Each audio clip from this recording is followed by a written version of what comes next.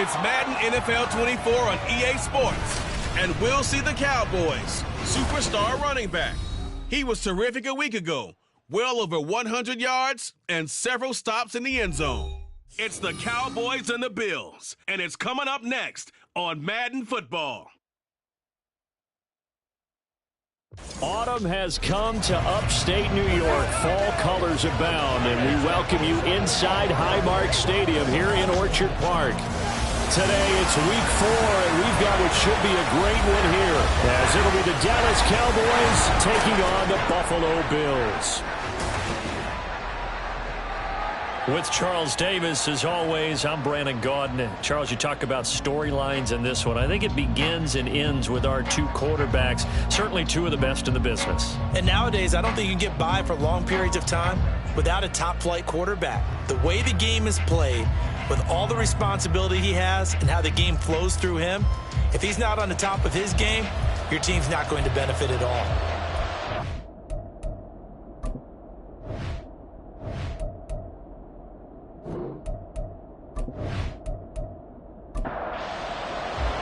Seems like we were just starting training camp, but here we are in October, and off we go on EA Sports.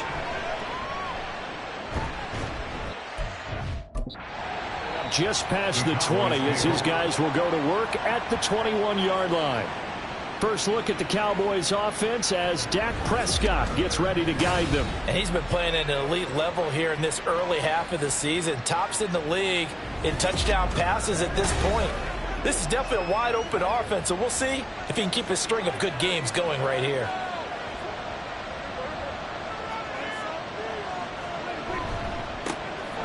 They'll start on the ground here on first down. And he's going to take this ahead for right around 3 yards, but no more than that. Second down. It's a pickup of 3. Brings up 2nd and 7 at the 25-yard line. From the 25, here's a 2nd and 7.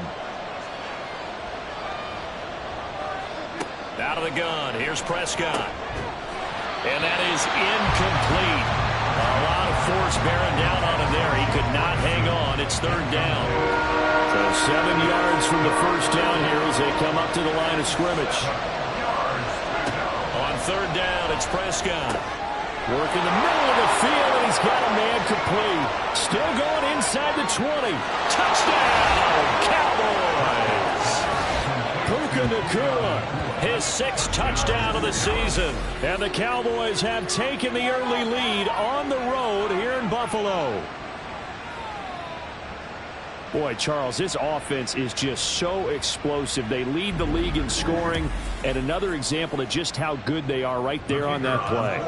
Yeah, we often overstate about how explosive teams are, but this team is truly a threat to score on every snap, especially on the first few plays of any series. And a big strike like that only adds to their reputation as the league's best offense. So after the touchdown, Aubrey now to kick this one away. And he'll elect not to return this one, so they'll bring it out to the 25 on the touchback.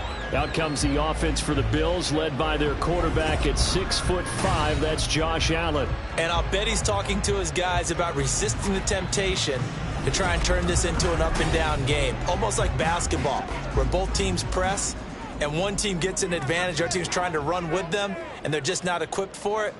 Doesn't matter whether you're equipped or not, just settle in, get calm before you go for the big strikes. Yeah, this will be a gain of 5 as he gets it to the 30. Ball on the 30. They'll come up with a 2nd and 5. Now a draw play. This is Jones. And he'll fight for a couple as the tackle is made at about the 32. You look at this Cowboy defense. Against the pass, they're hoping to trend in the opposite direction because right now they're ranked number 26 in the NFL. Take those rankings, throw them right out the window because this is what you prepare for. This is what you practice for. This is what you think about. The ultimate test, taking on the #1 overall offense in the league. The Bills send the punter out as he's on to punt for the first time this afternoon. He was called on 3 times in the win last week as his first one here's away. This will be fielded at the 17. Call it a 48-yard punt. Give them 9, though, on the return. And the Cowboys will take over the football with a 1st and 10. Second drive forthcoming here for the Dallas Cowboys. They have to be thrilled with that first drive that got them the touchdown. Now they'll be looking to make it a 2-score advantage here on the road. And you know they spent all week in practice, in meetings, talking about taking an early advantage. Being the road team, going up a score, that takes the crowd out of the game and puts some doubt in the minds of their opponents. Ball on the 30 now. Here's 2nd down and 7. And they'll give him another shot here on the ground. And some room to roam now. And brought down, but not before reaching the 45-yard line. Give them 15 there, and the Cowboys have a 1st. This running game's so important for them, and they know that. It helped lead them to a victory last week when he was over 100 yards. Let's face it, it's their identity, and that's what they want to play to. They want to be that team that runs the ball really well each and every week. Through an opening, and there he goes. And he takes us just a few yards shy of the red zone before going out. 53 yards rushing for him as he's got the afternoon off to a great start. Well, they came into this game saying it was important that they set the tone and show that they can run the football. And I believe that they've done that here in the first quarter. So the big play gets them all the way down to the outskirts of the red zone here for 1st and 10. They'll try to throw now. Prescott. And he's got this to Jefferson. And he'll be out of bounds about a half to a full yard shy of the 5. 17 more yards on that one as they keep the drive rolling. 2 big plays in succession. Not sure this D knows what hit him, but now they got to get ready. It's 1st and goal. And he's going to press this one forward as they stop him right around the 1. 5 yards, a good run there, and now 2nd and goal. Brings up 2nd and goal. And they'll let the fullback try and take him home. And he will take it in for a Cowboy score. A great play there. His 3rd rushing touchdown on the year. And the Cowboys are off to a 13-0 first quarter lead. Another impressive drive, so they're 2 for 2, 2 touchdowns. Charles, a great start to this ball game for them. And one of the words that's really worked its way into our lexicon is stacking. They've stacked momentum each time out, and not only on offense. Between those touchdowns, defense held, forced a punt to get the ball back, and they've played awfully well in this one. Both sides playing at optimum level. And he'll elect not to return this one, so they'll bring it out to the 25 on the touchback. So here come the Bills out for their 2nd drive. They've been outplayed early, no question. Down 14-0 already as they come up 1st and 10. Here's Allen. Throwing middle, but it's incomplete. Josh Palmer, the intended target, and it's 2nd down. You look at this Cowboy defense. They played extremely well last week in that win over the Packers. I just consider myself fortunate that I'm not in charge of the offensive line. They gave up 7 sacks last week. And if things don't improve in this game, head coach isn't going to be looking at the offensive line. He's going to be looking at the offensive line coach. And that's when things get dicey. On play action, Allen. Able to find the open man. That's complete. And he is going to have a Bills first down as they're able to convert, albeit not by much, on 3rd and a yard. So from the 36 now, 1st and 10. 1st and 10 at the 36-yard line. Allen off the play fake. The pass is caught by Cade Otton. So the completion good for 6 yards. And that will bring up 2nd down. Brings up 2nd and 4 at the 42-yard line. Up the middle, Jones. And he'll make it only to the 43, a gain of 2. Well, this defense for the Cowboys, they played extremely well last week in that win over Green Bay. And the way they did it was by getting after the quarterback. Sacked him 7 times in that game. Came from all angles, created a lot of illusions, and especially just beat them man for man. That's the kind of defense that really frustrates an opponent. 8 yards there and a first down. 48-yard line.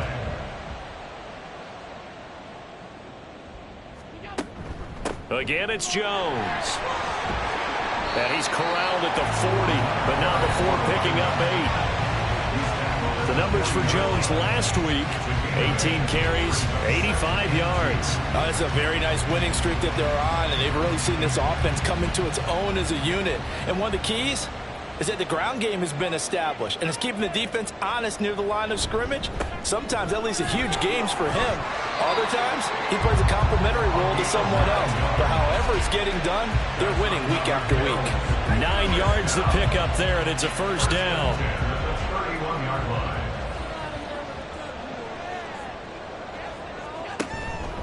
Out of the pistol, the give to Jones. Heck of a broken tackle and able to work this down near the 23. 45 yards rushing for him now in the ball game. From the 24 now, here's 2nd and 3. And now they'll throw with Allen. He'll get that to Charbonnet. And down inside the 15, shy of the 10. It's a gain of 13 and a Buffalo first down. That's another Buffalo Bills. First and 10 at the 11-yard line. Allen going to throw. Quick hitter here. It's complete. It'll be a gain of 5, and that'll bring up 2nd down. 5 brings up 2nd and 5 at the 6-yard line. They go back to the ground with Jones. And he's able to get it down to the 2-yard line. And give him about 4 on the play, but he's marked short, so it'll be 3rd and about the length of the football. They'll try and run for it with Jones. And he is into the end zone for a Buffalo touchdown. His 3rd rushing touchdown on the year, number 6 overall. And the Bills have cut it back within a score. On 3rd down and short and everything well executed, he not only gets the first down, Charles, he gets the touchdown as well. And you see the defense commit to the run so often in these situations. But there's always that little bit of hesitancy, isn't there, partner? Thinking that they may play action you. They took advantage of that hesitancy and found their way into the end zone with a running play. An extra point by Bass, up and good. And that'll make our score 14-7. And he will be brought down here inside the 20. Good coverage as he's dropped at the 17. Now the Cowboys offense heads back onto the field. So for this offense, Charles, remember drive 1 made it to the end zone. Drive 2 resulted in a touchdown as well. Now they'll try to make it 3 for 3. Yeah, and you know, they told us all week that this was the plan and this is what they wanted to execute. But did they really believe it would happen this well, this efficiently? I know they'll take it, and afterwards they'll say, there was never a doubt in our minds we were going to be successful in this one. The timing was absolutely true as he caught it working across the field. Plenty of space for him to roam, but notice how he keeps his head on a swivel, looking for defenders who may crop up out of nowhere. That turned into a big play. First down, Prescott. A short one there taken in by Ferguson. The excellent play last time is followed by a much more routine gain of 3. And they'll come up 2nd and 7.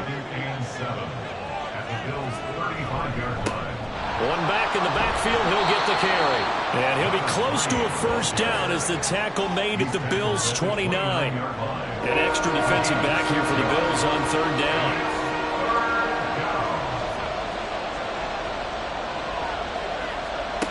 To throw is Prescott. A short one there taken in by Ferguson. And he will be very close to a first down, but I see the closed fist of the referee, and that means 4th down.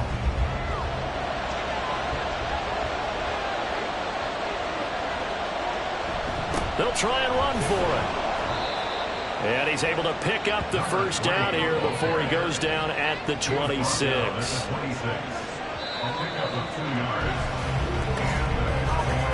Through one quarter, 14-7 our score. Start of the second quarter, and it's the Cowboys in possession as they've got it with a 1st and 10. Prescott. And this is incomplete. Oh, he had 6 points right in his hands but could not hang on. 2nd and 10. Looking to throw. Prescott. He'll find Lamb. That's complete. And able to break one tackle, but then quickly brought down. But a nice little gain. They're trying to keep the drive going. This will be play number 8. It's 3rd and 2. Here's Prescott. Pass taken in by his big tight end. And he will have a Cowboys 1st down as they get 5 there on 3rd and 2. Many different ways to create space, but on that play, he did it with that big, wide body of his. Didn't get a whole lot of yardage on the play, but it did what it was supposed to. Pick up a 1st down. The great move couldn't free him. Taken down at the 10. Give him 3 on 1st down. It'll set up a 2nd and 7.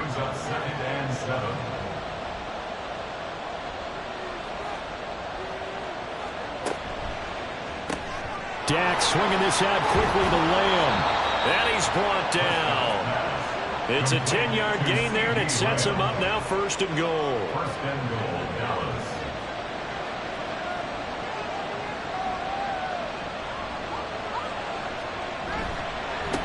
They'll try to run this one in. And he'll take it into the end zone for a Cowboy touchdown. It's a 1-yard touchdown run, and the Cowboys have taken a 2-touchdown lead now.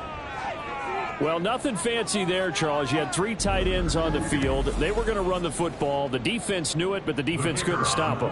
And I haven't met an offensive line yet that doesn't get more satisfaction out of running the football into the end zone than pass protecting. They had determination on their side, and they got it done. Now the extra point up and good by Aubrey. And it's now 21-7. And here comes a return from just beyond the goal line. And he's only going to make it to the 13-yard line and no further. Getting set to go again as we look at the back heading onto the field again. And the ground game's been good, but they're losing here in the second quarter. Can they use that ground game maybe to work the air attack a little bit more? I think so, because now you can throw play action off of being able to run the ball effectively. And oftentimes you might want to just swing your back out of the backfield, get the ball in his hands in open space, and just don't get totally away from running it, because some of these runs now, they may pop bigger as the game goes along. Yeah, they've been good with the run so far. And now a throw on 1st down there, but it's incomplete. Some of the fans here don't seem too happy about what we've seen in this first half. No, not at all, and I understand why. They've looked lethargic, out of sync, and it shows on the scoreboard. Looking for Diggs, and it's intercepted. Picked off by Greg Newsome. And the return will stop right around the 25. Well, this had trouble written all over from the start. He's got 2 extra defensive backs in the game he's got to deal with. They're in a dime set. So everywhere he's looking, he's seeing a different color jersey. And sure enough, this one winds up being intercepted. Well, look at the running back, the man out of the backfield as he gears up to go again. And he's well on his way to a 100-yard game. He's already more than halfway there. We're only in the second quarter.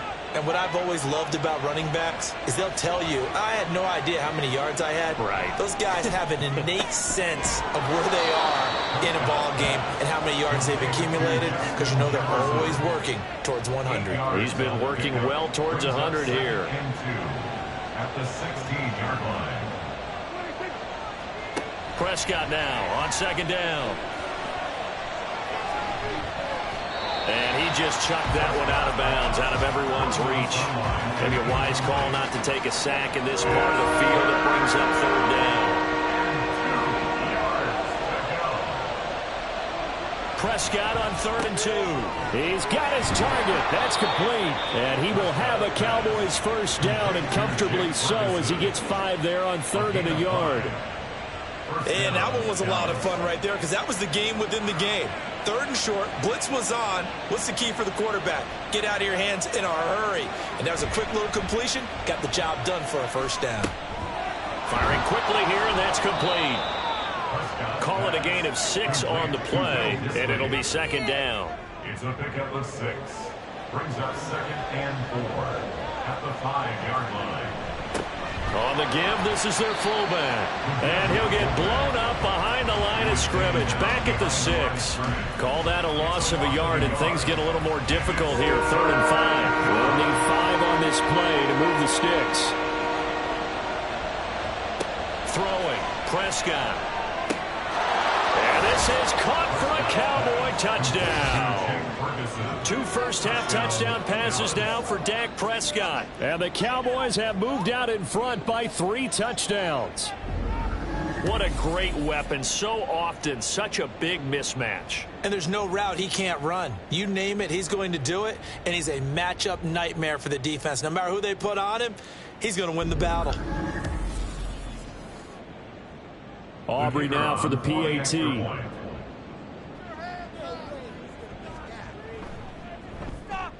He knocks it through. It's 28-7. A drive that time of 6 plays. And it's capped off with a Cowboys touchdown. And he brings us out past the 20 to the 24. There again is the running back as he trots onto the field. And I'm wondering if maybe they don't go away from him on this drive a little bit. He's been great, but they haven't scored a lot of points. I think they still have to show him as a threat. Make sure he touches it a few times. But as you pointed out, use him as a decoy a little bit and get the ball in the hands of some other people in order to put more points on the board. But he's done a really nice job of establishing them with his running. Yeah, he's established himself well. Now can they put more points up? First down, and they're going to throw with Allen. He'll find Lindsey here. And just 3 yards on the catch there. He couldn't get away. And it's 2nd down. Brings up 2nd and 7 at the 41-yard line. Allen. And they get to him after a gain of 6 to the 46. They kept the receiver in the short field, but that let his quarterback get the ball quickly to him before either guy in double coverage could react. And again, it's Allen. That is caught. And he is going to have a Bills first down as they're able to get the 3rd down conversion.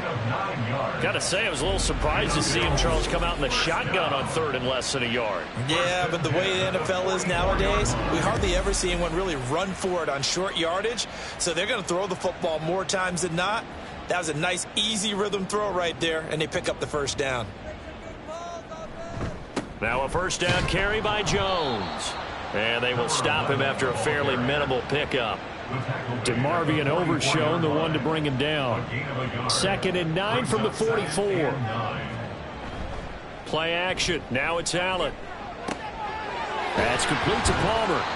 And he's going to have another first down here as the tackle's made at the Cowboys' 24-yard line. 19 yards to pick up there. Move the chains.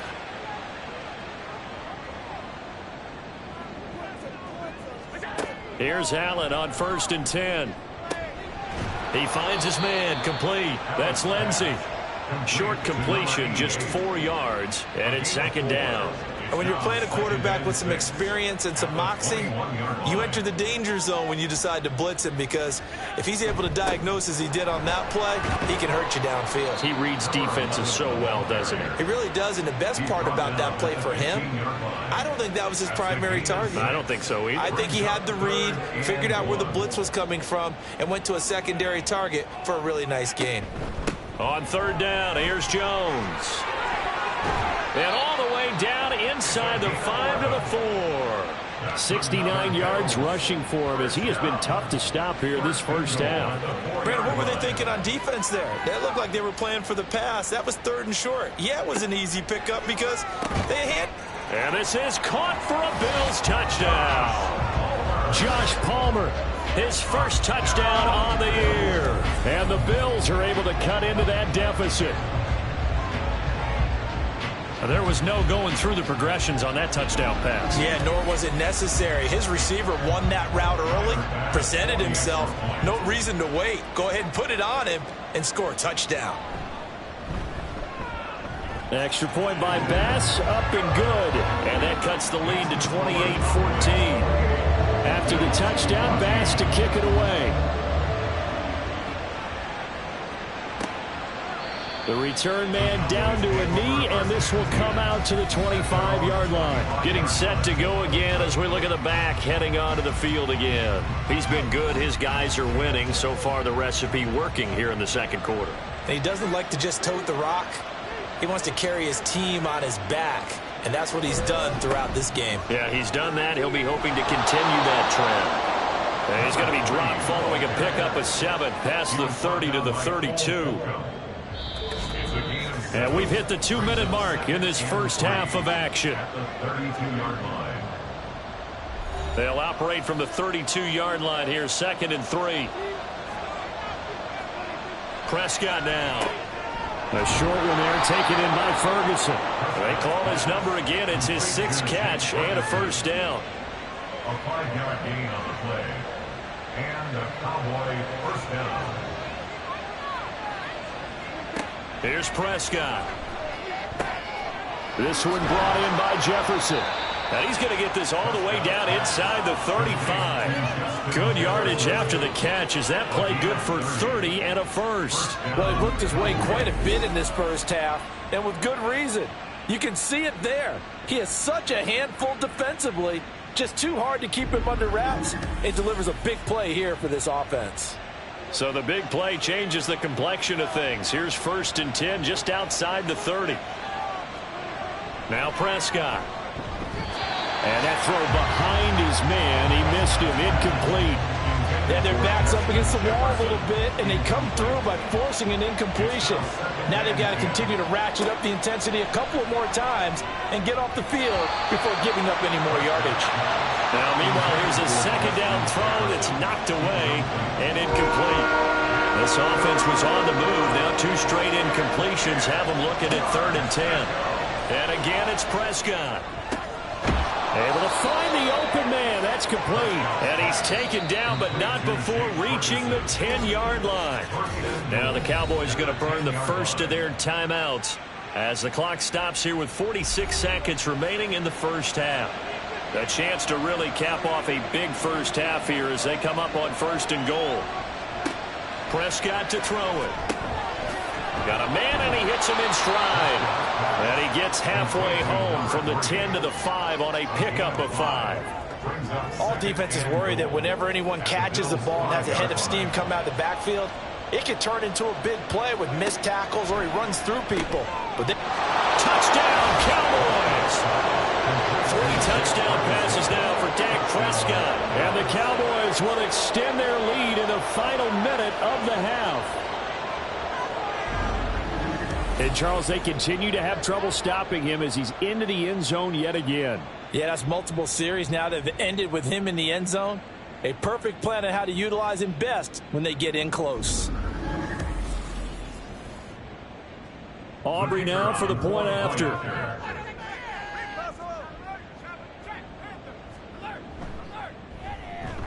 And he's been a busy man, 5 for 5 now as he knocks another one through to extend the lead.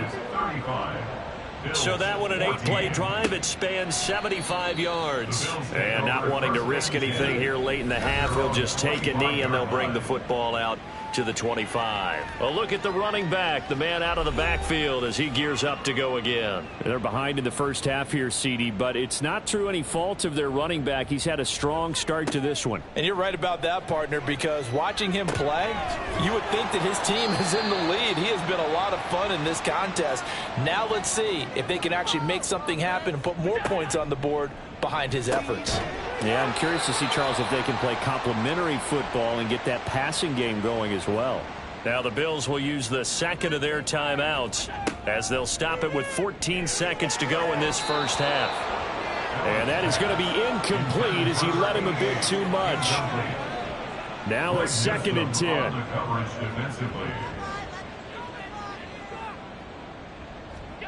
Here's Allen to throw it. The throw here right sideline falls incomplete. And that's the knowledge you gain from being in this league for a long time. He's learned the hard way when to give up and fight another down. And that's a smart move to throw it away. Now yet another incompletion here as they fail to connect on third. That could be the stop this defense needed to get them back on track. They've been pretty well dissected by the offense here in the first half. After that possession, now they know that they can compete with this offense. A final shot before half for Allen. That is incomplete. So we reach halftime in what's been a fairly one-sided game so far. As we send you down to Orlando, where Jonathan Coachman has our EA Sports halftime report. Coach. All right, Brandon, we'll get back to you guys in a bit. But first, let's take a look around the NFL here on this first Sunday of October.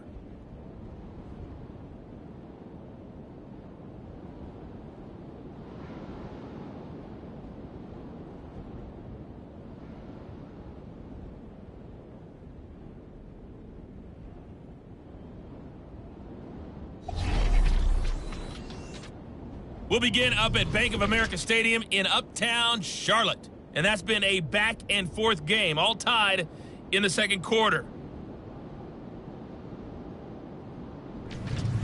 From there, we head down south to Tampa to check on the Bucs at home at Raymond James Stadium. And at the half, they have the lead over the visiting Titans. Rashad White, a touchdown run in that first half. Lastly, let's head up to the Twin Cities to check in on the Vikings at home in Minneapolis.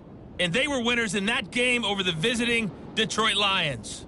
Brock Purdy, excellent in the victory as his guys moved to 3-1 after 4 games.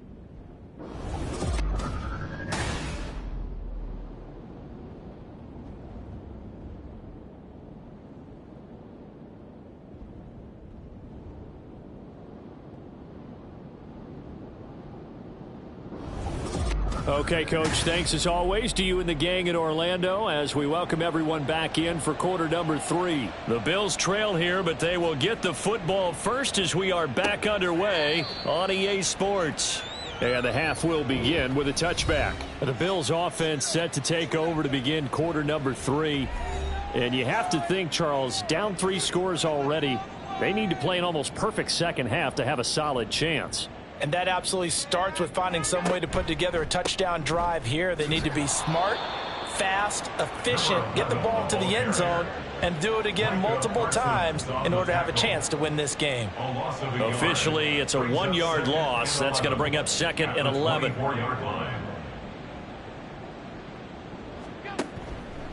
Now they'll toss to Jones running left.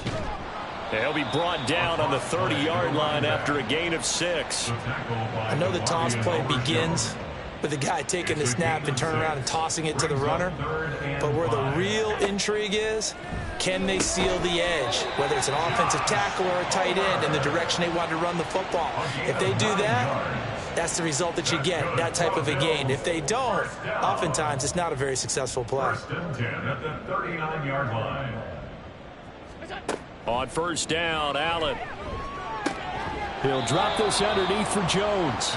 They'll give him 4 yards there, and that's going to bring up 2nd down. 4 yards on the pickup.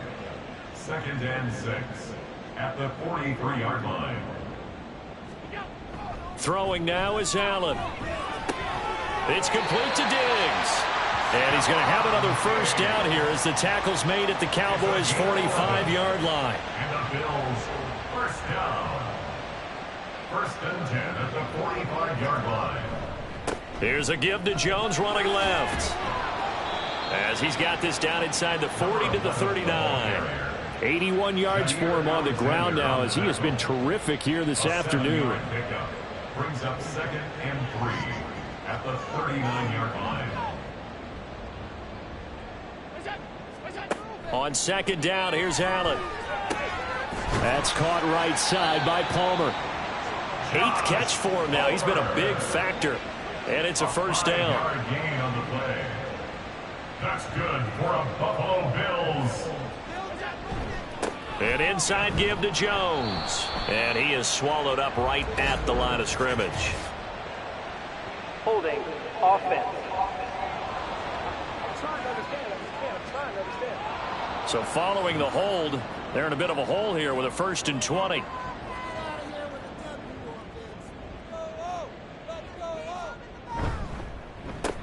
Allen going to fire quickly and get it to Diggs out wide. So the completion results there in 9 yards, and it'll be 2nd down. Brings up 2nd down at the 35-yard line. Here's Allen. Slant route going to be caught by Palmer. It'll go down as a gain of 6, and it brings up 3rd and 5 now. Brings up 3rd and 5. Now Allen. And down inside the 15, shy of the 10. Josh Allen, very athletic at 6'5", showing the versatility, picking up the first on the scramble. He certainly isn't looking at the scoreboard out there because, to me, all he's concerned about is analyzing the field and making most of the time left in this game. Deficit's still there, but he's starting to hit them with some big plays. The give is to Jones. And he's going to work this one down to about the 5. A solid run on 1st down. Gain of 7 leaves him with a 2nd and 3. Not too many offenses want to turn down long drives, but when you're down what they are, they've got to pay it off with some points. Now Allen throwing on 2nd down. Toward the end zone, but that's going to wind up incomplete. Had an open man that time, but ended up putting a little too much heat on it, don't you think, partner? Absolutely. Just needed a touch more air under it. Instead, he fired an absolute bullet. Allen going to try and throw on 3rd down.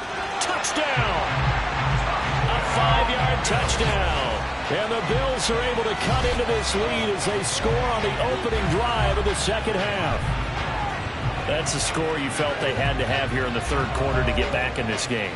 And you know that there's an emphasis on their side. Hey, we know this. We know where we are. But sometimes that binds you up so much that you try too hard and you don't get the score. A perfect combination of urgency, yet relaxed enough to get it done.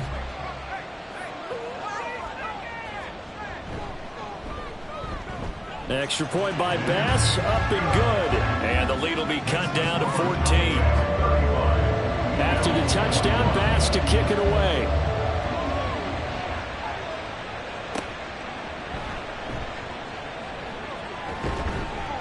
And he'll take it up past the 25 to the 26-yard line.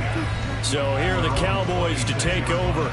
They're on a 3-game winning streak, and right now looking good in this one as well. So Prescott and the Cowboys now with a 1st and 10 at their own 26. They'll start this drive out on the ground. And not much to speak of. Call it a 1-yard gain up to the 26.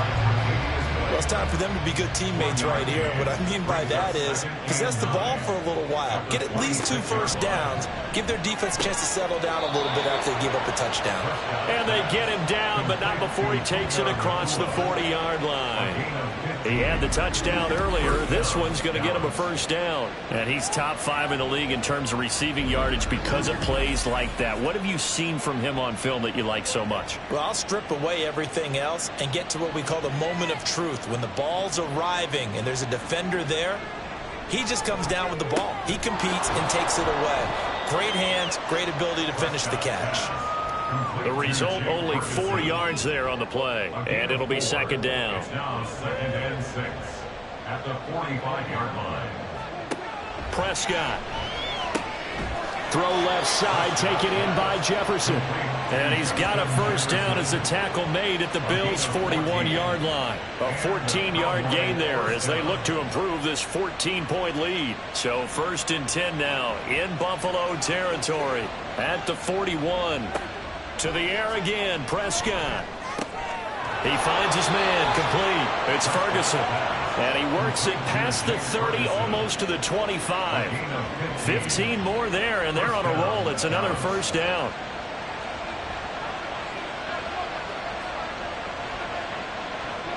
To throw is Prescott. Left side to Lamb. And he'll be out of bounds as he gets this down to about the 21 or 22. 2nd and 5. It's a gain of 5. Brings up 2nd and 5. Now Prescott. That one too wide and incomplete. That's a good piece of quarterbacking right there because he certainly felt the pressure coming. The alternative, getting sacked for the first time. He didn't like that option at all. Did a nice job saving yardage by throwing that one away. Work in the middle of the field, and he's got a man complete. And he will have a Cowboys first down as they're able to get the third down conversion. Well, we always hear about the connections some quarterbacks have with certain receivers. I think this guy has a connection with just about everyone. Didn't mind throwing it in there against double coverage to him. Shows some confidence, supreme confidence. Big-time confidence that he would make the play for him, and he did. On first down, they'll go to the ground attack.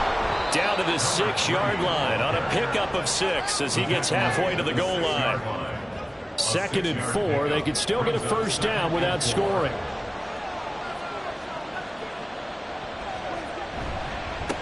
And they'll keep leaning on the running game. Back to the ground. And he is into the end zone for a Cowboy touchdown.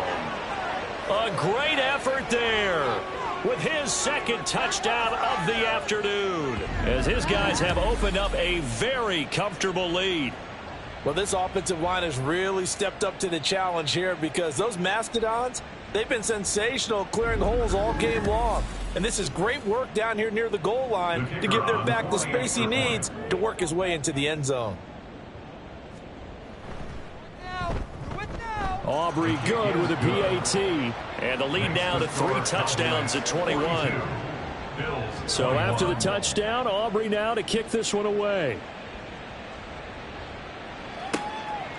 And no thought to bring this one out. He'll just go down to a knee, and they'll take over at the 25. There again is the running back as he trots onto the field. He's had a good performance, moved the ball effectively on the ground. Of course, he has the 1 touchdown. And when you're able to move it as effectively as you've described, that leads to finding a way into the end zone, and now he's just trying to do it for a second time. And, of course, with that comes additional yardage. Yeah, looking for additional yardage, and again, that second score here in the 3rd quarter. They'll break the huddle, come up on 2nd and 8 at the 27-yard line. They'll go again to Jones. And he'll get a couple up to the 29.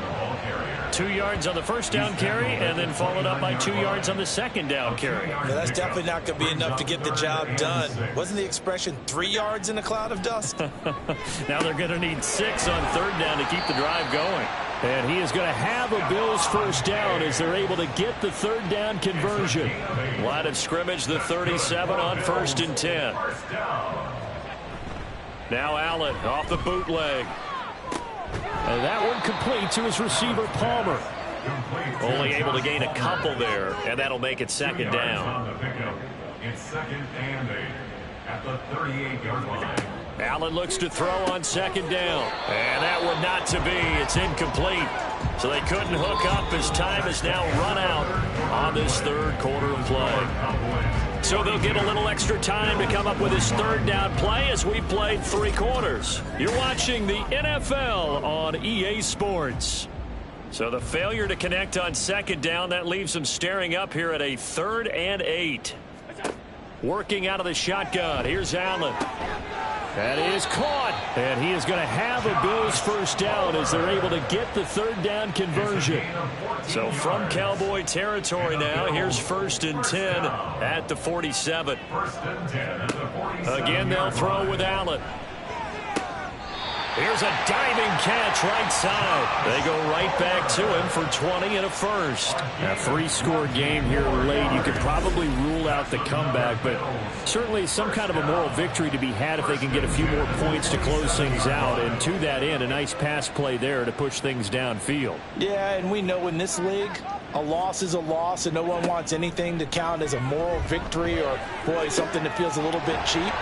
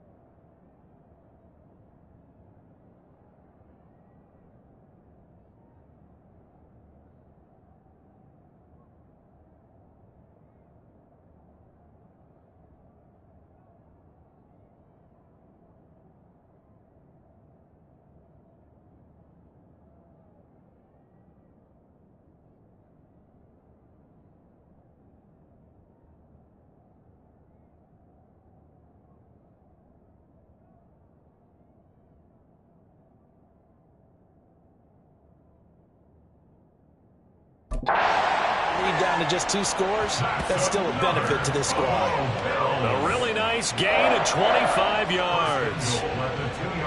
2 big plays in succession. Not sure this D knows what hit him, but now they got to get ready. It's 1st and goal. So the shotgun snap to Allen. Touchdown, Bills. A 2-yard touchdown grab. And the Bills have got it back to a 2-score game here in the 4th. So a little bit of a letdown there defensively. I mean, look, you're still 2 scores to the good, CD, but things may be a little more uncomfortable than they had hoped. Yeah, if you kept them out of the end zone there, this game's over. You've locked the door on them. Instead, it's still open a little bit, and they've got a puncher's chance. Tyler Bass now for the point after.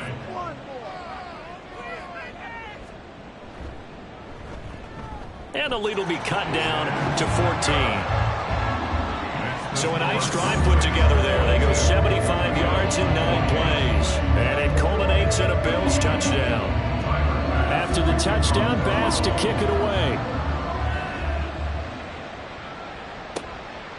From a yard or 2 deep, here comes a return. And ultimately cannot get this out to the 25-yard line as he's dropped at the 23. Justin Jefferson and the rest of this offense, they've got their helmets back on, and they're ready for this next series. Let's see here, Charles. 6 catches, over 100 yards. Call that a pretty good day at the office. And I love the accumulation, the catches, the yardage. That means he's having a pretty good impact on this ball game and really helping his team out in a big way. Means he wants the football again, right? And it's funny because some of these receivers are very vocal about how much they're getting it. Others are quieter, but they still let you know, give me the ball, I'm going to make a play. Now a toss left side into the hands of his tight end. And down he goes, but he takes it up to the 40. A gain of 12. And a Cowboy first down. On first down, they'll go to the ground attack. And he edges forward, but only gets a pair of yards out of it. It's 2nd down. Brandon, I've got to think this offensive line has got some smiles on its faces. And I know it sounds crazy, but they practiced for this back in training camp. They knew they'd be in situations where it'd be extra defenders in the box coming after them, trying to keep them from locking down a game. Right now, they want to show the world they're up to the challenge. 9 yards to pick up there, and it's a first down. 9 yards. First down, Dallas. They'll try and run this one right up the gut. Just a yard on the pickup there, and it'll bring up a 2nd and 9. Run blitz there defensively, something we might see more of here in the 4th quarter. I think we'll see a lot of it, and the difference between that and a pass blitz, you're just trying to get to the quarterback. You're trying to scheme someone open who will get to the QB and make sure he gets on the ground. In a run blitz, you're actually trying to cover up gaps, trying to cover up holes so they can't run the football. And they'll run on the inside handoff. And he will have a Cowboys first down by a couple of yards as they're able to convert there on 3rd and 1. Brandon, when a defense just simply can't get off the field on 3rd down, and we all know how important that down is for both sides of the ball, you often feel like you're just a step behind whatever they're doing offensively. And one of the differences in this game, no doubt, 3rd down conversion, and that is going to be a story they'll talk about after this one. Give them 15 there, and the Cowboys have a first. Cowboy first down.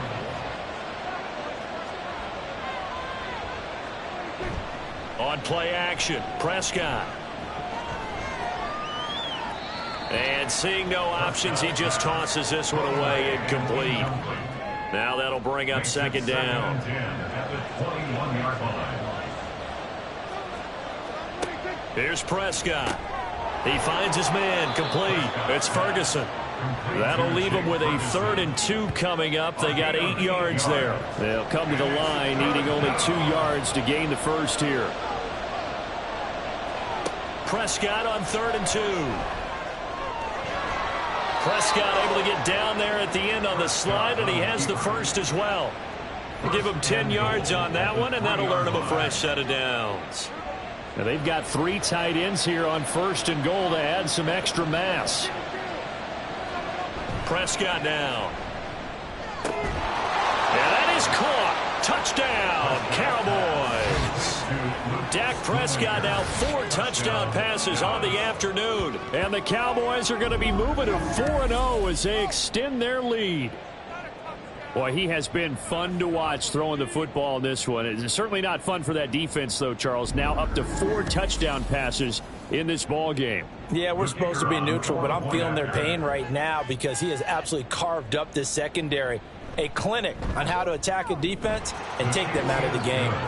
Now the extra point up and good by Aubrey. And the lead now to 3 touchdowns at 21. So after the touchdown, Aubrey now to kick this one away. This taken in right around the goal line. And no alley to be found. The coverage was solid, and he's dropped at the 18. Here's the Buffalo offense now as they get set to take over here. Well, we said it at halftime that they would need a nearly perfect second half to erase that deficit that they were facing, CD. But unfortunately, the second half has pretty much been a carbon copy of the first. Yeah, that early lead was almost insurmountable the way their opponent was playing. And, partner, they do have some good news, though. This one is getting close to being over, and they can try and hit the reset button starting tomorrow. At the 23-yard line. To throw, it's Allen. And Diggs has it. And Diggs will have a Bills first down as he's got it up to the 28-yard line. That's good for a Bills first down. First and 10 at the 28-yard line. Now Allen. Got his man complete over the middle. It's Lindsey. And he'll be tackled right on the chalk of the 45. That's another Bills first down. First and 10 at the 45-yard line. Now Allen again.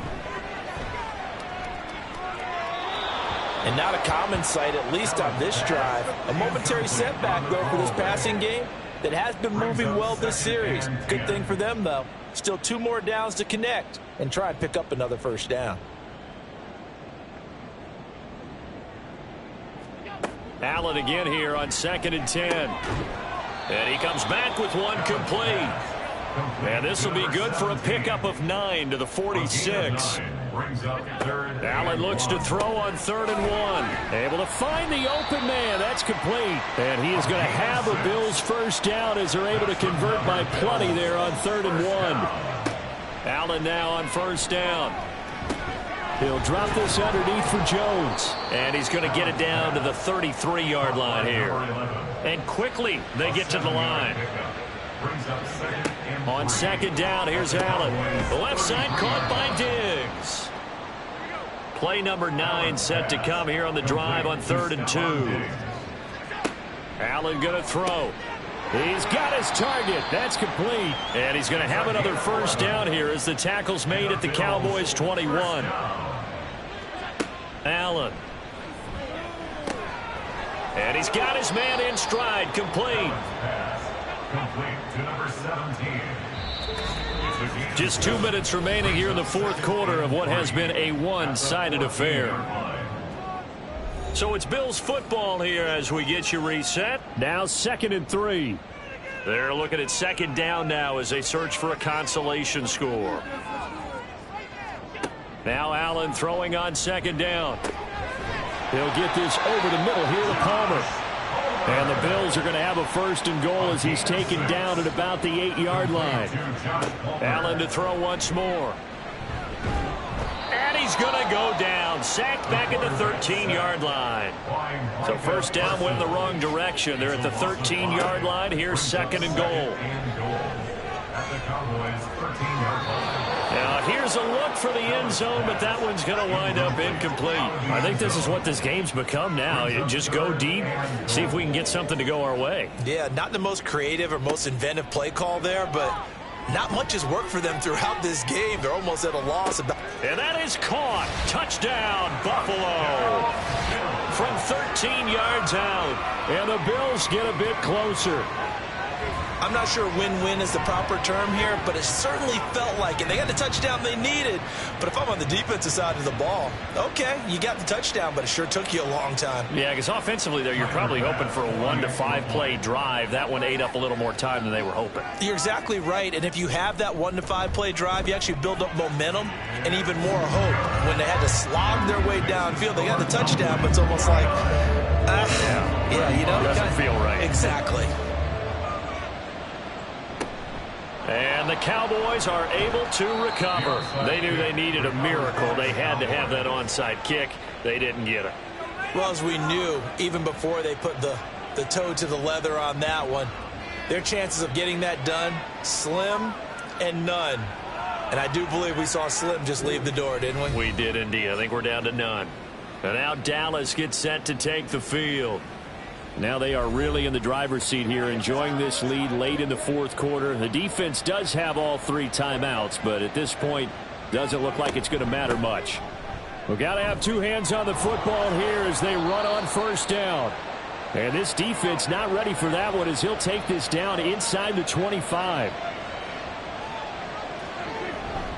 5 points of contact necessary at this stage as they'll run on first down. Now the Bills will use the second of their timeouts as they get the stoppage with just over a minute to go in the game. The Bills are going to go ahead and use their final timeout. And he's going to have to protect the football and take his lumps here at this stage of the game as they stop him behind the line.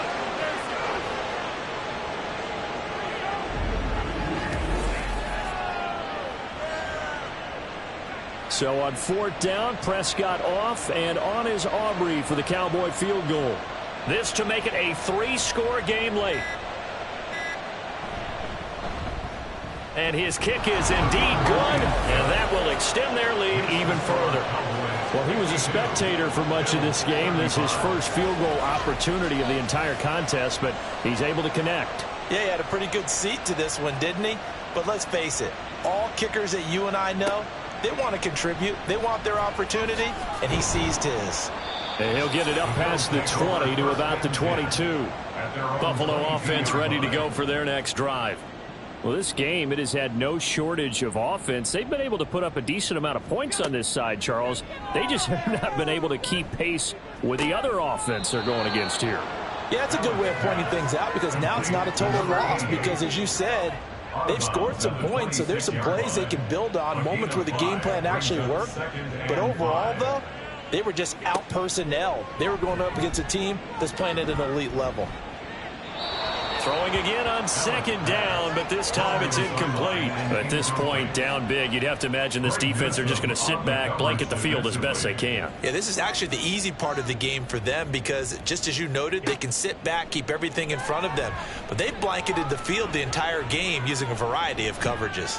Now a desperation throw deep downfield, and that will be incomplete as time has run out on this football game. Well, this was a fun one today if you like points. A lot of them went on the board. Both offenses were clicking. Charles, these defenses, meanwhile, have a little something to clean up before their next contest. Yeah, neither end zone had a stop sign in it, did they? I mean, for both sides, visit it, and with frequency. Not fun to be a defensive player, but on the offensive side of the ball, those guys had a blast. One team came away with a victory, even better for them. So for Dallas, that early momentum continues here as they move to 4-0, and they will head back home next week. Meanwhile, for the Bills, they'll fall back to 500 at 2-2, and they'll look to regroup next week as they head down to Miami to take on the Dolphins. And for Charles Davis and our entire crew, I'm Brandon Gaudin. You've been watching the NFL on EA Sports.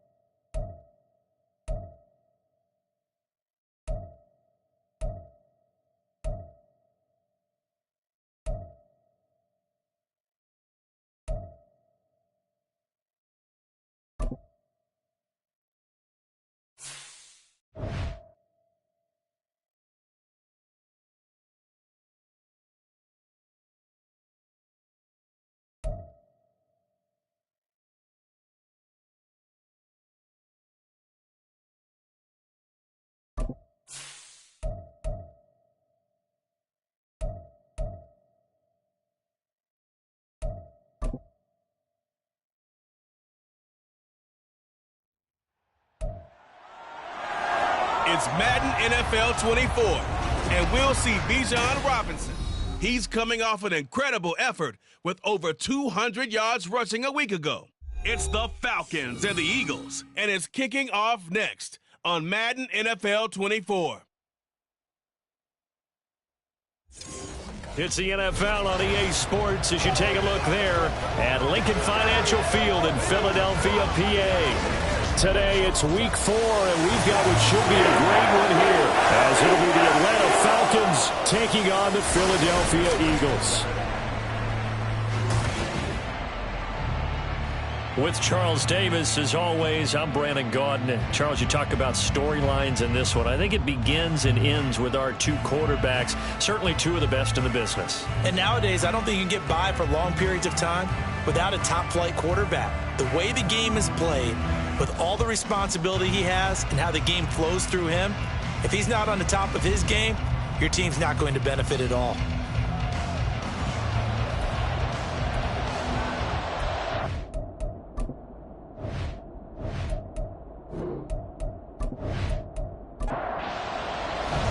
Seems like we were just starting training camp, but here we are in October, and off we go on EA Sports. From a couple yards deep, he'll bring it out of the end zone. And only able to get this to the 19, so probably should have opted for the touchback. So here come the Falcons now to get the football for the first time. And a look here at their signal caller, the fifth-year quarterback. And he ought to have a lot of pep in his step after last week's performance, because he did exactly as you want him to play if you're a coach. 3 touchdown passes, 0 interceptions, which usually means you're making a lot of right decisions out there. And got him the win. And he's going to get this one across the 30-yard line. 13 yards on the game's opening play. From the 32 now, here's 1st and 10.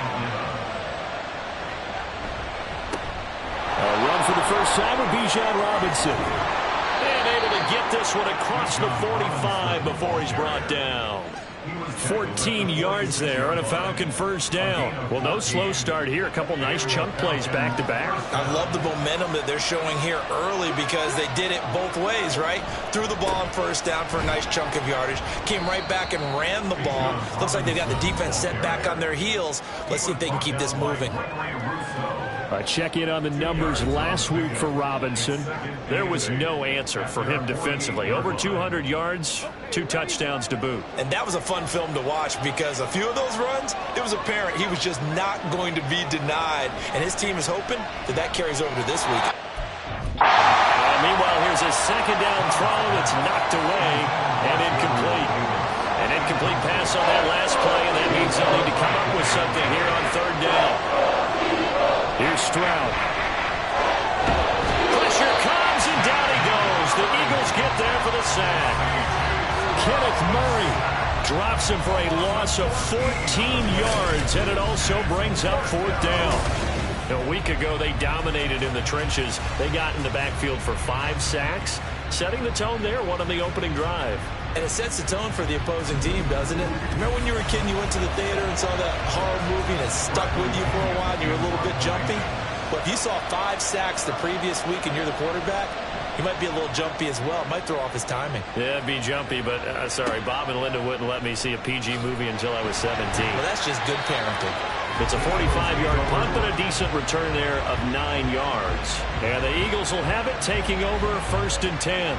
Philly's offense getting ready, and Jalen Hurts ready to lead them. The second-round pick who started his career at Alabama, then finished with an electric senior season at Oklahoma. Not sure what you thought, but I thought it was appropriate when he walked into our meeting with his arm totally encased in ice, because he threw 5 touchdown passes last week and won the NFC Offensive Player of the Week award. Yeah, but reading the paper this morning, and he said, gosh, I actually thought I should have got 6 or 7. But still, it was an amazing performance a week ago. Boy, I tell you what, if he thought he should have had 6 or 7, that's a guy's an absolute perfectionist, not just greedy. Second down, here's Jalen Hurts. He'll get this one complete. That's A.J. Brown. And he'll be out of bounds right at the 40. Hurts connecting there with Brown for the Eagles first. 1st and 10 at the 40-yard line. Back to throw. Being chased out left. And he'll be taken down across the 50 at the 45 in enemy territory. The escapability in evidence there is that one good for 15 in the first. 1st and 10 at the 45-yard line. Off the play fake, here's Hurts. His throw incomplete. The Eagles in 3-0 here in the month of September. And they come in on a pretty good roll here. Winners of 3 straight. And I thought that they played pretty well last week. Their execution, their discipline, their resilience, all on display in that victory. And that's going to be good for another first down as the tackle's made at the Falcons' 26. 19 yards to pick up there. Move the chains. And we're going to see the ball in the air quite a bit here. This is a top 5 passing offense in the NFL. And they certainly like to get everybody involved. So this defense, they're going to have to be able to counterpunch somehow. They couldn't there, and it's an opening drive, first down. Down at the 25. We take a look at his numbers on the ground last week. Pretty good as he found himself in the end zone on 2 separate occasions. And those are the most important numbers because no matter what you pile up prior to the goal line, getting in is all that matters. Putting those numbers up on the board, and they love them when they're 6s. Throwing is Hurts. And the timing a bit off that time as that one falls to the ground. One thing that you're going to see from this offense is that they love the matchup with their wide receivers against this secondary. That one wasn't successful, but don't expect them to back away from attacking all game long. And now the third down throw incomplete as well.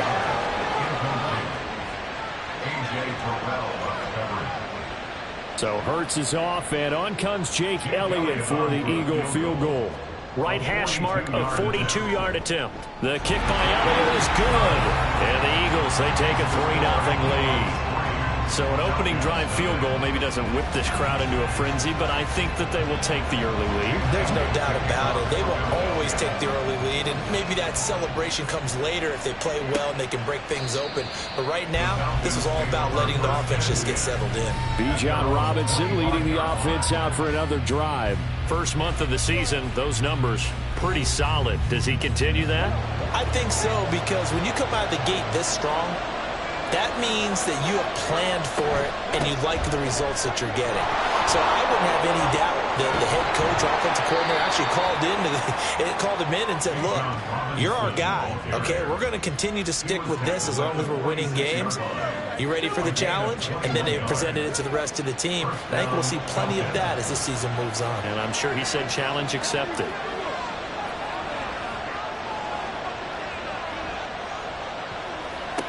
Stroud to the air on 1st and 10.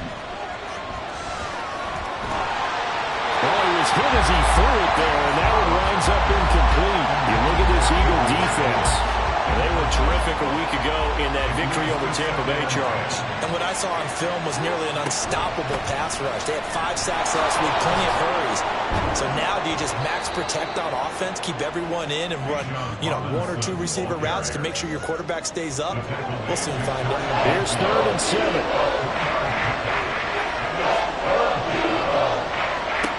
Stroud. That is caught. And he is tackled inside the 40, not quite to the 35. It's his first catch, and it'll be good for 15 and a first down. Now, that was pretty. They executed that curl route versus zone coverage, and that changes things a little bit because against man, it's often a tight curl, sharply run route. Against zone, you're just looking for that open spot, that dead area, so you make curl a little bit wider just to get to that place. And usually a tight window. He fired a bullet in there for the completion. Stroud now on 1st and 10. And this one nearly picked off. Kind of surprising to see a defender of his caliber let it get away, but get away it does, and it's 2nd down. And Stroud now to throw. And this is dropped. Oh, it's incomplete. He had a big gainer in his sights, but he could not reel it in. Here comes the 7th play now of this drive as this is 3rd and 10. Back to throw. Here's Stroud. He'll take a shot for the end zone. And that will be incomplete. They weren't scared to let it fly, but it falls to the ground and brings up 4th down. 4th down, and the attention turns to Falcon kicker Younghoe Koo. From the left hash, this from 53 yards out. Koo knocks this one through the post. So he's been automatic to this point of the season, and he connects on the field goal there. And what a luxury it is to have a kicker you can depend upon, partner, because he hasn't missed all year long. Converts on that one as well. And kudos to you. You didn't jinx him. And here comes a return from just beyond the goal line. And in hindsight, probably should have taken a knee as he only gets this out to the 16-yard line. Eagles offense and A.J. Brown headed back out there. There's a lot of talk in training camp about him getting off to a hot start this year, saying that they needed that. Well, he's done it through the first month. It kind of reminds me of one of those great musical groups where one person has their name out front and they have the backups, right? He's the guy out front because the backups, they're doing what they're supposed to be doing, but we're going to the headliner each and every time. And that's not easily done because you know all the defenses are kicking towards him right now. That means he's fighting his way through traffic, finding ways to get open, even when he's not supposed to be. 4 receivers split out here. It's 3rd and 8. Hurts sets up to throw it. This time for Smith, and it's intercepted.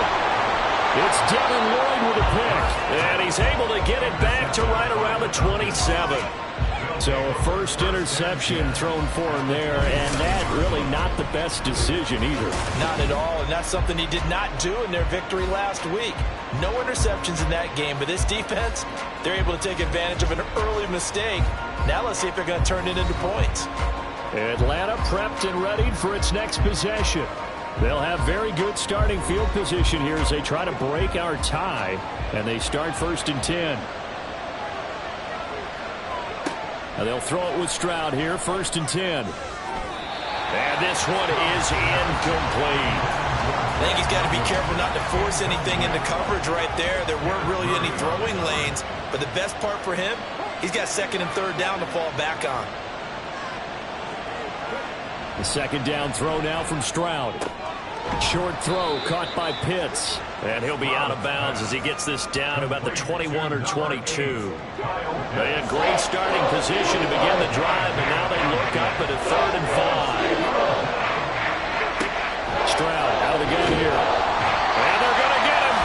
He's sacked back around the 28.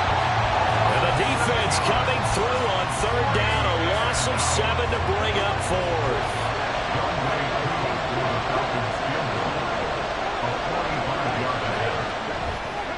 Koo knocks this one through the post. And they will take the lead here in this battle of field goals at 6-3. So the interception set him up with terrific field position, but 3 points, the end result. Yeah, we can make this one pretty simple, partner. You always want to end drives with points, but that's one that you're going to look back on and probably say, we should have done better there. And he won't get this to the 20-yard line as he's down at the 19. Here comes Eagle offense now as they get set to take over here. And we'll see if they can bounce back from that last drive, in particular if they can bounce back at the quarterback position, Charles, after throwing their first interception of the ballgame. Yeah, some guys, you know, they're going to want to try to get a big play right away and take control back. Others, they're going to look to hit a couple shorter passes, get a little momentum back that way.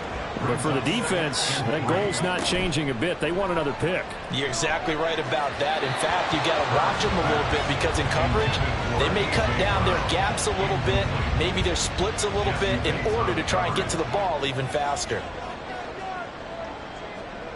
Here's Hurts to throw. And that is incomplete. Oh, he had a defender right there with him to force that to the ground. And 4th down now coming up. On 4th down, punt coming from Braden Mann. They only punted twice in the win last week as he gets this one away. And fights through one man. 47-yard punt, a return of 4. And it will be Falcon football. So here are the Falcons to take over on offense. They've won 2 straight, and they lead this one as well as they come up on 1st and 10. Now Stroud. Caught out left side by Robinson. And they take him down, losing yardage back at the 27. That one unable to develop, never got going. A loss of a couple, and it's 2nd down.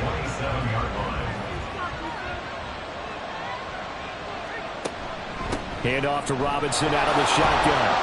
And he'll get about 3 here as he's out to the 30. You look at this Eagle defense, and they come in a top 10 unit against the pass, currently 8th in the NFL. You have to like the way that they played in the first month. They have to be very proud being a top 10 unit against the pass.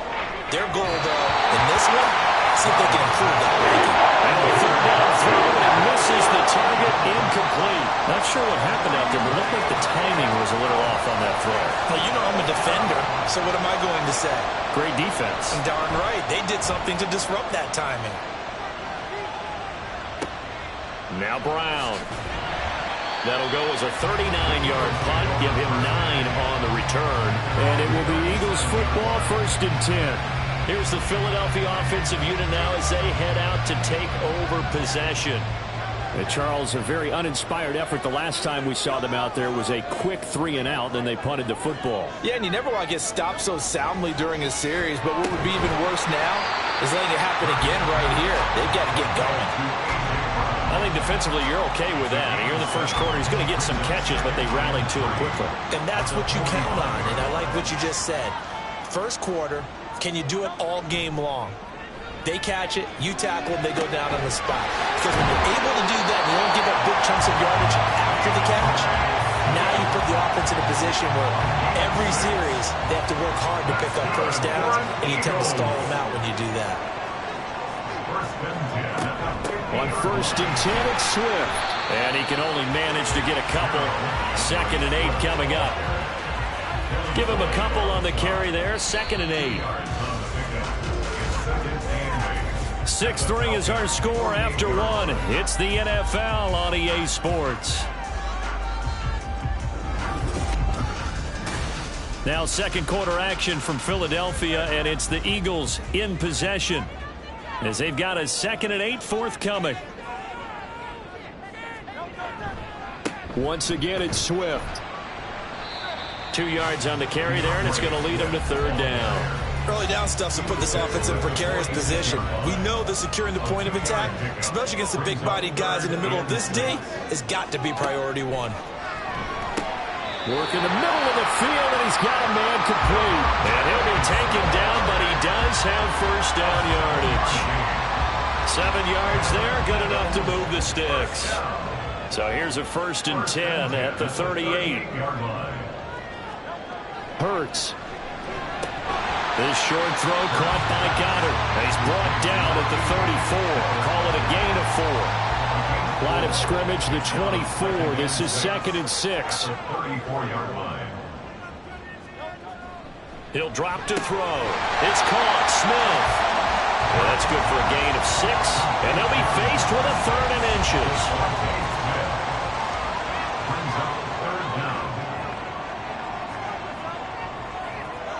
From the gun, it's Hurts. Pass taken in by his big tight end. And he is going to have an Eagles first down, and he'll have it by plenty as they're able to keep the drive alive on 3rd and inches. And the tight end is certainly a position built to move the chains because they can control space underneath. If they've got good hands, then, of course, they're a dynamic target. But one other thing is they're right in the sight lines of a quarterback on just about every play, and that makes it easier for the quarterback to pick him out and deliver. On 1st and 10, it's Hurts.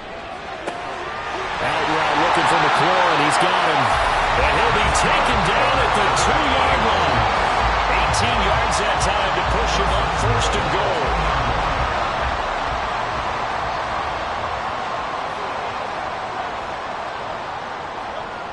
Again, he'll drop to throw. Open man, he's got him. That's Smith for the Philadelphia touchdown. Devontae Smith, his 5th touchdown now on the year. And the Eagles have retaken the lead. That's why you've got your star out there. Throw the ball to him. They did. That's simply saying we don't care what coverage you put out there. He's so good, we're going there with the football anyway, and there's not a thing you can do about it. Inside the red zone, they go to him. He gets it done. Elliott good on the extra point, and that will make this a 4-point game. From a yard or 2 deep, here comes a return. And he won't quite make it to the 25. Here are the Falcons as their offense heads back onto the field. Over on the sideline, hoping to hit that reset button between possessions. Last time out, they had to punt it away. This time, hoping to finish this thing off in the end zone. From the shotgun now, here's an inside give. And he'll take it ahead to the 28-yard line. It's a pickup of 4, and it'll bring up second down. A shotgun snap to Stroud. He rifles one, and that's going to be intercepted. Picked off by Reek Willen. And he takes this one back into the end zone. And the Eagles defense gets a pick-6 TD. An excellent play there, CD, on the pick-6. And I think were they a nickel? Did they have an extra DB out there? Yeah, Brandon, I think they were in standard nickel, not the Buffalo, as teams like to call it, meaning 3 safeties for big nickel. They just want to take away the quarterback's throwing lanes, and that's exactly what they did, and came through with a big-time pick-6. Elliott on for the extra point.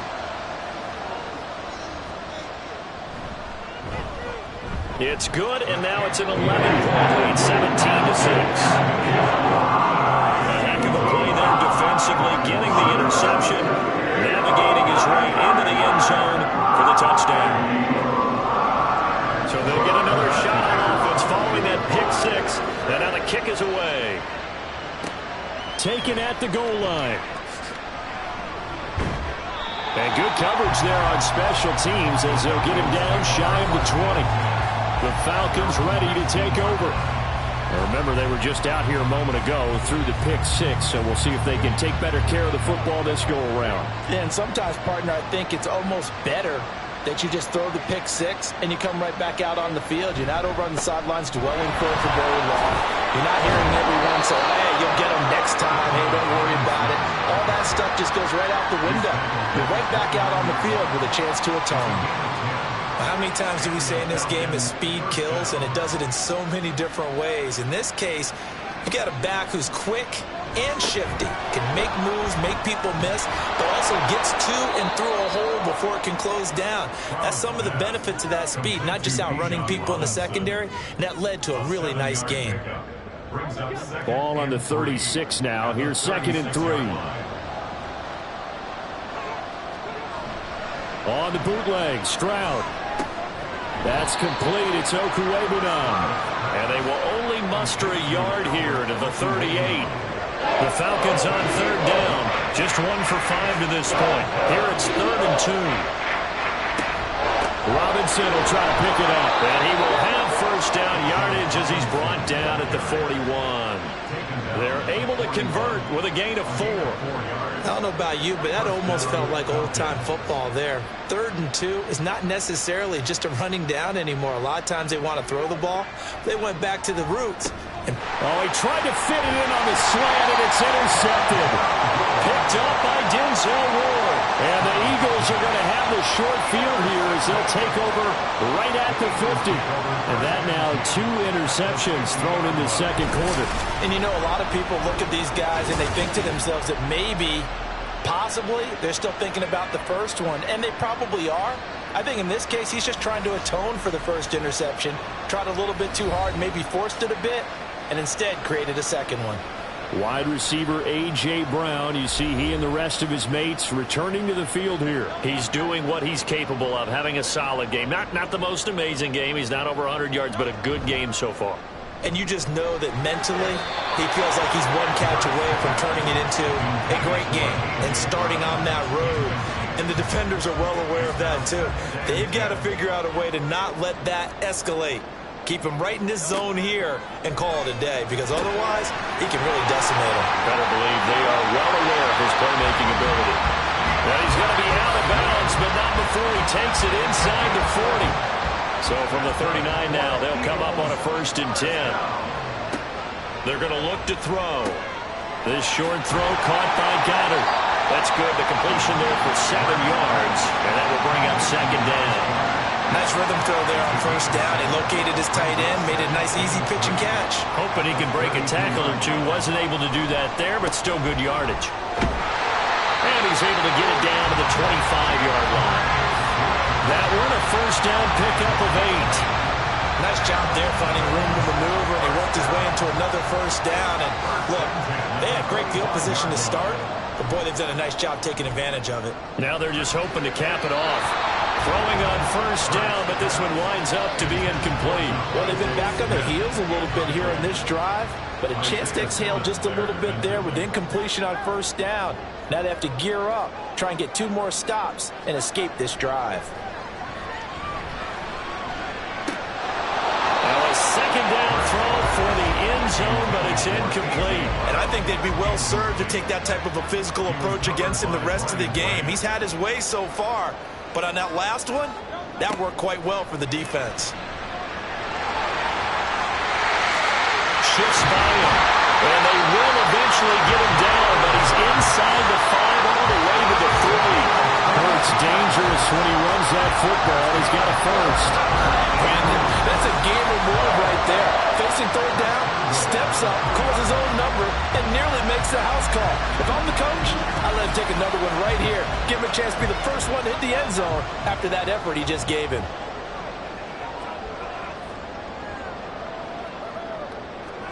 Throwing is Hurts. And that's going to be caught for an Eagles touchdown.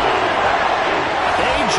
Brown with career touchdown number 96. He joins Eric Dickerson on the all-time list. And the Eagles are able to extend their lead.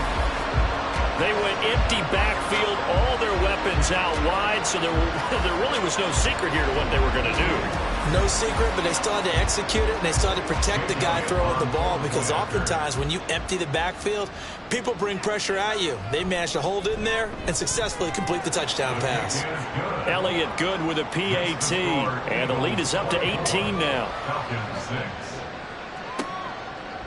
And here comes a return from a few steps into the end zone. And he's only going to make it to the 13-yard line and no further. Now the Falcons offense gets ready to head back onto the field. And they've sort of lost their way, partner. How do they recalibrate and get this proverbial train back on track? Well, this is where leadership really comes into play. How's the head coach handling it? The offensive coordinator? Sometimes they just make a joke. All right, guys, had your fun? All right. Throw it out the window. Yeah, let's get back on track here, and sometimes that'll work just fine. I guess it's time now to lean on that leadership. 4 yards on the pickup there, as it'll leave them with a third and about 4 more for a first. In search of 4 yards here to pick up the first down. Throwing now is Stroud. Able to find the open man. That's complete. And he is going to have a Falcons first down, as he'll be marked down a yard or 2 past the marker following a gain of 6. On first down, here's Stroud. Short throw caught by Pitts. So the completion good for just 3. And that'll bring up second down. 2 minutes remaining in this first half of football.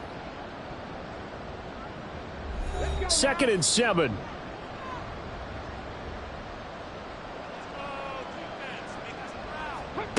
Stroud. On the slant, he's got Davis. The quick slant, good for 8 and a first. Stroud will look to throw once more. He's got his man, London, right side. And he'll be taken down, but not before he gets into enemy territory. 1st and 10, it's Stroud. Completes it to Davis. And he'll go down, but not before getting this inside the 30. Chewing up big yardage. Another nice gain there. This one goes for 20. Now that's the kind of big play you'd like to see. This first half, it hasn't gone their way, and they could use a shot in the arm, something to perk them up a bit. And they get one here in the passing game. Under pressure, and he will go down. Sacked back at the 38. Now the Falcons going to use one of their timeouts as the clock stops here with 46 seconds remaining in the first half. Sacks, a growing theme in this first half. This is 2nd and long. Stroud to throw it. Open man, completes it to Claypool. And he'll be brought down inside the 20 at the 19. The Falcons going to use the second of their timeouts. So that means they're down to one remaining here as we head toward halftime. A third field goal of the first half, not what they're looking for as they come up on third down. Stroud looking to throw. That is caught. And he's going to have a Falcons first down, I do believe. Yes, he's got it by about a yard there on 3rd and 3. But with the score where it is, you're not thinking field goals right now. You need touchdowns. So that was a much-needed conversion there on 3rd down. Stroud now on 1st and 10. And he wisely will throw that one away. I'm really liking what I'm seeing from this defense because their coverage has been playing at a shutdown level so far.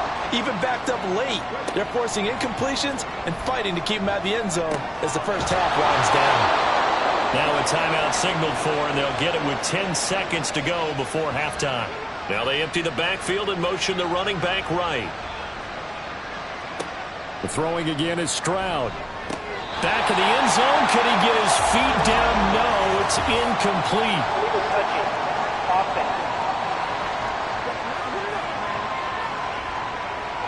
So they say he went out of bounds, came back in, then touched the football. Can't be the first guy to touch it when you come back in bounds. That's why the penalty goes against him. Have to know where you are on the field. Stroud working out of the gun. Looking end zone, but it's incomplete. Well, this defense is certainly organized and playing off of each other because the rush is providing pressure and the coverage is forcing incompletions and capitalizing on mistakes. When you get every level on defense hitting it once, you get first half scores just like this one. So 3 points on the board, as easy a field goal as you're going to get, but I can see you shaking your head. I love that peripheral vision of yours, partner, because to me, if it's the fourth quarter and you're up 6, I get it. But now, even if you run and don't get in, you're still setting them up to go a long field, 98, 99-yard drive. How do you look at your defense and not give them that opportunity? So we reach halftime in what's been a fairly one-sided game so far. As we'll send you down the coast now to Orlando, that's where we find Jonathan Coachman, ready with our EA Sports Halftime Report. Coach. All right, Brandon, we'll get back to you guys in a bit, but first let's take a look around the NFL here on this first Sunday of October. We'll begin up at Bank of America Stadium in Uptown Charlotte, where it was the Giants who were able to come away with the road victory.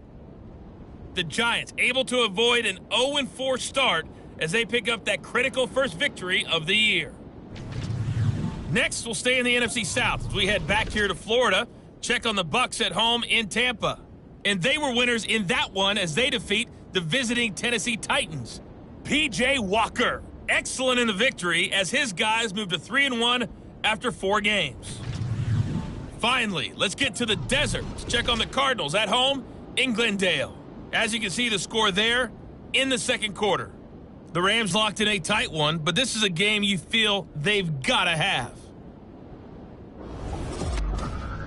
We just watched a fine first half out of the mobile quarterback, that's Jalen Hurts.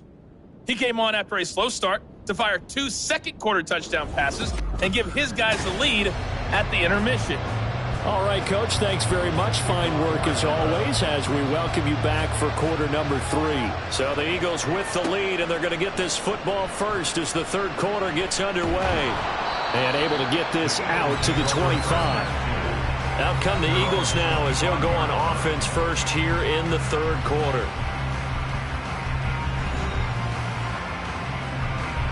Hurts and the Eagles come up here 1st and 10 at their 25-yard line.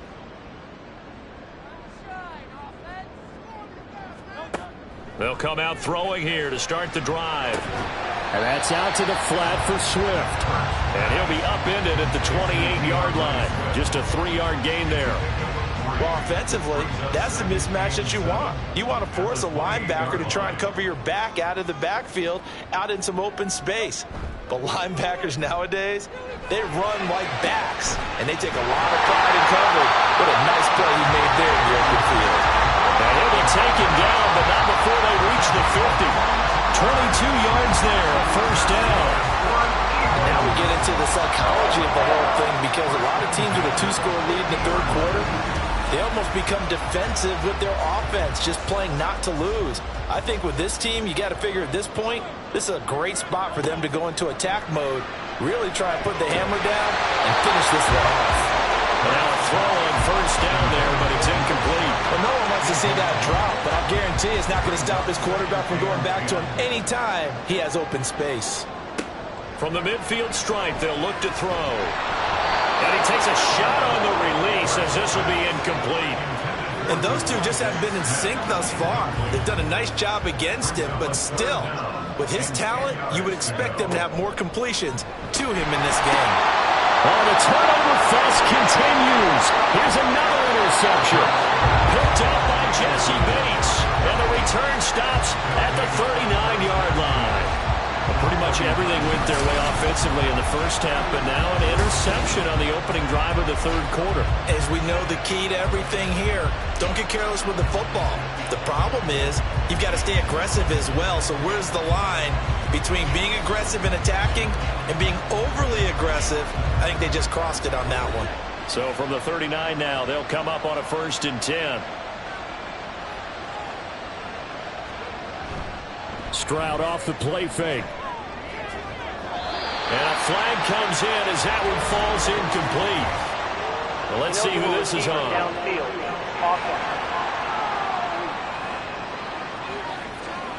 Too far downfield, something those linemen have to watch out for, and that time it costs them. Still first down.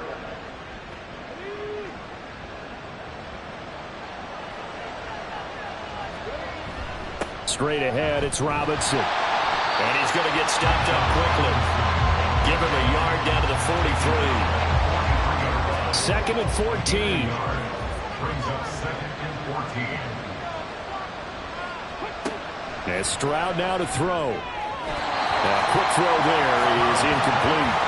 Well, they certainly aren't letting up today, partner, because they've forced big turnovers already. And it's been incredibly tough for them to get yards against, let alone put points up on the board. Now on 3rd and long, they'll look to throw. Stroud is hit, and the ball is loose. And it's picked up by the Eagles. And to the 43. So down inside the 45 to the 43-yard line. That's where they'll take over. That feels like an accumulation of the pressure we've seen all game. I mean, he's been on the turf a whole lot because of sacks. Eventually, something else happens as well, and this time it was a turnover. Yeah, caught up to him. Philadelphia getting set to take the field. So now, Charles, this drive maybe a touch more important, trying to erase the memory of that interception they had the last time out. Yeah, and everyone goes through this because even the best in the game, you're going to have games where it just doesn't go right for you, and interceptions result. So, frankly, to me, it's all about how you respond, not just the types of plays that you call, but how you carry yourself, how you show your team that you're still with it, and how you continue to lead. On 2nd down, Swift. Oh, he faked it with a juke. Now he's got some room. And he's dropped right at the 40. Gain of 3. The line to gain is the 33 on 3rd down. It's 3rd and 7. Hurts. Oh, he had him. He was open, but he couldn't get it to him. It's incomplete. They certainly had good starting field position on that drive, but couldn't do anything with it after 3 plays. Have to admit that that's a disappointing end to excellent field position. When that drive started, they had 6 points that they were thinking about. And this one is no good. He missed it. And that will keep this a 15-point game. Well, Brandon, anything beyond 50, you start rolling the dice a bit. And once you get up around 57, 58 yards, the chances of making it go down dramatically. And sure enough, this one winds up no good. Here comes the Atlanta offense now ready to take over here. Right now, they're in a bit of a tough spot here, CD. You trail them by double digits. Remember the last time out, they fumbled. They're going to have to play some clean football here on this possession. And all the talk on their sideline has been about taking care of the football, making sure that they're handling the ball correctly. So you know they'll be squeezing the rock pretty tight here. They just have to be careful not to go so hard in doing that they actually cause themselves other problems. Take care of the ball, but still try and play free and natural. Meanwhile, Stroud's throw taken in by London. And this will be stopped at the 44. That one good for 7 yards. This offense in desperate need of a conversion as they come up on 3rd down. action. Here's Stroud. Work in the middle of the field, and he's got a man complete. And he is going to have a Falcons first down as they're able to convert by plenty there on 3rd and 1. Line of scrimmage, the 37 on 1st and 10. Play action. Stroud now. Steps away to his left. And he works his way past the line of scrimmage and then slides to a hole. Give him a couple on the scramble. It's 2nd down. At the 35-yard line. Now flags come flying in. One of the Falcons moved early. False start. Awesome.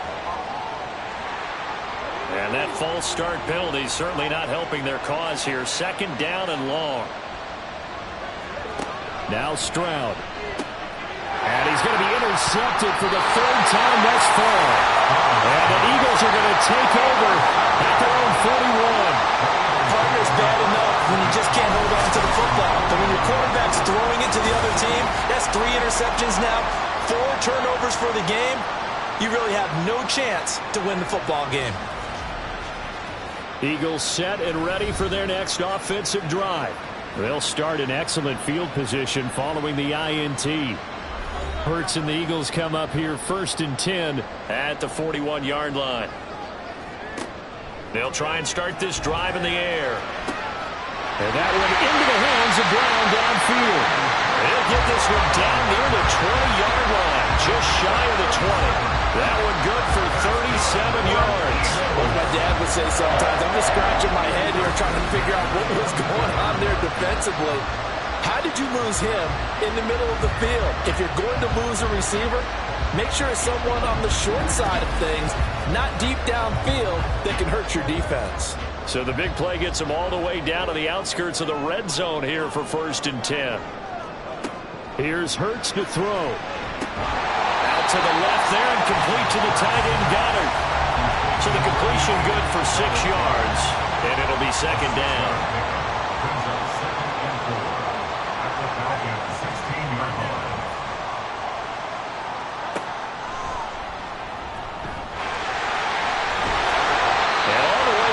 Inside the 5 to the 4. A solid pickup of 12 yards, and now they're knocking on the door.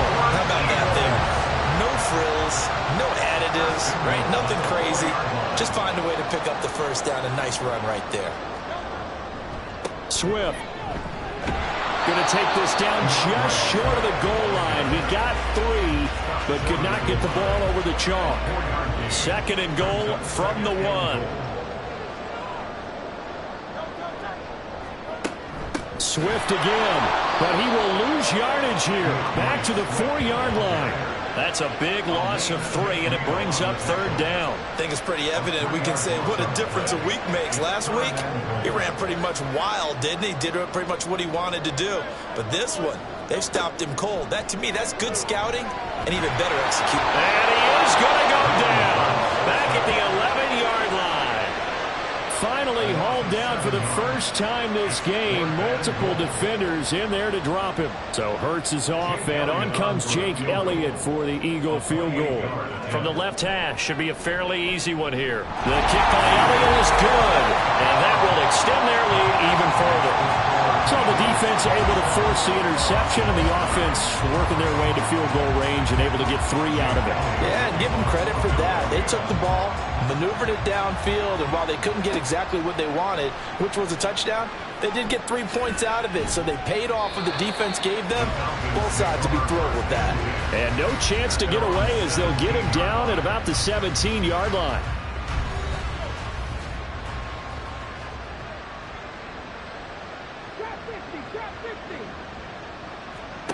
Trying to shake off the interception from the last drive. He'll look to throw. And he'll get this up to the 30-yard line. Right off the bat, it's a first down to start the drive, 12 yards. A gain of 12. First down, Atlanta. Robinson up the middle. And that one blown up quickly as he's going to be stopped before he could even get started. That's going to wind up a loss of a full 3 yards on first down. After the loss, they'll come up 2nd and 13.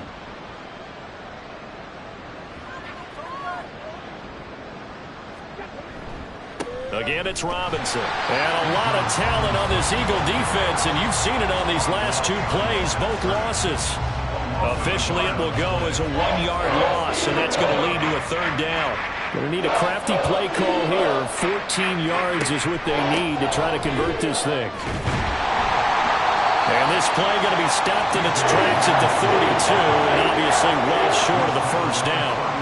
It'll be a gain of 7, but I'd imagine we'll see the punt team here on 4th down. Well, they got off the field on 3rd down. An excellent job, an excellent defensive series. We always talk about adjustments, and usually only at halftime. But the best teams adjust series to series. And on that series, they adjusted so well that they got the job done in fine style. The punt team on now as Pinion sends this one away. It'll be a 39-yard punt, no return. And it will be 1st and 10 as they take over. Here's the Philadelphia offensive unit now as they head out to take over possession. And now you've got the clock winding down here in the 3rd quarter. You're 3 scores to the good. What's your approach on this drive? Too early to fully commit to playing the clock game. Yet at the same time, you're also not going pell-mell like you would in 2-minute offense. This is what NFL offenses call 4-minute football. Take the clock out of the game a little bit, wind it down, but at the same time, keep advancing the ball down the field. Here's a pass swung out left to his running back. So that'll go as a 4-yard loss on the play. And it's going to be 3rd down and a ways to go here. 3rd and 14. I really like the angles that the tacklers came from on that play. They secured inside, took away the cutback. The sideline's there, so you can only go so far outside. And they were able to close in and tackle him for a loss. Well, they use your goal over there, the 12th man. Sammy sideline. Touchdown, Philadelphia. A.J. Brown with his 2nd touchdown of the game, 4th of the year, as his guys are able to push that lead out a bit further. In order to lead in a game, you're going to get plenty of contributors, but that's his 2nd touchdown catch of this game. He's one of the key guys in this one. And you better believe he'll be looking for the hat trick here as this one continues to go. Elliott good on the extra point, and they open the lead up now to 25. Now after the touchdown, here's Elliott on to kick it away. From a couple yards deep, he'll bring it out of the end zone. And only able to get this to the 19, so probably should have opted for the touchback. Now the Falcons offense, they get ready to head back out here. Well, we haven't exactly been treated to a nail-biter in this one, CD, and if they cannot score here, this one's pretty much all but over. Are you saying that you feel like people are starting to think about getting out of here and maybe beating the traffic in order to get home or to their final destination? Yeah, I don't think there's a whole lot of reason to hang around, especially if they can't score here. Yeah, you're right about that because it has been pretty clear who the better team has been in this one. And in a league that we talk about every game being a one-score game as we go into it, watching this blowout, let's just say it's been unusual. Taken down for the 5th time this game. Multiple defenders there to get him.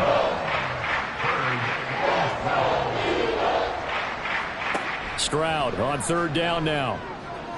And that is incomplete. And there's another stop. One of the league's best defenses is certainly bringing it again this week.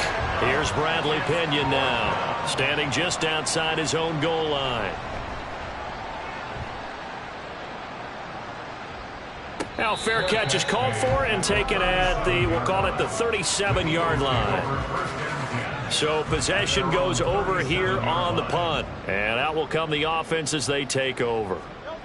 They'll throw on 1st down with Hurts. Flush to his right.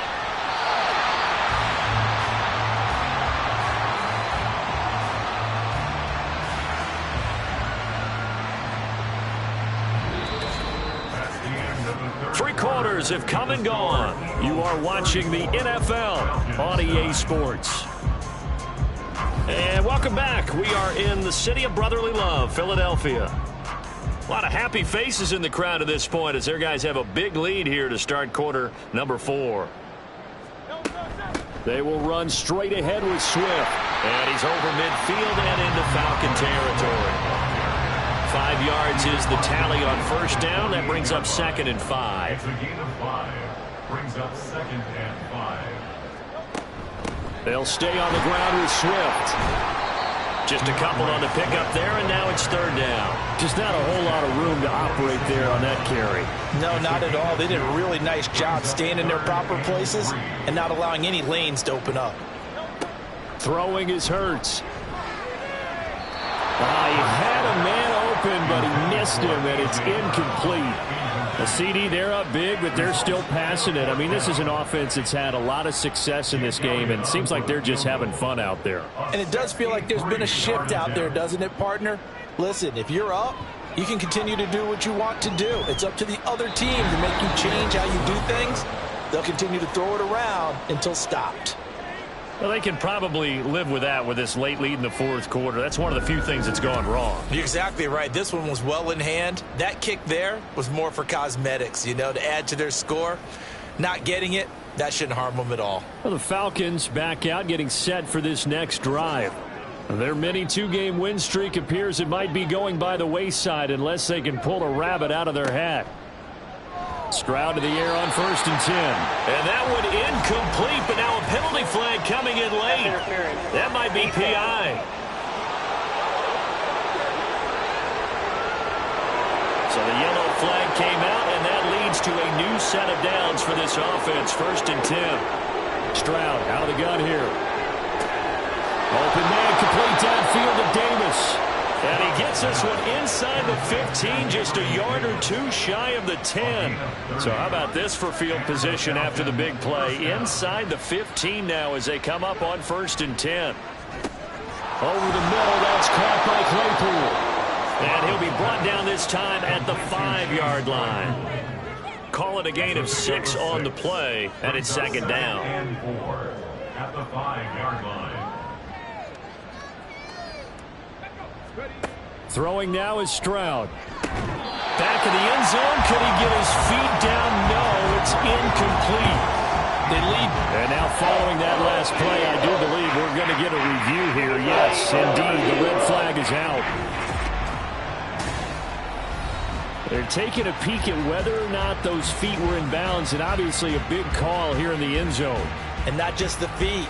How about the hands? How's the ball possessed while the feet are hopefully getting down in bounds? That's what they're trying to look at to see if it all comes together. So that challenge not successful there, and that's going to cost him the first of his timeouts.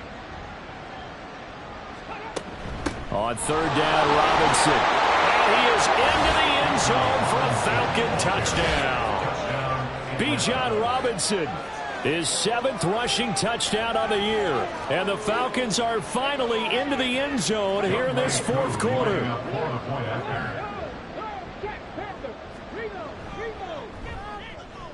Extra point by Koo, up and good. And that'll cut the lead down to 18. Falcons 16. Following the touchdown, here's Koo to kick off.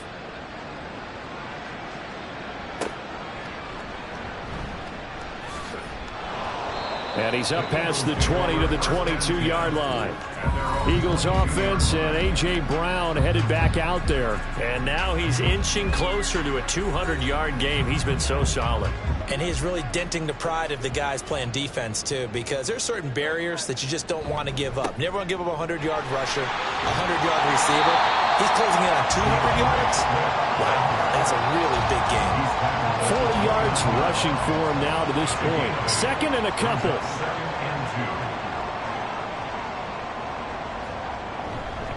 Swift going to try up the middle. And he'll get it up to the 33-yard line. 4 yards the pickup, 1st down.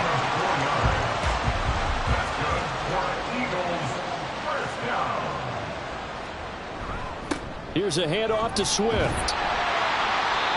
Eric Stokes in on the tackle. Now, I'm guessing you'd say this is kind of the key here. Grind out some yardage, work on that clock, see if you can continue to tick it down. Definitely, you want to bleed things out at this point, right? Continue to possess the football, gain some yardage, and put the onus on the defense. Do they have to use timeouts? What are they going to do to stop you? You taking charge. And he'll lose yardage on the play back at the 37-yard line. It'll go down as a 2-yard loss, and it brings up a 3rd down.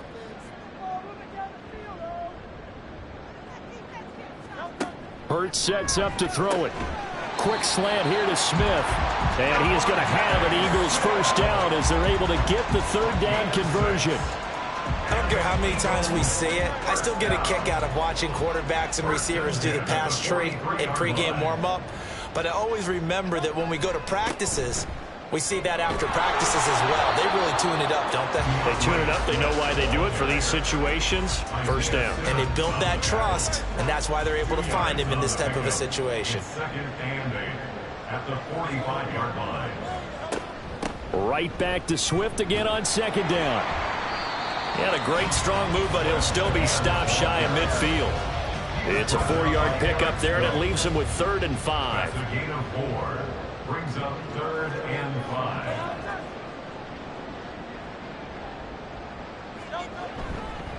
On the handoff, this is Swift. And this will not be enough. On 3rd and 5, he only gets 3. This late in the game, Charles, I think you maybe seriously have to think about going for it. Especially where they are in terms of field position, because this is almost like no man's land. Might hurt your punter because there might not be enough space, maybe too far for your field goal kicker. I'm like the old rule. Possession is 9/10 of the law. Possession is 9/10 of winning the game. Go for it. Get the first down. Close it out. Atlanta regains possession of the football. Where we stand right now in the fourth quarter, this one pretty much out of reach. And, Charles, I know they're going to be disappointed about several things with this ball game, but the self-inflicted wounds, they've had several turnovers. You would have to think that's going to be something they're going to discuss heavily in the film session in the coming days. You're absolutely right about that, partner, because they're going to have to sit in that film room and watch every error that they made and figure out how to not do it in the future. And mentally, I think a lot of the guys are already starting to think about, okay, how do we put this behind us and get better for the next time out? This, they'll use as motivation for the rest of the time that they play to hopefully never be in this type of situation again. Now here's Stroud on 3rd down. He's got his target. That's complete. And he is going to have a Falcons first down, as that'll be a pickup of about 5 as they convert on 3rd and inches.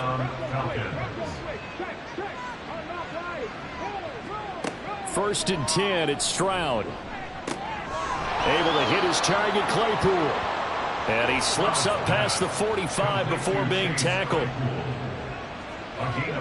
Stroud now on 1st and 10. And his pass is intercepted for the 4th time today. Keely Ringo picks it off. And the Eagles are going to get it back here just past the 35. This spot in the fourth quarter with that deficit, had to throw the football. Unfortunately, there's the risk of big turnover. And you know you're going to be throwing against nickel, dime, all sorts of exotic defenses, but you have to do it anyway. Ordinarily, you might want to run the football a little bit, try and get them out of it. But as you noted, this time of the game, this point on the clock, had to throw it. They've got good starting field position as they come up here 1st and 10 at their 36-yard line. On the ground, it's Swift to start the drive. And nothing much materializing there on the first down run. He'll get a couple, and that's it. This is 2nd and 8. Brings up 2nd and 8.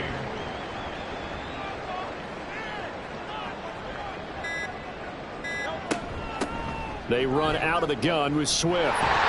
And some good acceleration there as he's across midfield to the 48-yard line. 72 yards on the ground here for Swift, and he's got a first down as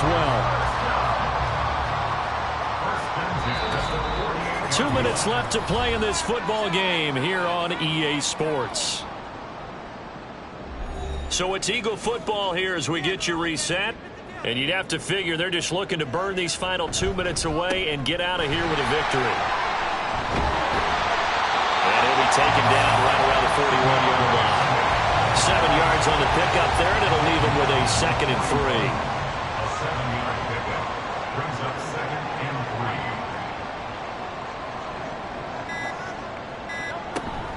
3. From the gun, here's Swift.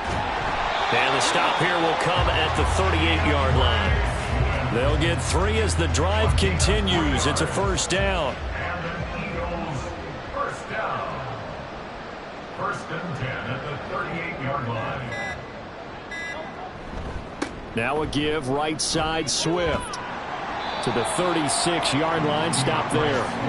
This drive is pretty clear. Almost feels like old school fundamentals, doesn't it? Want to impose their will on the defense. Was that 5 straight runs? Yeah, 5 straight carries to start this drive, and like you said, the way it's working, they may just stick with it.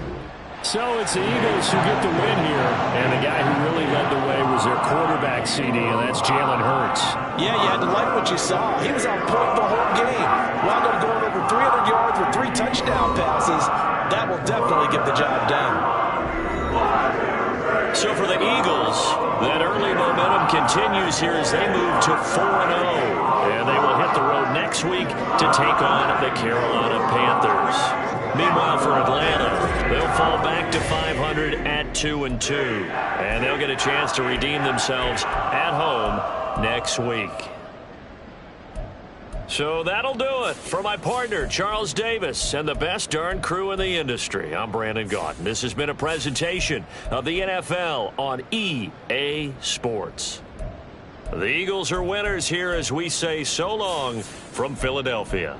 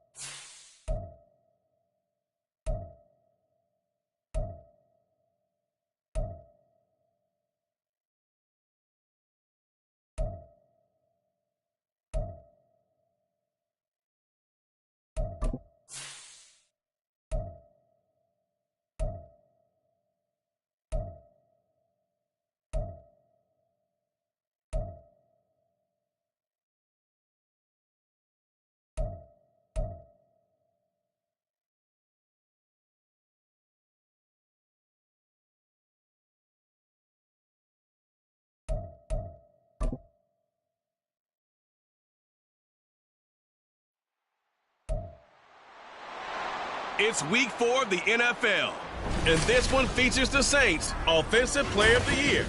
He's going to be a busy man in the passing game. It's the Saints and the Colts, just ahead on EA Sports.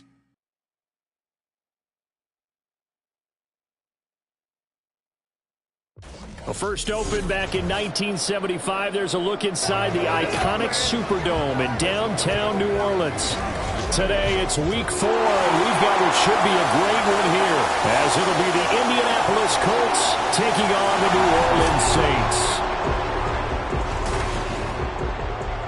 Along with Charles Davis, I'm Brandon Gaunton. And Charles, you look at this Saints team as they enter play. They were winners last time out, so they'll be looking, Charles, to make it 2 in a row. And what I enjoyed when I watched their game tape and their victory last week is they put it together.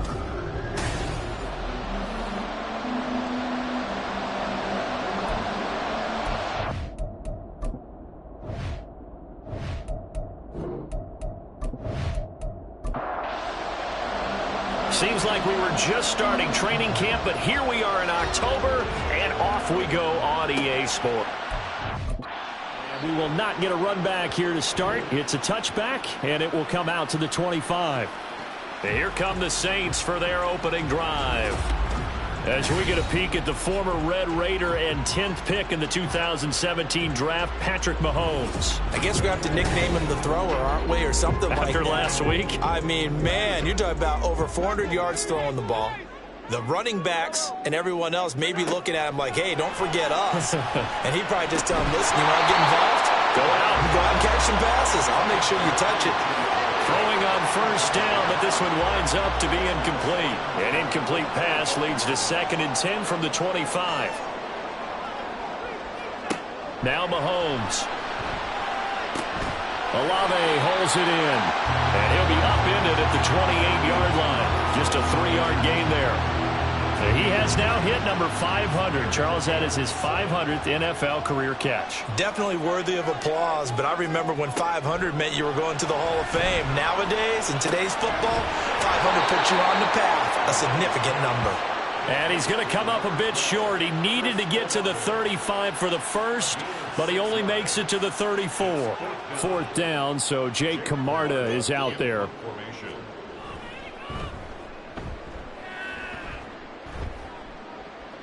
Fair catch called for and made at the 16 or maybe the 17-yard line. So the Colts now coming out for their opening drive. And a glance here at the man calling the plays under center, their 6'4" quarterback. We're seeing it more and more in this league, how teams love to have athletes back there taking the snaps, guys who can throw it and move around and get yards with their legs if needed. He's one of the best examples that we see out there right now. He can throw for hundreds of yards one week and then run for 100+ the next. He adds an extra dimension that really confounds defenses when he puts it all together. And he'll take this beyond the line of scrimmage as he slides to a hole. Here's 2nd and 7. They'll run. This is Jonathan Taylor. And they'll get to him quickly here as he'll get a yard, just a yard to the 22. Here's 3rd and 6. Richardson looking to throw. And this is going to be incomplete. That was their first 3rd down try of the game, and clearly something was off in the execution of that play. Good news, they've got a whole game left to clean that up and start clicking on those key 3rd down throws. And Bojorquez on to punt as he gets it away. That's taken on the 25. Shoves him aside. And that looked for a second like he might take it all the way, but as it stands, it's still a massive return. And the Saints will have a short field in front of them. They take over here, 1st and 10.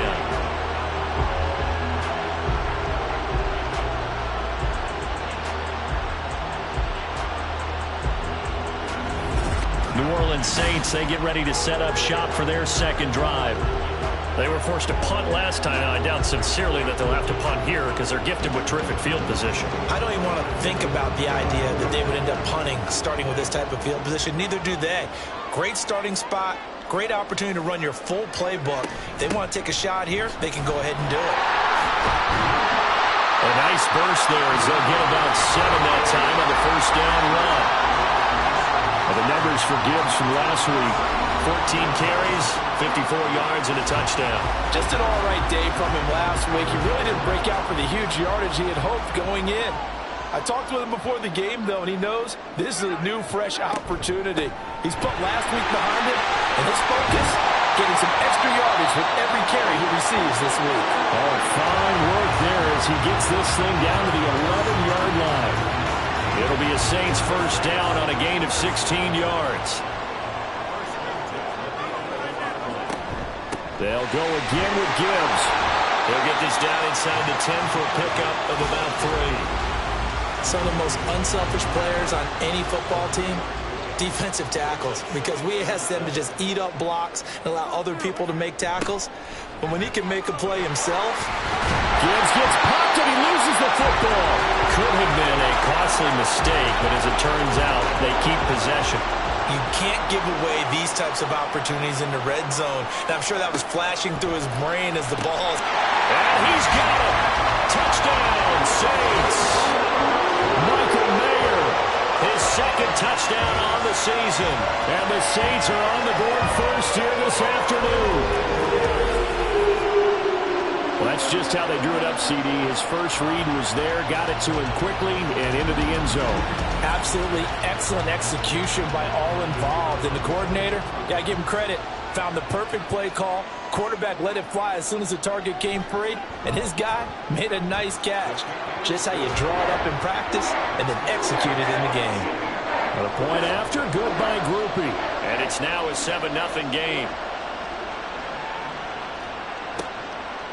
And it'll come out to the 25 as he will not attempt to return. Second drive coming up here for the Indianapolis Colts. These guys definitely hoping for a better showing than their last appearance. They couldn't really even move the football much beyond the shadows of their own goalpost, Charles. We'll see if they can get a better, more sustained drive going here. Yeah, and every team that we ever talk to says the exact same thing. When you start a drive from that deep in your own territory, the goal is a minimum of at least 2 first downs, because even if you have to punt then, you change the field position, right? You flip the field a little bit. They didn't get that done. This time they want to string together a nice drive and help themselves out. Here's 2nd and 7 now from the 28. On the counter, it's Taylor. Able to fight through one tackle. And they get him down, but not before he takes it across the 40-yard line. That one for Indianapolis, resulting in 15 yards and a fresh set of downs. He was solid last week, over 100 yards in their victory on the ground. They want to get that going again. Absolutely. What they also understand is that from week to week, it's not necessarily the same, but they want it to be, right? What they saw last week on the ground, they want to see in this game as well. Clock rolling as we hit the midway point of this first quarter. And they'll go to the air now with Richardson. His throw is going to be incomplete. Jalen Hyatt, his intended receiver. And it'll bring up 3rd down. When you look at the Saints defense, they come into this one ranked number 17, so just starting the bottom half of the league against the pass. And even though that's not the greatest ranking in the world, one thing you can say, they get after the quarterback. They're in the top 10 in the league in sacks. A 14-yard gain for Indianapolis and also move the sticks. Kind of a dangerous throw there. He's off balance when he gets rid of it. But this is all about a quarterback knowing what he can get away with. And that time, it turns into a completion and a healthy gain as well. 1st and 10, Taylor now. Busting through contact. Just wasn't a huge hole there for him to operate. Stopped just inside the 35-yard line. Here's 2nd and 3. Richardson looking to throw this. This is Chenault on the receiving end. First connection there of the afternoon for those two, and it's good for a first down.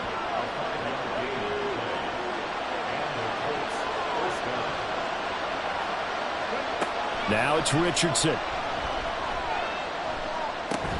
That's complete to Jalen Hyatt. It'll go down as a gain of 6, and it's 2nd down. A 6-yard pickup brings up 2nd and 4. Off play action, Richardson. It's a short one here, complete to his tight end. And he's taken down after a gain of 3 as they move it from the 22 to the 19. Here's third and a few inches. They'll try and run for the first with Taylor. And he'll take it down here just shy of the 15 at the 16-yard line. A 3-yard gain and enough for the first down. The first drive this unit had, they punted. This drive, much more polished, just looking crisper, aren't they, moving the ball? Maybe the first drive was a little bit of a wake-up call. Probably a little bit angry that they had to punt the ball away the first time they had it. Got motivated, got to the sideline, said, okay, let's not let that happen here as we take over again. Now a throw to the end zone on first down, but it winds up incomplete. Here's 2nd and 10. Back to throw. Here's Richardson. And he's going to have to eat this one as down he goes. Josh Allen, the outside linebacker, dropping him for a loss of 6. New Orleans adding some depth to the secondary. They've got 6 DBs out there now for third. Richardson working from the gun. And this pass broken up. The contact well timed there, and now 4th down. Against a team coming off a win just as your team did the previous week, you talk about being physical all game long. Sometimes being physical is just being on the spot and helping force the incompletion. So they're able to end that drive with 3 points in this one-possession ball game. And ideally, you want to end every drive with points. Most quarterbacks would tell you, let's end it with a kick, right? A PAT, that's number 1. Field goal you'll take. Punts, you really don't want to do that. In this case, they'll take the field goal and get prepared for the rest of the game. And he'll be stopped right around where he would have been had he gone down to a knee, maybe a yard shy of there at the 24. The Saints again ready to go on offense. This drive here beginning probably with a pair of motivated groups. Remember, the offense scored a touchdown on their last time out, looking to repeat that in Charles's defense. They were very frustrated after giving up 6 the last time on the field. And frankly, it's just a battle of wills in a lot of ways because you know they're both motivated, they both game plan for this drive, and they both have specific outcomes in mind. To me, it just comes down to who can execute better and which side can step up and assert its will over the other. They go play fake. Mahomes, he's going to go up top again. It's caught inside the 25. Touchdown, New Orleans. A.T. Perry with career touchdown number 96. He joins Eric Dickerson on the all-time list. And the Saints are able to strike quickly to add on to their lead. It took them a while to get their speedster involved, but they found him downfield there. And what we've discovered as we've watched games is the speedster doesn't have to have a lot of catches, doesn't have to have volume in order to have a huge impact on the game. His speed scares the heck out of defenses, and other guys can capitalize, but when you finally hit him and he carries it all the way into the end zone, that's what you're paying him for. That big threat that can make big plays on a limited number of catches. That's how you step on the stage with your first catch, take it to the house. And only able to get this to the 19, so probably should have opted for the touchback. Now Jonathan Taylor and the Colts offense retakes center stage. Last week, a strong showing, up over 100, also 2 trips to the end zone. It's the kind of week that if you said, listen, I'll let you have this type of a game each and every week, you'd sign up for it. You wouldn't try and get too greedy, but let's face it, good runners always want to be a little bit more greedy at the end, try and squeeze out every last yard. He's going to try and duplicate that and exceed it in this game. 2nd down and 8. Now Richardson back to throw it. Throwing quickly there, but it's incomplete. Well, this defense for the Saints, they were very strong last week in the win over Carolina. And what I saw on film was a nearly unstoppable pass rush. 5 sacks last week, plenty of hurries given up. So now what do you do on offense? You just max protect, keep everyone in and run the ball? Or maybe just 1 or 2 receiver routes in order to try and keep your quarterback upright. A good pick up there of 20 yards. And I like the idea here. Get the ball in his hands, even if it's in the passing game. 3 catches a week ago, and he does a nice job here to pick up yardage.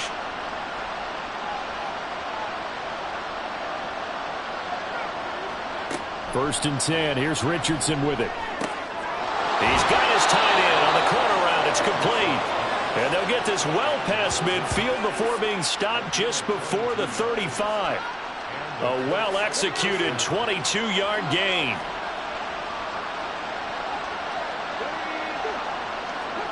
Here's Richardson to throw.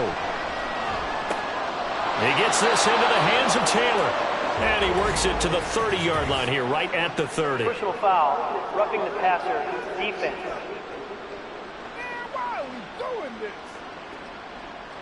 After the penalty, a fresh set of downs. It's 1st and 10. Now Richardson looks to throw once more. He's got his target. It's caught for a Colts touchdown. A great play there. His first touchdown on the year. And the Colts have got it back to within a score. Their first passing touchdown of the ball game, and they go to the big tight end in those sure hands, and he provides the score. Certainly looked like they were focused on taking away other weapons, and he certainly made them regret that because he found the soft spot, ended up taking it to the end zone. Nice throw, too, to complete the play. Extra point by Fairbairn, up and good. And that makes it a 14-10 ball game. The Colts kicking team is out there now, and they will send this one away. And no return here for Perry. That'll be a touchback. Getting set for their next drive, the New Orleans offense. And they'll just simply be looking to build off the confidence of the last time out where they scored a touchdown. And confidence is powerful, isn't it? When you scored once, you feel like you can go back out there and get it done again. Doesn't matter what the defense throws at them. They feel like they're in a groove right now, and they want to get out there and show it. Yeah, hoping to stay in that groove here this go-around.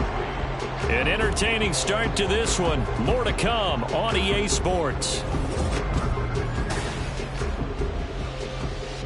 Ready for the second quarter from New Orleans. It's the Saints in possession as they've got it with a 2nd and 3 forthcoming.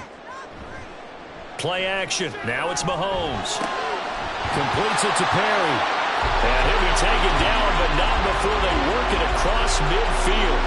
A gain there of 21 yards. And defensively, they were in zone coverage there. Do you have to be a little careful? You're losing playing against a good quarterback like he is to not play too much zone?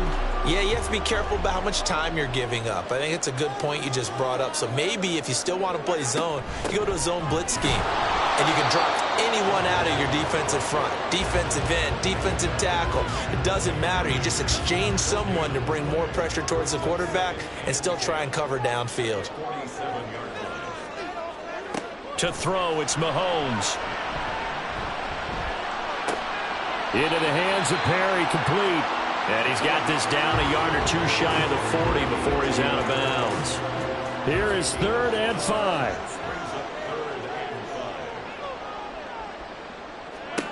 Mahomes going to throw.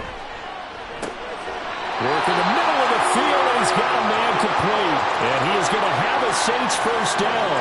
They needed 5 there on 3rd down. He winds up getting 7.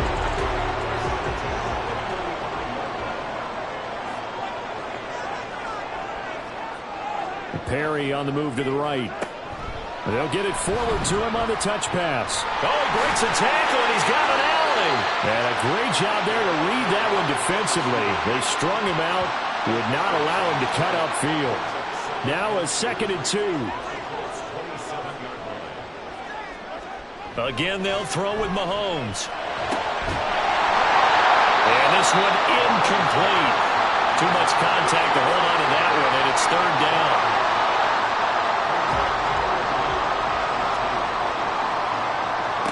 Throwing now is Mahomes. Complete to Olave on the out route. And he is going to have a Saints first down. At least it appears that way. And he got it by maybe the length of a football.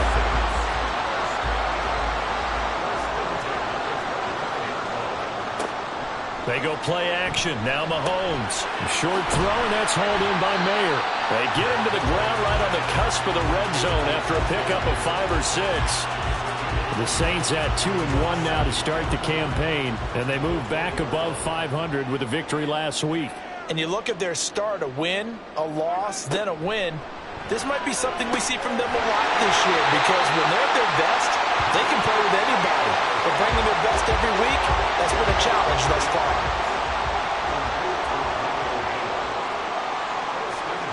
Looking to throw is Mahomes. Over the middle, he's got Mayer. A gain of 7 that time, 2nd and goal. And that's staying ahead chains. Really good pickup on first down, hitting the tight end there.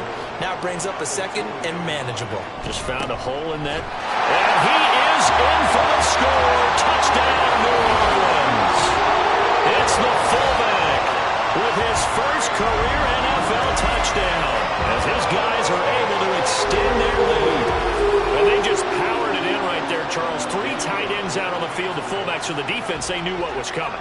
They knew, but they weren't able to stop them. They knew they had to meet them with a little bit of force, but on that play, the big guys up front won the day. Groupie able to add the PAT, and that makes it a 21-10 game. On the return, it's McBride. And makes it across the 20 as his guys will set up shop at the 23-yard line. The Colts offensive unit ready to see what they can do here. As this offense comes back out here, Charles, they're trailing in this ball game. And they've been on the sideline for a while. They did score their last time out, but they just had to watch that long, sustained drive. So we'll see if they can shake the rust off. Yeah, and that's always a question that you have when you have to come off the bench after having sat there for a long time. Are you ready to go? Are you loosened up? But even more so, are you mentally alert and ready to put your best product out there? On any running play that's called, they're always hoping that it's going to break big and go the distance. But when you get a nice game like that, you're able to do so many things anyway. You can come back and run essentially the same play again, continue to move the ball on the ground, or you can decide to throw the ball now because usually you have the defense back on its heels. Give them 3 yards and a fresh set of downs. From the 34 now, here's 1st and 10. Now Richardson. And he's taken down here by the Saints. It'll be a loss of 7 on the sack, and it brings up 2nd. And there they bring pressure from the inside, and they get home. Yeah, hard to block everyone, isn't it? And on this play, someone did not get blocked. He's the one who got home.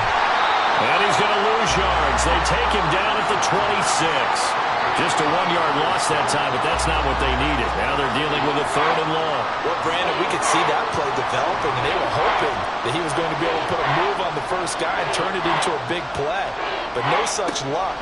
The speed on defense continues to get better and better in the NFL. Pretty nice example there. Those guys being able to run from their assignments and finish off that play.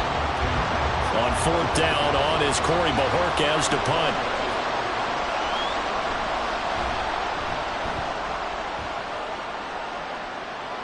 And no return on this one as the fair catch is signaled for and taken. So a change of possession here on the punt. And the Saints will take over with a 1st down and 10. The New Orleans offense back out and ready to go. A long drive last time out for this offense, Charles. If you remember, they started basically in the shadows of their own end zone, marched it down the field, and a lot of that was through the passing game. And partner, as a former defensive back, I'm having almost a physical reaction watching what's happening right now. But let's give credit where it's due because they've done an excellent job moving the ball through the air. Secondary getting picked apart pass by pass. Obviously, they need to make some adjustments there on the back end. And because offensively, we know that they're not going to be shy about throwing that football. 7 yards there and a 1st down. Olave motioning to the left. Mahomes taps this forward. It's a jet sweep. Oh, and that is well read defensively. A great job of setting the edge, and that little touch pass is going to turn into a loss. Well, I think the hope is, with a touch pass like that, maybe you catch the defense off guard, but they were all over that one. And it is the kind of play that works better against certain defenses, and this clearly was the wrong one to run into. Really nice job getting him down behind the line of scrimmage. And he gets this one to midfield before he's brought down. 5th catch of the afternoon, and that gives him a 1st down. So in the 2nd quarter, he's already up over 100 yards receiving now. And isn't 100 the magic number for a really good game for a receiver? So he got a chance to really shatter that and have a profound effect on this game.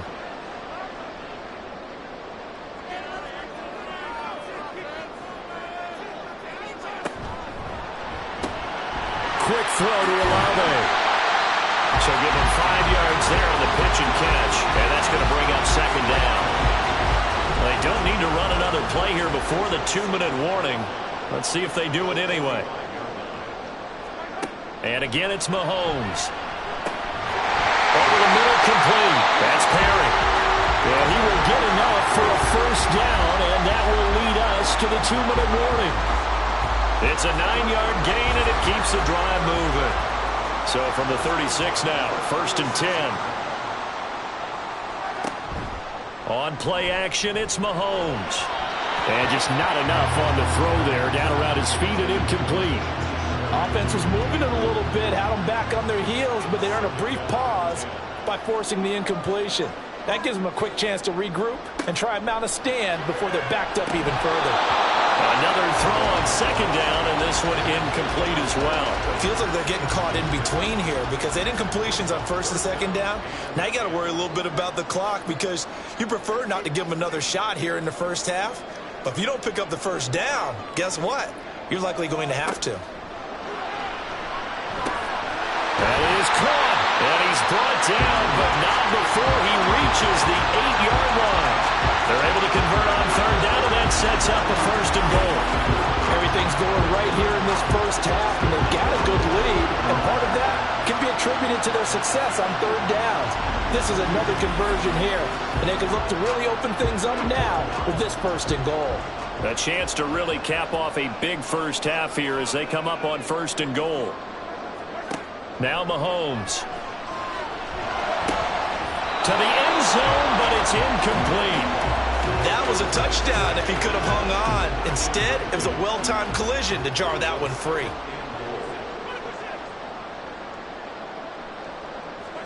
Mahomes to throw once more.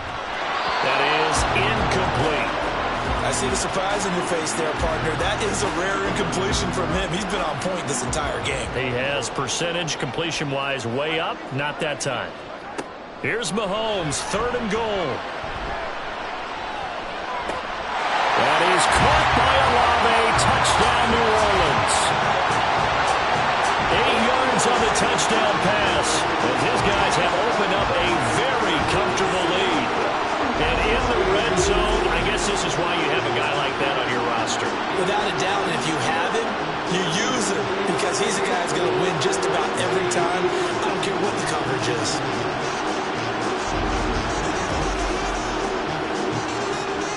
Groupie for the extra point.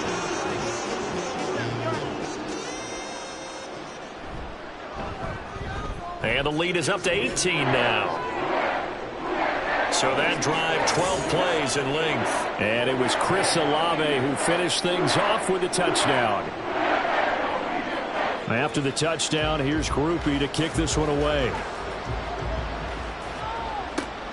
This fielded right at the goal line. And able to get this across the 20, but not much further as he's dropped at the 23-yard line. The Colts going to take over now late in this first half. Charles, you're down multiple scores, less than a minute left here, but with that deficit, they've got to try to at least work their way into field goal range to try to muster something out of this drive. And I'm going to go ahead and date myself one more time because I want to quote an old Smokey and the Bandit lyric. They've got a long way to go and a short time to get there, but they still have time to get it done. So I'm looking forward to watching them mount this drive and see if they can get some points out of it. And the Saints pressure gets him. Brought down for a sack.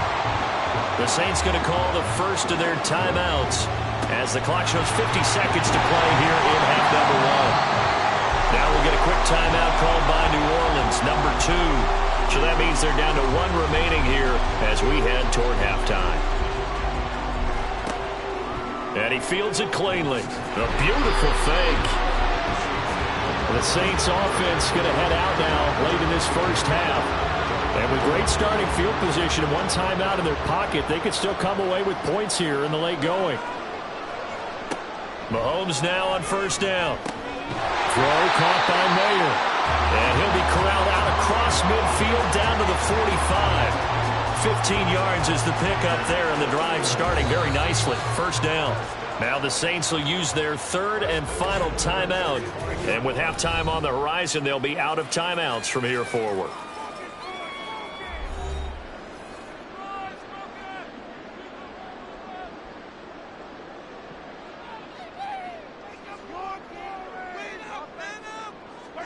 On 1st and 10, here's Mahomes. He finds his man, complete. It's Perry. Touchdown, New Orleans! A.T. Perry, as the first half is winding down. And the Saints will extend their lead here just before halftime. That score that they just gave up there, that's a tough one for their defense to swallow because they've had a tough time through the first 2 quarters. They really were determined to get a stop there, unable to do so.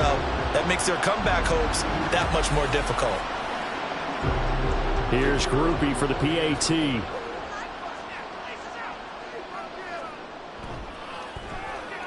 And he's been a busy man, 5 for 5 now as he knocks another one through to extend the lead. Pretty clean and simple there. Just 2 plays. The long pass resulting in the touchdown on play number 2. And beyond the 20, but not by much. In fact, just a yard pass there to the 21. The Indy offense at the line and set to go. And with time quickly fading here in the second quarter, not sure how aggressively, offensively they want to play this. I think we'll find out just how much they trust their guys in this situation if they decide to take a shot. So it's halftime here in New Orleans with the Saints out in front. As we'll get you over to Orlando, where standing by is Jonathan Coachman. He has our EA Sports halftime report. All right, Brandon, we'll get back to you guys in a bit. But first, let's take a look around the NFL here on this first Sunday of October. We'll start over at Raymond James Stadium in Tampa. And it's the Buccaneers who are out in front. Rashad White with a touchdown run. We'll stay in the NFC South as we head to Carolina to check on the Panthers. And that game all tied up as they host the visiting Giants. Lastly, let's head up to the Twin Cities to check in on the Vikings at home in Minneapolis. And they were winners in that game over the visiting Detroit Lions. Brock Purdy, excellent in the victory as his guys moved to 3-1 after 4 games. We were treated to an excellent first half from the gunslinger, Patrick Mahomes. He had it going right away. 2 touchdown passes in the first quarter, 2 more in the second. 4 touchdown passes all told. And he's likely not done yet. All right, Coach, thank you, and we welcome everyone back for quarter number 3. The Colts getting the football first, and they trail here as we are back underway in quarter number 3. And he'll be stopped up at the 25. Out come the Colts. They'll have it first here to start quarter number 3.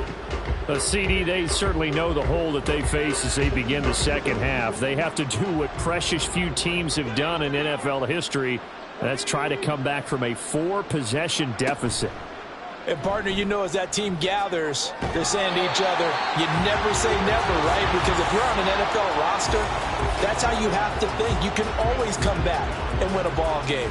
And let's face it, we saw a certain Super Bowl, a 25-point lead late that wasn't enough to put someone away. But that being said, this task is near impossible. Let's face it. And bottom line is, it officially becomes impossible if this possession is an empty one.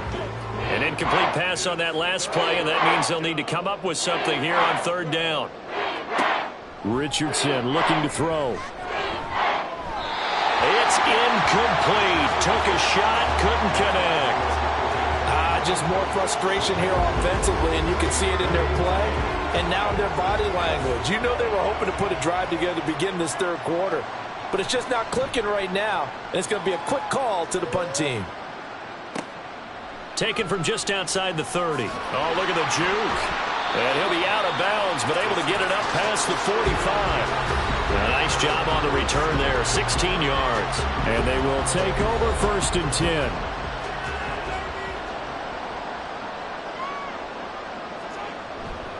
Drive starts with a run from Gibbs. And he'll work this forward for about 3 at 2nd down. Some teams like to start aggressive to begin a drive, but this is still what you expect to see in normal situations. Just call a simple run, get a few yards to begin the series, and set yourself up for something bigger on 2nd down. They try to throw on 2nd down, but this one is incomplete. Not his best throw there, but where we sit right now in the 3rd quarter, he's had a pretty good game throwing the football. He certainly has, and it's not exactly at the point where we're doing 4-minute offense yet, but they've got to think about. Oh, he tries to force it in, and it's intercepted.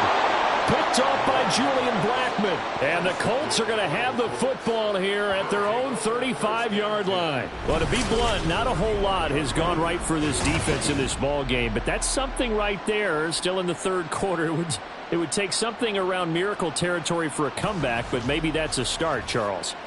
It certainly is, and they're definitely showing that there's some fight still left in them. Hasn't been a banner day, but they're trying their best to put that disappointment behind them and find ways to make plays. Richardson to the air on first down. Able to get away. He'll get just a yard on the scramble. It's second down. I think the defense surprised him there with that blitz on first down, but give him credit. Stayed cool under pressure and still found a way through the extra rushers for positive yardage. Well done.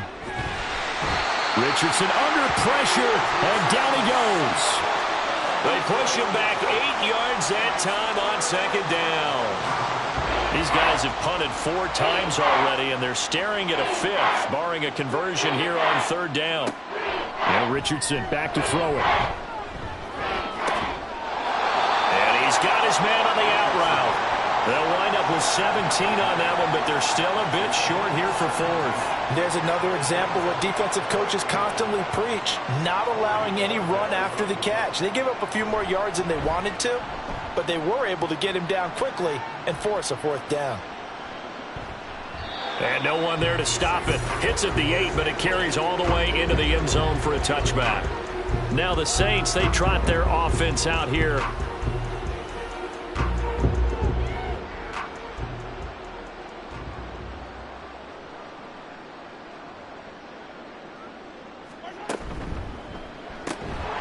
Throwing out right here, caught by Olave. And he'll be tackled at the 23 after a gain of 3. An ex-teammate used to tell me all the time, I hate experienced quarterbacks because no matter what, you really can't hide what you're doing. And I think that right there, he knew right away where the blitz was coming from, where his primary guy was going to be, and he ended up going to a secondary target for a nice game. I was just going to ask you, that wasn't the primary target, and he's so good at that, isn't he? I think he knew right away that he wasn't going to get to his primary guy. I think he read that as soon as he got to the line of scrimmage, knew where the pressure was going to come from, and said, I know how to beat that, and that's what he did. Now here's a pass on first down that's knocked away and incomplete. Yes, sir. How about an attaboy there on first down? Got his hand in and knocked it away.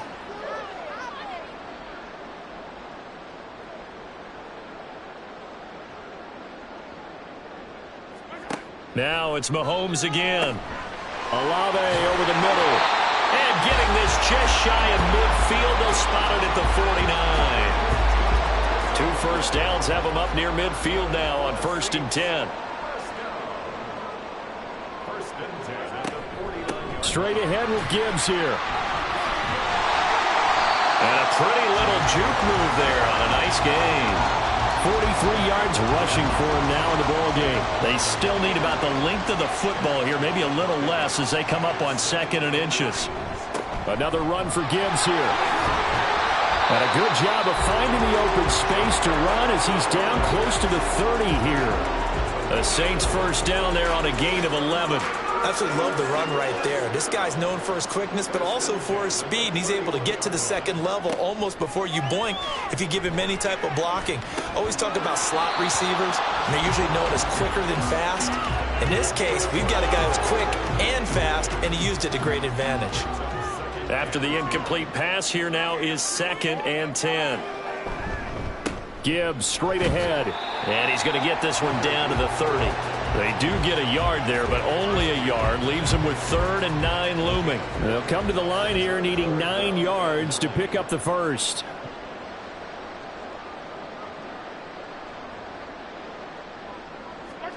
Throwing is Mahomes on 3rd. Pass taken in by his big tight end. And finally down he goes as they work it inside the 10 to the 7. They're able to convert on 3rd down, and that sets up a 1st and goal. And in a lot of ways, that catch is expected. Red zone presence, and that one was realized there. You've got to find your tight end in that situation.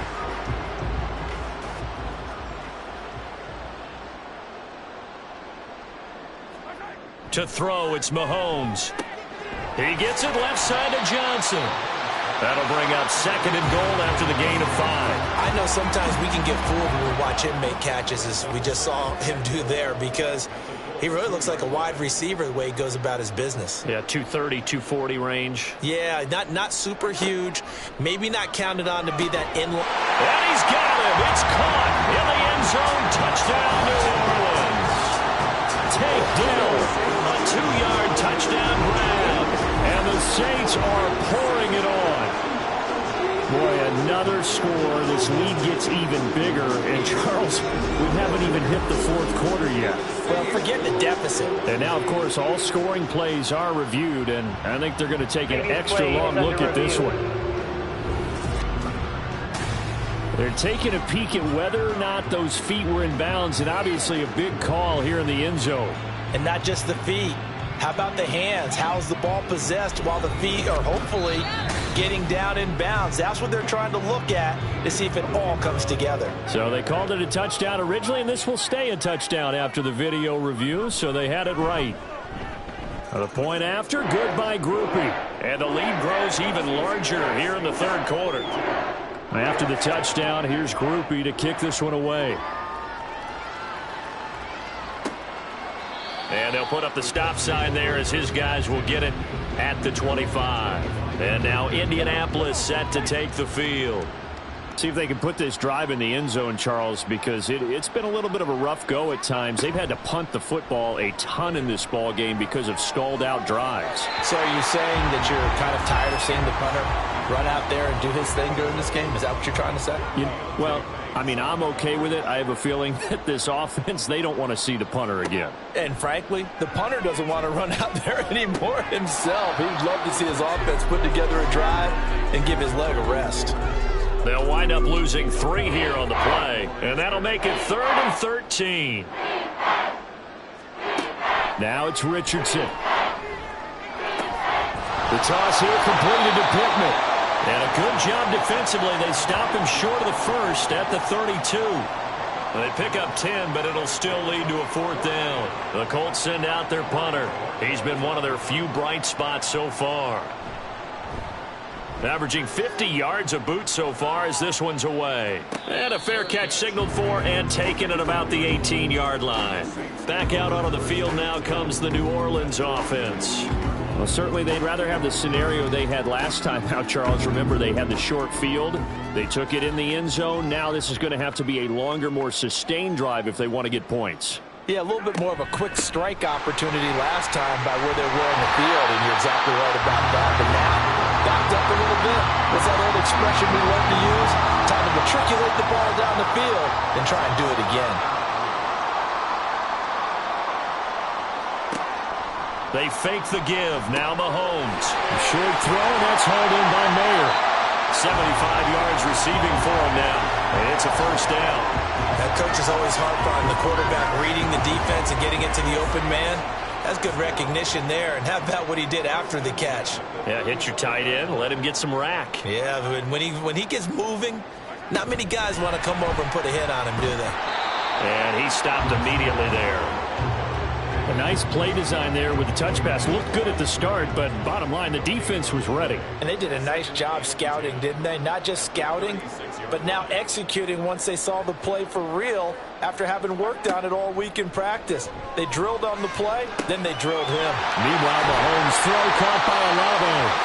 And they bring him to the ground just shy of midfield. Back-to-back receptions for him, and it's another 1st down. This offensive game plan has just been sensational. I mean, when you think about all the different ways they've gotten their receivers open so far, it's really been impressive. Scheme, design, execution.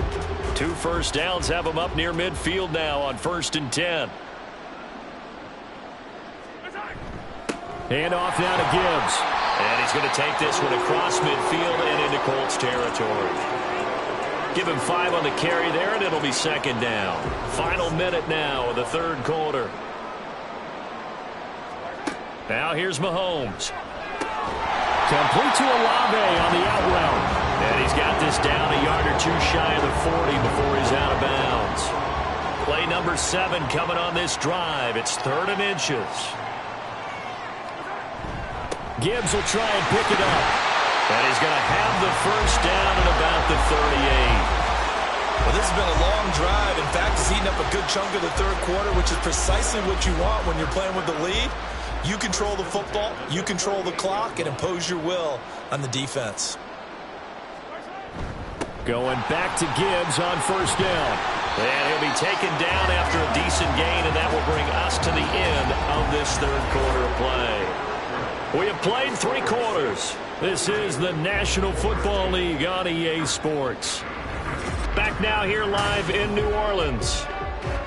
And this is a blowout so far as we get set for the fourth quarter. A very one-sided affair. On second down, here's Gibbs. And he'll go down at the 28. 80 yards rushing for him now as he has been tremendous all day long. As I take a look at the clock, I realize that this drive has eaten up a good portion of the fourth quarter already. Got to tell you, partner, when you're trying to salt away a game, this is exactly what it's supposed to look like. Mahomes throw complete there to Perry. And this will leave him a yard short. Nice pickup of 9 yards on first down. Just need a yard here, 2nd and 1. Here's Mahomes to throw. The pass caught by Olave. It'll be a pickup of 4. Good enough to earn him yet another first down.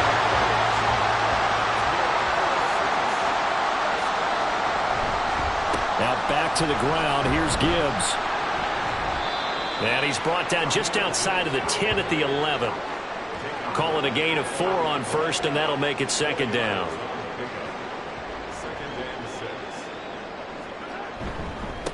On the give, here's Gibbs. And he'll get about 4 there as he takes it from the 10 down to the 6.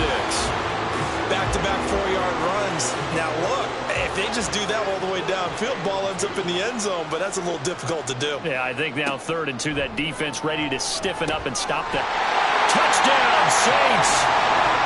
Chris Olave with his 2nd touchdown of the game, 4th of the year.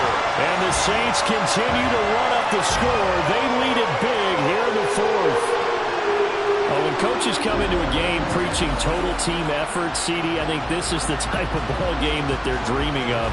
It was pretty apparent early on that they were clicking in all 3 phases. It's been fun to watch. Yeah, sometimes in the NFL you end up with matchups like we've been watching here. And when you go back to the early drives, you can just see that one squad was on a different level in this game. Safe to say, we haven't been disappointed in watching their execution throughout this contest. Group E able to add the PAT. And this one was over a while ago as they just add on to that big lead. And no effort to bring this one out. It's a touchback. Now the Colts offense gets ready to head back on the field. And right now these guys, they're shuffling a little bit, maybe doubting, because 3 straight drives have ended with them punting the football away. Yeah, so you start pointing fingers at each other a little bit, asking a lot of questions. What are you seeing? What are you getting? Maybe trying to narrow down your playbook a little bit and maybe get simpler rather than more complex in order to try and fashion together a drive. Yeah, that's good for a gain of 6, and it'll be 2nd down. Here's Richardson to throw. And his throw is incomplete. At this point in the game, they've got to continue to try anything they can. They're still working at it, even though this one feels like a lost cause. Back to throw. Here's Richardson. And he's taken down here by the Saints. It'll be a loss of 8 on the sack, and it's going to lead him to 4th down. Partner, my vocabulary isn't that great, but to me, there's only one word that fits this front 7 today, and that's dominant. 4 and 5 sacks is already rare in one game. Getting to more than 6 in one contest while winning by this many points, an absolutely astounding effort by every player involved. So they're forced to punt on 4th as this one's away. This is fielded at the 27. And 9 yards there on the return following a punt of 47. And it will be 1st and 10 as they take over. Out onto the field comes New Orleans. You just kind of feel for the defense right now, this deficit. They have not been able to stop them the entire game, Charles. And some hands-on hips, some long faces out there on the defensive side. They're like, oh my gosh, we got to face these guys again here. Yeah, people don't understand how hard it is when you're on the side that's being dominated to keep your head up and continue to play hard. And that's what they're going through right now, trying to find that pride inside of them to allow them to continue to fight, even though they are down huge in this game.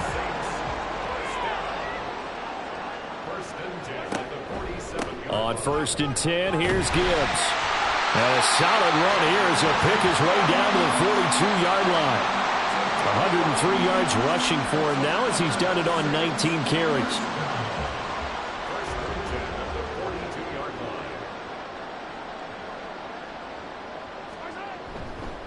Head off to Gibbs, headed right here. And very little there. He might have gotten a yard. Yeah, I think he got a yard to the 41. And we're at the 41, 2nd and 9.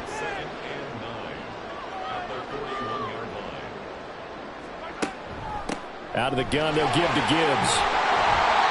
Give him 6 yards on the carry. It's going to be 3rd and 3 now.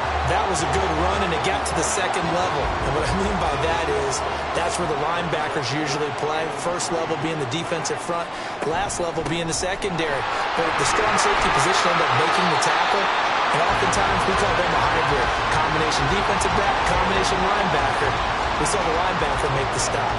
They get 9 yards there, and they get a 1st down.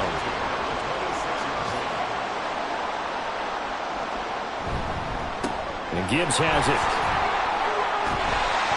And he'll get it down this time to the 17. It'll be a pickup of 10 yards. And it'll be 2nd and very short. Now they'll throw with Mahomes. Going underneath, Gibbs has it. And he's brought down just outside of the 10 at the 11. A gain of 5, good enough for the 1st down.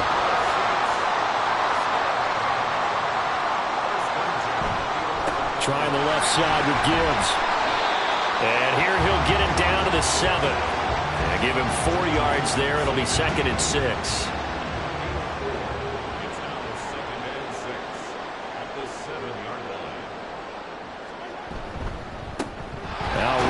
Gibbs, and he's brought down right at the 5-yard line. Give him 2 on the play. Vision is so important for the man in the middle because his ability to look through all the clutter that's happening in front of him, diagnose a play, and then go make it and finish it, that's when the great ones know. And give him another 6.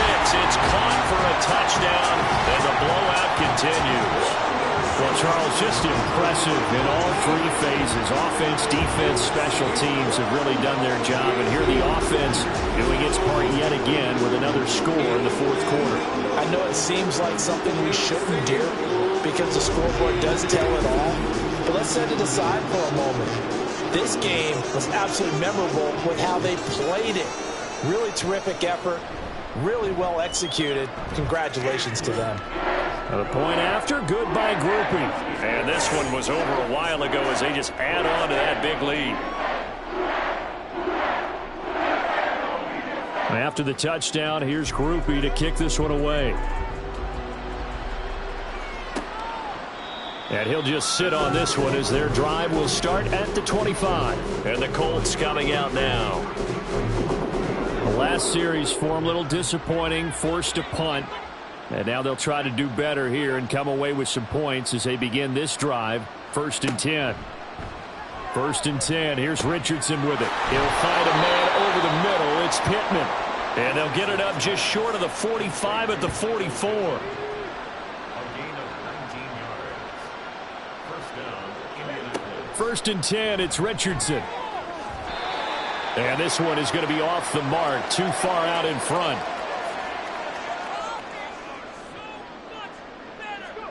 Richardson on 2nd and 10. He'll get this one to Pittman. And he'll be taken down, but not before he works it past the 50. That's good for an Indianapolis 1st down on a gain of 10. Now Richardson. And The Saints pressure gets him. Brought down for a sack. Multiple rushers break through to drop him for the 7th time this game. Talk about two sides of the ball at cross purposes, because mercifully this game's almost over for the offense, but the defense, they still want to get a few shots in. That front seven, they've loved this ball game. They've been able to pad their stats, and maybe some backups can get in and get a sack as well. After the sack, it's 2nd and 19, and the road gets a bit tougher from here. Richardson looking to throw this. He's going to let it fly. And it's knocked away and incomplete. Well, these guys are not going to go out with their tails between their legs. They're going to keep taking their shots until the clock's at 0 zeros. But that one, like a lot of others, winds up incomplete. Now a desperation throw deep downfield. That's caught inside the 20. And he's brought down after a very nice gain. So the big play means just like that, they'll operate from the red zone now on 1st down. Richardson. And an off-balance throw there, and it's going to wind up incomplete. This has been a rough one, to put it mildly, for him. And after this one's done, you just feel like at the post-game press conference, this team's going to have a lot of questions and definitely not a lot of answers. Now a 2nd down throw for the end zone, but it's incomplete. That's coverage you'd expect to see in a tie game late. Not in a lopsided game like this. They are not letting up. One last shot for Richardson. And that will be incomplete as time has run out on this football game. This game, it was well in hand early, never really in doubt. Charles, you and I do so many games together. There's so much parity in the NFL, a lot of close battles. This was not one. Tip your cap to them for a really impressive effort. Yeah, and you know, as the game went on, I think the defense kind of got together and said, you see our guys on offense, they're just putting up point after point. We need to leave our mark somehow, too, and they did it, pitching a second-half shutout. So for New Orleans, they're on a nice early roll as they move to 3-1 with a win here. And they will hit the road next week to take on Washington. Meanwhile, for the Colts, they'll drop down to 1-3. And they'll look to regroup next week as they head to Houston to take on the Texans. Thanks for tuning in, everybody. Alongside Charles Davis, we thank our entire crew. I'm Brandon Gaudin. This is the NFL on EA Sports.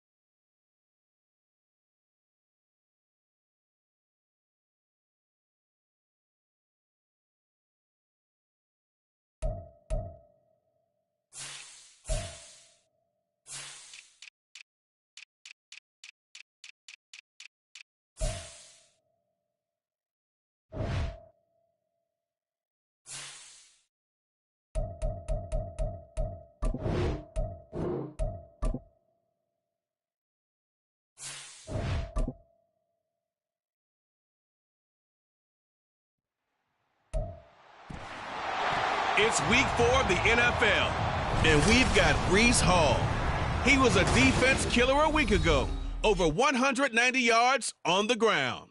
It's the Ravens and the Steelers, and it comes your way next on EA Sports.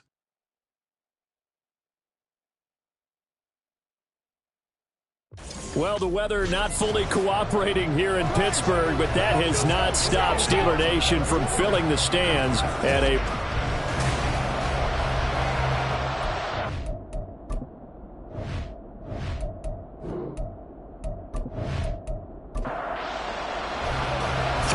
versus 0-3. Will current form hold? We'll find out as we're off in week 4.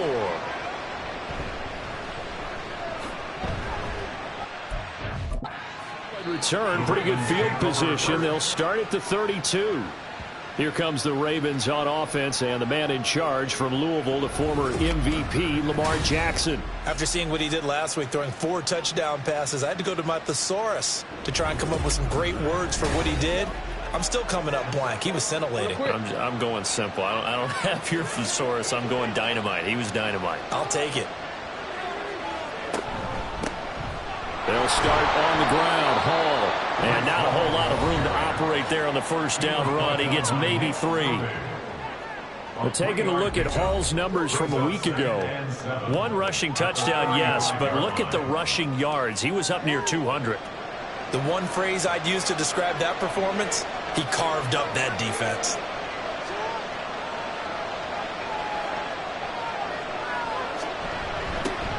And they'll give him another shot here on the ground.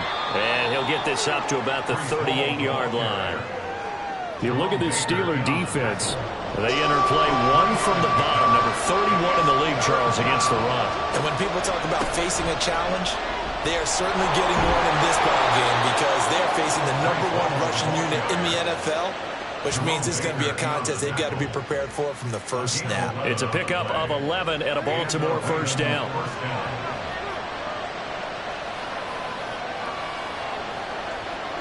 Throwing is Jackson. And that's to Amon-Ra St. Brown. And they get to him after a gain of 6 to the 46.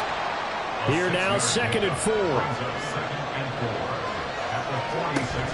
On 2nd down, a run with Hall. Looking for a cutback lane, but nothing there as he's met at the line of scrimmage.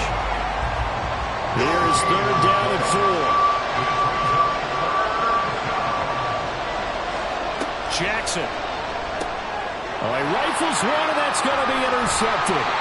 It's picked by the linebacker, T.J. Watt. And the Steelers will have solid field position here as they take over at their 45-yard line. Well, that is a quick lesson on how difficult this defense is to throw against. An interception on their initial drive of the ballgame. Now we know why their offensive staff spent the entire week awake trying to prepare for this one, because you can't totally shy away from throwing the football. But at the same time, you're looking at them and going, where are the weaknesses? How are we going to move it? One of the top defenses in the NFL for a reason. We just saw one example right there. So good field position for the Steelers as they come up 1st and 10 at the 45. Back to throw, Pickett. He finds his man Johnson. It'll go as a gain of 4, and it'll be 2nd down. 4 yards on the pickup. 2nd and 6 at their 49-yard line. Now Pickett. He's got a man. That's caught. Left sideline. 19 yards the pickup there. Move the chains. This is an offense that's near the bottom of the league in rushing, so defensively coming in, you've got to know you're going to see the ball in the air a lot. And that time, it's a completion and a 1st down on this opening drive. They run on 1st down as they get about 3. 2nd and 7 forthcoming. And look at the numbers for Harrison last week's game. 16 carries, 69 yards. Well, to no one's surprise, he gets an early rep right there, and they've been playing their best ball this season as they built this winning streak. And that includes the ground game, where he's kept the offense productive and put them in position to win ball games. The question now is, can this defense that he's facing do what others haven't and finally put a stop to this streak? They got to get to the 23 here on 3rd. Brings up 3rd and 6. from the gun. Here's Pickett. And he'll be hit as he releases it, and that'll fall incomplete. I think he had to unload that one before he wanted to. He was right up in his grill. I think he was a dentist there without a license, don't you? Just not enough time for the play to develop. Just lucky it wasn't a fumble, really. And his kick here is good. And the Steelers will jump out to a 3-zip lead. So a pretty good opening drive. That'll make the home fans somewhat happy. They wanted 6, but they got 3 in the early lead. And they should be happy. The guys look good getting down the field. That's got to give them a little bit of hope that good things are in store here today for them. And here comes a return from just beyond the goal line. And only able to get this to the 19, so probably should have opted for the touchback. Baltimore set to take over here for their second possession of the game. They threw an interception the first time they had the football, only gave up 3 points off of that, so it shouldn't be a difficult hole to overcome. It really shouldn't, as long as they're not listening to the chatter coming from the other side, because when you throw a pick, look, I know defensive backs, they have a tendency to be a little bit loud after they take one away, but they also have a tendency to gamble a little bit more, thinking they'll get a second one. Maybe they can take advantage of that with some double moves. First down yardage on the first play of the drive, 14 yards. Boy, an effective play there, getting their wideouts involved in the run game. And what they're always hoping on that type of a play, that they can get to the end of the line and have a chance to turn it upfield as he did there. That means they controlled the blocking and took care of the defensive end of the outside linebacker to give him that lane. I guess I need to clarify. I said getting their wideouts involved in the run game, but of course that was actually a pass as he popped it forward. Running left, it's Hall. And it's a room to maneuver. And he gets us to the other side of midfield across the 45 before going out. 40 yards rushing for him now, and he's carried the ball just 5 times. There was a great article in the paper yesterday about how he likes to run angry. Plays like that, you can feel it, can't you? As long as he doesn't drive angry, we're okay. Because when he's on the field, that anger works for him. It fuels him, it powers him, and the end result runs like that. And they'll let the quarterback keep it here on 1st and 10. And good space to operate there as he takes this down inside the 35-yard line. Another strong gain on the last 2 plays. They've moved it a combined 33 yards. From the 34 now, here's 1st and 10. On 1st and 10, it's Hall. And he'll manage to pick up about 4. It's 2nd down. The Ravens hit 3-0 here in the month of September, and they've got to be pleased with the start of this season, obviously. Yeah, and you're talking about 3 good quality wins. It's got people in the locker room excited, not overly so, but that quiet confidence is starting to build. They're starting to believe that this could be their year if they stay on track. 7 yards there and a 1st down. First down, Ravens.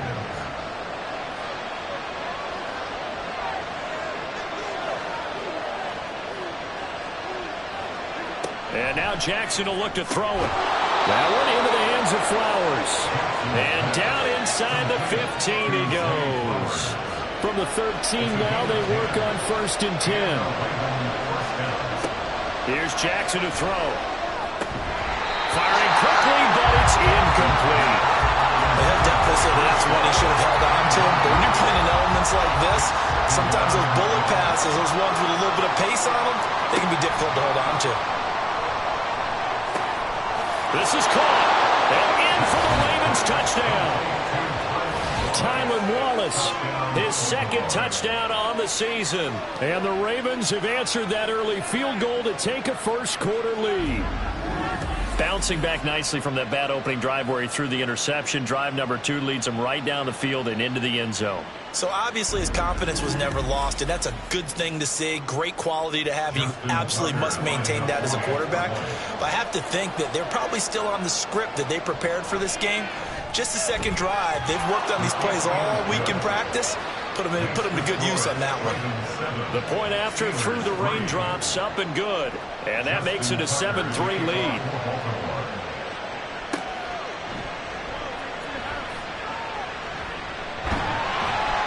And a good effort on the return there. Gets him across the 30, up to the 33. So Pittsburgh retakes the field for their 2nd offensive possession. Early on, you know, Charles, every game could be called a measuring stick game. But I think when it comes within your division like this, it's a measuring stick game with a little extra intrigue. I would agree with that totally because all division games have a little extra to them. But I like where this game is situated because at this stage of the season, it has that little extra juice. But at the same time, it's not a make or break if this were, let's say, week 15, 16, somewhere in that neighborhood. Meanwhile, Pickett's throw caught by his receiver, Hill. And they'll get it up just short of the 45 at the 44. That's good for a Pittsburgh Steelers. First and 10 at the 44-yard line. Now a first down carry for Harris. And he'll be taken down just shy of midfield. It's a 6-yard pickup, and it gets him to 2nd and 4. It's a pickup of 6. Brings up 2nd and 4. They'll run again with Harris. And he'll take it down shy of the 45 at the 46. A gain of 5, good enough for the first down.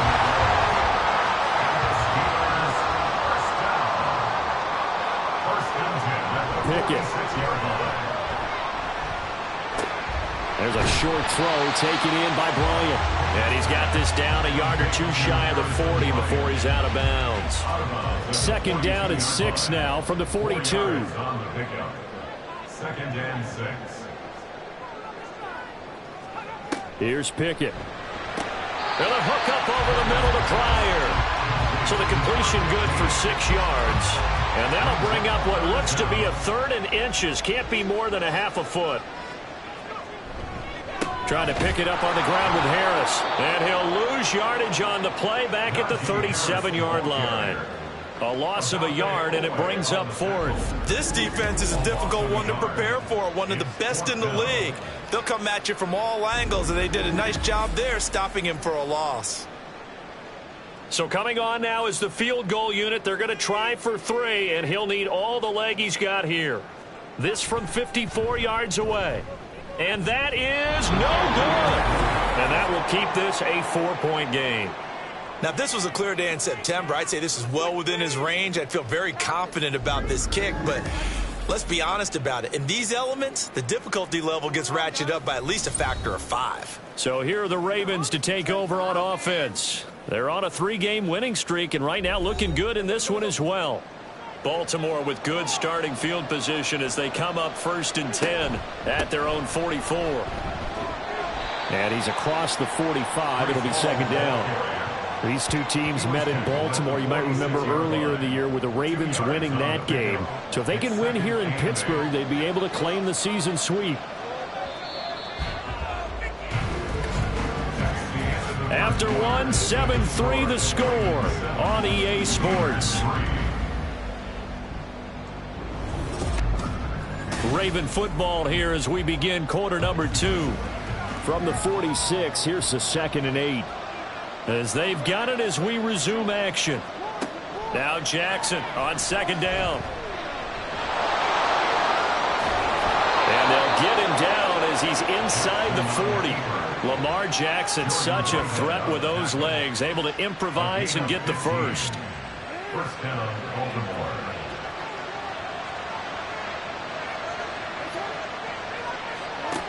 Back to throw. Oh, he tried to fit it in on the slant, and it's intercepted. Picked up by Jordan Whitehead. And he brings this one back. It's a pick 6 for a Steeler touchdown. Well, CD, I think they were in nickel that time, which we see so often in today's NFL, and there it helped them net their first pick 6 of the contest. Nice eyes, good observation there, partner. You nailed it.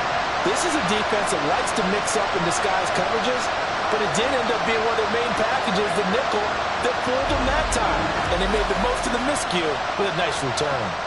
Out comes the kicking team here for the extra point. And it's through, and that makes the lead 10-7. So the defense creating some points, not only getting the interception, but then returning it to the end zone for the pick 6. So they throw the pick 6. They'll get another shot at it now as this one's in the air. fights off the tackle at the 20. And he returns this to the 22. Breece Hall helped leading out this offense for another series. And the ground game's been good, but they're losing here in the second quarter. Can they use that ground game maybe to work the air attack a little bit more? I think so, because now you can throw play action off of being able to run the ball effectively. And oftentimes... And now off to the races down the right side. He's on his way. And all the way in for a Ravens touchdown. Lamar Jackson, his second TD of the game and 16th on the season. And the Ravens have regained the lead. Well, we've certainly seen this before, CD. No one can quite electrify a crowd like Lamar Jackson, and really don't know what else to say other than that was special right there. I think you pretty much said it all, but I go back to what you said about electrifying a crowd. He's also electrifying us, and we're calling the game. This guy is simply sensational. Tucker now to add the point after.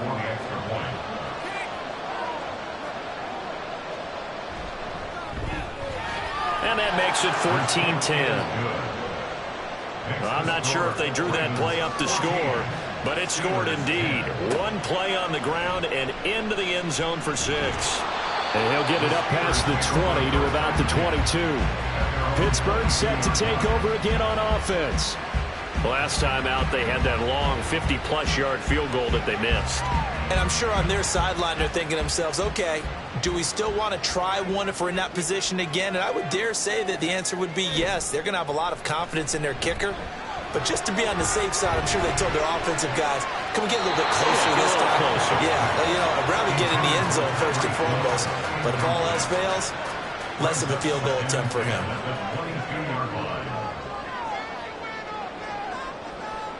Pickett throwing again on second down. And he'll get this into the hands of Hill, complete. And they work this well upfield across the 45. That one good for 26 and a first down. But one of the ways the quarterbacks keep all the receivers alive in a play, never lock in on any one guy. Make sure you keep your eyes moving, scan the field. And here he finds the open guy for a nice pickup. On 1st and 10, it's Pickett. And incomplete, a drop there in the middle third of the field. That'll bring up second down. Incomplete. Marcus Williams on the coverage. A run with Harris out of the shotgun. And across midfield he goes into Raven territory. They do get a couple, but they'll be left staring at a 3rd and 8 coming up. They'll be in search of 8 yards here as they hope to convert the first down. Throwing on 3rd down. Here's Pickett. And that's going to be incomplete. The contact there enough to jar that ball free, and it brings up 4th down. Problems on 3rd down so far in this first half. Relatively small sample size, but they're now 0 for 3.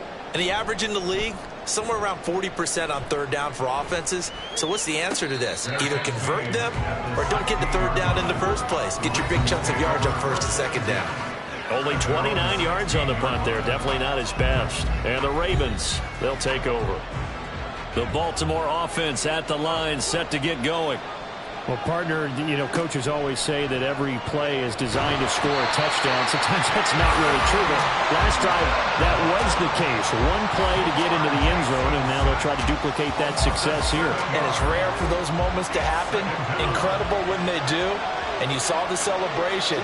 Pure, unbridled joy after that one. Jackson's throw caught there by Wallace. So 5 yards here, 5 on the play.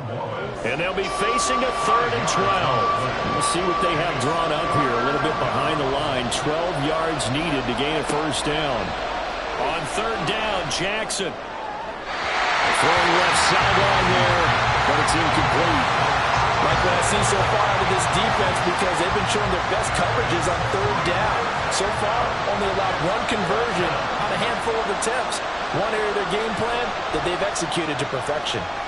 And he was called on 3 times in the win last week as his first one here's away.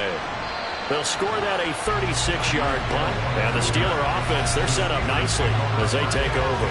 Najee Harris and the Steeler offense set to go to work once again. They've given him some touches. They haven't had a lot of success on the ground. Do you maybe keep going to that well, or do you mix it up more? I think you mix it up more, try to loosen things up. Get the defense to react to other people, other plays, but don't forget about it. That's your horse. You know, Secretariat lost twice in his career. So educational. That's very true, kids. Look it up. A second down pass play there, but it's incomplete. Just a little beyond the reach there of his receiver. That's probably one he wishes he had back. He wishes it had been 7-on-7 in practice, or maybe even routes versus air, because that's a completion he makes, 9.9 times out of 10? Just missed that one. And now the third down throw incomplete as well. Oh, that's going to hurt a bit because they needed to come through with a completion there. Now a drive that started with great field position is facing fourth down. The Steelers send out their punter now, as he'll punt it away for the second time. And this will be up to the ruling of the side judge here. He says it crossed out of bounds at the 16-yard line. Breece Hall helped leading out this offense for another series. And he's well on his way to a 100-yard game. He's already more than halfway there. We're only in the second quarter. And what I've always loved about running backs is they'll tell you, I had no idea how many yards I had. Right. Those guys have an innate sense of where they are in a ball game and how many yards they've accumulated, because you know they're always working towards 100. He's been working well towards 100 here. First down, Ravens.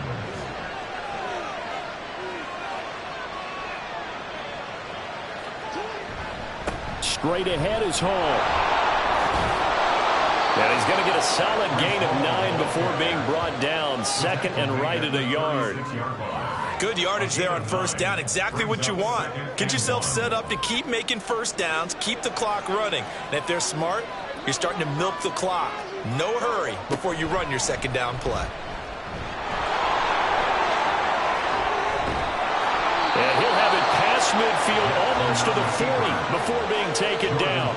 An excellent run of 22 yards on the keeper and also a first down.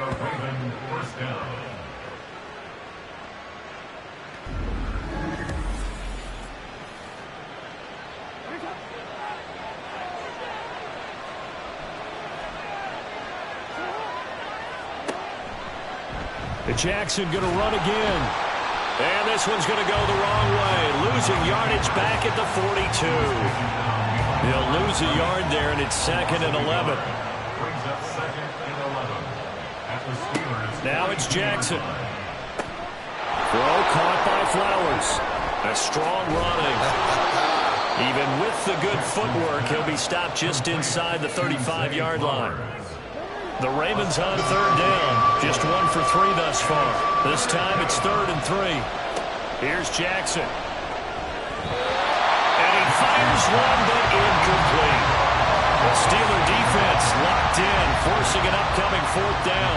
When they need to play on 3rd down, you kind of know what direction the ball's going, but the defense knew it too.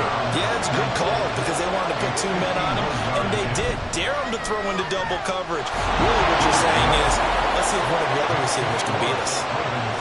So a nice kick there as they add 3 to the lead.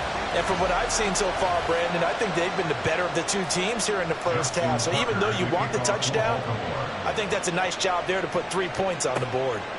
From a yard or 2 deep, here comes a return. Najee Harris and the rest of this offense work their way back onto the field. He's had a good chunk of carries. Problem is for very little success. I don't want to put it all on his shoulders, but that's a big reason they're losing right now. Have to be very careful that he doesn't start pointing fingers. Offensive line obviously trying. The defense is doing a nice job against him today. When it's all said and done, it's all about the guy in the mirror. He has to get it done better going forward. See if he can look and do some soul searching now. 42 yards on the ground for him now on 9 carries. Ball up to the 35 now as they come up on 1st and 10. They run the play fake. Here's Pickett. Now a quick throw there, but it's going to be incomplete. So another incompletion there. He's hitting on fewer than half his pass attempts in this one, and that is not a winning formula. Yeah, so let's make sure we give a little bit of credit to the defense here. They've given him a lot to think about, a lot of different looks, and he seems a little bit confused trying to complete passes. Here's a throw out line complete to his running back right side. And he'll lose yardage. Brought down at the 32. It'll be a loss of 2, maybe 3 on the play. And it'll be a third and about 13. And not an easy spot here. They'll be in search of 13 yards to try to pick up the first. Dancing to his left. And he'll only get this to about the 35. Well short of the line to gain. The decision to tuck and run gets him 3, but that's not enough. Now it's 4th. Well, there were a couple of extra defensive backs in the game, so he really had nowhere to go with the football despite his search for an open receiver. So he has to take off and run for it, but he comes up well short of the line to gain. He's been a busy man here in this first half as he gets it away. And some strong running. Officially, that'll be marked down as just a 28-yard punt. And out will come the offense as they take over. Breece Hall helped leading out this offense for another series. First month of the season, those numbers pretty solid. Does he continue that? I think so, because when you come out of the gate this strong, that means that you have planned for it and you like the results that you're getting. So I wouldn't have any doubt that the head coach, offensive coordinator, actually called him in and said, look, you're our guy, okay? We're going to continue to stick with this as long as we're winning games. You ready for the challenge? And then they presented it to the rest of the team. I think we'll see plenty of that as this season moves on. And I'm sure he said challenge accepted. The throw over the middle taken in. And they'll get to him after a gain of 7 to the 47. Here now, 3rd and a yard.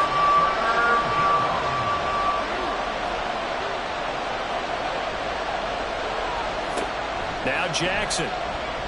Going long here for Wallace. And unable to connect. Incomplete. I'll give them credit. They took their shot, but it's going to bring up 4th down. Well, the first 2 drives yielded touchdowns, so there's no reason for them to feel like they have to pull back on the reins. They pushed it downfield, looking for another one right there. Didn't get it, but we know they're going to continue to be bold. And Pittsburgh getting set to take the field.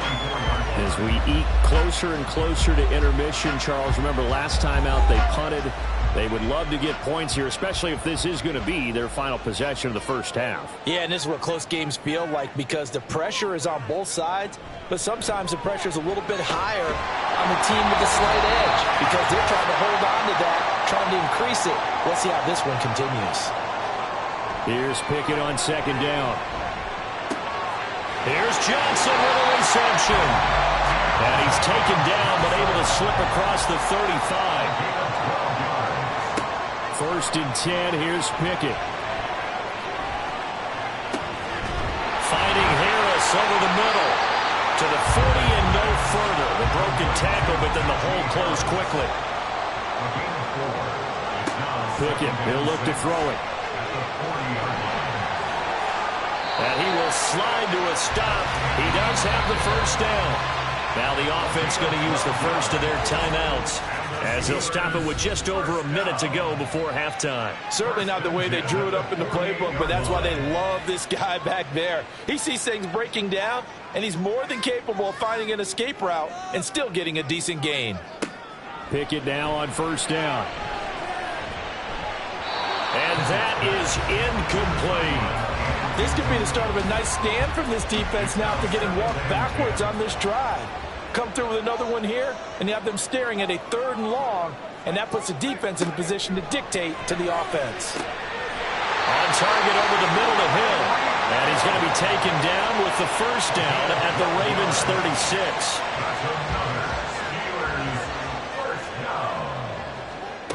Now Pickett. Pass incomplete. Well, a momentary speed bump there with that throw, partner. The defense had other ideas, and they're trying to mount a small stand before this drive reaches the end zone. 2nd and 10. It's Pickett again. Setting up the screen. Harris.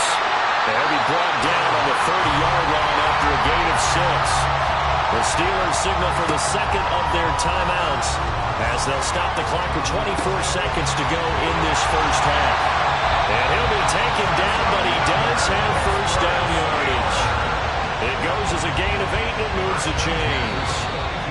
Now the Steelers going to use their 3rd and final timeout. And with halftime on the horizon, they'll be out of timeouts from here forward. So even though it's first down, here's the field goal unit on now to try to get 3 before halftime. It's a 39-yard attempt, right hash. And his kick is good. And that will cut this lead back down to 4 now. It's 17-13. So a late 3 there, and that'll help as they head into the break. Talk about situational football and something they've worked out since the OTAs and mini camps the previous summer. They take care of the ball, get 3 points, knowing they're going to get the ball to start the second half. That's the old 2-for-1 special to finish things off. The Raven offense set at the line for this next drive. And with 5 seconds to go, this will likely be our final play. And now this throw incomplete, and that is how this first half will come to an end. So we have reached halftime here with the visiting Ravens out in front. As we'll head down to Orlando, that's where we find our man Jonathan Coachman at our EA Sports Halftime Report. Coach. All right, Brandon, we'll get back to you guys in a bit. But first, let's take a look around the NFL here on this first Sunday of October. We'll start over at Raymond James Stadium in Tampa. And it's the Buccaneers who are out in front. The Buccaneers trying to hold on and claim victory. We'll stay in the NFC South as we head to Carolina to check on the Panthers. And that game all tied up as they host the visiting Giants. Lastly, let's head up to the Twin Cities to check in on the Vikings at home in Minneapolis. And they were winners in that game over the visiting Detroit Lions. Brock Purdy, excellent in the victory as his guys moved to 3-1 after 4 games. We were certainly treated to an entertaining first half. Both these teams with some high points and maybe a couple of low points as well. So it's going to be a question of who can be the most disciplined team going forward.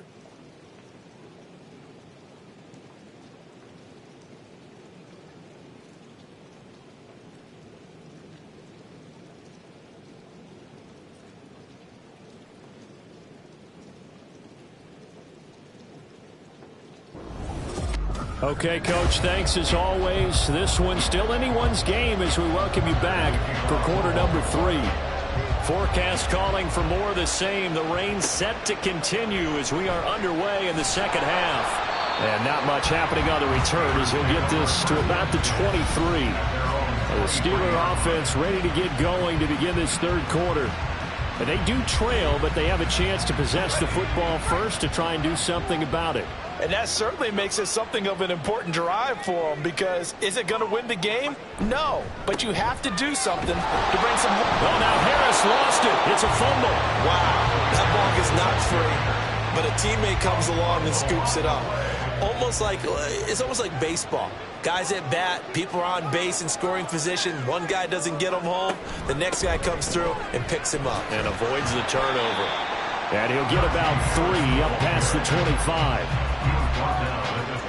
They'll see about converting this 3rd and 8. Brings up 3rd and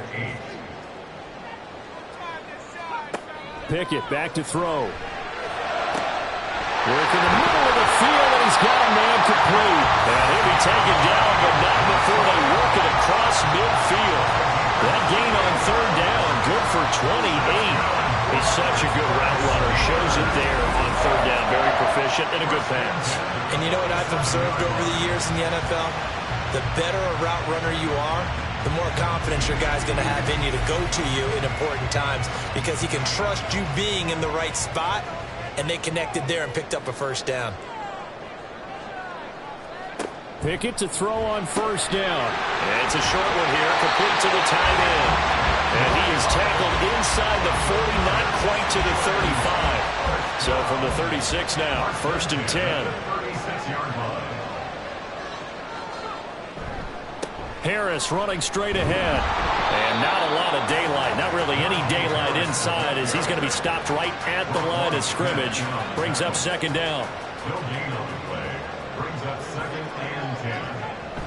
Pickett now to throw off the play fake. There's a short throw taken in by Bryant. And this will be a gain of 5 as he gets it to the 30. Here's the 7th play of this drive. This is 3rd and 4. Back to throw, Pickett. That is caught. And he'll be taken down, but he does have 1st down yardage. Give him the 3rd down conversion, 5 yards on the play. So he turned to a trusted, familiar face in that third down situation. It paid off. Yeah, you go to your veteran receiver in that spot, so you can't underestimate him when he's on the field defensively. Make sure you know where he is because he understands how to get open in key situations. So the completion results there in 9 yards. And that'll give him a short yardage situation here for second down. And this one too low. Speed is the name of the game when it comes to RPOs, and sometimes you can be a little too quick, thus inaccurate, incomplete.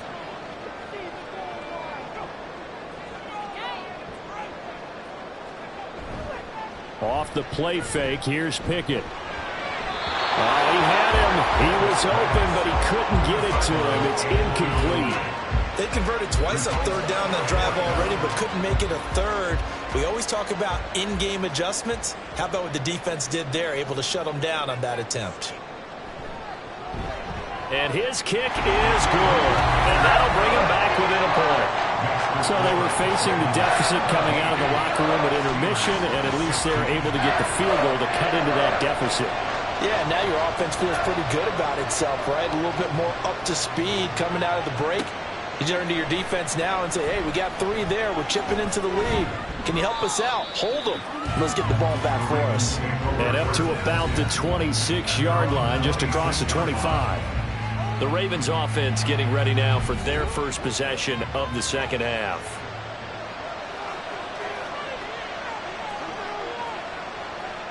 They'll bring the tight end in motion right. Now Hall to start the drive. And he can only manage to get a couple. 2nd and 8 coming up. Well, any lane that might have been open there was closed pretty quickly, and that was because the defensive front, they won that battle at the point of attack at the line of scrimmage. They used great leverage, held their spot, and stacked him up. That'll go for a gain of 7, and that'll leave him with a 3rd and just a yard. They'll run with Hall. And he will be very close to a first down, but I see the closed fist of the referee, and that means 4th down. From this vantage point, they've got the lead here, so for me, that'd be enough to go ahead and punt the football and let my defense defend the long field. If you go for it, you don't get it, then you really put your defense in a tight spot. Yeah, but we never know what people ultimately will decide to do here on 4th and inches. The Ravens send their punter out now as he's on here to punt it away.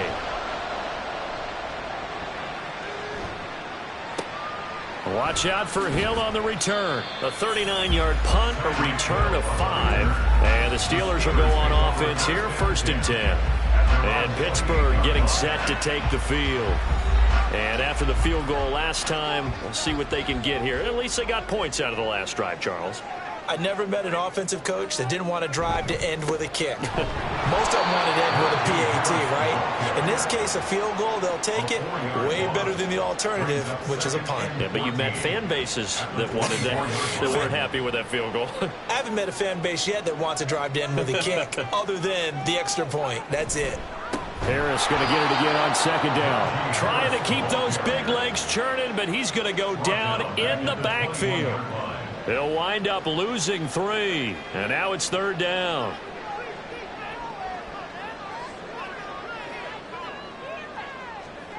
Looking to throw, Pickett. And the throw there going to be incomplete. We're going to give out a little applause on that play. It has to go to the defense. More good work by them. They've taken away the passing lanes all game long, and you can see the frustration that it's causing because he just about threw that one into the first row.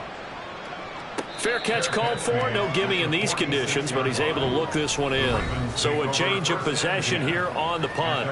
The Ravens offense now, they get set to head back on the field. The crowd may be losing just a little bit of the edge after back-to-back punts.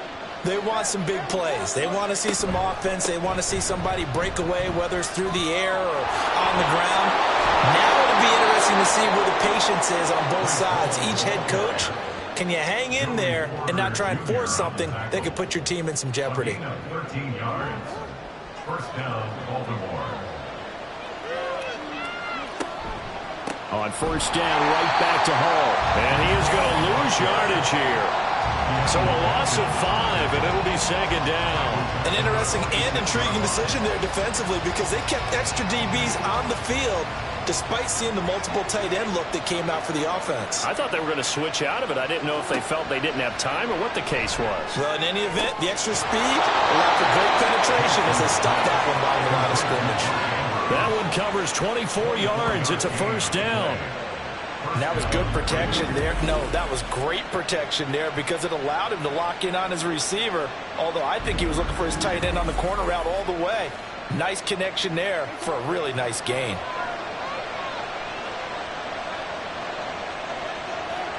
Throwing on first down, it's Jackson.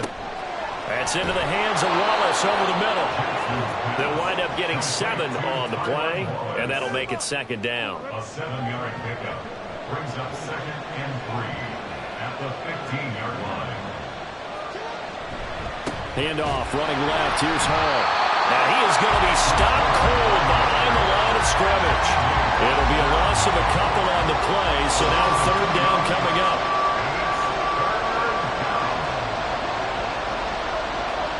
Jackson now. And that is incomplete. The Steeler defense locked in, forcing an upcoming fourth down. That is certainly one way to frustrate a quarterback. When there's extra defenders on the field, dime package, lots of speed, no space to fit in the football. Tucker's kick is good. And they add on and get a little bit of a cushion. It's 20-16 now. Well, in a close game like this, obviously you want the touchdown, but certainly they will take the 3.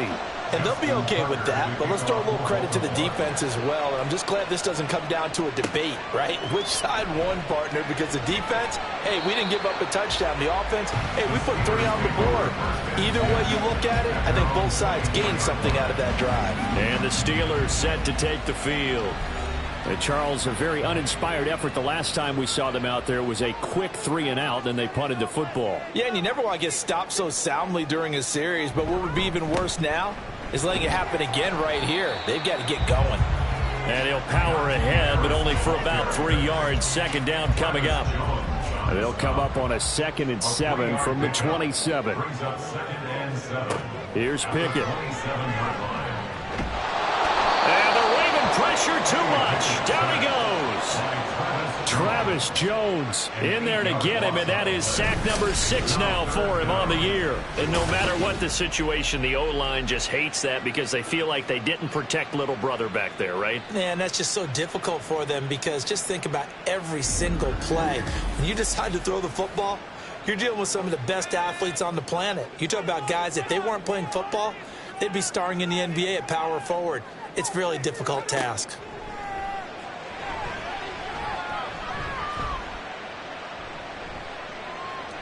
Now he's forced out right. And he's not going to sniff the first down here. He stopped at the 25. Decent gain on the scramble at 6, but now it's 4th. I thought he did a pretty good job there to get back what he could, but let's face it, that sack on 2nd down, talk about throwing a wrench into the works. It certainly did. Yeah, he did everything he could there trying to pick up some positive yardage, and he did, but not enough. They'll call that a 33-yard punt with no return. Now the Baltimore offense heading back out onto the field. And they're not going to play this conservative, I don't think. They had the field goal last time, and they're up, but they're looking to put a drive in the end zone. Oh, I agree with you totally. No one goes out on the field and says, all right, let's just settle for 3, except in certain situations, trying to ice a game, that sort of deal. Most of the time, it's end zone, and that's what you're thinking, and I believe that's exactly what they're thinking as they begin this one. Yeah, no quarterback ever goes out there saying, hey, let's get 3, right? Not one that I've ever met. At the 43-yard line. On 2nd down, Jackson. A little short pass here taken in by Laporta. Second catch for him today, and it'll wind up a first down. A gain of 9 yards. And they're not going to get to the line to run another play, so we will switch ends as the third quarter has come to a close. But we'll return with more after this. You're watching the NFL on EA Sports. Back now in Pittsburgh. It's the Ravens in control of the football. They've also got the lead as we get set for the 4th. Meanwhile, the throw here is complete. And the tackle going to be made at the 38. It's a pickup of 11 and a Baltimore first down.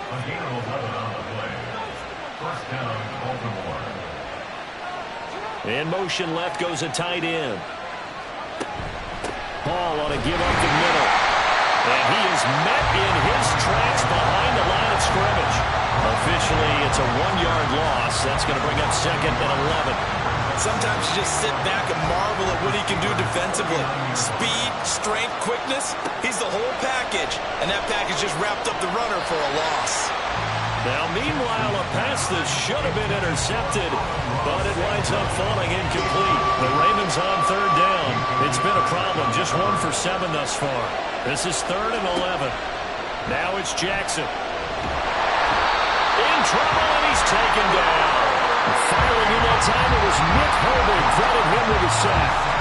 Well, many times when you talk about mobile quarterbacks, you get the sense that they feel like they can get out of any bad situation. They keep moving around and trying to emulate guys like the Scrambler or the Dodger. Instead, they keep losing yardage and digging themselves a hole that they can't get out of. The Ravens send their punter out now as he'll punt it away for the 4th time today. And the fair catch is taken at about the 13-yard line here. It's just a 32-yard punt with no return. And the Steelers are going to take over 1st and 10 deep in their own territory. Pickett leads the Steelers up here with a fresh set of downs. At their own 13. Here's a play fake as they set up to throw. They've got his man complete. And he'll be taken down, but not before they work it across midfield. 39 yards there, a good one. That could very well be a defining play in this game. A touchdown, that gives them a lead, and they took a major step towards getting there with that big play right there. So the line of scrimmage moves all the way across the 50 now as they come up 1st and 10. Pickett. He'll get it once more into the hands of Hill. So the completion good for 7 there. And that will bring up 2nd down. Brings up 2nd and 3 at the Ravens 40-yard line. They run the play fake. Here's Pickett. Trying here for Bryant, and it's intercepted. Picked up by Marcus Williams. And the Ravens will take over possession here up at the 44. Partner, I think this one went awry very simply because he overestimated his arm strength and his ability to fit it anywhere he wants to. A lot of quarterbacks do that and often pay the price. The Ravens offense now, they get set and head back onto the field. Another important 4th quarter series coming up. That last INT helping to maintain their slim advantage. So good starting field position for him here as they come up 1st and 10 at their own 44. And he'll get this one across midfield and down into Steeler territory. 81 yards rushing for him now to this point. 2nd down and a little more than a yard here.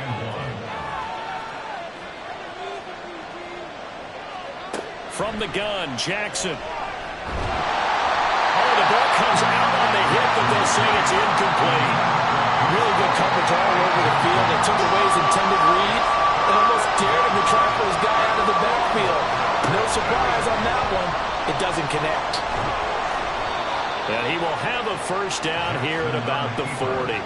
An effective 7-yard 3rd down conversion. Well, that's the fear any defense has when the quarterback gets involved in the running game. You don't usually account for him, and he's hurting them today. Yeah, he's been very involved in the running game. Defensively, when you've got the coverage good downfield, how do you account for him, though? Occasionally, you start to spy him. Take someone who has the same agility, who can dance with him, run with him, and try and keep him in the pocket. Yeah, it'll be especially critical here as we come down the stretch in the 4th. Hall again on 2nd down. Back-to-back 1-yard runs here, so that leaves him with a 3rd down at 8. Typically, we think it's the strong safeties that are better tacklers, especially closer to the line of scrimmage amidst traffic. But in this case, how about the free safety coming up and making the big-time play? Well, a shot taken on 3rd down, but it's going to wind up incomplete. Just because you got the lead in the 4th, it doesn't mean you have to play it safe. I like the aggressive play call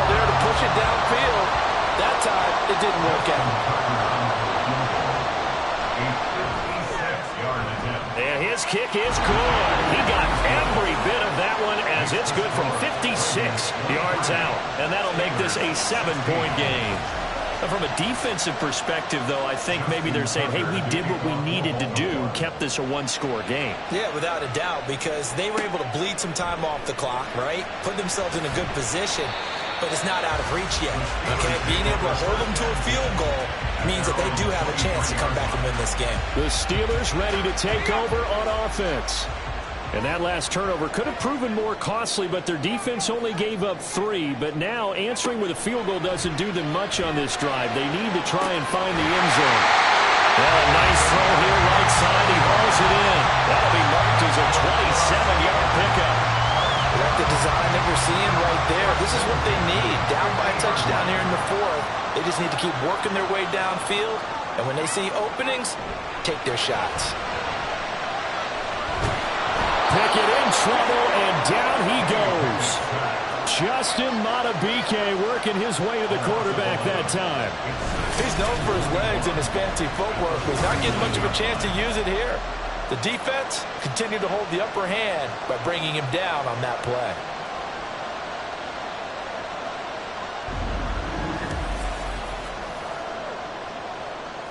Well, they're in some hot water now. After that sack, it's 2nd and 21. They hand this off to Harris. And he's across the 40, 3 extra yards to the 43. When you find that kind of yardage, you couldn't be more confident as a ball carrier. And guess what? You're going to go back and tell your offensive coordinator, I'd like to keep carrying it, thank you. Able to find the open man. That's complete. And he'll go down, but not before getting this inside the 30. How about that? They weather the storm of a 3rd and 17 to pick up the first. It's not often that you'll find offensive and defensive guys that will agree on much, but one place they find common ground, you've got to protect or attack the middle of the field. And no one was there. What a big play, moving it downfield. So now then, the big play has him all the way inside the 30 now, 1st and 10. Pickett, he'll look to throw it. And that went too far in front. He couldn't reel it in. It's incomplete. Well, I think we were both wondering if we were going to see them try and push it deep downfield, facing a one-possession deficit late, and they certainly didn't disappoint. They gave it an effort. Now here's a throw right side, taken in by his tight end. 9 yards, not quite enough, and they'll be left now with 3rd and 1. So they just need 1 yard here to pick up the first down. Pickett on 3rd and 1. Finding Johnson on the out route. That's complete. And he'll wind up losing yardage here back at the 21-yard line. Calling a loss of 2 there on the play. And that'll bring up 4th down. Pickett, 4th down, desperation time. A hit as he throws, and this is going to be incomplete. The Steelers try it, but they come up empty on 4th down. And the Ravens are going to get the football back. No surprise, they try to throw the ball on 4th down, but it gets batted down. They don't pick it up. Well, a little football 101. When you're going toward that quarterback, you see he's going to start to throw. Get your hands up, Get right? your hands up, affect the play, and then everyone get your hands up. When the ball gets to the receiver, moment of truth, knock it away. He's able to find Wallace. This will be stopped about 2 yards shy of the marker. 8-yard gain, 2nd and 2. From the 29, here's 2nd and 2. At the 29-yard line.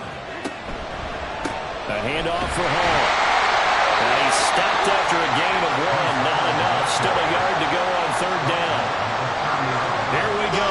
3rd and 1. Gut check time on both sides.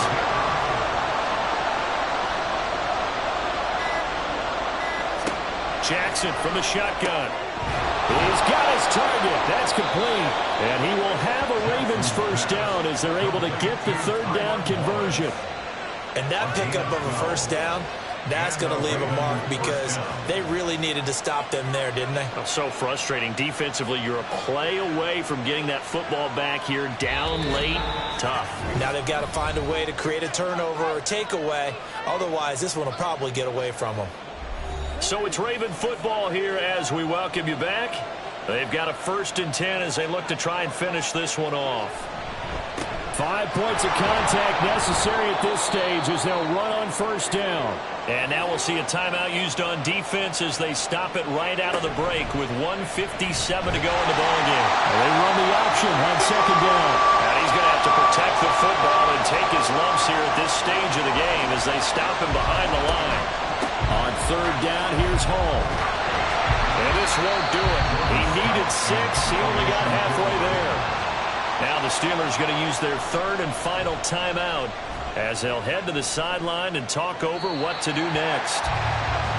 So here's Pickett and the Steelers. Down by 7. 1:45 to play. A 4th straight defeat looming on the horizon, barring a comeback here as they've got it with a first down. Now Pickett. Pryor has it complete. And they're able to get this one across the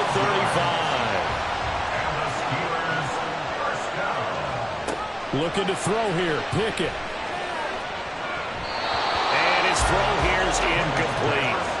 This secondary as a unit, they've worked really well together in this one, especially late. A lot of cohesiveness, a lot of communication, and some great athleticism. They're playing so well now, a nickname is short. And he can't get a throw off. He's taken down. What a huge play at this point in the game. Pickett to throw. And he can't get a throw away. He's taken down. No choice but to go. Here's 4th down now. Here's Pickett. And that will be incomplete. Looked like it might have been intercepted, but he's out of bounds. And a good thing, too, probably. That would have cost him yardage. But now they'll get the ball back on the turnover on downs. So they had to take the shot there. Obviously, that was pretty much it, their last chance. No other play for them, right? I mean, there's no other choice. It's not like you can have some strategy move, right? Punt it away and hope to... No, that's what they had to do. Right now, that offensive unit, they're pretty discouraged on the sidelines. They're going to feel like they let the team down in that situation, but they were in a tough spot to begin with. And with no timeouts now, they just need a miracle. Yeah, an absolute miracle. If the team that has the ball, just find a way to run out the clock, take care of the ball, and go home a winner. So the final seconds tick away in this Baltimore victory.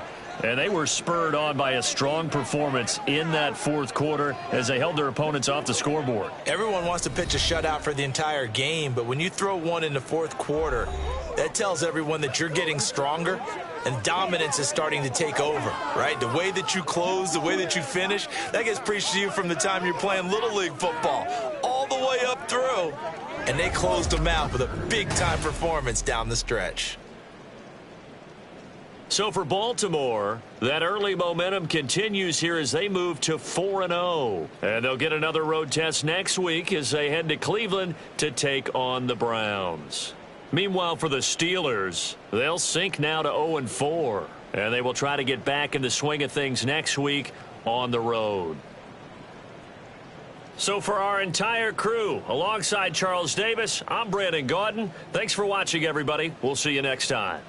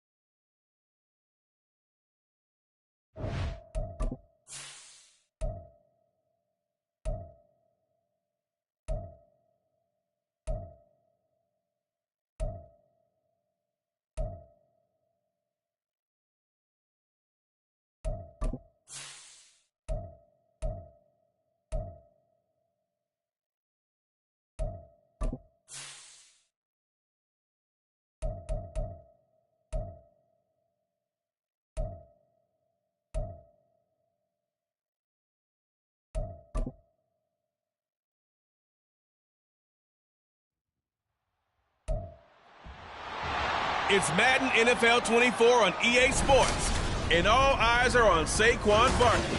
He was stellar a week ago, piling up the yards and finding pay dirt twice. It's the Bengals and the Browns on EA Sports.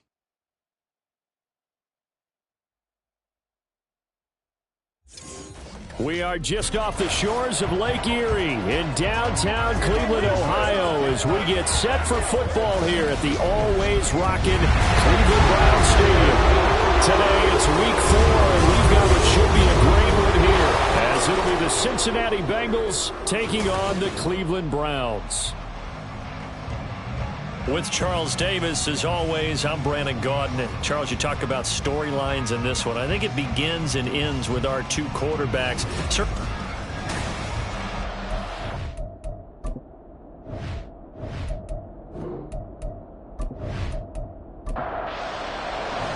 Seems like we were just starting training camp, but here we are in October, and off we go on EA Sports. From a couple yards deep, he'll bring it out of the end zone.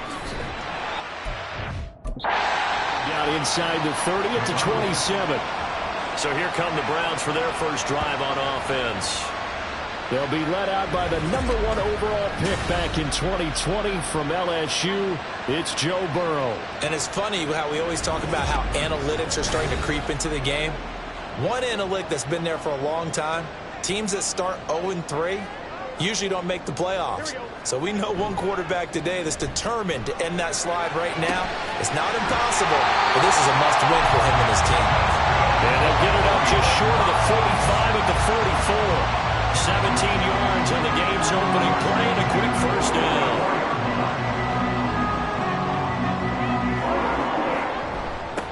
First carry for Nick Chubb.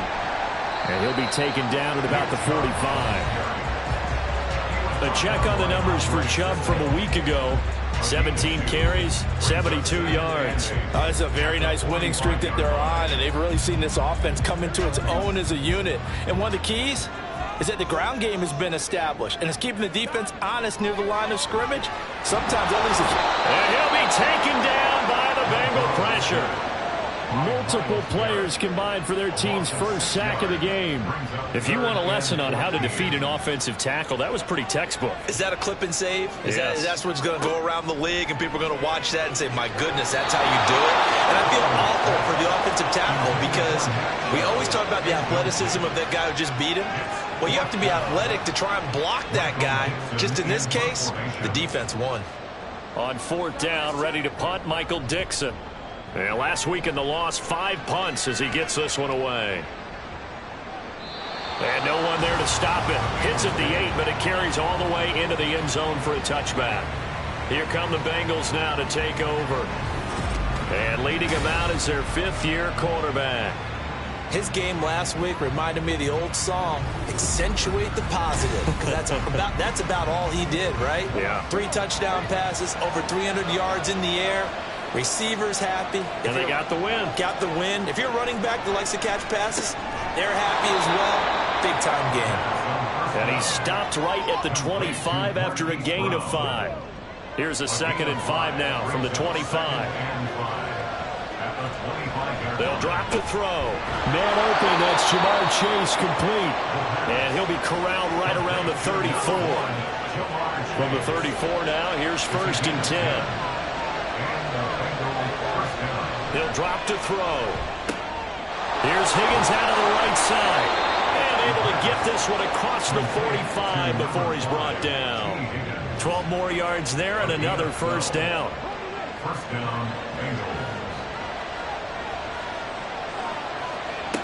They'll stick with the passing game as he looks to throw. And that one complete once again to Higgins. And he'll go down, but not before getting this inside the 30. Back-to-back receptions for him, and it's another first down. That reception, it brings him up to the 700 plateau. He's at 700 career NFL catches now. And that club in baseball, a rather exclusive club, and one we talk about all the time. In football, puts you in the top 50 all-time range. Not so bad either. They'll run for the first time with Saquon Barkley. And he'll take this ahead for about 4. 2nd down coming up. Well, look there at his numbers on the ground a week ago. He was creeping up toward 200 yards, thought he was going to get there, didn't quite make it, but also 2 rushing touchdowns. And even if he only got about half those numbers this week, his team would take it in a heartbeat, wouldn't they? Because last week, he was spectacular. And he gets it inside the 10 to the 9. That one goes for 16 yards. It sets him up first and goal. Quite the opening drive march they're on right now. It looks a lot like what we saw in practice prior to the game, doesn't it? You know, because on that last big practice beforehand, you go through your... Trying to get it to Chase, but it's intercepted. And the Browns are going to take over once again, and they'll have it at their own 8-yard line. Well, Brad, as they say in popular culture, this one's going to leave a mark because they can see the end zone, but it'll stay out of reach because of their error. All their offensive teammates have to give the quarterback right now, offer a little bit of encouragement because what's done is done. Let's get them next time out. Second drive coming up here for Cleveland as they return to the field on offense. They got the ball now following a big play, keeping the other guys out of the end zone. Now they'll start deep in their own territory, 1st and 10. Burrow gets this one quickly out wide. And a productive gain out to the 14 after starting at the 7. It's a gain of 7. Second down and 3. Brings up 2nd and 3 at the 14-yard line. Here's Burrow. And that falls to the ground, incomplete. A nice job of bodying him up defensively. And now it brings up 3rd down. 3rd down and 3 yards to go. Now Burrow. Well, he tries to force it in, and it's intercepted. And he will bring it back. It's a pick 6 for a Bengals TD. Well, what a response by that defensive unit, Charles, because they just saw their offense throw the interception. They come out there, not only get an interception of their own, but they take it back for the touchdown. I won't sing it because no one wants to hear that, but perhaps an early case of anything you can do, I can do better between these defenses. A lot of people came expect the offense to light this game up, but so far, the defenses are stealing the show. Evan McPherson now for the PAT. And he's got it to make it 7-0 Bengals. A heck of a play there defensively, getting the interception, navigating his way into the end zone for the touchdown. So they'll get another shot on offense following that pick 6, and now the kick is away. And he'll elect not to return this one, so they'll bring it out to the 25 on the touchback. The Browns offense trotting back onto the field. Now remember, they were just out here a moment ago through the pick 6, so we'll see if they can take better care of the football this go-around. And sometimes, partner, I think it's almost better that you just throw the pick 6 and you come right back out on the field. You're not over on the sidelines dwelling for it for very long. You're not hearing everyone say, hey, you'll get them next time. Hey, don't worry about it. All that stuff just goes right out the window. You're right back out on the field with a chance to atone.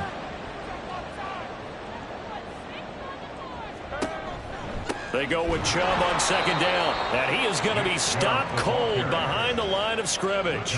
It'll go down as a 2-yard loss, and it brings up a 3rd down. They are in need of 6 yards here if they hope to move the chains. The quick throw by Burrow is complete. And he'll be taken down, but he does have 1st down yardage. It's a 7-yard gain there, and it's good enough to move the chains. And already down 7-0 after the touchdown a minute ago, so a 3-and-out here would not be ideal for them. Nice job finding his receiver there, and they get the 1st down. They will throw on 1st down with Burrow. And that play is blown up, losing yardage back at the 35. He was unable to shake free there, and they'll cover him for a loss of a yard. You talk about this Bengals defense. They were excellent a week ago in the win over Pittsburgh. Have to admit, I was extremely impressed by what I saw. They ended up getting 4 sacks in the game, stayed in the face of the quarterback the entire time, made it difficult for him to step up and find receivers downfield. And that's what they told us this week, that pressure on the QB is key. Throwing again on 2nd down, but this time it's incomplete. An incomplete pass on that last play, and that means they'll need to come up with something here on 3rd down. Now it's Burrow. He finds his man complete. It's Hoffman. And he is going to have a Browns first down as they're able to get the third down conversion. And that's well executed there on third down. And I love the confidence that they had to let their tight end try and find some space in the middle of the field, right in their quarterback's line of vision. And QBs love to make that easy throw, and they hooked up there for a first down. 2 first downs have them up near midfield now on 1st and 10. Burrow will throw. That's into the hands of Parkinson, the tight end. And he's able to take it across midfield before going out of bounds. 2nd and 6. 4 yards on the pickup. And they'll send the slot in motion left. And now a fake on the jet sweep and a give to Chubb. And he'll get this down only to about the 46. A minimal gain there on the 8th play of the drive. This will be play number 9 of the drive here as they need 4 yards on third down. They're passing here, Joe Burrow. He had a man open, but he missed him, and it's incomplete. The coverage keyed in on him since that last completion his way. He earned a little more attention on that route, and that made it a lot tougher to get a clean throw his way. And here's Dixon to punt now as he gets this one away. That'll be out of bounds, and how good was that? They'll say the 3-yard line. That's where they spot it. T. Higgins leading the Cincinnati receiving corps out for this upcoming series. There's a lot of talk in training camp about him getting off to a hot start this year, saying that they needed that. Well, he's done it through the first month. It kind of reminds me of one of those great musical groups where one person has their name out front, then they have the backups, right? He's the guy out front because the backups, they're doing what they're supposed to be doing, but we're going to the headliner each and every time. And that's not easily done because, you know, all the defenses are kicking towards him right now. That means he's fighting his way through traffic, finding ways to get open, even when he's not supposed to be. And he'll be out of bounds at the 25-yard line. A gain of 8 there on the play, and it'll be 2nd and a couple. Brings up 2nd and 2. Off the play fake, he'll look to throw. And he's taken down. This will be a Brown sack. 3rd and 4.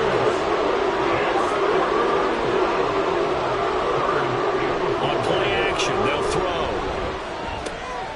Work in the middle of the field, and he's got a man complete. And they're going to get this beyond the 40 before he's taken down.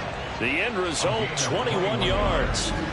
Well, I think when they look at their offense, they think to themselves, weapons, weapons everywhere, and they want to move the ball around. They want to spread it to different people. But you absolutely know they want to get this man involved as well, and that's what they just did on that play. They'll look to throw now on first down. He's got Njoku over the middle. And the result here, a pickup of 8. Leaves him with 2 to go on 2nd down. 2nd and a couple. At the Browns' 49-yard line. They'll look to throw here. That's caught by the tight end, Irv Smith Jr. And they're going to have another first down as he's going to be tackled at the Browns' 20-yard line. He got 29 yards that time. First down, Cincinnati. Back to throw again. And he's going to be brought down on what will be the final play of this first quarter. After 1, 7-0 on EA Sports. Start of the second quarter, and it's the Bengals in control of the football. 2nd down and a yard. As they've got it as we resume action. On 2nd down, here's Barkley. And he will take it on in for a Bengals touchdown. Saquon Barkley with career touchdown number 125, moving him into a tie with Walter Payton on the all-time list. And the Bengals go 98 yards and finish it off in the end zone. McPherson now for the extra point.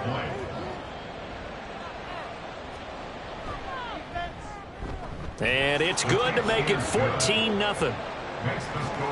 So that drive goes 8 plays. And it ends with a Saquon Barkley touchdown run. After the touchdown, McPherson on to kick this one away. This taken in at the goal line. And he had no room to run as he's tackled down inside the 20. Cleveland offense making their way out. And they're in a bind early here, down 14-0. Are you worried at this stage or still too early? You're worried. You're just trying not to transmit it to the rest of your team. You want to make sure that they stay positive. But at the same time, you're wondering, how are we going to move the football? What do we have on this play sheet that can work? Get back to basics is usually your answer. And make sure you find the guy who can move the ball fastest for you if you just get it in his hands. Yeah, still second quarter. You get points on the board here. I think you're feeling okay. Now Burrow. Oh, everything falling apart now. Another one intercepted. And his guys are going to get the football at the 23-yard line. And that's a ball that he is going to want to keep, his first career interception in the National Football League. And I love what teams do when that happens. You bring the ball to the sideline, the equipment guy grabs it, he puts a piece of tape on it, writes on it so that you know what it is, and then they tuck it away so that you can have it for later and put it on your mantle. Pretty good deal for him right there. Now he's eager to get back out on the field and get his second one. They'll try and start this drive in the air. He's got Njoku, his big tight end. And he gets it inside the 10 to the 9. A 14-yard gain there as they look to improve this 14-point lead. And what a nice example there of a tight end doing exactly what he needs to do. How about how he worked his way to the outside, made sure he secured the catch? Oh, the turnover fest continues. Here's another interception. And the Browns are going to take over at their own 11-yard line. Charles, not only is that an interception, it's one when you were really knocking on the door for a touchdown inside the red zone. You're actually thinking points no matter what. At worst, you're thinking kicking a field goal and getting 3. We might look back on this in the second half and say, you remember when they didn't get points on that drive? This could cost them. Here comes the Browns offense back onto the field.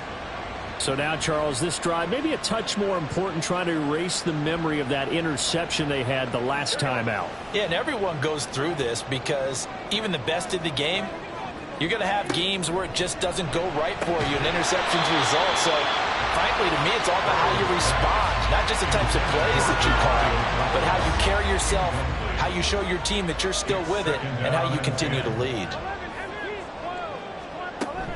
They go up the middle with Chubb, and he still has yet to get on track in this first half as they're going to stop him behind the line. It'll go as a loss of a yard, so now they deal with 3rd and 11. How about that, partner? That happened in a hurry. Sudden, explosive, gets into the backfield, and spills the play. And he was AFC Defensive Player of the Week last week because of plays just like that. Pass taken in by his big tight end. And he is going to have the Browns first down as they're able to get the 3rd down conversion. These guys have definitely been outplayed in the first half, but I like their countenance. I like the way that they haven't panicked out there, the way they're carrying themselves. They're starting to move the ball. And what you have to do, maintain your poise and start to put together some drives. That'll give them 8 that time. And that'll bring up a 2nd down and just a couple.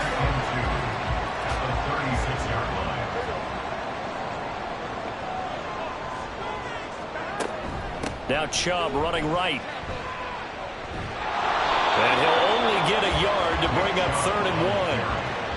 I haven't been a defense coordinator yet. The thing 2nd and 2 is a fun situation to try and defend. Playbook is wide open for an offense, partner. Nice job. Hold him to 1 after that 8-yard pickup on 1st down.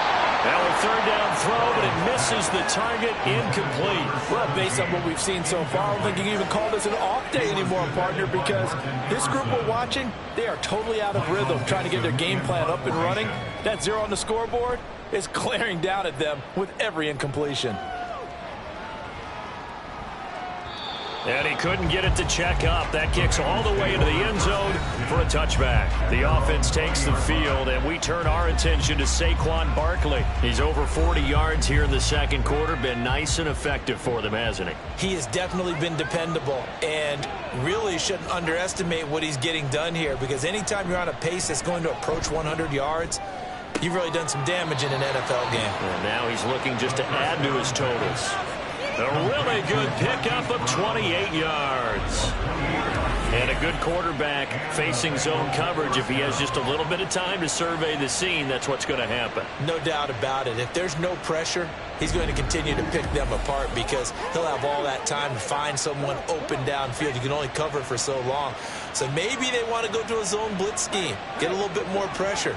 Remember when Carolina did that against Denver? They lost the game ultimately. They dropped the defensive end out, and he ended up with an interception in that game in Super Bowl 50.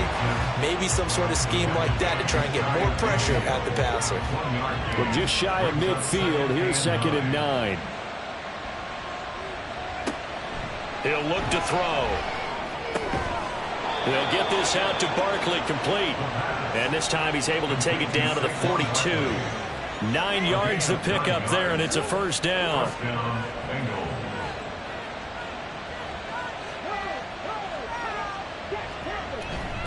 Up the middle with Barkley. And he's going to take this ahead for right around 3 yards, but no more than that. 2nd down. At the 39-yard line. It's a pickup of 3. Brings up 2nd and 7. They're going to look to throw. This short pass into the hands of Njoku. And they're going to have another first down as he's going to be tackled at the Browns' 28. The Bengals passing game finding a rhythm. They've got another first. First down, Cincinnati. Now a play fake here on first down. And that's going to be caught. T. Higgins. Touchdown. T. Higgins with career touchdown number 70. And the Bengals have moved out in front by 3 touchdowns. Well, I don't think that we're ready yet to say the route is on, but they have certainly looked near flawless here in this first half, and now an extra point away from making it 21-0. Yeah, and your experience led you to say that because we have both seen those 21-0 leads come and go in this league. But this one feels pretty darn secure. And here's the other part. Even when people chip away at it, it forces you into being almost perfect on the other side, doesn't it, in order to try and mount a comeback. Browns, nothing.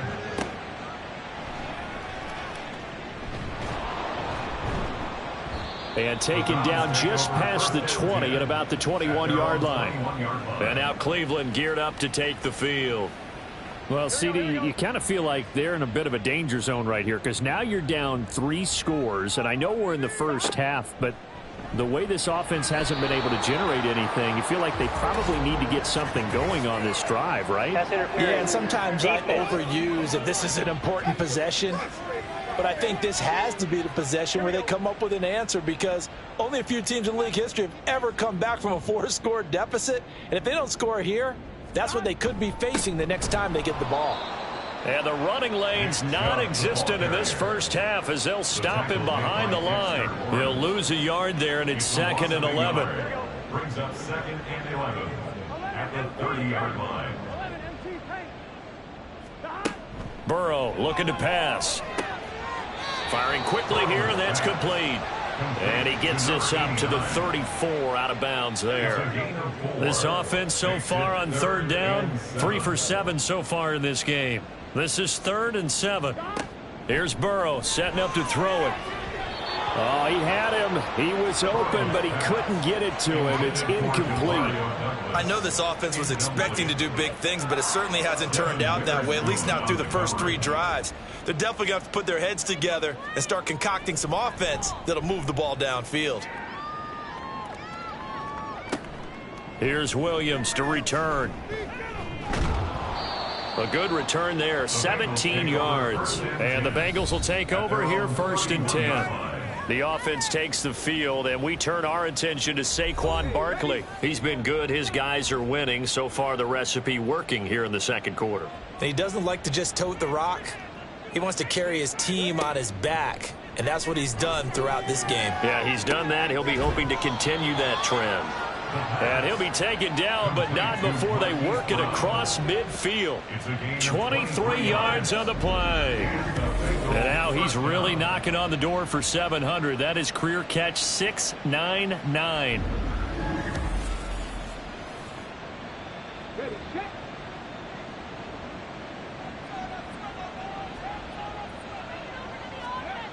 Now on 1st down, he'll drop to throw it. That's complete. He's got Barkley out of the backfield. call it a gain of 6 on the play, and that'll bring up second down. And they'll use him out in the backfield, and sometimes quite a bit. They're just trying to get him touches any way they can. 4 catches a week ago. There's another one right there. 2nd and 4. This is the tight end, Njoku. And brought down, but not before they're inside the 25. Catch number 4 for him on the afternoon, and it'll give him a first down.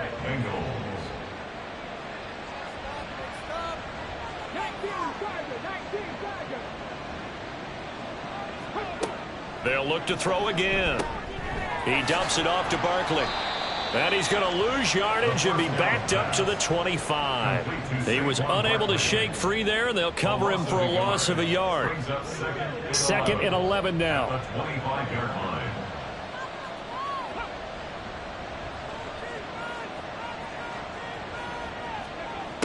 They'll stick with the passing game as he looks to throw. Over the middle here to Brown. So 8 yards on the completion there, and now we've got a 3rd and 4. So 5 plays on this drive, Charles. All passes, all completions, and just like that, they're in the red zone. And don't you think the playbook opens up a little bit more now? Because all they've done is throw the football. If you want to run it now, you may very well have them fooled. And the Bengals are going to have 1st and goal as they try to finish off this drive with 6 points. Well, they've had a great, impressive drive going here, and that pickup ensures the drive continues. And not only do you continue the drive, which is demoralizing for the guys on the defense side of the ball right now, but you make your own defense happy. They're able to get a little more rest over on the sidelines while this one continues downfield. Again, he'll drop to throw. And he works his way past the line of scrimmage and then slides to a halt.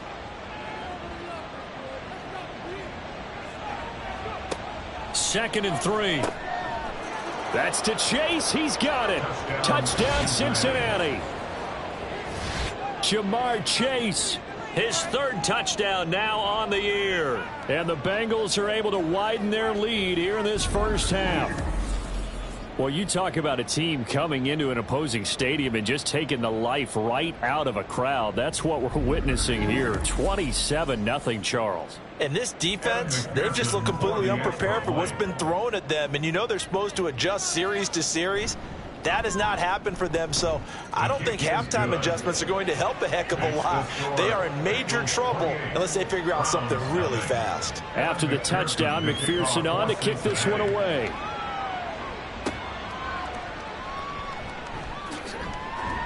And he's up past the 20 to the 22-yard line. And the Browns getting set to go. And last drive, 3 and out. Still a goose egg on the scoreboard. How do they break that goose egg? They've got to find a way to get the ball in the hands of their playmakers, get them some space, and try and make a first down and get some momentum going. It's been a struggle for them throughout the game, and that 3 and out on the last possession, that told you just how stalled they are on offense. So who will step up here? We'll see. This offense continues to shoot themselves in the foot. And here, another sack. All game long, we've seen missed assignments, which have led to turnovers, sacks. This group has not played well at all here in the first half. So after the sack, a scenario you certainly don't work on too often. 2nd and 24. Here's Burrow. Got his man complete over the middle. It's Hoffman. Now the Bengals going to use the first of their timeouts as they'll head to the sideline and talk over what to do next. The Bengals going to use the second of their timeouts as they'll head to the sideline and talk over what to do next.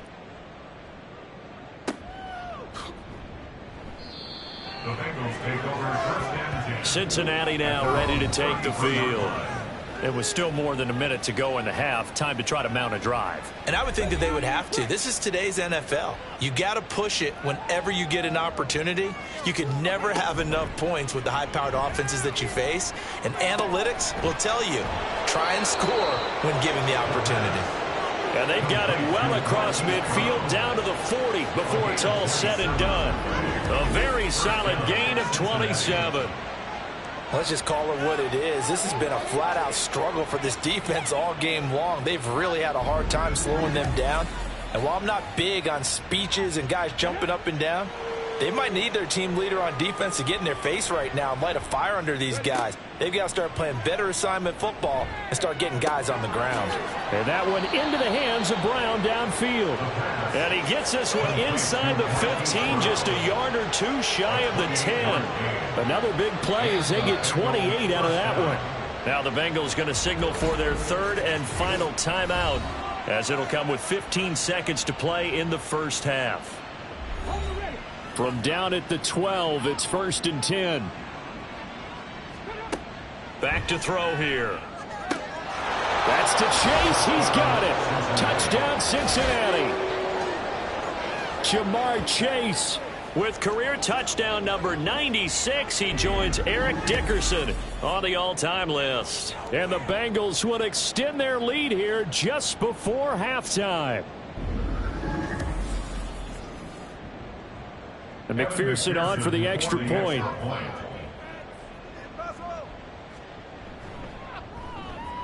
And he's been a busy man, 5 for 5 now as he knocks another one through to extend the lead. Scoring summary, 3-play drive. And it was Jamar Chase who finished it off with a touchdown. There he goes left side. He's past the 30. He will score. Touchdown, Cleveland. I'm not sure that they have illusions right now of, okay, we're going to score 8 times in a row, we're going to be terrific. But to get one, that was huge for them. That has to feel much better right now. And you do have, we're still in the first half. You do have the entire second half. There's something about that goose egg that just looked bad on that board, but now they've broken it. Yeah, broken through. Can they maintain the pace? We'll see as we go along. An extra point attempt here still to come.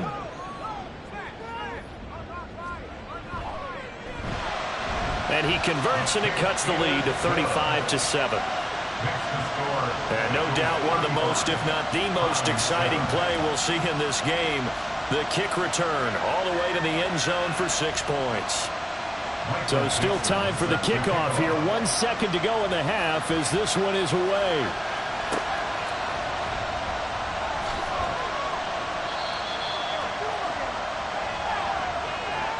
So we've come to halftime after a very one-sided beginning to this one. As we'll send you down to Orlando, and we check in with Jonathan Coachman for our EA Sports Halftime Report. Coach. All right, Brandon, we'll get back to you guys in a bit. But first, let's take a look around the NFL here on this first Sunday of October. We'll start over at Raymond James Stadium in Tampa. And it's the Buccaneers who are out in front in the second quarter. Rashad White, a touchdown run in that first half. We'll stay in the NFC South as we head to Carolina to check on the Panthers. And that game all tied up as they host the visiting Giants. Lastly, let's head up to the Twin Cities to check in on the Vikings at home in Minneapolis. And they were winners in that game over the visiting Detroit Lions. Brock Purdy, excellent in the victory as his guys moved to 3-1 after 4 games. Here, it was the always dangerous Saquon Barkley with the impressive first half. He had a touchdown run that helped get his guys this halftime lead. The highlights from the first half, all one-sided. This one got out of hand early, and now you have to wonder how these teams will approach this second half, because this one's already close to being in the bag, if it's not already.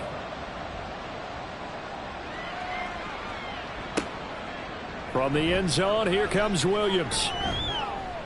And ultimately cannot get this out to the 25-yard line as he's dropped at the 23. The Bengal offense now with a football first here to begin quarter number 3. Now, the first half definitely went their way, and this would seem to be a great opportunity to kind of put this game a little closer out of reach with a score here. Yeah, and it's a wonderful opportunity for them because if they can add 7 more to their lead before the other guys even see the football, that could be the decisive blow in this game. I think that's how they're eyeing it. That's how they're approaching it.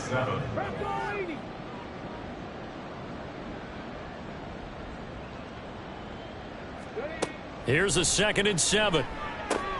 That's taken in by Higgins. And he'll be out of bounds across the 30-yard line. It'll be a gain of 5. And 3rd and 1 now. And it's 3rd down. They'll try to run for it with Barkley. Oh, what a move.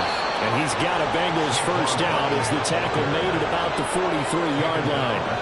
So far this season, this is an offense that's proved its ability to move the football. I mean, they're in the top 5 in the NFL in picking up first downs, and they get the conversion here. And I think a lot of that is due to how they win on first and second down, because that leaves them third and short, third and manageable. A lot easier to pick them up then, isn't it? And he'll be taken down across the 50 at the 45 in enemy territory. So 1st and 10, and if they score on this drive, might have to start digging in our second half blowout material. Out of the shotgun, they run with Barkley. And he's able to get this one down to about the 40. 5 yards on the carry. Good pickup on first down. Ball at the 40 here for 2nd and 5.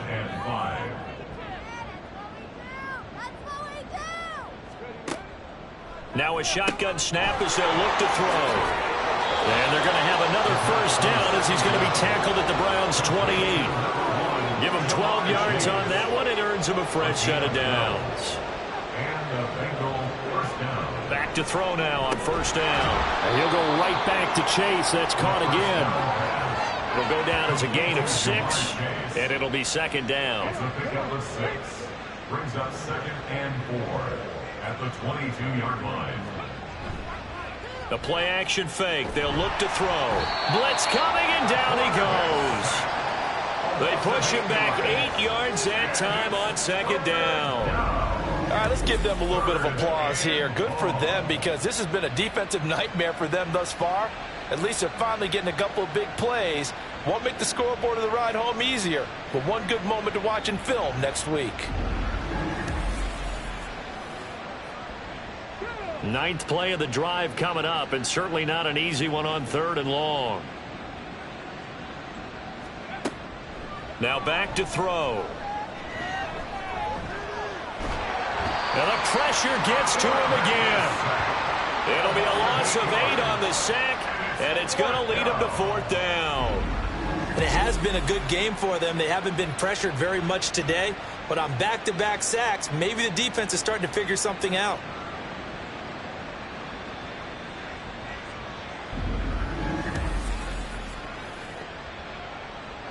So now on comes the field goal unit, and wow, this is no ordinary try here. This officially a 55-yard attempt. And he has got it from 55 yards away. That was never in doubt, and that will extend their lead even further. Well, they picked up right where they left off in the first half. First drive after the break, they come away with 3 and increase that lead. Yeah, and you just want to keep building on that lead, don't you? Whether it's 6 points or 3 points, take everything you can get, keep maneuvering, keep adding to it, keep making it difficult for them to come back. Here's the Browns now. They get set for their first possession of the 3rd quarter. They will throw on first down with Burrow. Over the middle, complete. That's Hoffman. And he's going to get 7 out of this before being taken down at the 27. Operating from the 27 now. Here's 2nd and 3. Now it's Burrow. He finds Douglas, complete. Second catch for him today, and it'll wind up a first down. I think that's a big pickup for a first down, because when you run a drag route against zone, you're sometimes asking for trouble because you might run into a defender. Yeah, well, there they ran into a first down, executed it to perfection. And nothing much materializing there on the first down run. He'll get a couple, and that's it. Here's a 2nd and 8. From the shotgun, it's Burrow. And he drops it incomplete, and their struggles continue here. We saw this a lot in the first half, and it continues. These receivers just not able to get much separation. So that means they have to win the 50-50 balls. They've got to go up with the defender and find a way to start coming down with them. And this time, contact and another incomplete pass. And now the 3rd down throw incomplete as well. And you can tell just by looking at them that this offense is a frustrated unit. Things are really unraveling here, and as a head coach, time to earn your paycheck. You've got to find a way to keep it together, as that brings up another 4th down.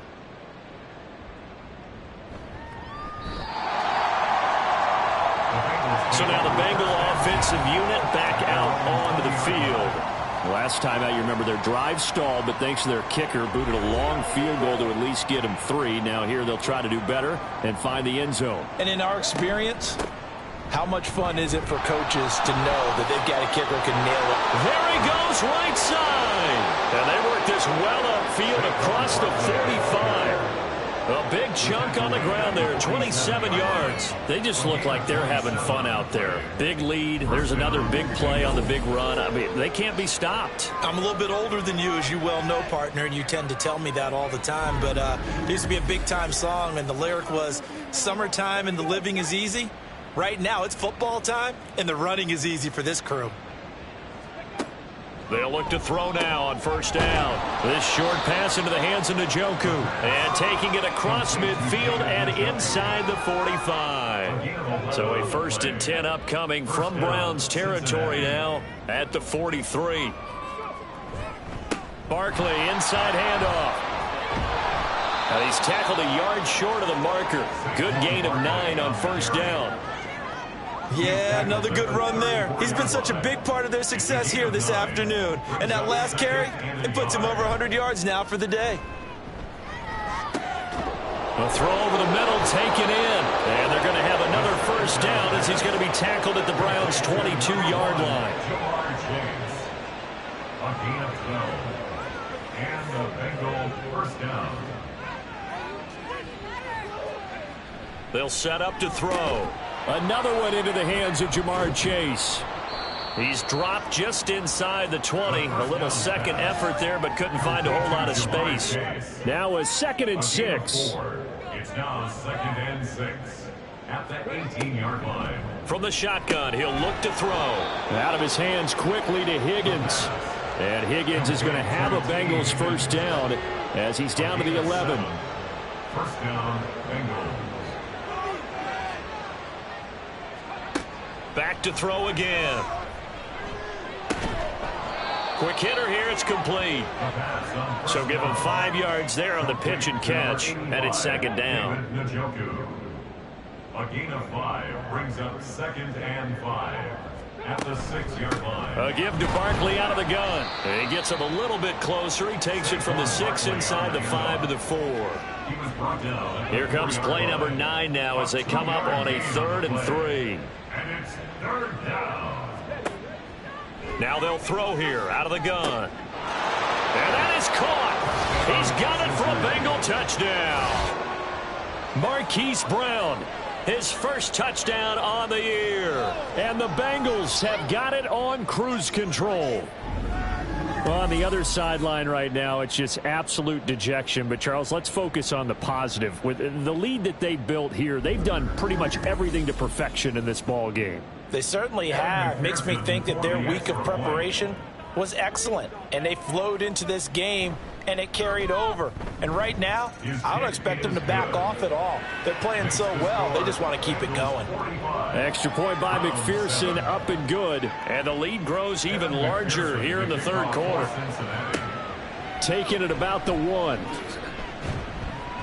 And no alley to be found. The coverage was solid, and he's dropped at the 18. Another opportunity now for the Browns offense. Well, we're still in the 3rd quarter, so there's some time to kind of clean this up and make it look more respectable. Now, a win, that's probably gone out the window, Charles, but I don't know. Do you look at this as a time to just improve and maybe start to look towards the future? I think you have to find something to play for, something to grasp onto until the clock runs out. But, Brandon, we've been around this game a long time. This is an outlier. You don't get many blowouts like this no matter how the game looks on paper going in. This one has turned out to be everyone's worst nightmare realized. No gain on that one, and it's going to bring up a 3rd down. Behind the line of scrimmage. Out of the gun, it's Burrow. He's got his target. That's complete. And he takes us up to the 40-yard line before being corralled. Big yardage there for the Browns, 18. 1st and 10 at the 40-yard line. 11, 11, 11, 11, 11, 11, mighty. 12, 12, 12. And as they come to the line, they will not be able to get off another play as time has run out on this third quarter. We'll return with more after this break. You're watching the NFL on EA Sports. And we're back now here in Cleveland. And this is a blowout so far as we get set for the fourth quarter. A very one-sided affair. And now a throw on first down there, but it's incomplete. Now a 2nd and 10. Second and 10 at the 40-yard line. To the air again, Burrow. A quick throw there is incomplete. And that's another play that's painted the picture of this game overall. It's been a blowout. It's been continually fueled by big turnovers and stops for one side and an inability to advance the ball from the other. Work in the middle of the field, and he's got a man complete. And he's got another first down as the tackle's going to be made at the Bengals' 45-yard line. First and 10 at the 45-yard line. They're passing here, Joe Burrow. Oh, he dropped it. And that's pretty indicative of the way this one's gone. Here's 2nd and 10.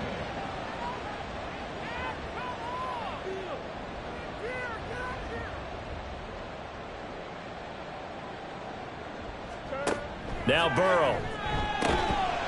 And this time he's got the hook up. It's complete. 5 yards. Now it's 3rd and 5. It's a gain of 5. Brings up 3rd and 5. Now it's Burrow.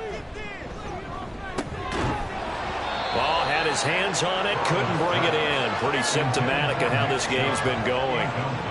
He did a fine job there of not hitting it before the ball arrived, and I've got to tell you, you can often mistime that play because of the angles of approach. When you're going to get him, sometimes you panic as well and think, I've got to be there right now. Instead, in this case, timed it perfectly and knocked it free.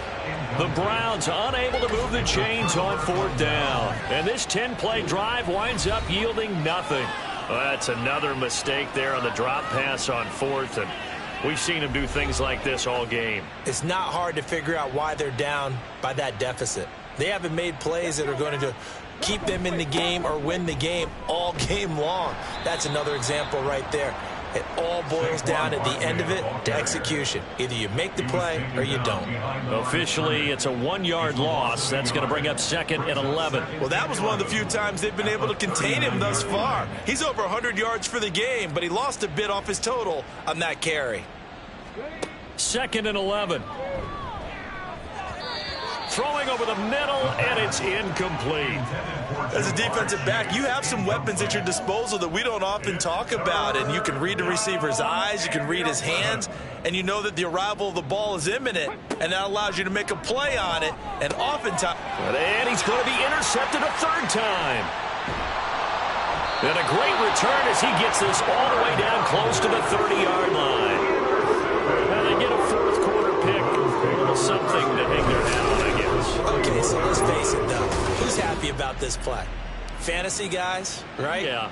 The analytics will tell you one thing or another. That's a bad play on one hand, a good play on the other, but it's all about the fantasy points here. Yeah, because this ball game is over. Heading out is the Cleveland offense now as they get set to take over here. And you see a lot of frustrated faces as they are inching closer to a 4th straight loss. And now the drive starts with a completion out to the right. So give him 2 yards there on the completion, and that's going to bring up 2nd down. A gain of 2 brings up 2nd and 8. Here's Burrow setting up to throw it. He throws it on the move, but can't connect as that falls incomplete. That incompletion brings us one step closer to the end of this one. Maybe mercifully, partner. And let's face it, though, no surprise, they're still flinging it around. They have pride, too. On 3rd down, Burrow. Throwing the out route incomplete. That's Douglas. And he is going to have a Browns 1st down as they're able to get the 3rd down conversion. So the ball down to the 16 here for 1st and 10. Throwing again, it's Burrow. He finds his man, complete. That's Hoffman. 2 yards on the pickup there, and it's 2nd down. 15-yard line. 2 yards on the pickup. It's 2nd and 8. Here's Burrow. to the end zone, but it's incomplete. Certainly looked like someone was very confident in his ability to fit that one in.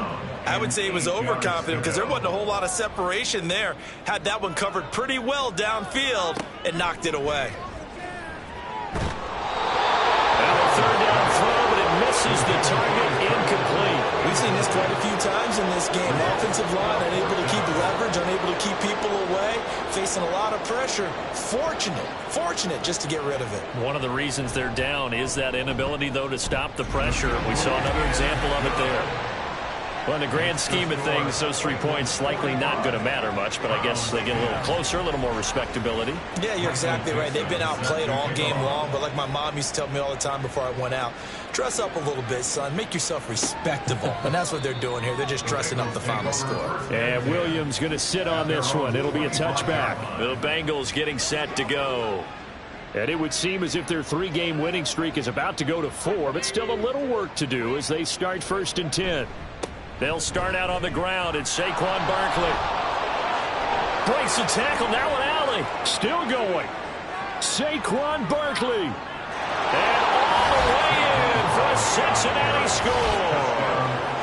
Saquon Barkley with career touchdown number 126, the same number Jim Brown had during his 9-year career. And the Bengals are going to be moving to 4-0 as they extend their lead.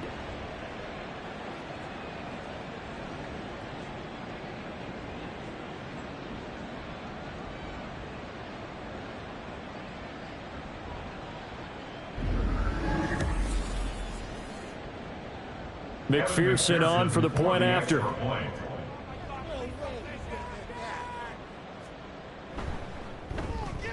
And this one was over a while ago as they just add on to their big lead. One of the shortest drives you'll ever see. One play, 75 yards, 6 points. This taken in right around the goal line. And he won't quite make it to the 25. Cleveland offense making their way out. We said it at halftime that they would need a nearly perfect second half to erase that deficit that they were facing, CD. But unfortunately, the second half, and now ball going to be intercepted yet again. Picked off by Devin Witherspoon. And they will finally put it into the return, but not until he takes it back all the way inside the 10-yard line. Oh, my goodness, CD. I mean, this defense just continuing to dominate. They're really dominating on both sides of the ball, but for the defense, that's now 3 interceptions for them here in this ball game. And what a great teaching tape for this defensive coordinator, right? When they go back and review this game, what does he always tell us that he preaches to his team? We're going to lead the league in effort. Well, they're doing that in this game as well as making big plays. Suddenly it's 1st and goal after the interception. A quick change in the situation here. They'll set up a throw. Escaping the pressure right. And he'll take this into the end zone for a Bengal TD. Taking it in from 7 yards away. And the Bengals add another 6 points to what's going to be a blowout victory. So definitely a good day's work throwing the football. Very good day's work. A 4th touchdown passes. They're really pouring it on. Yeah, and so much for going into clock mode after getting that touchdown, right? Because you would think with the lead, 4th quarter, they might actually do that. No chance. They've kept attacking and got another touchdown pass as a result. Extra point by McPherson, up and good. And this one was over a while ago as they just add on to that big lead. McPherson to kick off for Cincinnati. And here comes a return from just beyond the goal line. And he will be brought down here inside the 20. Good coverage as he's dropped at the 17. The Browns offense heading back out to take possession. Where we stand right now in the 4th quarter, this one pretty much out of reach. And, Charles, I know they're going to be disappointed about several things with this ball game, but the self-inflicted wounds, they've had several turnovers. You would have to think that's going to be something they're going to discuss heavily in the film session in the coming days. You're absolutely right about that, partner, because they're going to have to sit in that film room and watch every error that they made and figure out how to not do it in the future. And mentally, I think a lot of the guys are already starting to think about, okay, how do we put this behind us and get better for the next time out? This, they'll use as motivation for the rest of the time that they play. to hopefully never be in this type of situation again. And he'll slide to a halt here, still a little shy of the first down marker. 2nd down and 6 now.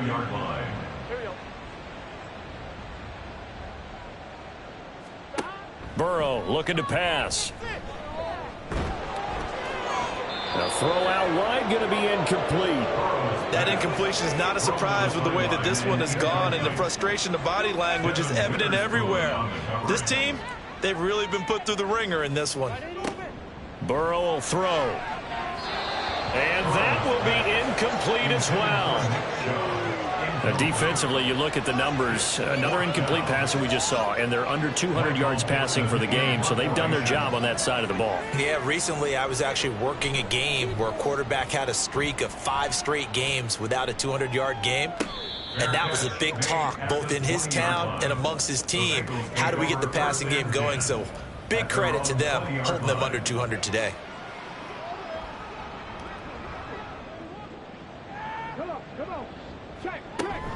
They begin with a run by Barkley.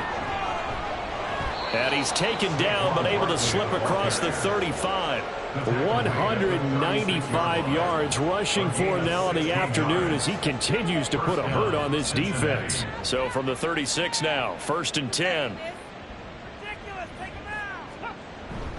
They'll run it again with Barkley. And he'll be taken down at the 46-yard line. Well, partner, I know this type of running back. I mean, this size, this intensity usually gets better as the game goes on. And I just tell you from experience, the first few quarters, oh, you're eager. You come running up there, I'm going to tackle this guy. By the 4th quarter, you're coming up and thinking about it. And D-line wearing down 4th quarter. Yeah, that's not a guy they want to see consistently. And he'll be brought down at the 45-yard line. 9 yards the pickup there, and it's a 1st down. No doubt those are the types of carries they're looking for here, Charles. The lead in the 4th quarter. This is when coaches that have a reliable running game, they breathe a little easier on the sideline. Yeah, they love the idea that they can take the air out of the football at this point of the game. That means they're really counting on that offensive line, counting on the runners, taking care of the football. Because you're going to tell your quarterback, hey, no time to be a hero. We're not going to throw it here. Just eat up that clock. And if you have the ball, they can't score. A 1st down carry for Barkley. And he will take it on in for a Bengals touchdown. Saquon Barkley, his 3rd touchdown of the game, his 8th on the year. And the Bengals extend their lead yet again. Even though they've got this big advantage, Charles, they are not taking their foot off the gas pedal right now. Well, I think what we're seeing is the result of all their great preparation and great practice time during the week. And even though it seems like this is a great chance to pull people back and maybe, not try and score a few more times, they don't want to do that. I think they're enjoying what they're seeing, the collective effort, and they want to play it all the way out. Extra point by McPherson, up and good. And this one was over a while ago as they just add on to that big lead. From a yard or two deep, here comes a return. Fighting his way through contact. And ultimately, he stopped right where he would have been if he had simply gone down to a knee at the 25. And now Cleveland geared up to take the field. See if they can put this drive in the end zone, Charles, because it's been a little bit of a rough go at times. They've had to punt the football a ton in this ball game because of stalled out drives. So are you saying that you're kind of tired of seeing the punter run out there and do his thing during this game? Is that what you're trying to say? Well, I mean, I'm okay with it. I have a feeling that this offense, they don't want to see the punter again. And frankly, the punter doesn't want to run out there anymore himself. He would love to see his offense put together a drive and give his leg a rest. Another throw on 2nd down, and this one incomplete as well. Tough series for the passing game. Things just aren't clicking. Hoping they can come through on this play and get this series back on track with a completion for enough yardage for a 1st down. And it's going to be incomplete. He was able to catch it there on the right sideline, but out of bounds, says the line judge. And it's going to bring up 4th down. Now here's Michael Dixon. He's been one of their few bright spots so far.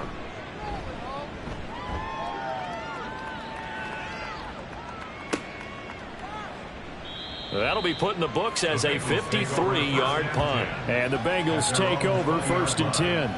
Cincinnati set to take over once again. Well, they don't really need the points here, Charles, given what we're looking at on the scoreboard, but they've scored on 3 consecutive possessions, 3 consecutive drives, and I'm sure that they would like to keep that streak going here and continuing to pour it on. And things have gotten that way in the NFL, haven't they, partner? Because in the old days, people would, they'd get off the gas a little bit, right? But now, people continue to accelerate. But we'll see what they decide to do as they come out for this one. But the way that this game has gone, they've got to be awfully happy with their execution overall. Here's a fake on the jet sweep as they'll go instead with Barkley. 2 yards on the carry there. It'll be second down. That's it. That's what you want. Straight ahead positive gain. Just keep that clock ticking.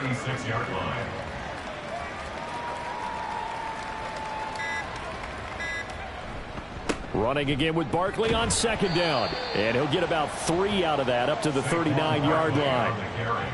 Well, praise has to go to the guys on the offensive line because they've had a very nice, productive day running the football. How about that poor defensive line? They've been knocked around the entire game, and while they slowed them down on that run, can they continue to do so? Because they haven't had much success throughout this ball game. Out of the gun now on third down. That is caught, and he is going to have a Bengals first down as they're able to get the third down conversion. He's been the go-to guy, and they needed a big play there on third down. Went his way, it worked out. Doesn't matter whether they've scouted it or that they think he's going to get the ball. He has a knack for finding his way open and completing the connection.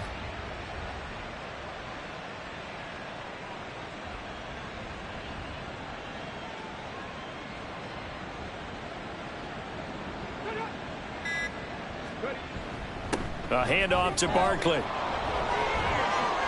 And good work there in open space. And he's got this all the way down now to the 32. Another big hitter there. This one good for 18 from the 32 now. Here's first and 10.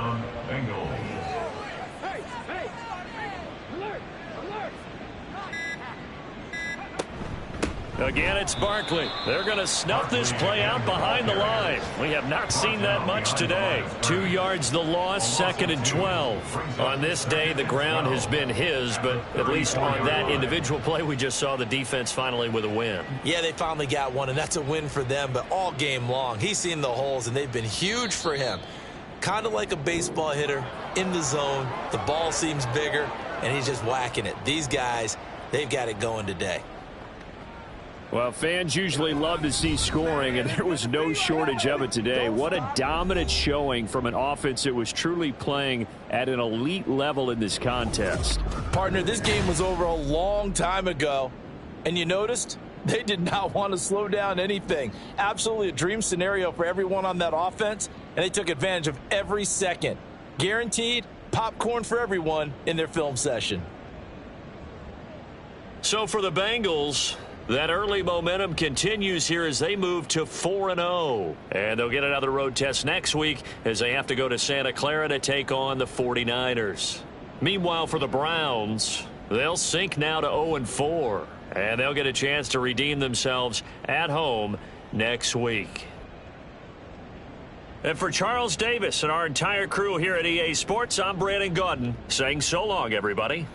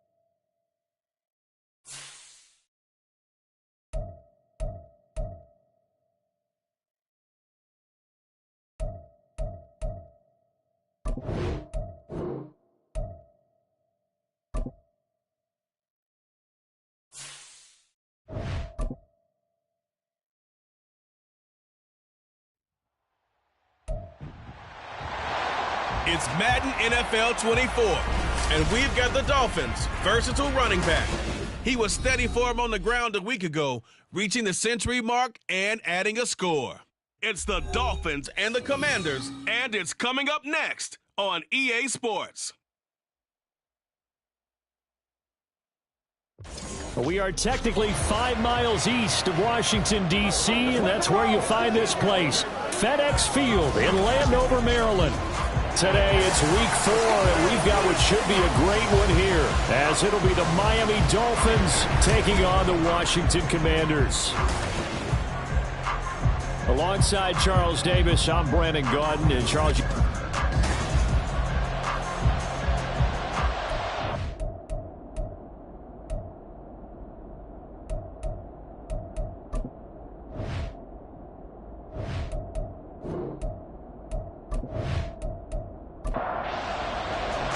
Seems like we were just starting training camp, but here we are in October, and off we go on EA Sports. From a couple yards deep, he'll bring it out of the end. And no chance to get away as they'll get him down at about the 17-yard line. So here come the Dolphins now as they get set to take over on offense. And they are led out there by their mobile quarterback. That was a solid performance last week, wasn't it? 2 touchdowns, no interceptions, ran the team well, won the ball game. Bottom line, may not have been earth-shattering, but it didn't need to be.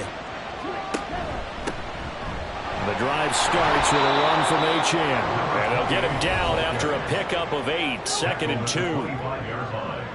The numbers for him from a week ago, a boatload of carries, 115 yards and a touchdown. Just an excellent performance from them on the ground last week, and that speaks to an offense that is operating at a high level on all fronts. Of course, that man running the ball, he's just seeing the field so well.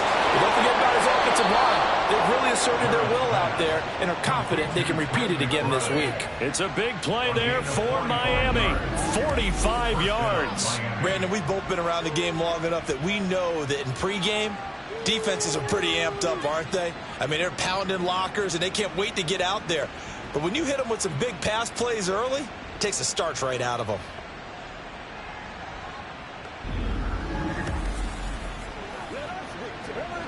So the big play has them all the way down to the 30 now for 1st and 10. A run straight ahead with Achane. And he'll lose yardage. Brought down at the 32. The defense showing some anger after giving up the big play. This time they'll lose 1 or 2. So the first down run lost a couple. Now they come up 2nd and 12. Achane here. They stay on the ground. And he struggles to get a yard here, maybe a yard, down to the 31. You talk about this Washington defense. They're trying to cover up some holes in the secondary. Right now, bottom 5 in the league against the passer, number 28. They're in the bottom 10 in the league. I mean, when you look at their talent, you would think that they'd be much better. Overall, I don't think there's any question you'd have to say that they've underachieved. Now throwing on 3rd down there, but he cannot connect. Not only did he have a chance to scan the field there, it felt like he had a chance to scan it twice. The protection was that good. Unfortunately for him, the coverage downfield, equally good. Patterson's kick is good. And the opening drive for the Dolphins yields 3. Well, they started the drive backed up pretty deep, but a nice effort to overcome the field position, get into field goal range on the game's opening possession. And, Brandon, I think from where they started, The initial thought was, can we get 1 or 2 first downs and help out our defense after we pump the ball away with field position? But as that drive went on, I think their sights got set a little bit higher. They were thinking touchdown, ended up settling in between and coming away with a field goal.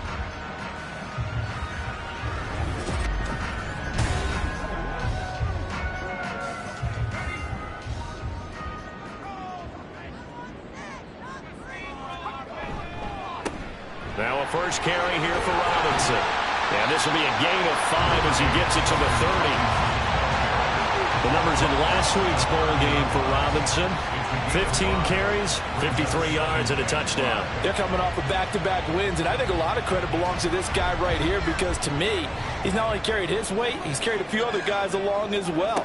He's helped draw defensive attention away from not just him, but open things up for his teammates, too. So if this winning streak is going to continue to have some legs to it, he has to remain effective and put together another nice game. And O'Connell now to throw. Able to find the open man. That's complete. And he's going to have a Commanders first down as they're able to get the third down conversion. When you give up points on the opening drive, in this case a field goal, you'd hate to go 3 and out. They avoid that. They do, and it's also walking that fine line mentally, too, as a coach, isn't it? Because you want to emphasize to your team exactly what you said. All right, we gave up a field goal. Let's go back and at least equal that, guys. But if we don't, you don't want them to feel like it's the end of the world either. Nice that they were able to pick up the first down there, help them relax a little bit. Throwing on first down, but this one winds up to be incomplete. Well, they certainly did a nice job there, picking him up out of the backfield and then running stride for stride with it. That's good coverage, and it led to an incompletion. Here's O'Connell again on 2nd and 10. Man open, here's Jones. And he's got another first down as he's brought down at the Dolphins' 32-yard line. 23 yards the pickup there. So now 1st and 10 as they've crossed into Miami territory at the 32-yard line. Hand off to Robinson out of the shotgun.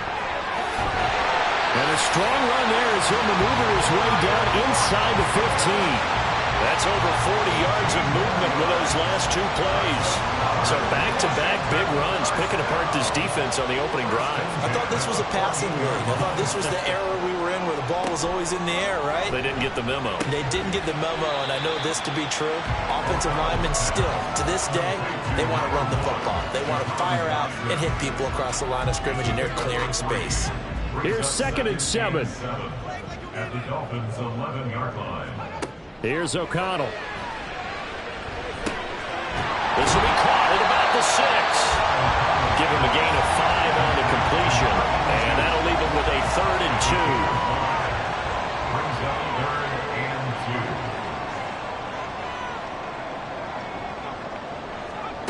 2. O'Connell working from the gun. Going quickly there, but it's incomplete. The Dolphins do the job defensively there, and now it brings up 4th. What an excellent defensive stand there in the red zone.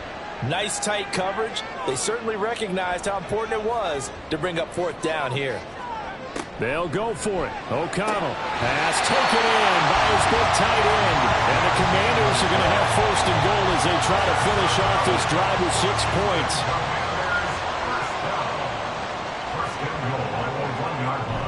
Robinson is not going to get in. In fact, he'll lose a couple of yards back to the 3. A loss of 2 there. 2nd down. It looks like they quit hitting the snooze button on their alarm there. Finally a sign of life from this defense. They've been fairly passive on this opening drive. Now able to stand up on 1st and goal, and they sent that play backwards. And he is met in his tracks behind the line of scrimmage. It'll be a loss of a full 3 yards there, and it also brings up 3rd down. We all know how much running backs love getting the ball down near the goal line. They think they're going to find a way into the end zone. He hasn't had that kind of luck so far. Ends up not getting in on the last 2 carries. You know he's going to be up. And he'll go down. Brought down at the 20-yard line. It was Miles Murphy who fired in and got him to the ground. Well, it's about how teams are so competitively matched, and you just want to make those plays that give you an advantage. How about right here? The difference between letting them score a touchdown versus holding them to a field goal, that's absolutely huge with the play he just made. And you know he hated taking the loss there on 3rd down.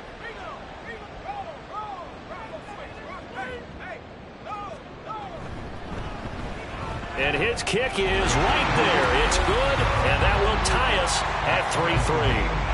So matching field goals on our opening 2 drives. Yeah, it feels like 2 boxers feeling each other out here in the early going of the game, right? Exchanging some jabs, but none of the heavy stuff just yet. Each team with a possession, each team with a field goal as the kick is away. So Miami coming out for their second drive. And last time able to get 3. It's not what they wanted. They wanted 6, but they got at least something. They mustered something out of the drive. They'll take it. I like the way you've described it. Not ideal, but they'll take it. Anything to put some points on the board. But this time on offense, they don't even want to see the field goal kicker trot on the field. They want that ball in the end zone. Yeah, they'll be going for 6. Line of scrimmage, the 37 on 1st and 10. Up the middle, Achane. And this winds up a pickup of 2, maybe 2.5 to about the 39. This is 2nd and 8. 2 yards on the pickup. It's 2nd and 8 at the 39. Again, it's Achane. And slow going there as he'll only get a yard, maybe, up to the 41. Now a 3rd and 6. Back to throw. Jarrett. And this is going to be incomplete. 1 first down here, and that's all, folks. Good work by this defense to hold things in check and force a punting situation. On 4th down, A.J. Cole comes on to punt. He was only asked to punt once in the victory last week as he sends this one away. And that hits at the 6 and carries into the end zone for a touchback. Now Washington going to retake the field for drive number 2. And a methodical drive last time, but they couldn't get that knockout blow. They had to settle for 3. But you got to like what they've been doing along the way, right? It's almost like the body blows, the setup punch. As you said, they didn't get the knockout blow here, but that doesn't mean it can't come later in the game on another possession. And the defense on the other side, maybe a little gas. Yeah, a little tired. And if nothing else, they just feel relieved getting off field only giving up 3. They don't exactly feel like they've handled the offense. Here's O'Connell looking to throw it. He's got his man. It's Pierce. And they're able to get this one across the 35. That's good for a Commanders first down. On 1st and 10, it's Robinson. And he's going to take this ahead for right around 3 yards, but no more than that. 2nd down. A 3-yard pickup brings up 2nd and 7. To throw here, O'Connell. Now a quick throw there, but it's going to be incomplete. He was looking for Brian Robinson out of the backfield. And that'll make it 3rd down. You talk about this Miami defense. They were fantastic a week ago in the win over Houston. Anytime you can hold a team to less than 10 points, your expectation of winning that game is sky high. In fact, you guys would be stunned to come away with a loss. 5 yards on the screen, but that'll take us to 4th down. Boy, that one was well read defensively, and this is all about diagnosis as a safety and being decisive because he saw it setting up in front of him, able to knife through there and make the play. That one sails out of bounds. A side judge will walk it off. And he says it went out of bounds at the 9-yard line. Nice punt.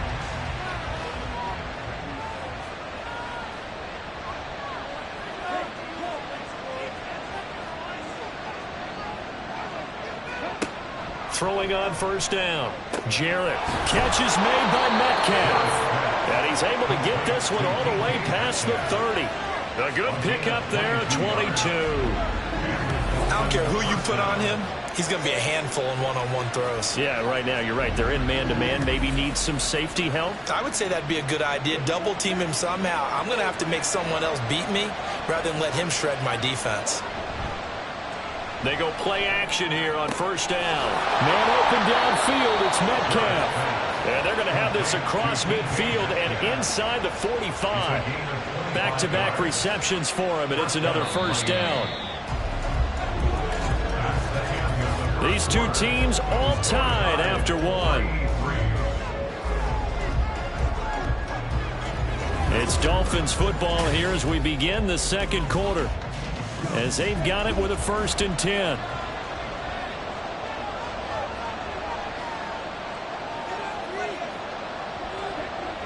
Looking to throw. Jarrett looking left side, and he's got a man. That's Watson. And to the 36-yard line, taken down there after getting 8 yards. Ball on the 36 now. Here's second down and 2.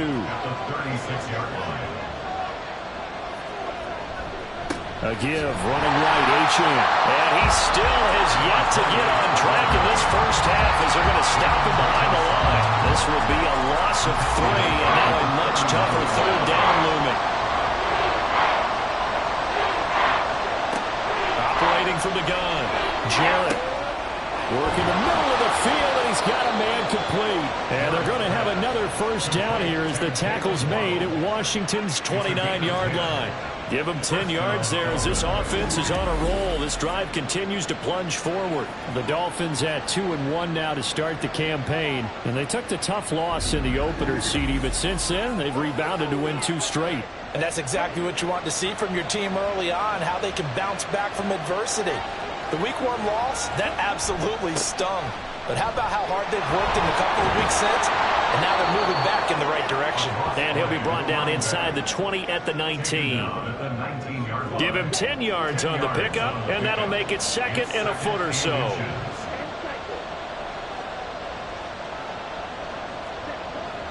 Back to throw. Jarrett. And this is incomplete. The intended receiver was DK Metcalf. And it's third down.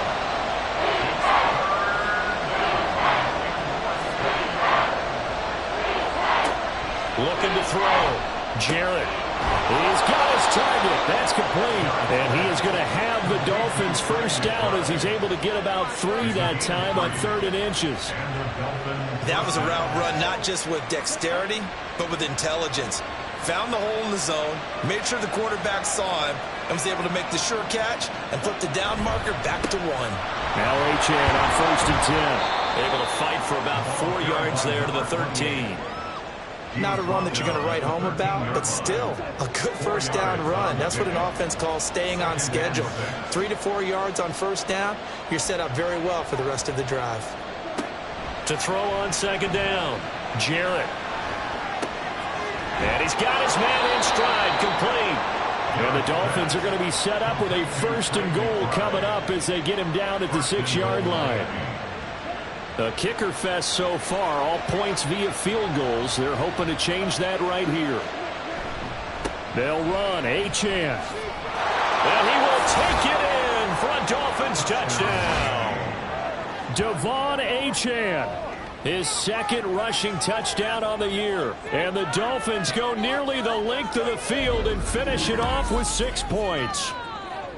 So, partner, it was a passing game that drove them down the field, but when they get close, they trust that man in the backfield, and he took them home. And they trust their offensive line as well, because so many of these units, they specialize in either pass protection or run blocking. This group shows its versatility and gets both done on this drive. Extra point by Patterson, up and good. And the lead is now 10-3. And this will be a touchback, so they'll bring it out to the 25. Now we get another look at Washington on offense. Just a lone field goal for them so far, trailing 10-3 as they come up 1st and 10.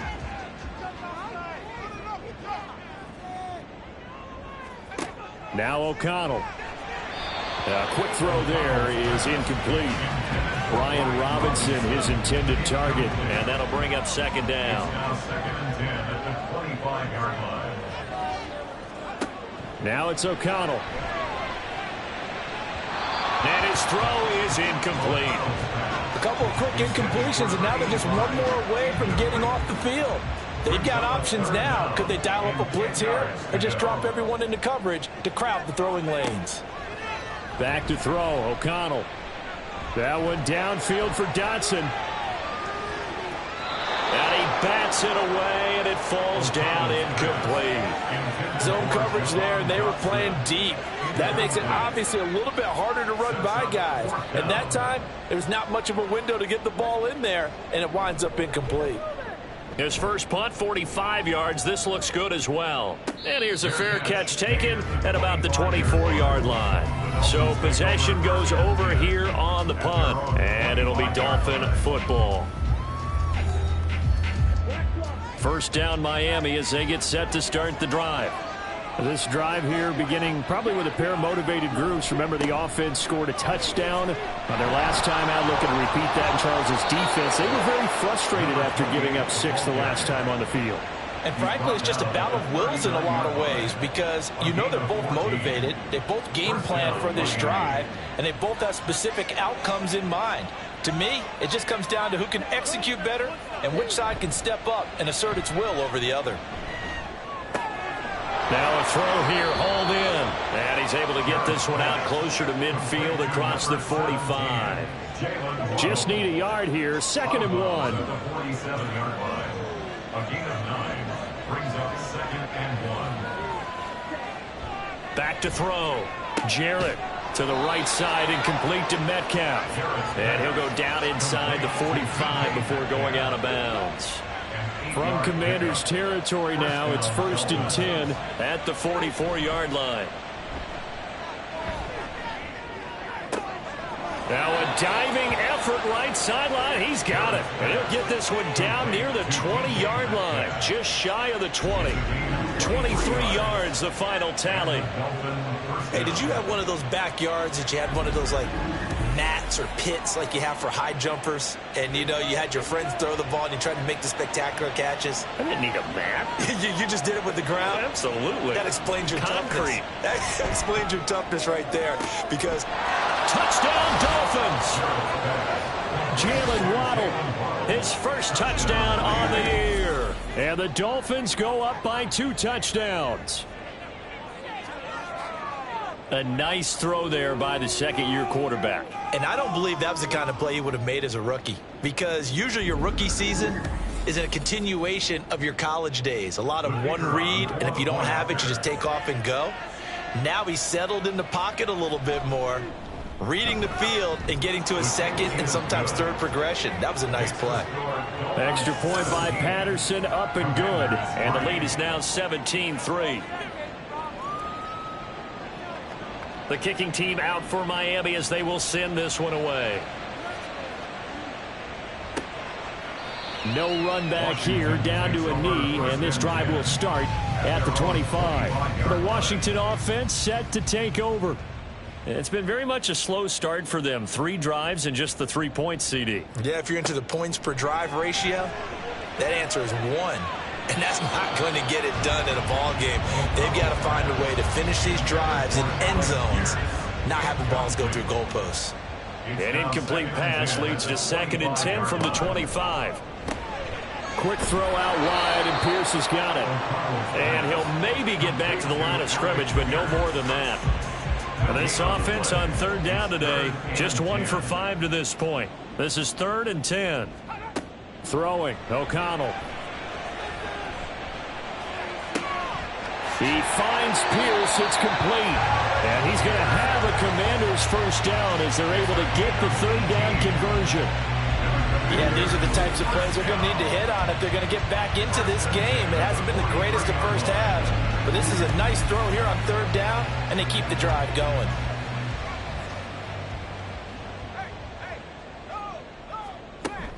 Fakes the handoff. Now O'Connell to throw. Throwing quickly there, but it's incomplete.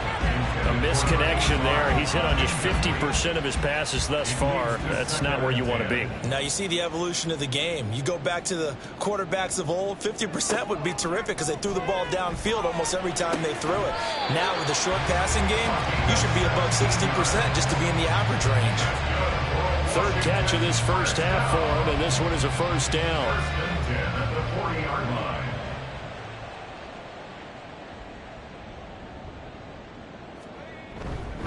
Straight ahead, it's Robinson. He'll get this down to the 38. Oh, that's a real nice job there by the defensive front. They just engaged and held their ground. But how about the guy who made the play? We often talk about whether they take a good first step or not. Many times you just don't take any step. Just get your feet moving, get your body going, and then once he made the read, he was able to make the play. And just 3 yards on the catch there. He couldn't get away. And it brings up 3rd and 5 now. That's a gain of 3. Now 3rd and 5. Looking to throw. O'Connell. Open man is Dulcich, the tight end. And he's going to have a Commanders first down as they're able to get the third down conversion. As an unbiased observer, I think it would have been interesting to see what they would have done if they hadn't gotten the first down there. But since they did, I guess the point is moot. And they were right there in that middle ground, field goal range, punt, go for it. But as you said, they picked it up. O'Connell on 1st and 10. Got a man, and he hits him in stride. So 5 yards here, 5 on the play. And it'll be second down. Brings up 2nd and 5 at the 21-yard line. Robinson up the middle. And he'll get him inside the 15 down to the 14-yard line. 7 yards there and a first down. I'm okay with the call there. In fact, I actually like it. I know they're down a couple of scores, but the running game worked in that situation. I would continue to go in that direction. This offense finding its legs now. Here's another 1st and 10. Back to throw. O'Connell. And that is caught. Touchdown, Washington. Alec Pierce, a 14-yard touchdown. And the Commanders are back within a score. So, Charles, they had him double covered in the end zone. It still was not enough. I wonder if they're thinking to themselves now, 2 didn't work. Do we go for 3 guys on him next time? Because he fought through all that extra attention, got himself into a great position where his quarterback felt confident enough to challenge the coverage and threw it his way. What a big-time play right there, both by the quarterback trusting him and by him going up and getting it. The extra point splits the uprights, and that slices the lead down to 17-10. And he'll just sit on this one as their drive will start at the 25. Dolphins offense returning to the field. So both of these teams, Charles, coming off touchdowns now, but this offense, they just had to stand on the sideline, watch their opponent author a really impressive drive to reach the end zone. Yeah, and I think you're not telling yourself the truth if you don't think there's some one-upsmanship going on right now, because they just had their touchdown answered by a drive of double-digit plays that also found the end zone. Now, they want to do something even more impressive to answer that one. They set up the screen. Achane has it. And from the 25, they work this to the 29, a gain of 4. Good reactions there defensively. That screen was a little slow in developing, and they shut that one down with little gain. To throw on 3rd down. Jarrett. That is caught. Finding room at midfield. And he's going to get this into enemy territory at the 45. A gain of 26 on the 3rd down conversion. So many times in my career, I've heard coaches talk about completions are one thing, but as long as we're there at the catch and we get guys on the ground, we can live with that. But if you're going to give up 10, 12, 15 yards after the catch, then your defense is going to be in a lot of trouble. They'll stick with the passing game as he looks to throw. Well, the incompletion, yes, but maybe here not the worst thing in the world? No, not on 1st and 10. It actually gives them a chance to regroup, relax just a little bit. They huddle up, talk it over. Then they get a chance to continue their drive. Now this is going to be a quarterback draw.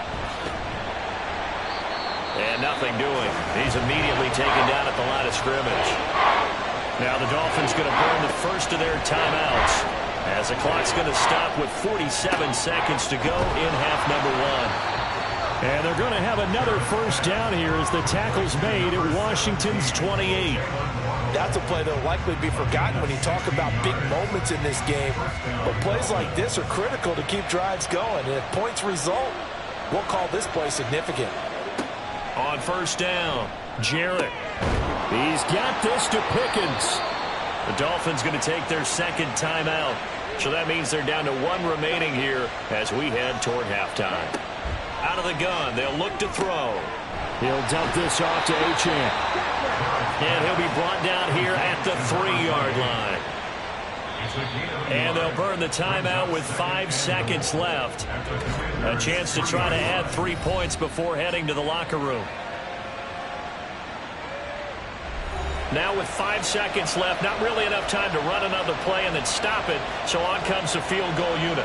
From the right hash at a bit of a tight angle. Patterson's kick is good. So a long drive gets them down inside the 5, but ultimately they settle for just the field goal. And I have to think that if maybe they were a yard closer, that would have made their decision tougher, and I think they likely would have gone for it. But in this situation, they just decided to take the 3, and I think it was a smart move. So we have come upon halftime, and it's the visiting group from Washington who are out on top. As we'll send you down the coast now to Orlando, that's where we find Jonathan Coachman, ready with our EA Sports halftime report. Coach. All right, Brandon, we'll get back to you guys in a bit. But first, let's take a look around the NFL here on this first Sunday of October. We'll start over at Raymond James Stadium in Tampa. And it's the Buccaneers who are out in front. Rashad White with a touchdown run. We'll stay in the NFC South as we head to Carolina to check on the Panthers. And that game all tied up as they host the visiting Giants. Lastly, let's head up to the Twin Cities to check in on the Vikings at home in Minneapolis. And they were winners in that game over the visiting Detroit Lions. Brock Purdy, excellent in the victory as his guys moved to 3-1 after 4 games.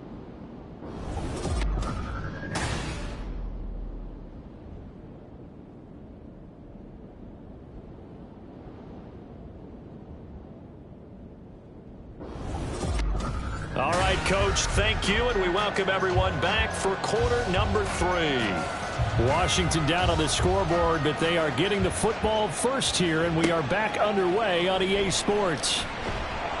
And he had no room to run as he's tackled down inside the 20. The Washington offense ready to go to begin the third quarter.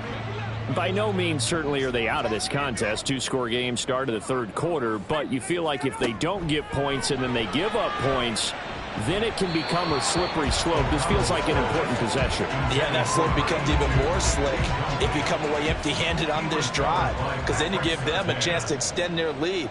You need some kind of points here, even if it's just a field goal. It's what I call one of those calming drives. Try and slow things down a little bit. 4 yards the gain, and it'll bring up a third down. That second down play call was not to pick up the first down. It was to accomplish what they did to get them into a manageable third down because they had incompletion on first down, so they were behind the sticks, so to speak. They needed to make up some ground, and they did. Now this one complete downfield on the left side. 5th catch of the afternoon, and that gives him a first down. Well, a lot of times when you get a manageable third down situation like this, you have to think about your tight end, and he comes through for him, picking up the first down.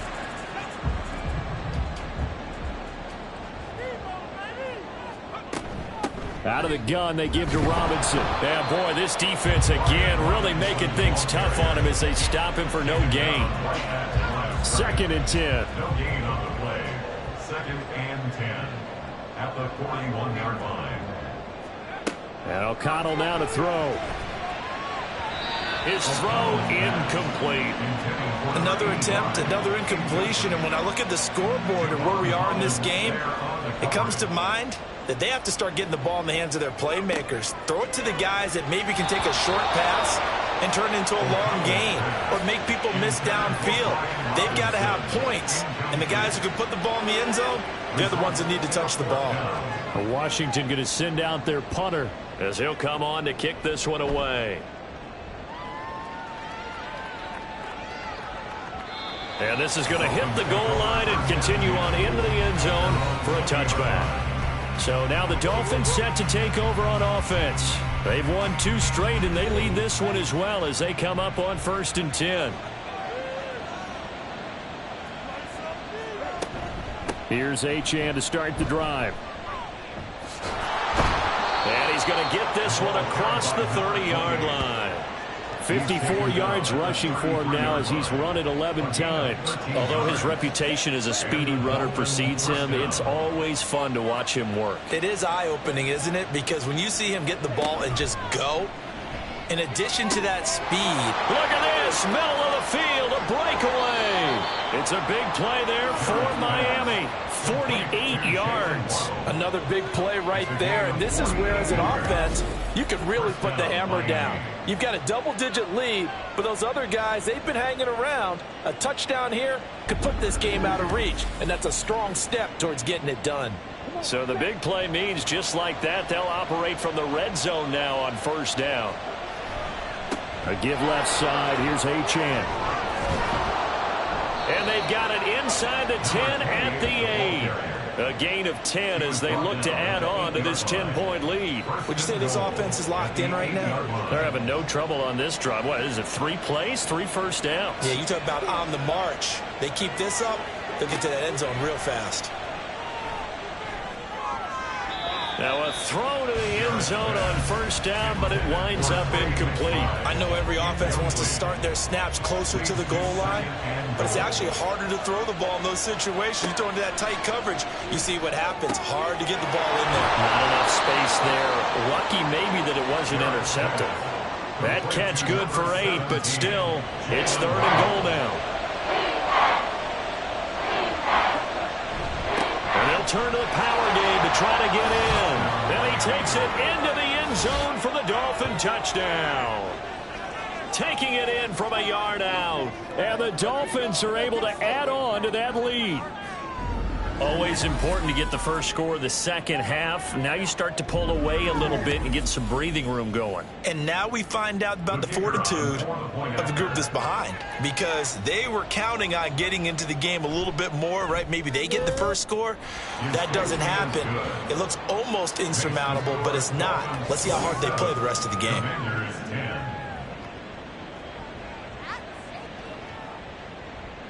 The kicking team out for Miami as they will send this one away.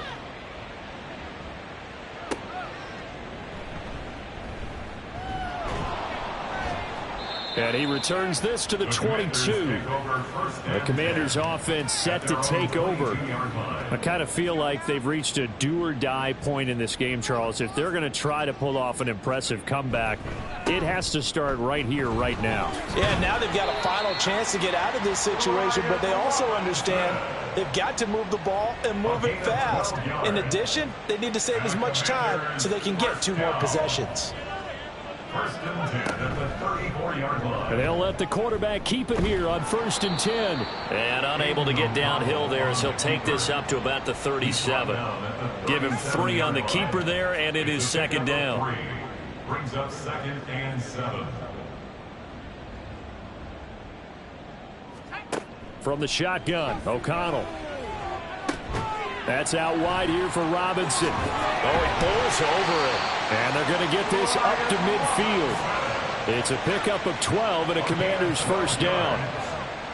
That's good for a Washington Commanders. First and From the midfield stripe, they'll look to throw. And he's got his man in stride, complete. This will be stopped about 2 yards shy of the marker. 8-yard gain, 2nd and 2. From the 42 now, here's 2nd and 2. Robinson on a give right side. And he'll lose yardage on the play back at the 45-yard line. That's a big loss of 3, and it brings up 3rd down. Brought down back at the 45-yard line. Here's O'Connell looking to throw it. The Dolphins get there this time, and they bring him down. It'll be a loss of 8 on the sack, and it's going to lead them to 4th down. Looks like another empty possession here, partner, and I don't think with 3 scores down in the 3rd quarter, they can truly afford any more the rest of the way. No, especially the way their offense is sputtering. I think you're exactly right. They got to find some answers quickly. Washington going to send out their punter. He's been terrific so far. And the kick's away as he angles this one for the sideline. And this will be up to the ruling of the side judge here. He says it crossed out of bounds at the 16-yard line. Then the Dolphins getting set to go here. Well, certainly they'd rather have the scenario they had last time out, Charles. Remember, they had the short field. They took it in the end zone. Now this is going to have to be a longer, more sustained drive if they want to get points. Yeah, a little bit more of a quick strike opportunity last time by where they were on the field, and you're exactly right about that. But now, backed up a little bit. What's that old expression we love to use? Time to matriculate the ball down the field and try and do it again. Well, if an offense is going to throw the ball in this part of the field, any pass rusher will tell you that's his favorite part. Gets a chance to get after the quarterback. It's almost like a reverse red zone. They can create points using their defense, and this time they take their man down. That huge loss on the sack makes this job much more difficult. It's now 2nd down and 22 yards to go. On the handoff, it's Achane. And he'll get it up a little shy of the 15. They'll spot him down at the 14-yard line. 75 yards rushing for him now in the ball game. Tough spot here. 3rd down and 11. Looking to throw. Jarrett. Oh, looking for Waddle, but it's intercepted. So they will set up shop. Excellent field position in the red zone at the 19-yard line. Well, still down quite a bit here, several scores, but yeah, at least that's a start, Charles, getting the interception here. And look, we're still in the 3rd quarter, so this thing not done yet. You're right about that, Brandon. This defense, they haven't quit on this game. They stayed with it and got an interception and handed the ball back to their offense. And what you wonder about is a team that just threw that interception, they've got to be careful about developing a sense of complacency and thinking this game is over. 1st down throw, O'Connell. And his throw's going to be incomplete. And to put it mildly, this is a tough spot defensively. They have to come right back out and defend their red zone. But how about that good first step towards forcing them to settle for at least 3 points? I think they're also thinking bigger right now. Touchdown, Washington. A great play there. His 3rd touchdown now on the year. And the Commanders take the forced turnover on defense and convert it into 6 points. I know a lot of coaches like to break their season into quarters. And how about the first 4 games for this guy? 3 touchdowns scored, really making his mark in the red zone here in the first month of the season. Now the extra point.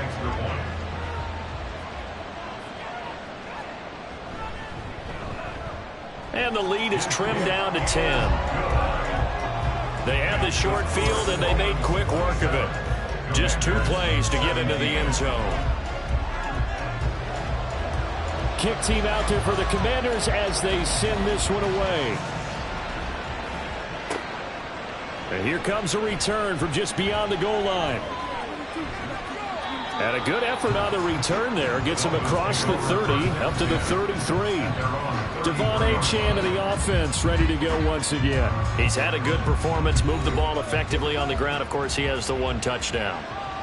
And when you're able to move it as effectively as you've described, that leads to finding a way into the end zone, and now he's just trying to do it for a 2nd time. And, of course, with that comes additional yardage. Yeah, looking for additional yardage, and again, that 2nd score here in the 3rd quarter. After the loss to start out, here's 2nd and 11. At the 32-yard line.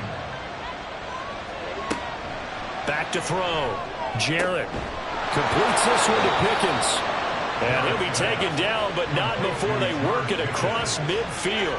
Last play, they got stuffed at the line. Different story here, over 20 yards. I'll tell you what, a lot of those mid-range throws have been available because sometimes teams get too concerned about the deep ball and they leave too much space in front of them, and these guys have been taking advantage so far.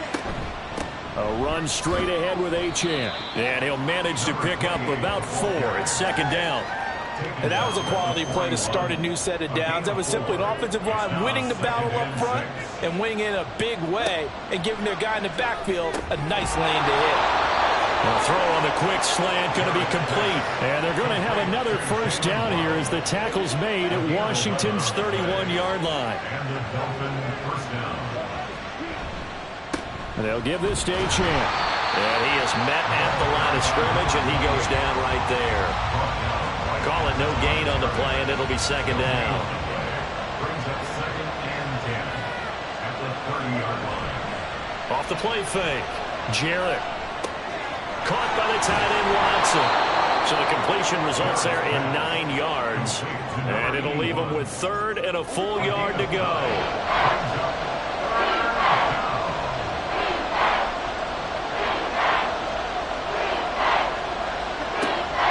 Looking to throw. Jarrett. He had a man open, but he missed him, and it's incomplete. That close on 3rd down, I think everybody probably expecting a run. Instead, they go to the air on 3rd and short yardage. I realize this is a passing league, and they're liable to throw the ball any down and distance. But that short, I do question the call. Run the football and pick it up.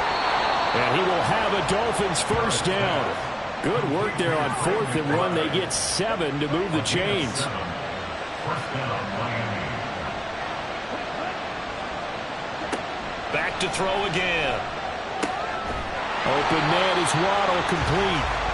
Nothing at all on that one. It'll be second down. They like going to him in the slot. He catches another one. I think this comes under the heading of until they stop him, why not go back to it? He has something going really well. Great working relationship with the guy throwing the ball, and they keep making the connection. Back now at FedEx Field. It's Dolphin football. It's also Dolphin lead to begin quarter number 4.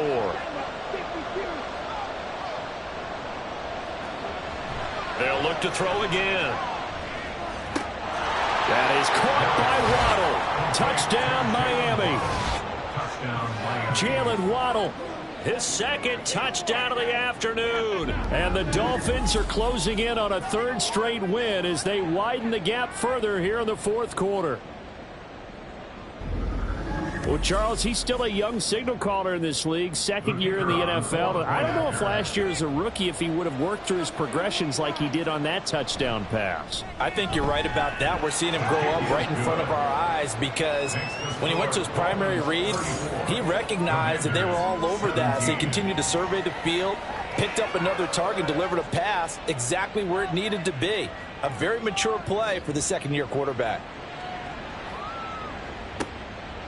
And no thought to bring this one out. He'll just go down to a knee, and they'll take over at the 25. Out comes Washington's offense as they get set to take over here.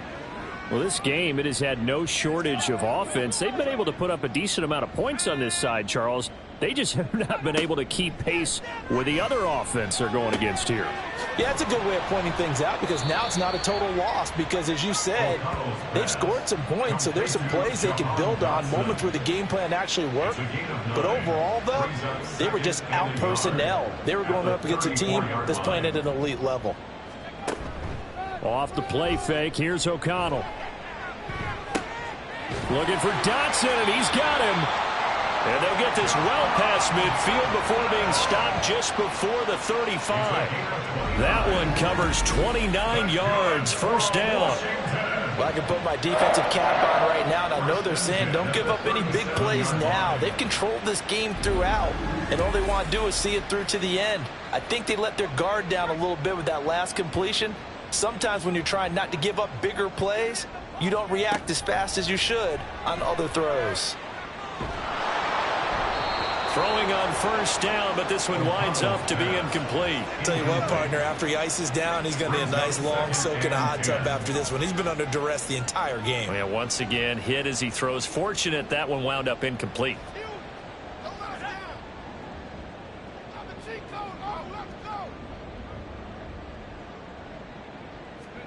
O'Connell now on 2nd and 10. And he comes back with one complete.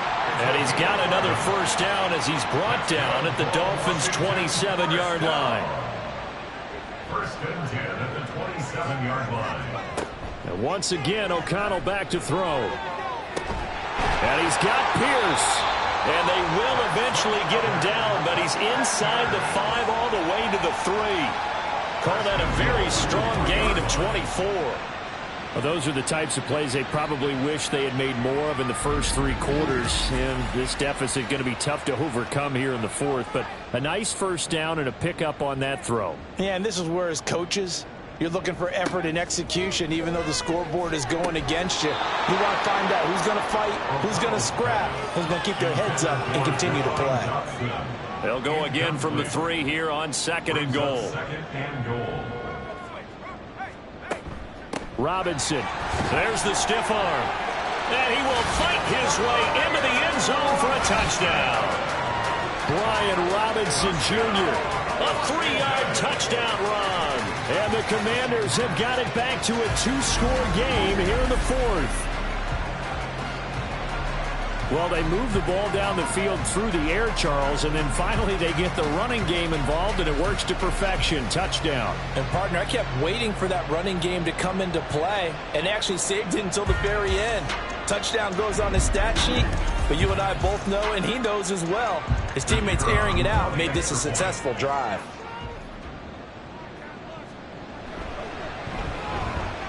Extra point right down the middle. And the lead is trimmed down to 10. So that drives 7 plays in length. And it was capped off by the touchdown run for Brian Robinson. And they will wrangle him down a couple yards shy of the 30. Jalen Waddle, the speedster wide receiver, brings out this offense. Previous series, definitely a focal point. 3 catches, the touchdown grab. As a DB, or former DB, is there a number of catches on a drive you're like, oh, he got the best of us? I'm not sure there's a number, but there's a great feel. And what he did on the last drive, yeah. Especially with a touchdown. Yes. You're never happy. You're exactly right. The way he capped it off, so you feel that at the sideline, and now you're looking at your buddies and saying, okay, what are we going to do to take things away from him? Because I'm not sure the other guys can make those sort of players, so let's make sure that we don't let him get going again. And he's going to lose yards. They take him down at the 26. That'll wind up as a loss on the play, so now they're staring at a 3rd down and 12. Operating from the gun, Jarrett. And that will be incomplete. Critical play in this football game, because if they pick up the first there, that clock keeps rolling. Has to be a little frustrating for them because they know that if they pick up a first down there and continue to eat away at the clock, really increases their chances of closing this one out. Now they're likely going to have to give the football up and sweat it out on the sideline. Call that a 46-yard punt with a net of 40 on the 6-yard return. And the Commanders will take over with a 1st and 10. So 1st and 10 now from the 30. Here's O'Connell. And his throw's going to be incomplete. That certainly appeared to be a play call where they were just trying to make 2nd down, 2nd and short. I think they thought the coverage was off a little bit more than it was. Nice job there pressing up on it and forcing the incompletion. And the Dolphins rush gets home. Down he goes. Miles Murphy picks up his 2nd sack of the afternoon. I remember throughout my career here, defensive coaches always say, guys, you got to earn the right to rush the passer. Well, they put themselves in a great spot with this big lead, and they know they've got to throw the ball. These pass rushers have to be salivating. It is pin your ears back time indeed. The offense on 3rd down, they're right at about the league average, 40%, 4 for 10. This will be 3rd and a mile. Under pressure, and they got to him again. Loss of 10 as multiple defenders get to him. And this dominant defensive performance continued on that play. This poor quarterback has not received the protection he needs and has had to pick himself up off the turf far too often.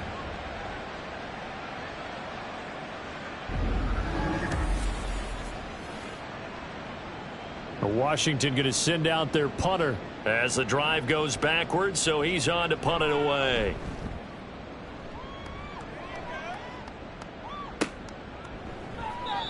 So a change of possession here on the punt. And it will be 1st and 10 as they take over. And out come the Dolphins now. Well, there are 2 scores on the plus side. Still time here in this 4th quarter, but maybe you start thinking about playing keep away? Yeah, I think here's the situation. You're not thinking touchdowns anymore. You're just thinking first downs. To keep up with your theme there, playing keep away, first downs, they can't touch the ball.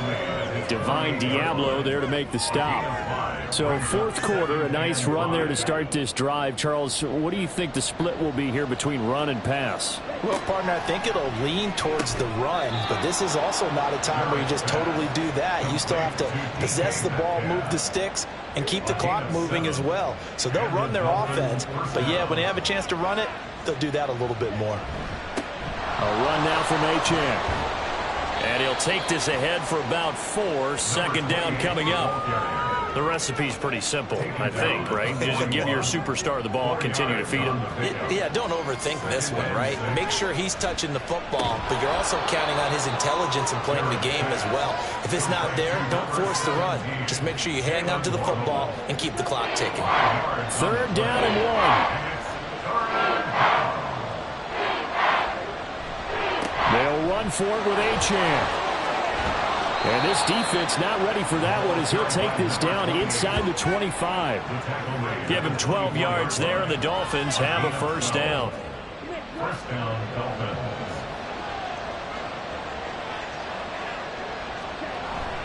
Now a toss right side. Achane with it. And now off to the races down the right side. And he'll take this into the end zone for a Dolphins touchdown. Devon Achane with his second touchdown of the afternoon. And the Dolphins are an extra point away from making this a 3-score game. An important score there, CD, and now an important extra point because it would make it a 3-score game. Love the math there, and at this point in the fourth quarter, look, we all need next-gen stats, right? We all use them, but we don't need them here, do we? Because that means it's almost a certain victory. Extra point by Patterson, up and good. And that'll make this a 3-score game now. The lead moves to 17. And no thought to bring this one out. He'll just go down to a knee, and they'll take over at the 25. So out comes Washington's offense to take over. These guys definitely hoping for a better showing than their last appearance. They couldn't really even move the football much beyond the shadows of their own goalpost, Charles. We'll see if they can get a better, more sustained drive going here. Yeah, and every team that we ever talk to says the exact same thing. When you start a drive from that deep in your own territory, the goal is a minimum of at least 2 first downs, because even if you have to punt then, you change the field position, right? You flip the field a little bit. They didn't get that done. This time they want to string together a nice drive and help themselves out. 6 yards the pickup, and that's a first down. And the Washington first down. First and 10 at the 36-yard line. Throwing, O'Connell. And his throw here's incomplete.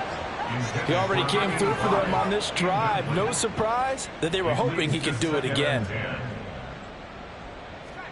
O'Connell back to the air on second down. The Dolphins get there this time, and they bring him down. Alex Highsmith, the outside linebacker, coming up to drop him for a loss of a full 10 yards. This defense, they just continue to feast. 5 sacks now as a unit. It's been quite an afternoon getting to the quarterback. And we're seeing it come from a variety of places as well. Sometimes just the guys up front and getting to him. Other times you add extra guys rushing the quarterback, twists and stunts. It's been a variety, and they've had no way of blocking them. Now on 3rd and long, they'll look to throw. Finding room at midfield. And finally brought down at the 43. So the big play gets him across midfield now for 1st and 10. Now O'Connell. And they're going to get him. He's taken down for a sack back at the 47-yard line. It's a 10-yard loss. Back to throw, O'Connell. Caught by Jones. They'll wind up getting 10 back as that sets him up for 3rd down. Now it's O'Connell. Swatted. And now look at this. Big gain, but a fumble. Oh, one of the linebackers has got it. And a big turnover there as his guys will get the football back. And with that kind of a deficit, you can't afford to make any kind of mistakes. But it's been pretty symptomatic of what we've seen all game with them, isn't it? Down this big in the fourth quarter. You'd say an afternoon to forget, absolutely.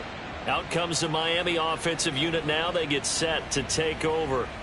And they have to be feeling pretty good. Comfortable fourth quarter lead as they take over following the fumble recovery.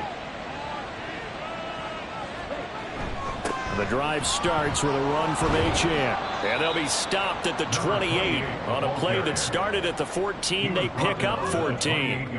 Well, that's a carry they have to be satisfied with. And throughout this game, they've been satisfied with what he's given them. Whenever they've needed a big run, a first down, he's the guy they've turned to. And it doesn't matter what the defense thinks. They feel like they've got the confidence to keep handing it to him and keep picking up good yardage. On 1st down, back to Achane. And for one of the few times here today, this run's not going to go anywhere. Officially no gain on the play, and it's 2nd down. 2nd and 10 at the 29-yard line.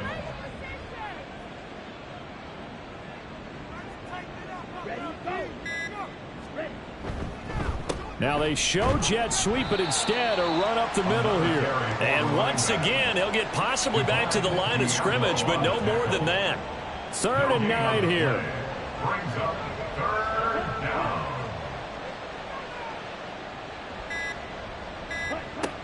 Back to throw. Jarrett. Oh, this is taken in. It's complete.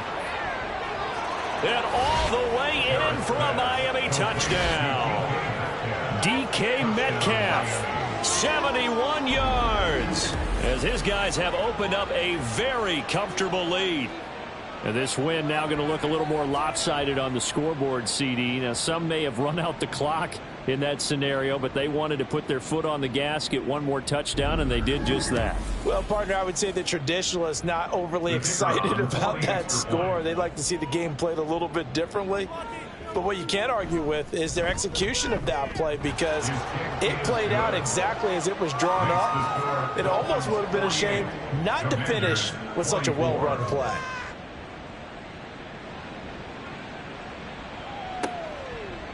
And we'll see a return here from the end zone. And that decision to bring it out ends up not being a good one. Costs him about 5 yards as he's tackled at the 20. Washington ready to try again on offense.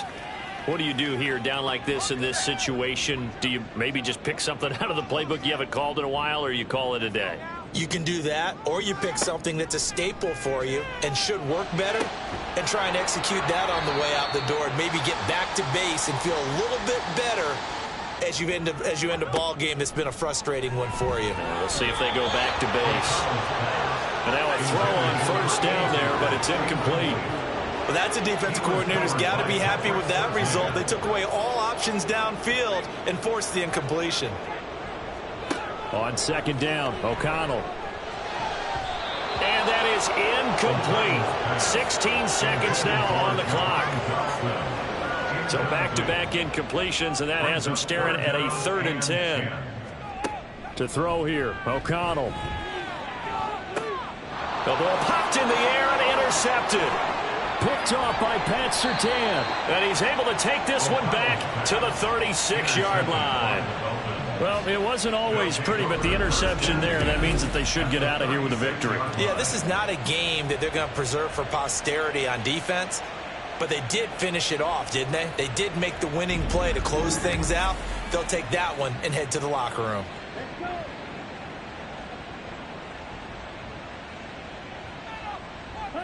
The defense can stop it twice more as they take a knee here.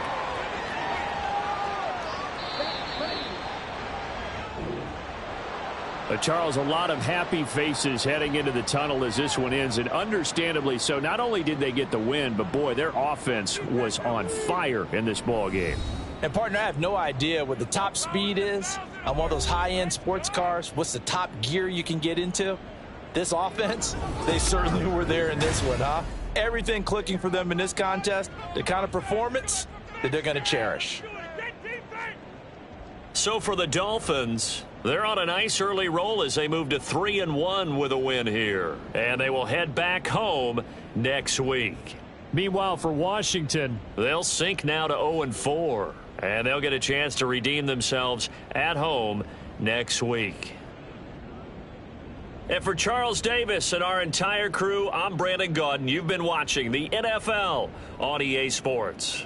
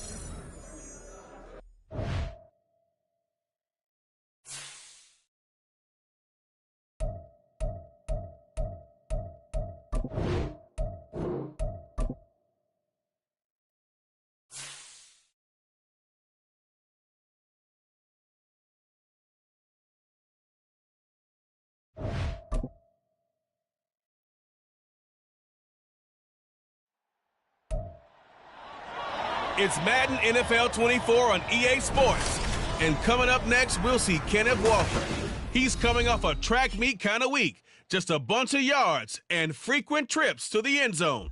It's the 49ers and the Bears on EA Sports.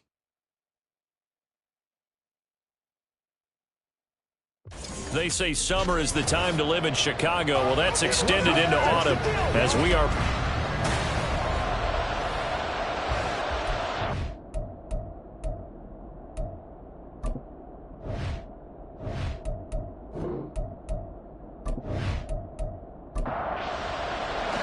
Seems like we were just starting training camp, but here we are in October, and off we go on EA Sports.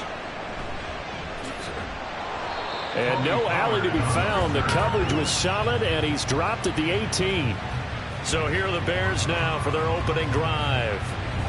And they will be led out by their 6'3" quarterback.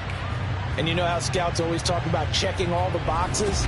I think this young man does exactly that when you're looking for an NFL quarterback. Proven leader. Teams went 43-6 while he was in college. Has speed, dual threat ability, and the production off the charts while he was in school. And also did turnover. When you put it all together, there's a lot to be excited about for this young quarterback. From the 25, here's 2nd and 3. Brings up 2nd and 3 at the 25. Here's Ritter. And down he goes. The 49ers get there. They'll wind up losing a full 9 yards here on the sack. Now it's 3rd down. Getting into the act on the opening drive here with a sack. And remember, they had 5 last week. And they saw that on film, and that meant that they had to get together. Offensive coordinator, quarterbacks coach, offensive line coach, receivers coach, and say, how do we beat this pressure? Because everyone has to win against the defense and get the ball in the hands of the quarterback very quickly. Under pressure again, and down he goes again. Ryan Brzee fought in and got him down. It always helps for a visiting team to come in and set the tone on defense. In fact, when we talked with them prior to the game, they said they wanted this home crowd to feel like they had to hide their valuables when they were in town. Well, the home crowd quiet now early. See if their offense can take over and get some points on the board. Here comes the Bears punter now. And no room for error here as his first punt comes from deep in his own end zone. And he's able to get it out quickly, and this is not a bad kick here. And this returnable for Hill. A very good punt, but a 16-yard return. And the Niners set up well. They take over 1st and 10 on the short side of the field. So now you've got their offense coming out for the first time with great initial field position. And a look at a guy, definitely got a little razzle-dazzle to him. Can do it with his arm or his legs. Their mobile QB. And that's really good field position they were given. Now, nothing's a gimme. We know that. But I know his goal, have the field goal kicker just stay on the bench. They want to put it in the end zone and get 6 out of this one. If they don't, I think it'll feel like a disappointment. Pretty much unreal, not just in terms of yardage, Charles, but also throw in the 3 touchdowns as well. When you put the whole package together, I can make you a pretty good guarantee right now. He's going to see a few more people in the box every time he lines up. Yeah, I don't think that the defense has any choice. They've got to stop him. Can't let a repeat performance like that. Agreed. They try to throw on 2nd down, but this one is incomplete. Brandon Ayuk, the one he was looking for. And it's 3rd and 5. You look at this Bears defense. They're a top 5 unit right now against the pass in the league. In fact, they sit at number 5. Yeah, defending the pass hasn't been an issue for them. stop the run, they can't get back to their strength, which is guarding against the air attack. But this was just simply excellent defense. On this third down, they had to be alert for the possibility of a pass, but that didn't stop them at all from understanding what was going on when they decided to run the football, and they just swarmed and stopped them for almost no gain. And this will split the uprights. It's right down the middle, and the 49ers take a 3-0 lead. So a good snap, good hold, and right down the middle. Never in doubt. Just the way you used to hit them, partner. You mean like kicking the ball? Exactly. Well, that was in high school. Doesn't matter. I don't care what level. You hit them, they go through. And only able to get this to the 19, so probably should have opted for the touchback. Chicago works their way back onto the field here for their second drive of the game. And the first drive, 3 and out. Second possession, see if they can get a little momentum. And oftentimes that first drive is just a feeling out process. You have some plays that you've got called and you want to see how the defense reacts. It may not go terrific on the first one. Now they're ready to go. They've kind of got to look at them, got a sense. Let's see if they open things up a little bit. See if they open things up. Let's see what the defense does here, too, after a good stop. And he'll be brought down right at the 30 here.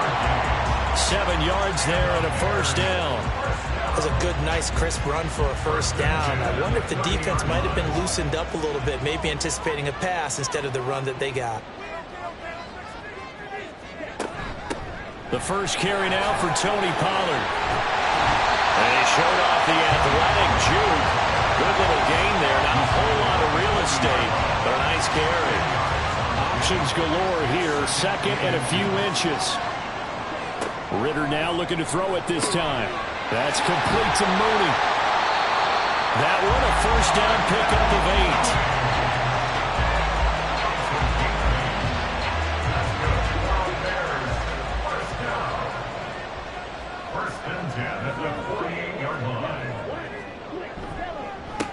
8. They run the counter.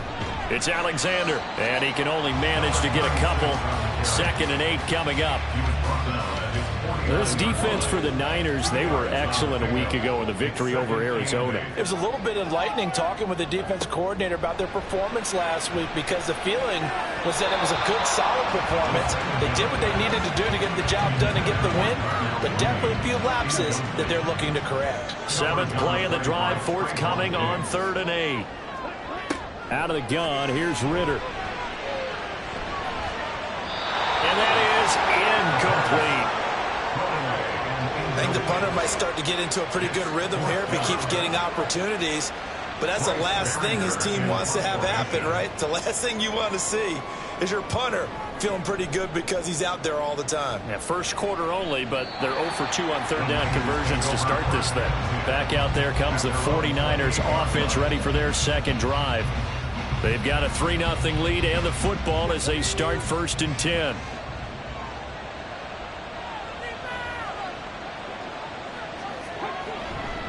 They'll run with Walker to begin the drive. And they'll wind up getting this to the 37. Gain of 9.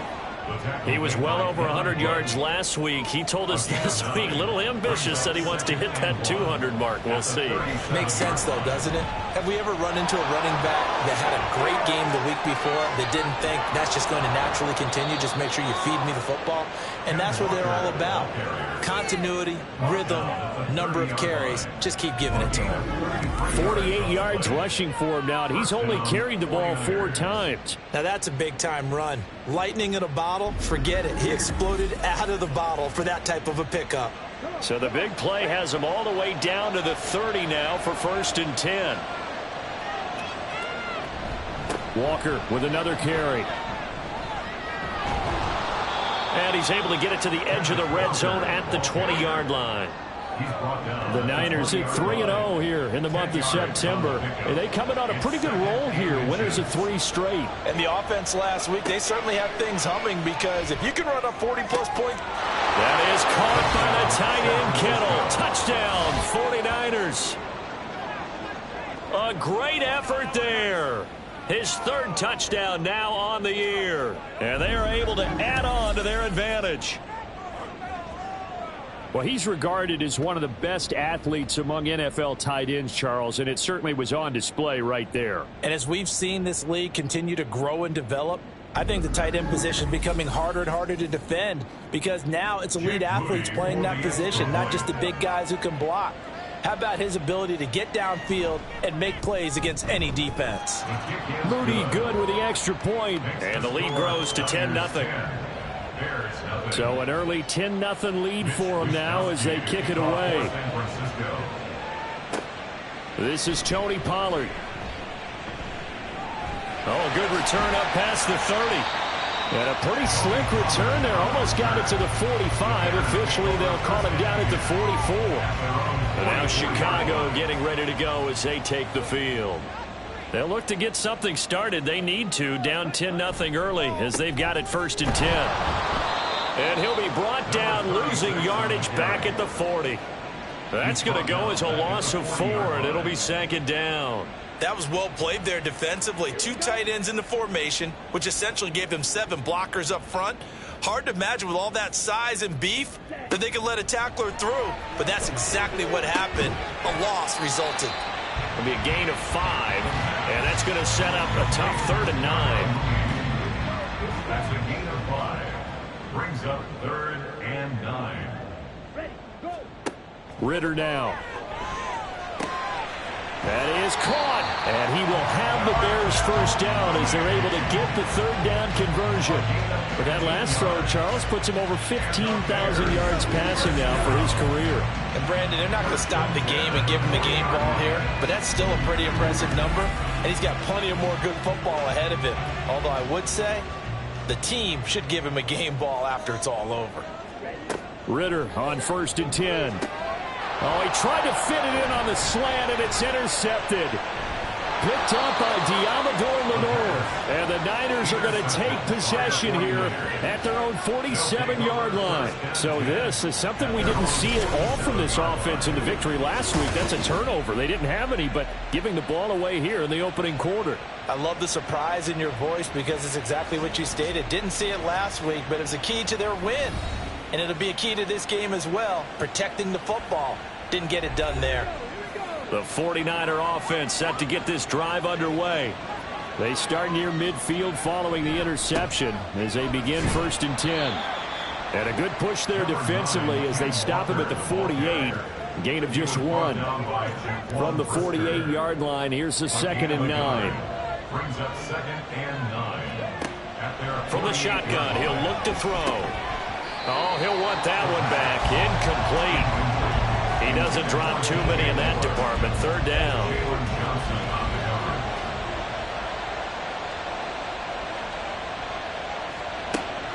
He'll look to throw. Opted to run for it. The decision a good one. Picking up the 1st, getting 14 yards on the scramble. He's a talented runner, and that means he's always looking for bigger and bigger gains when he takes off. Certainly found some bonus yards there beyond the 1st down marker, and this early drive will continue with that extra jolt from his legs. Now he's able to break through 1 tackle, but it slowed him down enough that he could only manage getting back to the line of scrimmage. So after the run for no gain, here's 2nd and 10. Now back to throw.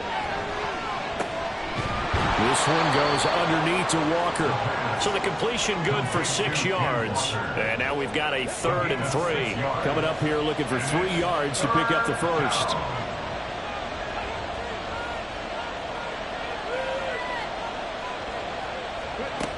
On 3rd and short, they'll try and pick it up through the air.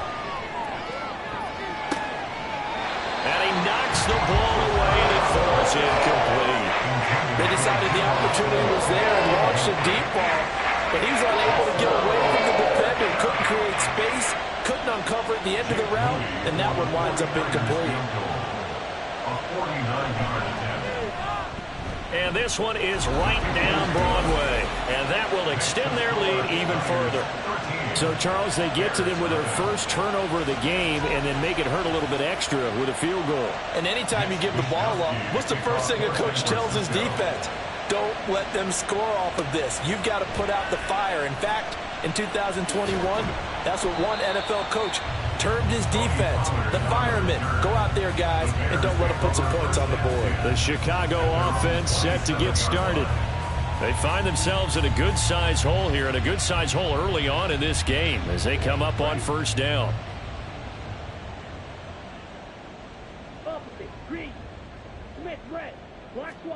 Try to shake off the interception. He'll look to throw. He'll find Hodgins there complete. And he'll be out of bounds across the 30-yard line. From the 32-yard line now, here's a 2nd down and 6. It's now 2nd and 6. Up the middle they go. Alexander. And he'll be brought down shy of the 40 at the 38-yard line. 6 yards to pick up, and that's a first down. 1st and 10 at the 38-yard line. 13-0 is the score after 1 on EA Sports. Back in Chicago, ready for the second quarter. It's the Bears in possession. So here's a 1st and 10 at the 38 as they've got it as we resume action. Oh, and his early struggles continue. Here's another one intercepted.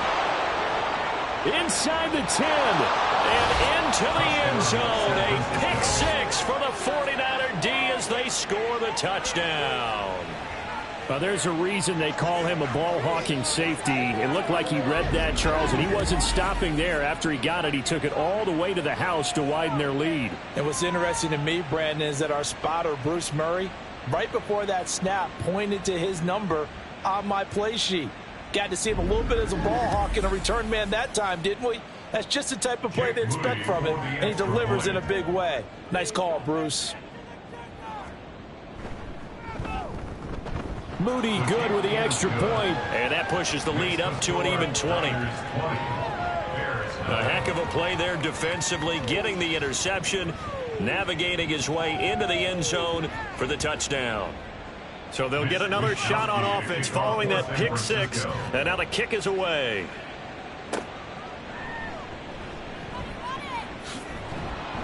And able to get this across the 20, but not much further as he's dropped it to 23-yard line. And now Chicago getting ready to go as they take the field. They are looking to make a bit of a 180. They are sputtering right now.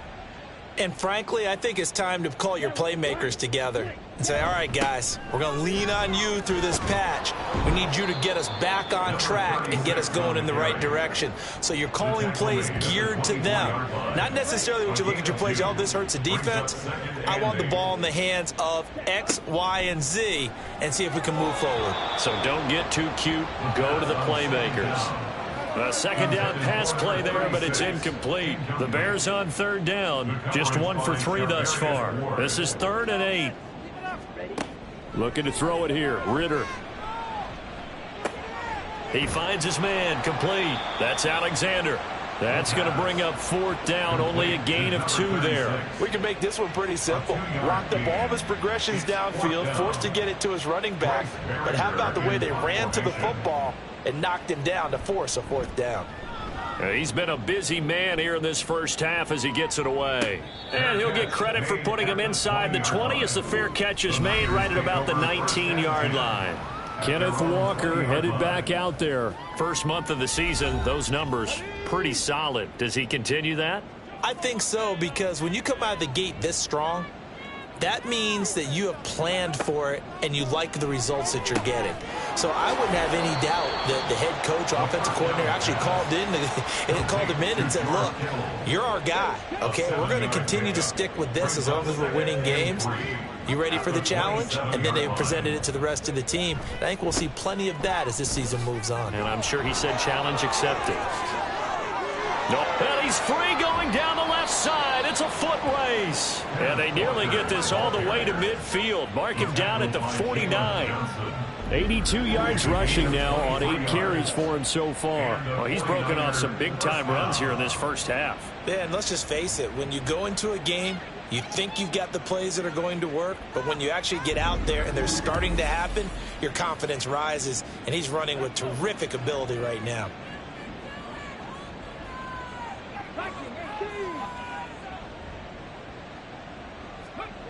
Now on first down, he'll drop to throw it. And he will find the open man. It's DJ Moore. Well, coaches always talk about finding balance on offense. I don't think you can get much more balance than this. Big-time run, big-time pass. A 1-2 combination. Looked pretty good. How about that? Let's see if they can continue to take that kind of a punch, though. And he'll get it down on the play to the 37. 4 yards the pickup, first down. A gain of 4 yards. First down, 49ers. He'll look to throw. That's caught downfield by Kittle. And all the way inside the 15 before they drop him. That one goes for 24 yards. And he's the epitome of what we call the move tight end. A guy that you can line up anywhere. In the slot, out wide, in tight. Doesn't really matter because he has such great skills. You want to utilize him in all aspects of your passing offense. And there he was in the slot for the catch. On first down, he'll drop to throw. To the goal line, but it's incomplete. But he kind of forced that one there, didn't he? It's almost like he predetermined where he was going to go with the football. Yeah, he wasn't really going through progressions. He wanted to go to his top guy. You do that against this defense, they'll make you pay, won't they? Yeah, they certainly will. They react very quickly to the thrown football. And the Niners are going to be set up with a first and goal on a pass play that moves them all the way down to the 1. First and goal, San Francisco. Walker will get into the end zone for a 49er touchdown. Sometimes offenses can get too cute down near the goal line, but there's nothing fancy about this one. As Coach Lombardi would say, we get a seal here, and we get a seal here, and we run this play in the alley. And that's good work to hit the hole hard and finish in the end zone. Now Moody for the PAT.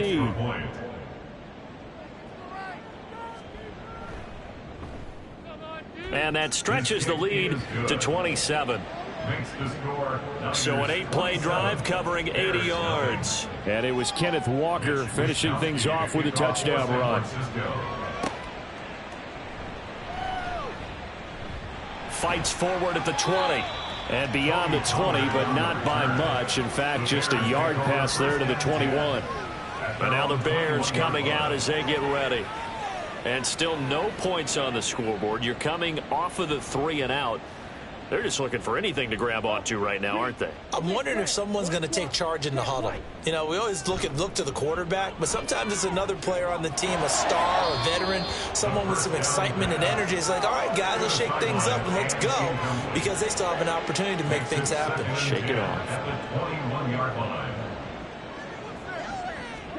Ritter with another throw on second down. And he drops it incomplete. And their struggles continue here. He was out there waving his arms saying, throw it here, dropped it, not a good look. Well, all I can do is just look at him with contempt on that one. As a defensive back, I'm saying, not as an announcer. Just like, really? A little bit of a diva look, isn't it? Yeah, very much so, because I think what happens is he just had too much time to think. He's wide open now. Here comes the ball, and he doesn't concentrate and drops it. He did his best to just get 4 out of that, but not enough. And now 4th down. Here's Bryce Behringer on now to punt.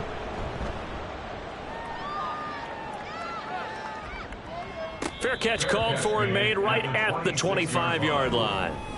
So here are the Niners to take over on offense. They're on a 3-game winning streak, and right now looking good in this one as well.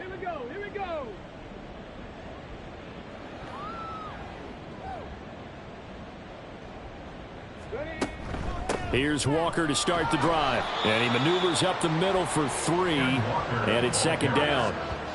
Well, that's just a pile of bodies there, and that's when you kind of find out who's a tough guy, right? Who can stand up and make a play. It was only a 3-yard run, but for both sides, they had to walk away from that feeling like, okay, I can stand up when the going gets tough in here.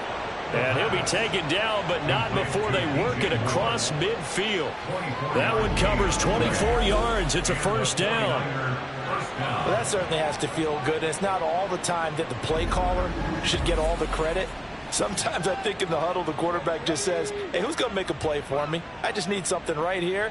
And the end result there, nice first down. Drive keeps moving. That's over the middle and caught by Ayuk.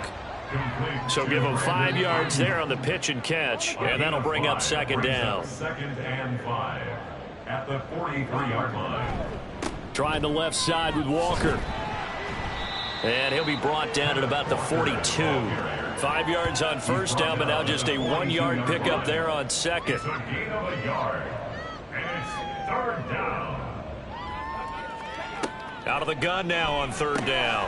Work in the middle of the field, and he's got a man complete. And he is going to have a 49ers first down by about 3 yards or so as they wind up getting 7 there on 3rd and 4.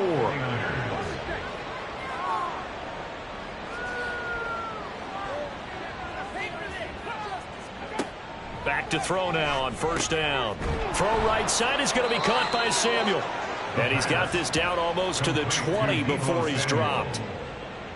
The Niners passing game in sync now. They've got another first down.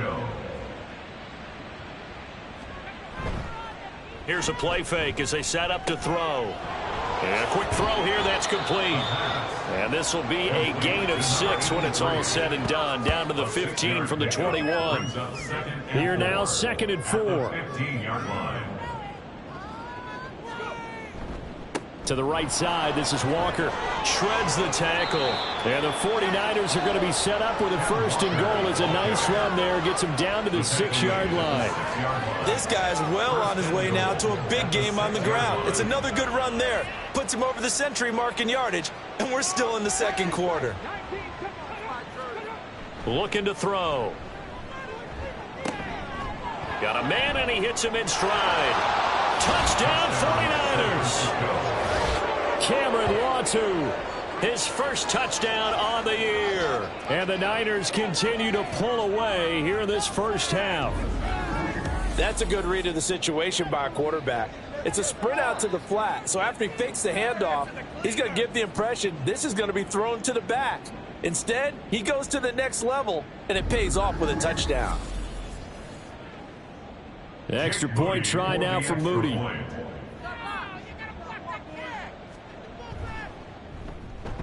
And the route is on here in this first half. That time a 9-play drive. And it's polished off by a touchdown for San Francisco. Pollard elects to keep it, and this will come out to the 25-yard line. The Chicago offense set to get started. And 3 and out on the last drive. No points on the scoreboard. A little soul-searching now. I would say so, and they need to help out their defense a little bit. They've had to be on the field a lot more than normal, put them in some tough spots. But what's the old adage? When you get another chance, it gives you a better chance to do it right.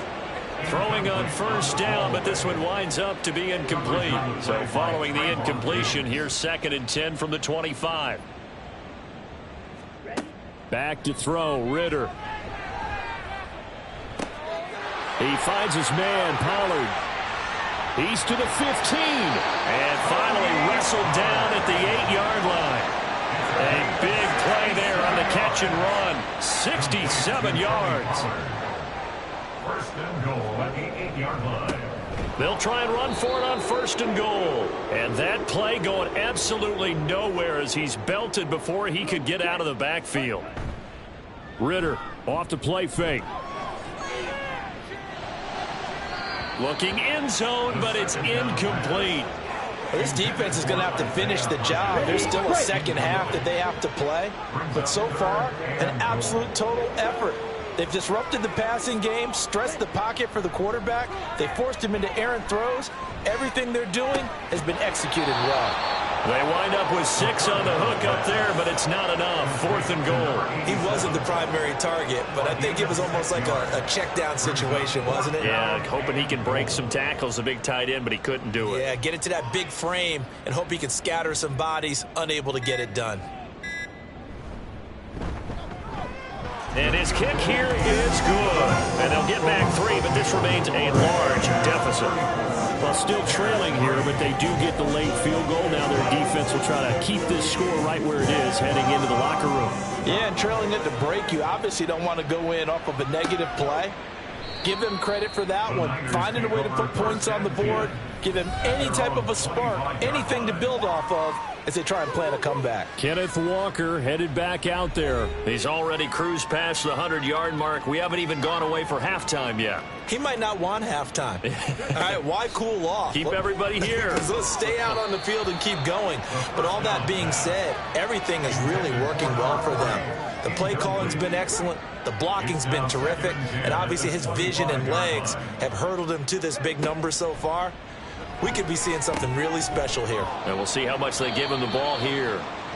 Now the Bears going to call the first of their timeouts as they'll stop it with a tick under a minute to go before half. Trying to fit it into Moore, but it's intercepted. And he's able to get it back to right around the 27.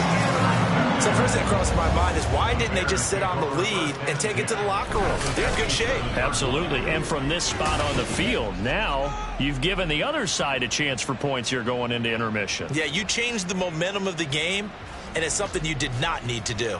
The Bears going to take over now late in this first half. And now following that turnover, they've got an opportunity here to try to cash in with good field position before intermission. Going play action. Ritter. He's got a man. That's caught. Left sideline. And out of bounds all the way down at the 3. This is first and goal and a golden chance to get a score back here before halftime. Ritter back to throw. He's got it. 3 yards is the gain that time. Second and goal.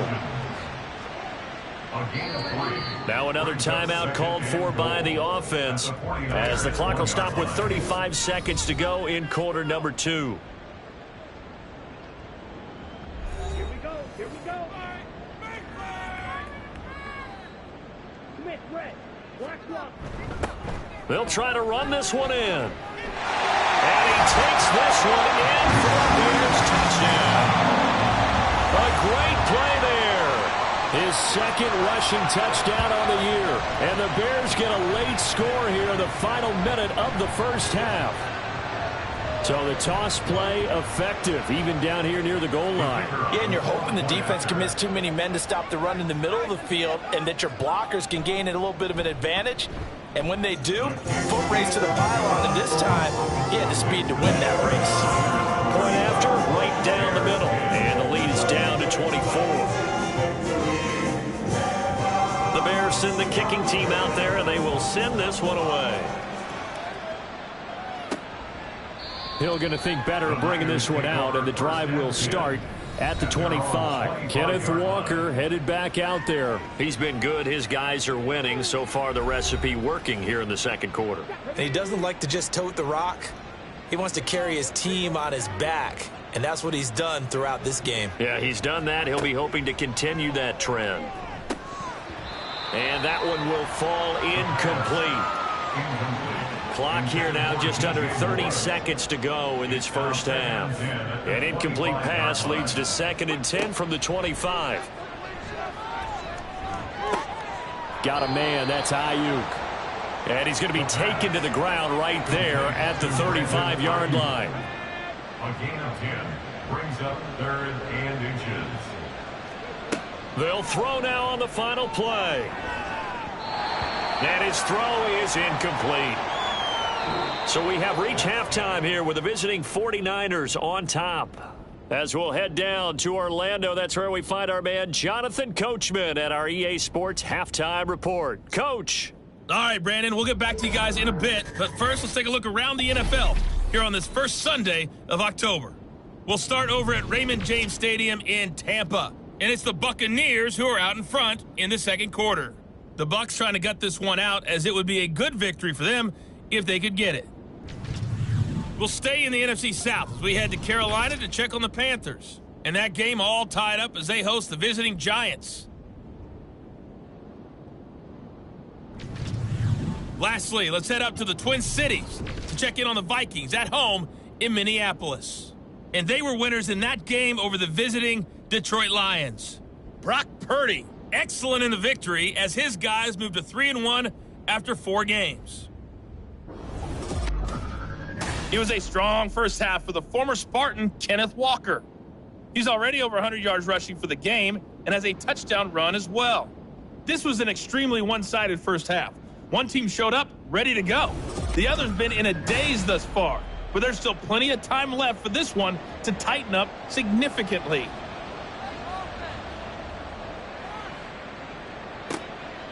And Hill will opt for the touchback. The 49er offense set to go to begin quarter number 3.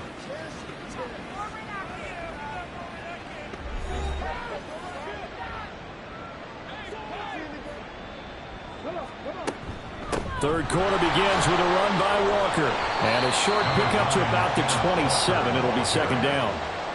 I know that speed is the hallmark of today's NFL game, but the key to good rushing defense is still having your linebackers set the edge. Sticking with Walker on second down. Not much room here as he only gets it to about the 30. Well, that's not a run that's going to make any of the highlight tapes, but they've been moving it well all game on the ground. This is another one that keeps them moving forward. He'll get this into the hands of Ayuk. But he won't quite make it. He needed 6. He got about 5. Fourth down. If this were baseball, we'd call this small ball. Instead of pushing it downfield, they throw a short pass trying to pick up the first down, but the defense rallies to the football and stops him short, bringing up a fourth down. And a fair catch called for and made just outside the 15-yard line. So here are the Bears now as they get set for their first possession of the second half.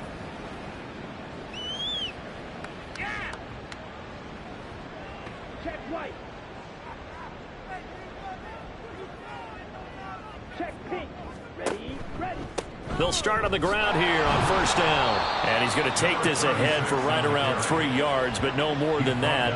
Second down. It's a pickup of 3. Brings up second and 7.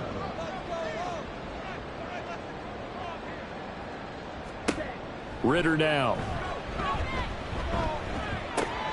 Underneath to his tight end, Wilson. And he's going to get this one across the 30-yard line. Second catch for him today, and it'll wind up a first down. First and 10 at the 32-yard line. A quick throw out wide to Mooney. Give him a gain of 5 on the completion, and that'll make it second down. Complete to number 11, Darnell Mooney. It's a gain of 5. Brings up second and 5. At the Quick throw going to be caught by Foster. And they will only muster a yard here to the 38. This offense in desperate need of a conversion as they come up on third down. Ritter will set up to throw it. Throwing left sideline there, but it's incomplete. Looks like another empty possession offensively, and you're at that point in the game where you can't afford too many more of these. So this is going to require some heavy thinking on the sideline to figure out what they can do to crack this defense. And on fourth down, on is the punt team sending this one away. Kenneth Walker headed back out there. He's been a good workhorse. I know we use the word workhorse a lot, but he's been a good workhorse for him in this one. No doubt about it, and there's nothing wrong with that. That's what you're looking for if you're a back, because that means everything's coming together for you. The big guys up front have created space. You've run through it. You've probably got some help even from the wide receivers who want to catch passes as opposed to block, but they're helping out too. Yeah, everyone's pitching in. He's had a good game. Second and 9 now. Oh, he'll want that one back. Incomplete. He doesn't drop too many in that department. Third down. It's third down and 9 yards to go. Back to throw. He's going to look deep for more. That's going to be knocked away and incomplete. Offenses all over continue to be aggressive, and most people never turn down a shot at a deep ball. But oftentimes it attracts a little bit of extra attention, and it did on that play, and that one got knocked away. Wisnowski on to punt as he sends this one away. A 41-yard punt there with no return, and the Bears take over. Here's the Chicago offense coming back out onto the field. Over on the sideline, hoping to hit that reset button between possessions. Last time out, they had to punt it away. This time, hoping to finish this thing off in the end zone. And he's going to be stopped up quickly here. Just a yard up to the 39. Here now, 2nd and 9 from the 39-yard line.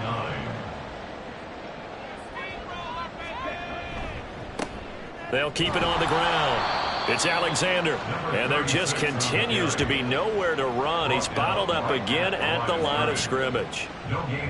These guys have punted 4 times already, and they're staring at a 5th, barring a conversion here on 3rd down. Now Ritter. And it's knocked away and incomplete. Well, you got to think that sooner or later they're going to hit one of those, but the coverage has been excellent thus far, and it was again on the last play. Here comes the Bears punter now, as they're forced to kick for the 6th time today. And that'll hit at the 5 and go into the end zone for a touchback. Kenneth Walker headed back out there. He's up over 100 yards, and he'll be looking to get in the end zone again. Has a tremendous nose for it, doesn't he? The ability to pile up yardage and find the end zone, that's the combination you want in your runner. That's a combination any coach wants, and we'll see if he can find that end zone once more. And he's going to lose yardage here, back to his own 18. That one unable to develop, never got going. A loss of a couple, and it's 2nd down.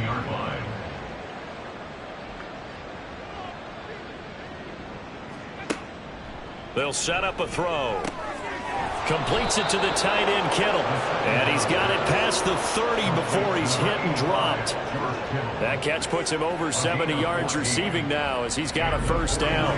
And while we may be looking at the scoreboard, this offense certainly is not, because they're showing no signs of backing down, even with a 3-score lead here in the 3rd quarter. I think they keep taking their shots. They've seen blown leads happen throughout this league. They don't want to fall victim to it themselves. They'll look to throw here on 1st down. The same target, same result. It's Kittle. And he's corralled at the 40, but not before picking up 8. Ball on the 40 now. Here's 2nd and 2. At the 40-yard line. Running left is Walker.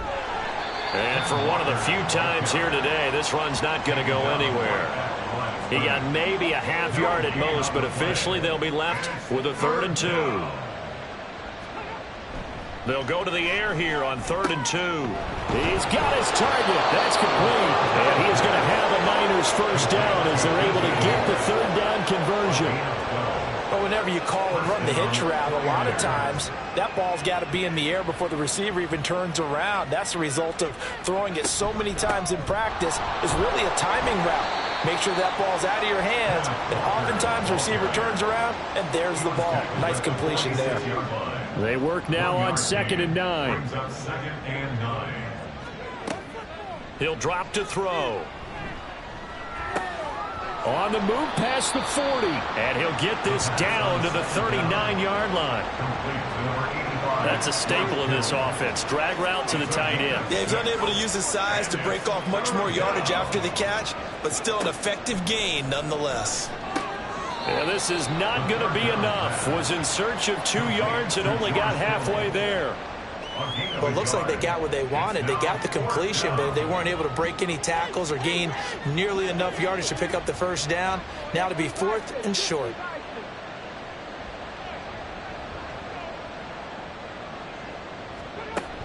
They'll run for it. It's Walker. And trying to push his way forward, but I think he's going to be short. And he is short. Kyle Shanahan, an offensive mind, but his guys stopped up short. And the Bears will get the football back. Even though they didn't get it, probably the right call. Too long for a field goal and just not a whole lot to gain from a punt there. Yeah, you wouldn't have really netted very much yardage if you punt the ball, right? And the thing about a field goal, and you know this from so much experience, the longer the field goal, the lower it comes out off the kick, right? Which means it's got a better chance of being blocked. So you're taking a chance either way. I like the fact they went for it. Call it a full 3 yards in the wrong direction there. Brings up 2nd down.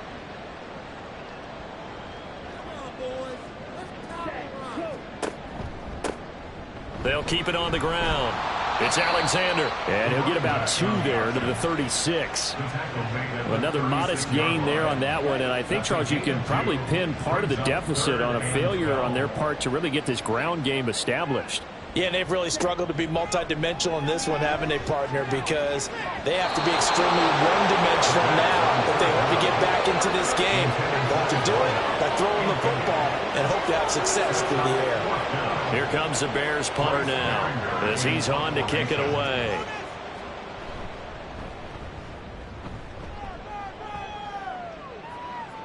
Fair catch called for right around the 11-yard line. So possession goes over here on the punt, and the 49ers will take over deep in their own territory. The San Francisco offense ready to start their next drive. And now you've got the clock winding down here in the third quarter. You're 3 scores to the good. What's your approach on this drive? Too early to fully commit to playing the clock game.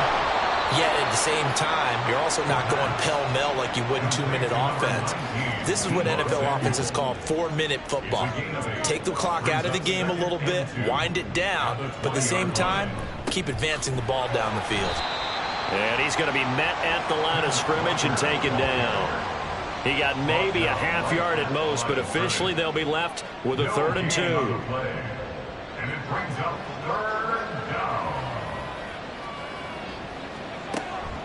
On 3rd and short, they'll try and pick it up through the air. And he'll get this up to the 30-yard line.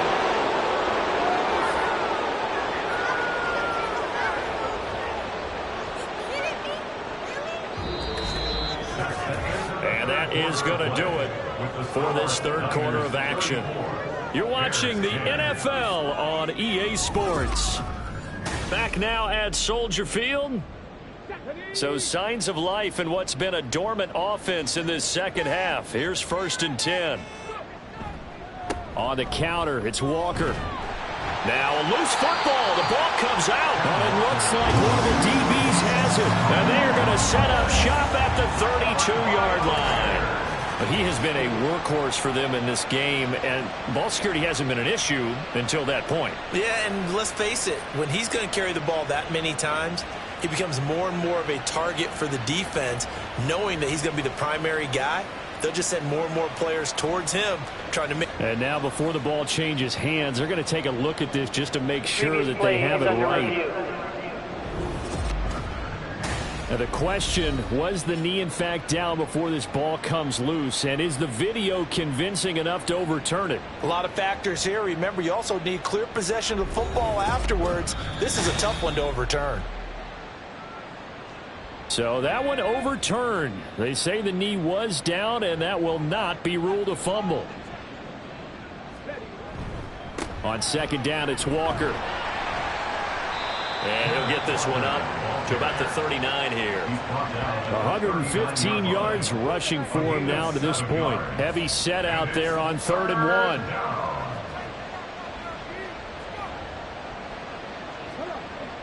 1. He'll look to throw. Able to find the open man. That's complete. And he is going to have a 49ers first down as they're able to get the 3rd down conversion. Tell you what, partner, the way he's been slinging it in this one, I think he should be ticketed for a baseball cap and a set of headphones for the next drive. He's been absolutely sensational. But one thing we've both learned about quarterbacks in this league, they often stay on the field longer than you expect. No gain on the play there. 2nd down. No gain on the play. 2nd and 10 at the 49-yard line. Hands it off out of the gun. And this time he won't even make it back to the line of scrimmage as they stop him in his tracks. It'll go as a loss of a yard, so now they deal with 3rd and 11. This offense has had a lot to like in this game. I don't know that last play, though, is going to make the highlight reel. It's not going to make the highlight reel, but it will be the focus of the film session that the team has to sit through. I've sat through those before. Never any fun. You're always excited about your good plays, and they actually fast forward through those. All right, that was good. All right, great. They get to the bad ones and really illuminate them. Not cool. Partner, I know we're still in the afternoon slate here. Some primetime games still on the docket, but it's going to be tough to top this effort. What an offensive performance we have seen. They have been unstoppable from the moment we began this game, and they're not holding back. They're still throwing the football here in the 4th. They certainly are, and let me tell you something. If you're old school, you don't like this at all. But in today's football, you just go ahead and savor it. Watch a team execute at a high level Doesn't matter what the scoreboard says. Now a 2nd and 2. They'll look to throw here. That's going to be caught by Samuel. And they'll get this down to the 10. It's a good gain of 11. Sets him up 1st and goal. First and goal at the 10-yard line.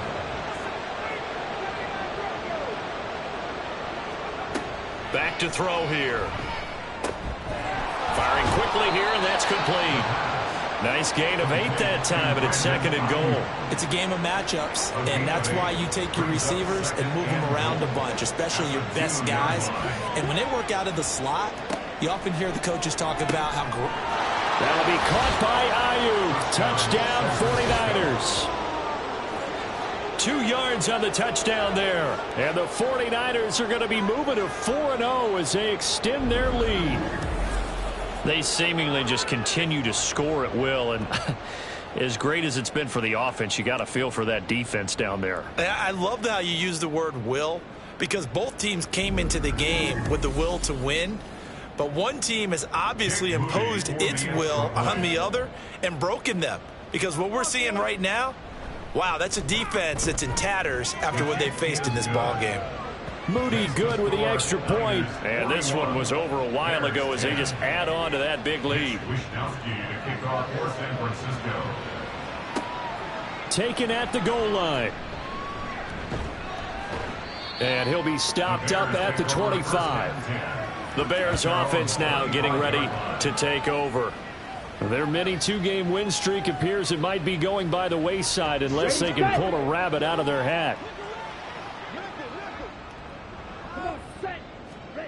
On 1st down, Ritter.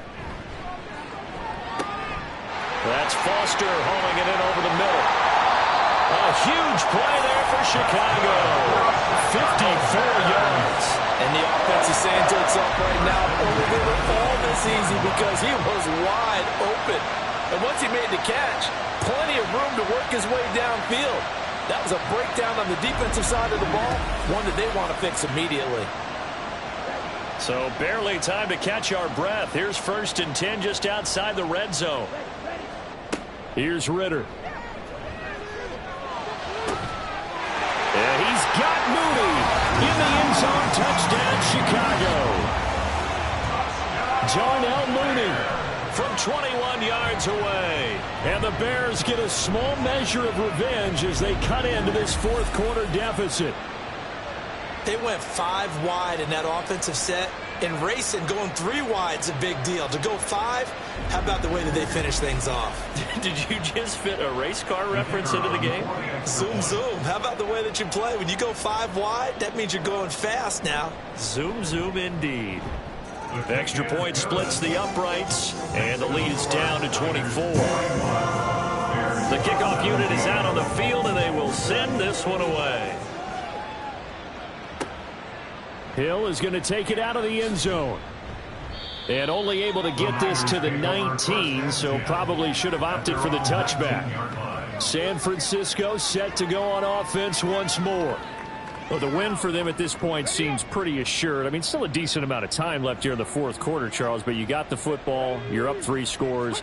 They have to be feeling really good about where they're at. I love your observation skills, partner, because I think you saw them charge onto the field fired up about another chance to get into the end zone. Looks to me like this group is ready to crush any hope left on the opposing sideline, and they want to do it with some gusto, too. Sticking with Walker on 2nd down. Up past the 25 to the 26, a gain of 5. That's a nice run to get himself back on the horse after his fumble. Nothing spectacular, but a good confidence-building run. They'll try for the first with Walker. And he gets this one just shy of the 40. They'll mark him down at the 39. 143 yards rushing for him now as his sensational afternoon continues. At carries like that, that's how they're going to continue to salt this thing away here, Charles, in the 4th quarter. Yeah, how about that? A new set of downs. Clock continues to move. No better way to close out a game than to tap those mastodons you have up front and say, guys, keep pounding them. Let's keep the ball, keep their offense on the sidelines, and let's close this one out.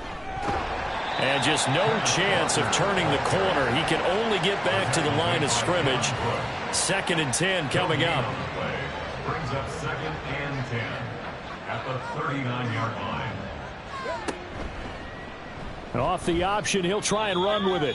It goes as a loss of 6. And now 3rd down. And not a lot of success to be found there. Oh, you got that right, partner, because if you're trying to make guys miss about 10 yards or so downfield, that's a pretty good play. But if you've got to do it in your own backfield, I consider that a problem. That doesn't work too well.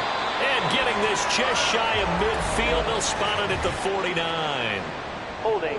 Offense.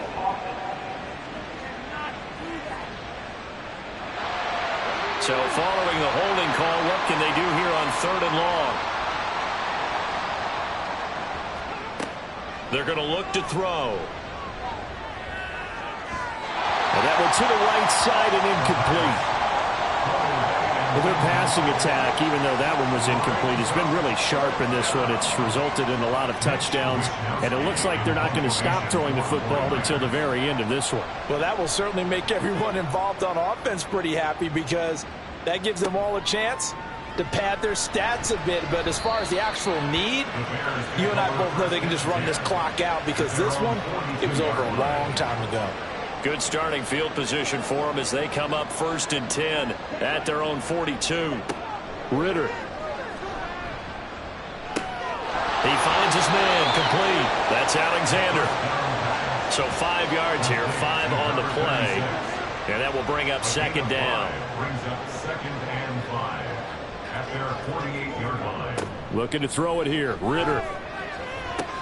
He'll get that complete to his tight end, Cole Kmet. And he'll go down inside the 45 before going out of bounds. That's good for the Bears. 1st down.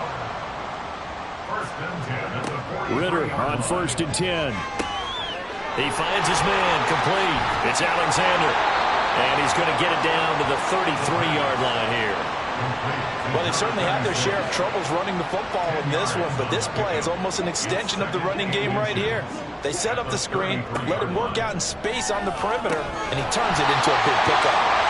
And he will get enough for a 1st down, and that will lead us to the 2-minute warning. Just 2 minutes remaining here in the 4th quarter of what has been a one-sided affair. They'll get 3 as the drive continues. It's a 1st down. Back to throw, Ritter. His throw incomplete. Nice progress down the field, was halted by that incompletion. They could try for some safe yards here to get things moving again, or keep throwing it and pushing it downfield to try and pick up bigger yardage. Now he'll escape to his left. Ritter slides down, and he has enough for the 1st. Mark that down as a pickup of 13, and the Bears have the 1st. It hasn't been the cleanest game for him, but there was a sign of improvement as he looks towards the next one. Nice bit of scrambling to move the sticks, and even more importantly, he didn't risk adding another interception to his ledger. Meanwhile, Ritter's throw there complete to Mooney. And the Bears are going to have a 1st and goal as the tackle is made at about the 5.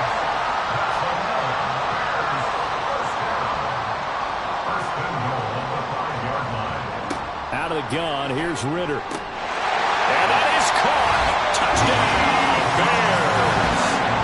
Tony Pollard, a 5-yard touchdown. And the Bears are able to make some inroads here to that deficit.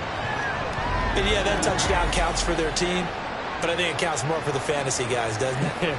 Yeah, it's just something maybe positive to look at on film, but this one's over, let's be honest. Yeah, I agree with you totally on that one. Now the Bears keeping the offense on the field and going for 2. They're going to keep it on the ground. And he is going to be stopped short of the goal line. Oh, they'll mark him inside the 1. He just couldn't keep churning those extra few inches. And the 2-point attempt is turned aside.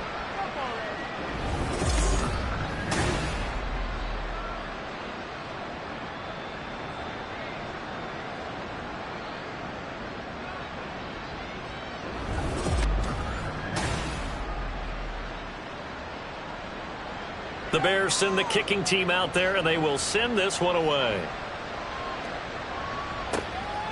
Hill is going to take it out of the end zone. Sheds off the tackle.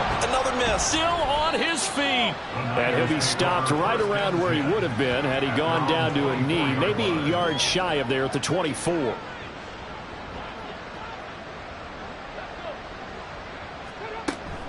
Walker now on 1st and 10. And some space here. And he'll be taken down, but not before they work it across midfield. All told, it's an even 30 and a first down. Well, we're beyond the tone setting right now. This guy's been the bell cow all day, and they'll continue to rely on him to move the chains, drain the clock, and lead his team. On first down, they'll go to the ground attack. And they go backwards here, losing yardage back at the 48-yard line. Charles, a lot of happy faces heading into the tunnel as this one ends, and understandably so. Not only did they get the win, but, boy, their offense was on fire in this ball game. And, partner, I have no idea what the top speed is on one of those high-end sports cars. What's the top gear you can get into?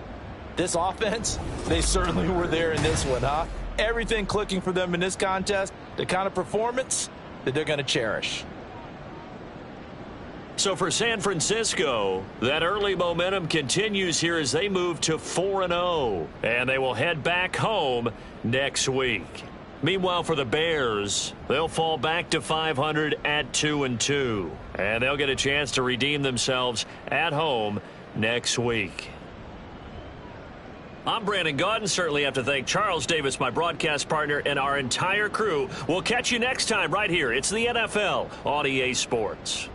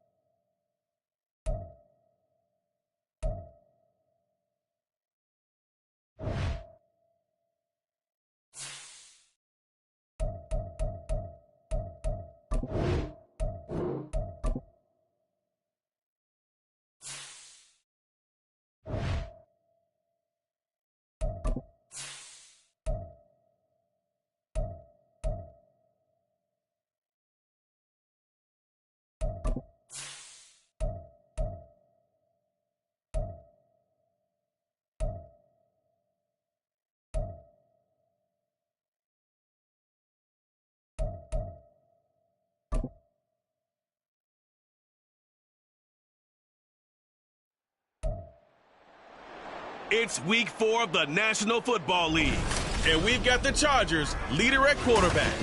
Solid performance a week ago, throwing for 3 touchdowns. It's the Chargers and the Texans, and it's coming right up on EA Sports. From the second largest city in the U.S., Los Angeles, California, we've got football as EA Sports coverage of the NFL is on the air. Today, it's week 4, and we've got what should be a great one here, as it'll be the Houston Texans taking on the L.A. Chargers. With Charles Davis, as always, I'm Brandon Gaudin. Charles, you talk about storylines in this one. I think it begins and ends with our 2 quarterbacks.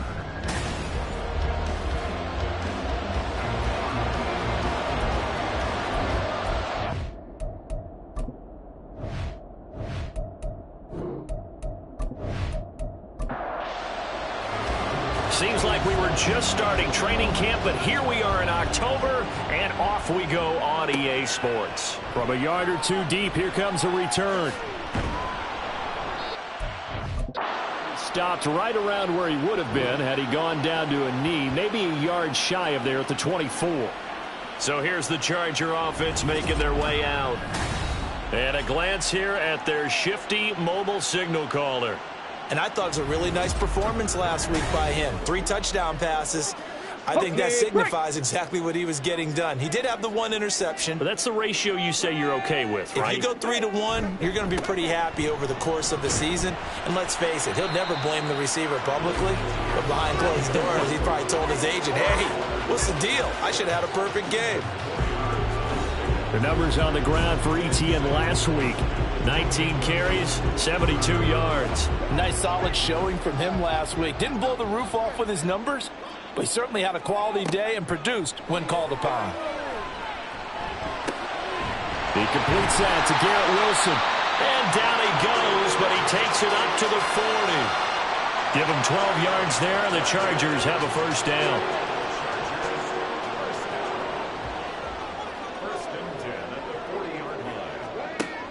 They'll drop to throw. A little short pass. This is Everett. And he'll be out of bounds after getting this one across the 40.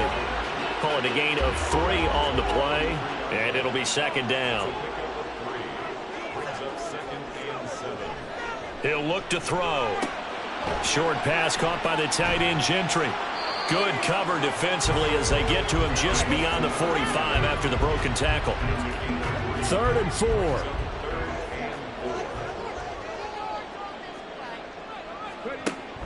On 3rd down, here's Etienne. And some solid footwork there as he'll take this down to about the 38. It'll be a pickup of 16 and a Charger first. Well, there's plenty of real estate for him to maneuver on that run, and let's face it, it shouldn't be a surprise. He's one of the better backs in the league.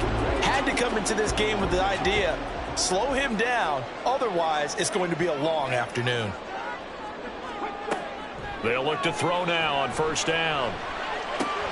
Taking in left side, it's Wilson. And he's going to get this down near the 20-yard line. 17 yards is the pickup there for number 17. Well, they clearly wanted to come out, Charles, and be aggressive throwing the football, and they've been pretty efficient along with that aggressiveness. He's now 4 of 4 on this opening drive. Yeah, and that's led to a fresh set of downs. I like what he's doing back there. You can tell he's at ease. Feels good about what he's doing. I think if I'm the play caller, I'm reading that, and I'm continuing to let him throw the football.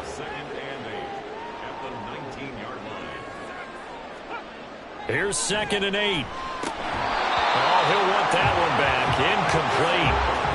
He doesn't drop too many in that department. 3rd down.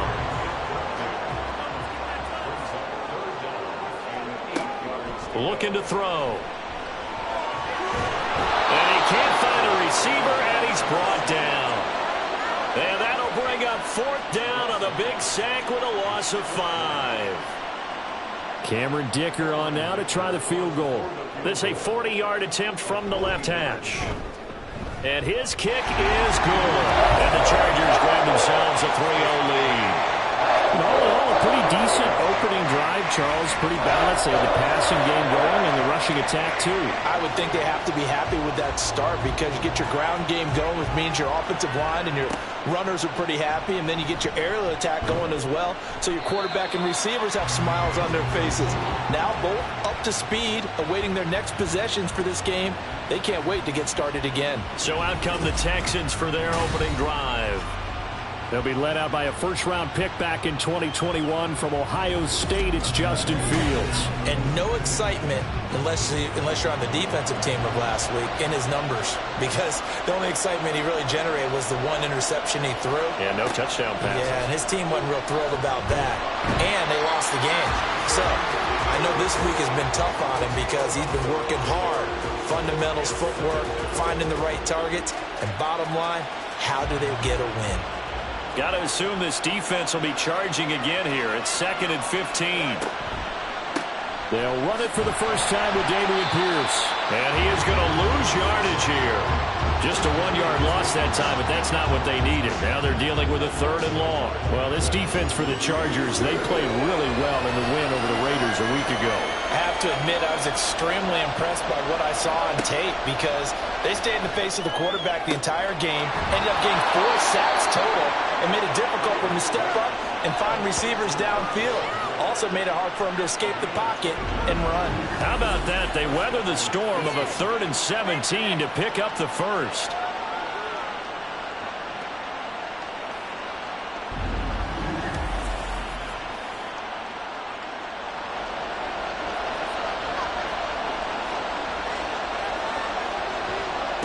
From the gun, here's Fields. Gets the dump off to Pierce. And he's able to get this one out closer to midfield across the 45. Clock rolling as we hit the midway point of this first quarter. A play fake, now Fields to throw. Into a double team, and it's intercepted. And the Chargers are going to have a short field here as they'll take over right at the 50. And when I looked out, he was kind of shaking his head right after he threw that pass. What did you see? Well, from a defense's perspective, anytime you have your eyes back towards the quarterback, you're in a position to make a play on the ball, whether it's a big-time play by you or an overthrow by the quarterback. You have a much better opportunity.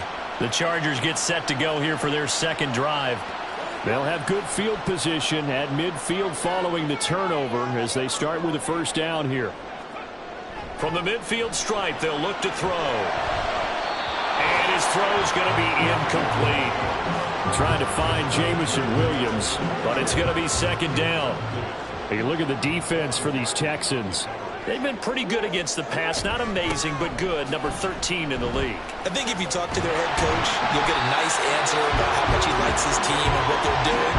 But at the end of it, he would admit there's definitely room to improve. So 3rd and 2. This quite possibly 4-down territory, though, if they're stopped. Back to throw. Work in the middle of the field, and he's got a man complete. And he is going to have the Chargers first down by a couple of yards as they're able to get 4 there on 3rd and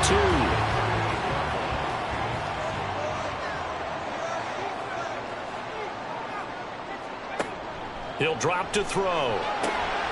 Throw right side, Wilson. And they move this all the way down to the 9. They got 29 yards that time. And let's face it, that what we just saw there, not a surprise, is it? I mean, this is what he does well. And if you don't tackle him as soon as he catches the ball, this is the end result. Big yardage afterwards. Got the speed and the agility, so good with run after catch. We're only in the first quarter, so they better get a wrangle and a hold on that quickly. Yeah, you're exactly right. And what's really difficult to try and defend him is if you want to press him so that you get him on the ground quickly after the catch, a lot of times he'll just run past you at the initial point of contact, and he'll go deep. A good run on first down, and now they contemplate a 2nd and goal situation. Once more, ETN. And good work there defensively as they're able to keep him out of the end zone. They'll wind up losing 3, and now it's 3rd down. The short field shrinks even more with the type of bodies they brought in on that play. Those extra tight ends, they weren't able to secure their blocks, and that one ended up going backwards. They'll look to throw on 3rd and goal. And this is hauled in by Williams for a Charger touchdown. Jamison Williams, his 4th touchdown on the year, as his guys are able to extend their lead. And all about timing there on that short slant, Charles. Exactly right. That was timed up so well. The route, the throw, touchdown. And for the extra point, Cameron Dicker.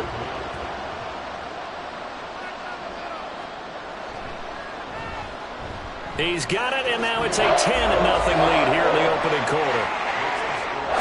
So that winds up a 7-play drive all told. And it was Jamison Williams wrapping things up with a touchdown. So an early 10-0 lead for him now as they kick it away.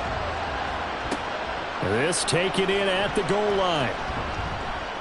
And his guys will get the football right at the 20-yard line. So now we get set to see Houston for their 2nd drive of the ball game. Charles, it's kind of gut check time. Look, I know it's early, first quarter, just their 2nd drive of the game, but they've already thrown the interception, given up the score. You're down double digits. They got to figure out something, and pretty quickly here. No doubt about it. And when we look at that sideline, I'm sure you're observing the same thing I am. I don't like the body language at all. They look like they're in a state of stunned disbelief. So to me, we always talk about someone stepping up and making a big play. I think it would behoove them if multiple guys step up and make big plays right now. They need something positive to happen, and they need for it to happen now. Throwing again on 2nd down, but this time it's incomplete. They come up now 3rd and 5 following the incomplete pass. Now Fields. And I don't think he got there, no. He's short by maybe a foot, maybe. Call it 4th and inches. That looked great when he first took off because in my mind, there was room to run and he had the marker in his sight. But I certainly didn't expect him to close so quickly, and neither did he. They got to him just in time, and now that forced him to make a decision with his 4th down call. Yeah, last week in the loss, 5 punts as he gets this one away. And the fair catch is made at about the 27-yard line. It'll be a 39-yard punt, no return. And it'll be Charger football here as they take over.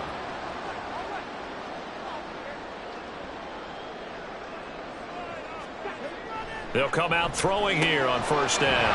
A little short pass. This is Everett. And down right around the 32-yard line. 4 yards on the pickup. 2nd and 6.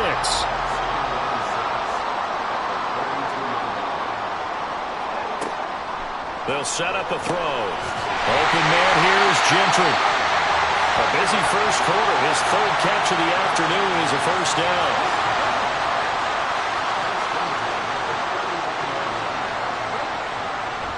Here's a play fake as they set up to throw. Oh, he's going up top for Wilson.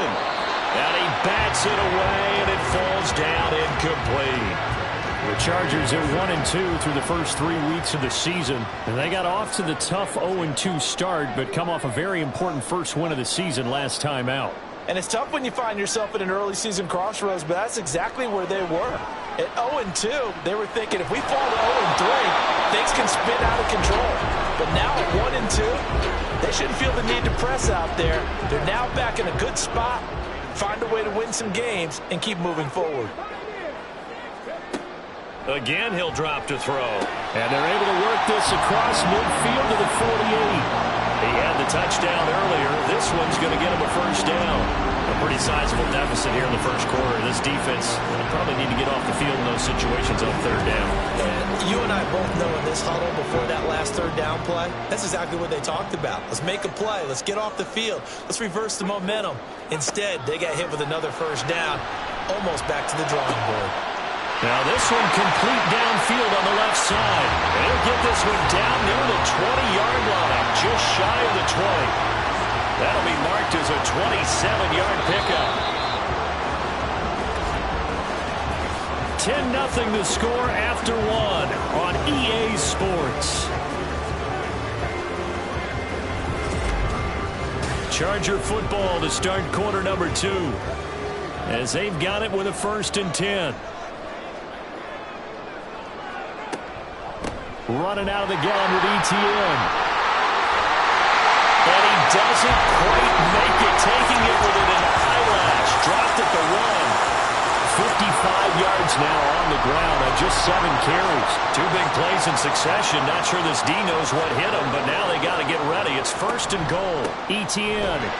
No signal, and now they say he did not get in. He is stonewalled at the 1. Another shot from the 1 on 2nd and goal. And they'll let the fullback try and take him home. And he is into the end zone. Touchdown, Los Angeles. It's the fullback. His 3rd rushing touchdown of the year. And his guy's now an extra point away from taking a 3-score lead. And when the smaller guy can't power it across the goal line, Charles, sometimes you need to go with a fullback. They did. It worked.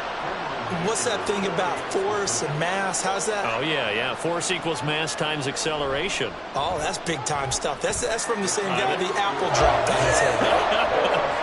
Extra point up and good by Dicker. And that makes our score 17-0. This fielded right at the goal line. And he's up past the 20 to the 22-yard line. The Texans offense now, they get set to head back onto the field. And we don't want to call this desperation time, especially in the 2nd quarter, but you're down. You don't want to. No, but let me finish. Okay, my bad. You're down 3 scores already. You've done nothing offensively, nothing on the scoreboard. That's not a good combination. I think you just called it desperation time. I think you did. But let's face it, you mentioned this to me in a break earlier in the game. The energy level hasn't been there right from the start. We've noticed that. They've got to find a way to get on their toes and start punching instead of retreating, to use a boxing analogy. Here's a throw to his running back. It's complete. And he'll be brought down right around the 37. 7 yards there and a 1st down. 2 minutes gone by, 2nd quarter. 1st and 10, it's Pierce. And a 5-yard gain gets him to the 42. That's a really nice job by them picking up the run blitz and detecting it and blocking it and turning it into a nice run. And a lot of times you think if you blitz a running play, you're going to smother it. But a lot of the blitzers, they come in a little bit high. They don't have great leverage, and they're easily blocked and turned to the side. It'll go down as a 2-yard loss, and it brings up a 3rd down. Out of the gun, Fields. A short throw to Ingram. And he'll be taken down, but he does have 1st down yardage. And that gain of 9 buys them a new set of downs. This offense finding its legs now. Here's another 1st and 10. Pierce now up the middle. And he's going to get across midfield and into Charger territory. And give him 4 yards there. It'll be 2nd and 6. A gain of 4. It's now 2nd and 6. Here's Fields. And his pass incomplete.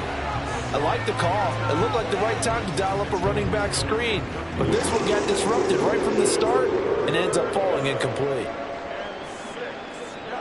Throwing on 3rd down, Fields. And he knocks the ball away, and it falls incomplete. Nice back-to-back plays defensively. They're stacking momentum now.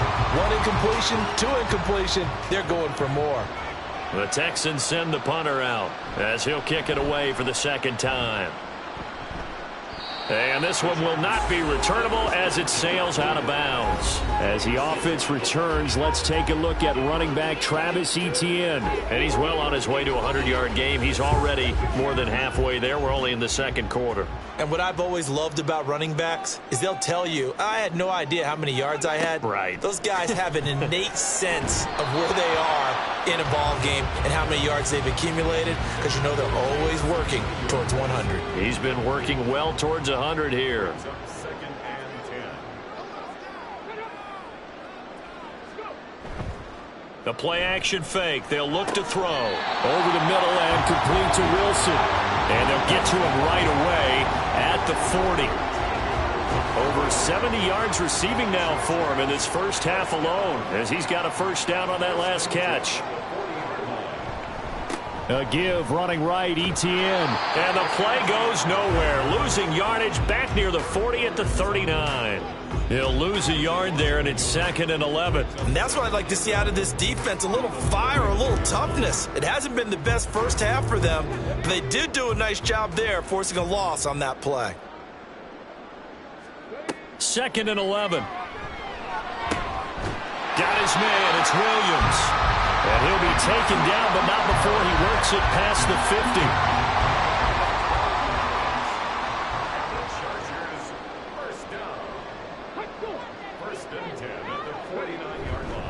On 1st and 10, it's Etienne.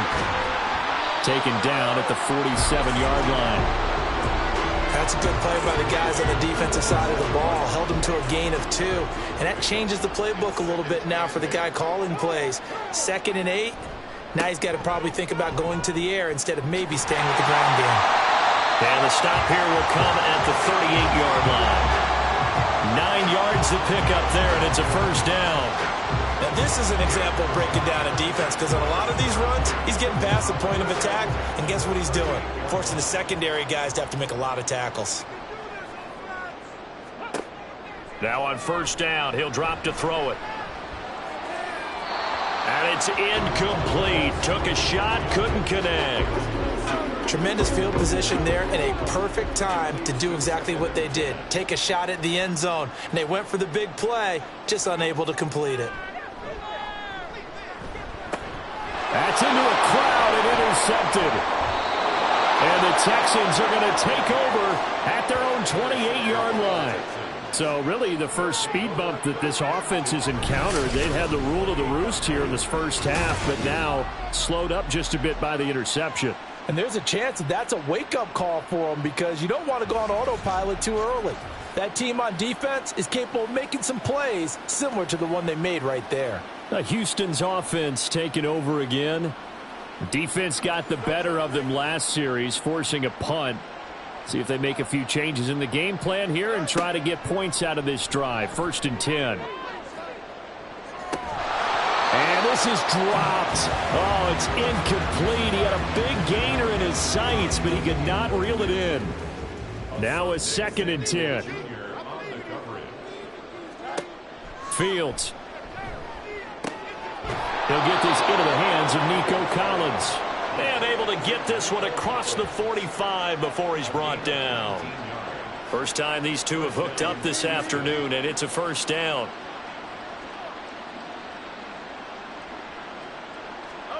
Back to throw. Fields.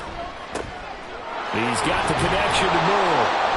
And he's tackled a yard short of the marker. Good gain of 9 on 1st down. From the 44-yard line, here's 2nd down and 1. At the 44-yard line. And he'll go right back to Moore. Complete again. Back-to-back receptions for him, and it's another first down. It's a gain of 6. First down, Texans. Fields throwing again. Again, he finds Moore. And they'll wind up getting this one all the way down inside the 20. A well-executed 22-yard gain. That's the 3rd time on this drive that these two have connected with each other. They've got a real rapport going. And right now, it's paying off with big chunks of yardage, as shown by that last play. Pierce takes it straight ahead. And he'll take this one in for a Texans touchdown. Damian Pierce with career touchdown number 60. And the Texans are able to cut into that deficit. Well, this had not been the greatest of first halves to this point. They've been pretty well dominated in all phases of the game, so this was an important drive just to show they can move the football and finish. And now they're on the board here on the touchdown run.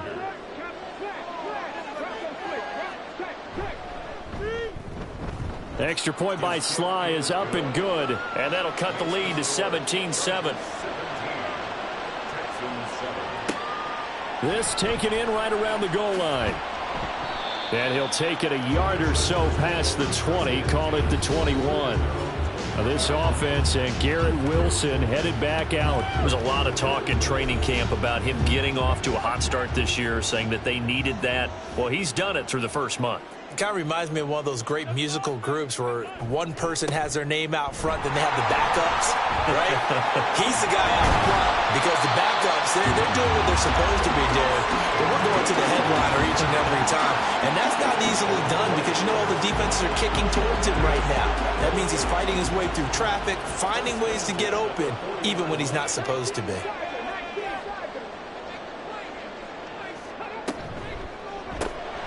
This out quickly to Williams. And he was able to shed one tackle but could not get away from there. So the completion gets him just a yard, and it's second down. And we've hit the 2-minute mark in this first half of action. And we're at the 41, 2nd and 9. Back to throw here. Finding Williams once more, complete. And he'll be taken down, but not before he gets into enemy territory. A gain of 10 as they look to add on to this 10-point lead. On first down, he'll drop to throw. Short pass caught by the tight end Gentry. They'll wind up getting just a yard, and it'll be second down. Brings up 2nd and 9 at the 48-yard line. They'll look to throw again. Wilson's got it complete. Only able to gain a couple there. 3rd and 7 now. Well, that's now 4 completions in a row. A good bounce back following the interception last drive. Certainly not letting it affect him, that's for sure. And we all know interceptions are going to happen. So the big trick, don't let it affect you going forward. Most of the good quarterbacks, they just tell the ball boy, get that one out of the rotation, give me a fresh ball, and let's go. He's got his offense moving again. They'll stick with the passing game as he looks to throw. That's incomplete, but there is a flag down, so hang on. A big call coming on Personal 3rd foul. down. Roughing the passer. Defense. A bad time for a roughing penalty, and they get the gift of a 1st and 10. Back to throw again. And this is caught. He's got it. Touchdown, LA. Jamison Williams with his 2nd touchdown here in this first half. and the Chargers will extend their lead in the final minute of the half. They have really had their way so far in the first half, but they wanted to continue to build on their lead. They know that no lead is safe in this league, so they decided to try their best to get one more as they headed into the half, and they got it done. Extra point up and good by Dicker. And that'll make this a 3-score game now. The lead moves to 17. From a couple yards deep, he'll bring it out of the end zone. And he had no room to run as he's tackled down inside the 20. The Texans with the football here late in this first half. And with a 3-score deficit staring him in the face, they might have to press the issue here and try to get points out of this drive. On play action, Fields. And he slides and covers up at the end as he's going to be able to pick up decent yardage. He'll wind up getting 9 after tucking it and running, so it'll leave him with 2nd and a yard.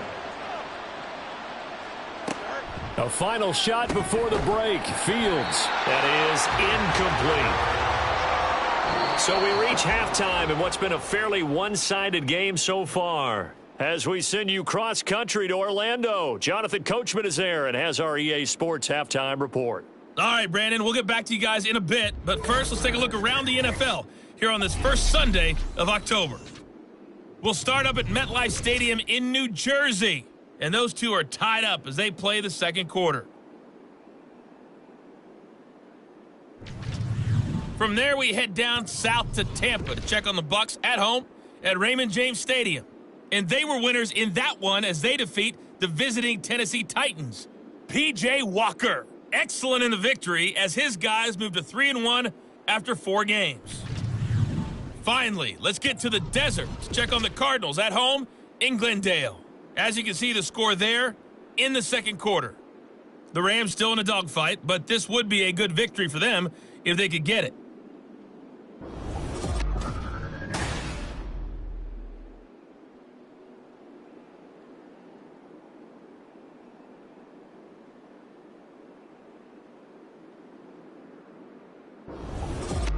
All right, Coach, thank you, and we welcome everyone back for quarter number 3. The Texans down on the scoreboard, but they do get the first crack here as we are back underway in the second half. And he will not bring it out. It's a touchback. So here's the Texans offense now. They get set to start this third quarter. And you have to think, Charles, down 3 scores already. They need to play an almost perfect second half to have a solid chance. And that absolutely starts with finding some way to put together a touchdown drive here. They need to be smart, fast, efficient, get the ball to the end zone, and do it again multiple times in order to have a chance to win this game. Here's 2nd and 7 now from the 28. And Shaheed going to go in motion. Now they show jet sweep it instead, or run up the middle here. He'll be hit down at the 33, 5 yards on the play. This offense in desperate need of a conversion as they come up on 3rd down. Pierce will try to pick it up. He's not going to get there. That won't even be close. It was blown up in the backfield. That'll back him up 2 yards and also bring up 4th. This defense is just flat getting after it. They have not given up much of anything in the run game. Case in point right there. The Texans send the punter out as he's on here to punt it away.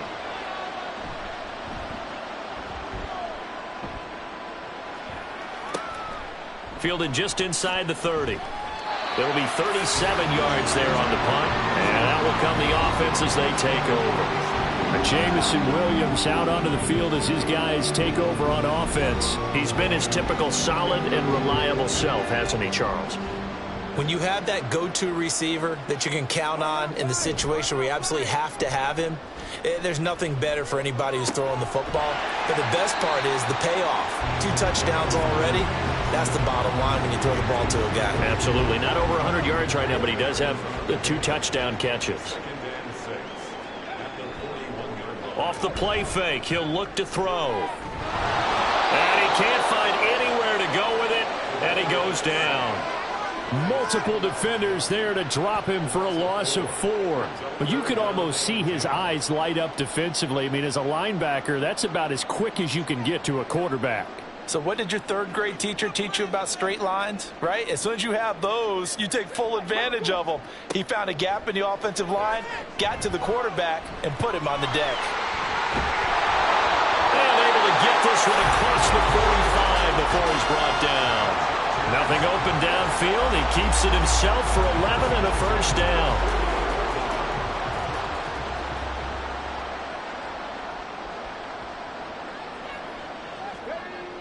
They'll drop to throw.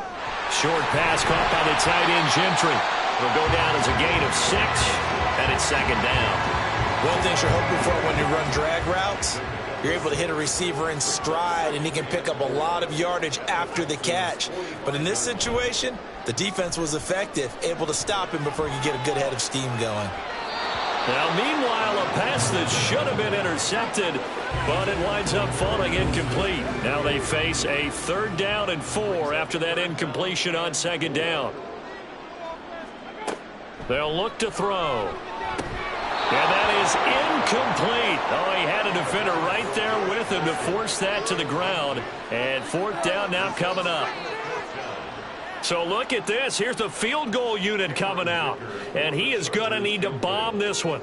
This will approach NFL record territory. It's a 62-yard attempt. And this is off the left upright. And it comes back. It's no good. And the lead will stay put at 17. So distance not the issue there. He had plenty of leg to get it there. It's that darn upright getting in the way. Always gets in the way of a good time, doesn't it? Because he hit it square, too. Sometimes you can bank one in if you get it on the end of the football.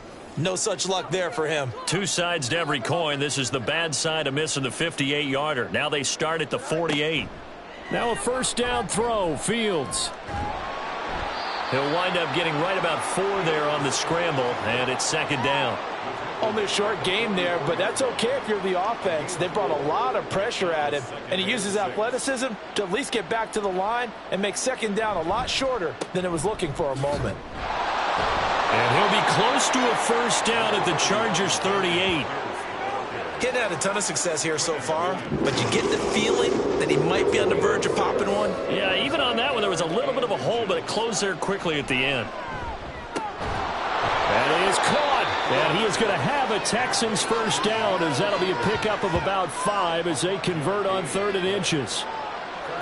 Well, this might very well have been 4-down territory, but that's not going to matter now. They get a nice throw there on 3rd down, and they're able to keep the drive going. A run for Pierce out of the gun, and he is going to be stopped cold behind the line of scrimmage. Officially, it's a 1-yard loss. That's going to bring up 2nd and 11.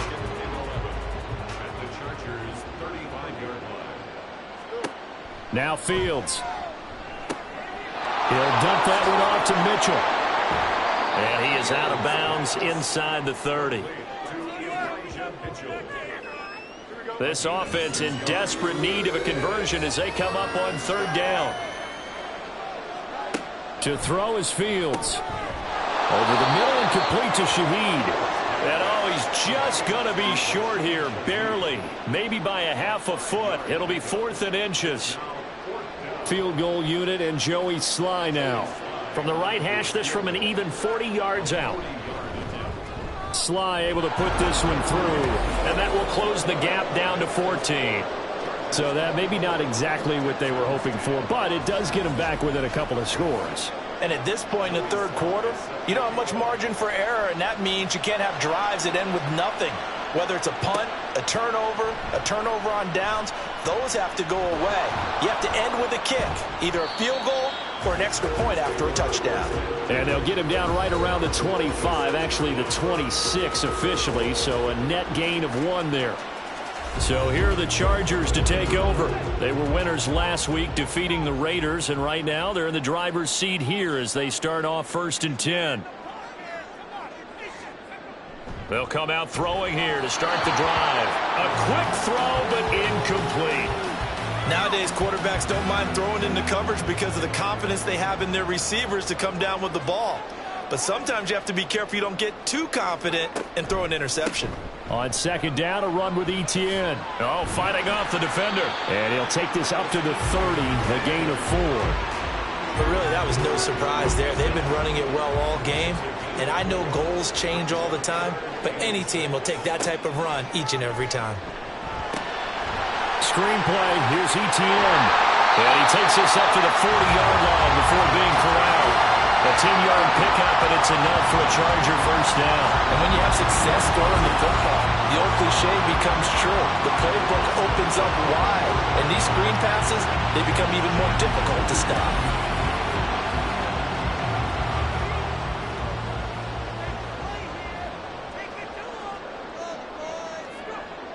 They'll look to throw now on 1st down. Short pass caught by the tight end, Gentry.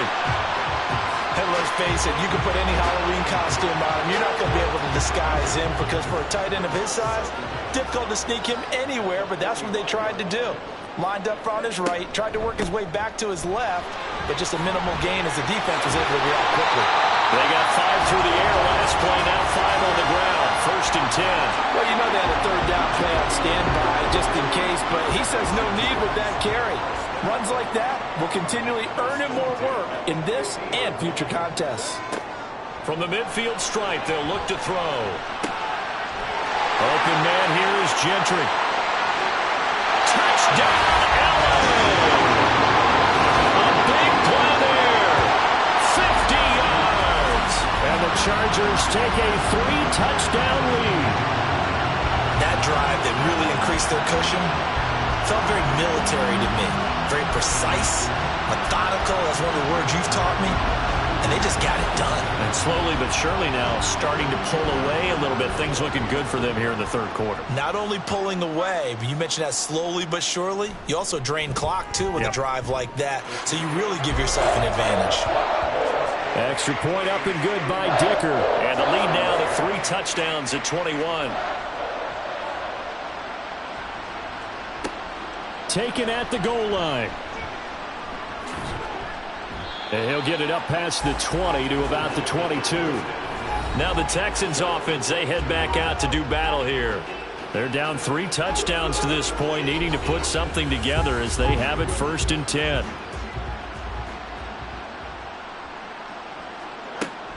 They'll start on the ground with Pierce. And he finds some space past the 25 to the 27. Deion Henley there on the tackle.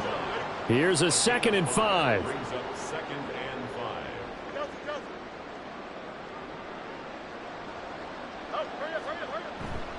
And they'll go right back to Pierce. Not much room here as he only gets it to about the 30. Still a couple yards short of the first as the 3-yard gain brings up a 3rd down. And they'll let their fullback try and push the pile. And he is going to have a Texans 1st down by about a yard as they're able to convert on 3rd and 2.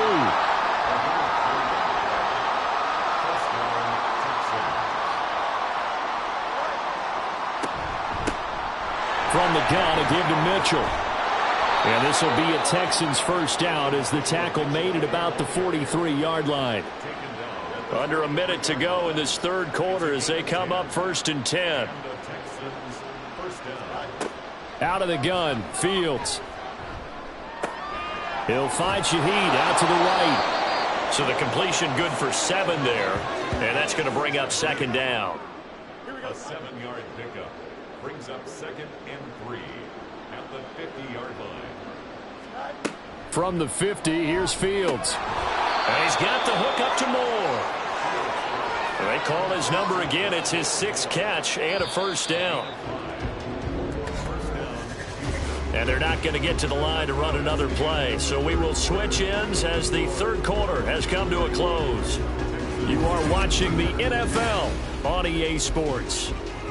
Back now at SoFi Stadium in Inglewood. It's Texans football, but they trail here as we get started in the 4th quarter. To Pierce, they set up the screen. And this one goes nowhere. Losing yardage on the play back at the 46. He was unable to shake free there, and they'll cover him for a loss of a yard. Fields throwing again. That's complete. It's Collins. They'll wind up getting 10 back as that sets them up for 3rd down. Doesn't matter whether it's a zone coverage or man coverage. The drag route can be effective when it's run well. Fields to throw on 3rd and 1. That's complete to Pierce. And he'll be taken down, but he does have 1st down yardage. They'll get 9 out of that one, and as a result, the drive continues. And that's a gutsy call there on 3rd and short because that's a play that's got a good chance of being blown up in the backfield for a big loss of yardage. But nice job out wide to gather in that screen pass, use his blockers well, and pick up the 1st down. Here's Fields. Oh, he dropped it. And that's pretty indicative of the way this one's gone. Here's 2nd and 10. Again, Fields. Over the middle, he gets it to Collins. And down inside the 15, shy of the 10. Texans passing game in rhythm right now, picking up another 1st. Now a 1st and 10 at the 11. Fields. And he's going to be taken down, sacked back around the 18-yard line. Will Anderson able to record his 5th sack of the season. Now following the sack, they'll look to make amends on a 2nd down and 17.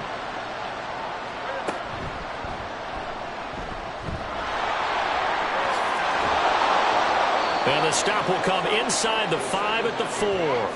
They get 14 back, but it leads now to a 3rd down. Okay, take us to school here, Charles. On a play like that, pretty successful RPO. What's the quarterback looking at? Basics, he's looking at the defensive end or the outside linebacker. If that player crashes down, under pressure, down he goes. Sacked at the 10. And now that brings up 4th down there, a loss of 6 yards on the sack.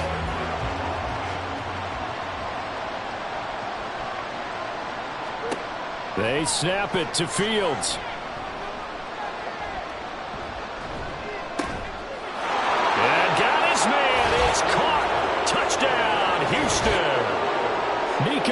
Collins from 10 yards out. And the Texans have got it back to a 2-score game here in the fourth. Well, that's what I call an answer right there. They gave up a sack on the previous play. How about what they did to finish things off, turning it right back around? That's the response, and that O-line feels a lot better now, don't they? Yeah, without a doubt, because give up the sack on the previous play, that just hurts those guys because they never want to see their guy get hit. The extra point by Sly is up and good, and the lead will be cut down to 14. Taking it about the 1. Pushing his way through. And he'll get it up just past the 20 as his guys will go to work at the 21-yard line. And now out on the field, here comes Los Angeles. If they can score here, they have a chance to make this a 3-possession game and all but put things to bed.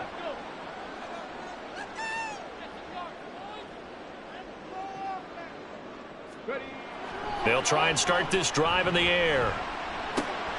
He'll find Etienne out of the backfield. And he is brought down at the 22 after a gain of 2, and it brings up second down. From the 22, here's 2nd and 8.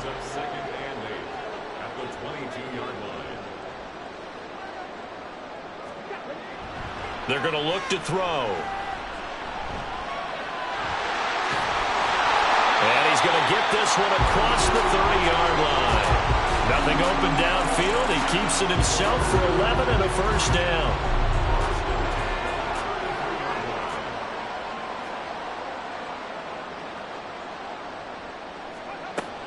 They'll drop to throw.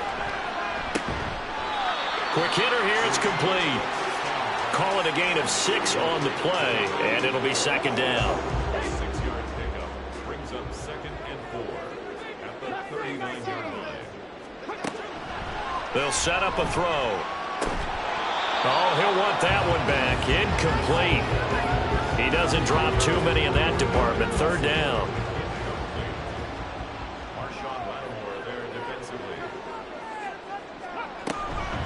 Here's a play fake as they set up to throw. Work in the middle of the field, and he's got a man complete. And he's going to be taken down with another first down as the stop's made at the Texans' 45-yard line.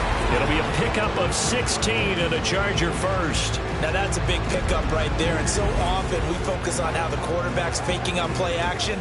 How about everyone being in on the deal and picking it up? Second, third levels, you could see them trying to recover. They bit.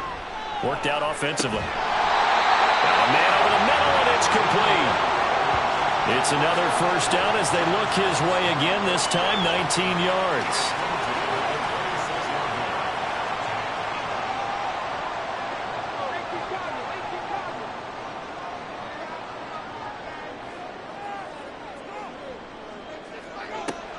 They'll look to throw again.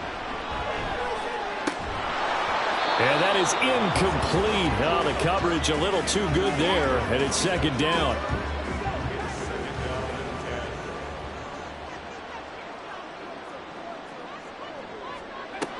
Again, he'll drop to throw. Throwing for the out route, he finds Wilson. And he'll be out of bounds as he gets this down about the 21 or 22.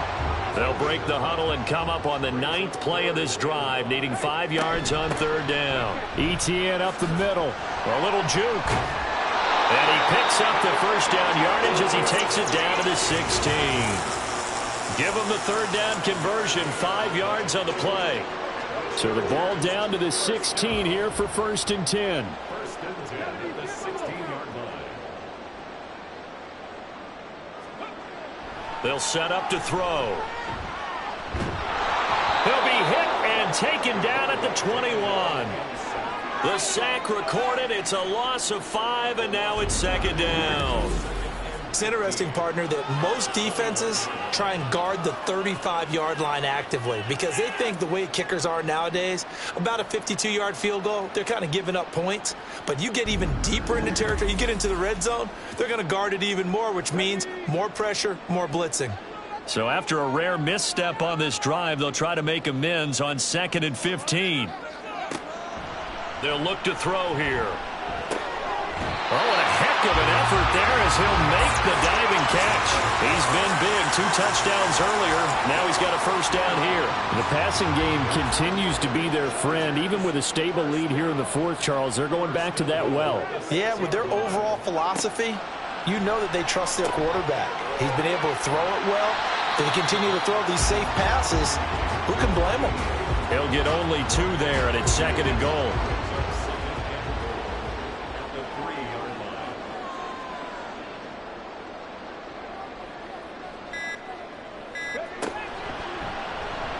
He's going to try and do this himself. And he takes it in for a Charger touchdown. It's their quarterback. A 3-yard run as he kept it himself. And the Chargers are looking to make it 2 straight as they add on to this fourth quarter lead. Is it okay if I break one of our rules, partner, which is to never call a game over until it's over? Because this certainly feels like it's over after that drive. Yeah, that was spirit-crushing, wasn't it? And now you just kind of felt the air go out of the balloon. Yeah, they were fighting so hard to stay in there, and they knew they had to stop them on that drive. But when they were unable to, I think you're exactly right. You could see them sag on their sideline, and I think this one might just be over. And here comes a return from just beyond the goal line. And he'll be brought down at the 28-yard line, so the decision to bring it out of the end zone gets him 3 more. And the football going back over now to the Houston Texans. Well, we said it at halftime that they would need a nearly perfect second half to erase that deficit that they were facing, CD. But unfortunately, the second half has pretty much been a carbon copy of the first. Yeah, that early lead was almost insurmountable the way their opponent was playing. And, partner, they do have some good news, though. This one is getting close to being over, and they can try and hit the reset button starting tomorrow. Here's a pass swung out left to his running back. So the completion good for just 3. And now it's 3rd and 4. Just 2 minutes remaining here in the fourth quarter of what has been a one-sided affair. So it's Texans football as we welcome you back. They face a 3rd down now as they try to find a late score. Back to throw. Fields. All right, rifles one, and that's going to be intercepted. Now he's free at the 35. And they will be set up now as he brings this thing all the way back inside the 20. So that changes things. You get the interception, and then to boot, a good return tacked on. And really it was down to him versus the quarterback on the return, and that's one you would think the defender would win. But a nice job there of seeing the play all the way to the end and making the tackle by the QB. So out come the Chargers. And a few kneel downs should just about do it. Now defensively they do have all 3 timeouts, but very little reason to use them at this point. Straight ahead, Etienne. And he will be brought down at about the 6-yard line. 110 yards now for Etienne, and he's got a first down. I have to chuckle to myself a little bit, Brandon, because right now I could be in that huddle with that offensive line, and I know exactly what they're saying. If you call a pass play here, we're going to call timeout. Run the football. We've got control of this thing. Get him behind us and let's go. Their time to shine. And he gets halfway there from the 6 to the 3 on a gain of 3.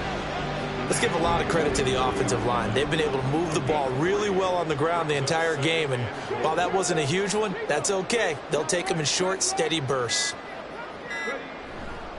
They'll try to run with Etienne. And maybe a measure of revenge there. He's had his way in this one, but this time they get him behind the line. It's a loss of 2, now 3rd down.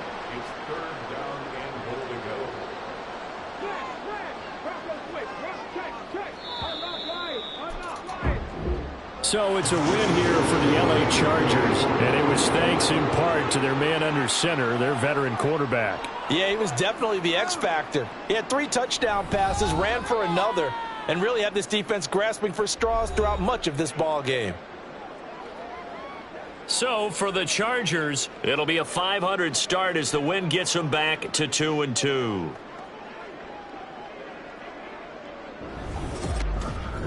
So that'll do it for my partner, Charles Davis, and the best darn crew in the industry. I'm Brandon Gaudin. This has been a presentation of the NFL on EA Sports.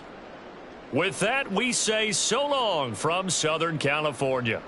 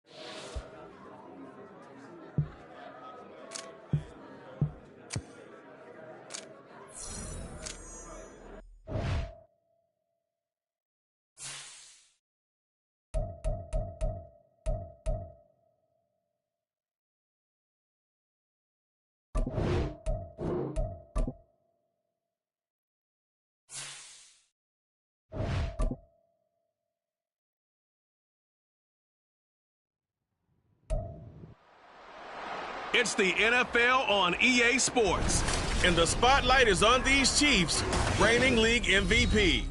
He's coming off a quality showing last week, well over 300 yards in that one. It's the Chiefs and the Raiders, and it's kicking off next on Madden NFL 24.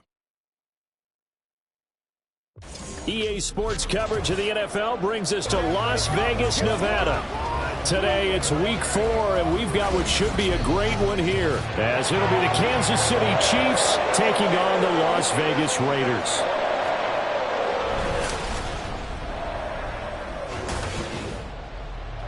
Hi again, everyone. Alongside Charles Davis, I'm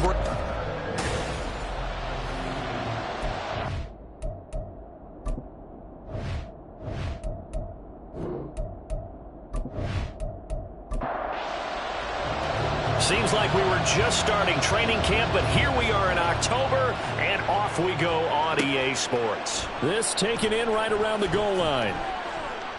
And he will be brought down here inside the 20. Good coverage as he's dropped at the 17. So here are the Chiefs now coming out for their opening drive. And a glance at the tall signal caller, standing 6'6".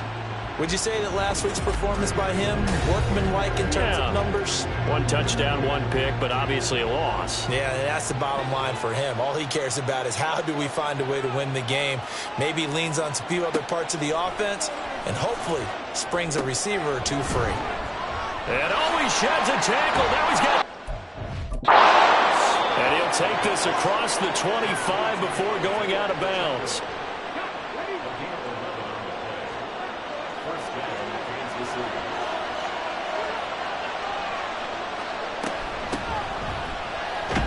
And nothing much materializing there on the first down run. He'll get a couple, and that's it. Got it here at the 29 on 2nd and 8. Back to throw here. Into the hands of the tight end, Dalton Kincaid. And he'll be taken down, but not before they work it across midfield. That one covers 24 yards. It's a first down. It certainly feels like there are more stars at the tight end position than there were even 10 years ago. And I think it's become more of a glamour position because of the ways it can hurt a defense, and guys want to be involved. They can be in line, close to the line of scrimmage. They can split out like receivers. But hands, route running, speed, and some toughness to go across the middle, you put it all together, you got a heck of a tight end candidate. And he's corralled, but not before getting it inside the 35. From the 34 now, here's 1st and 10.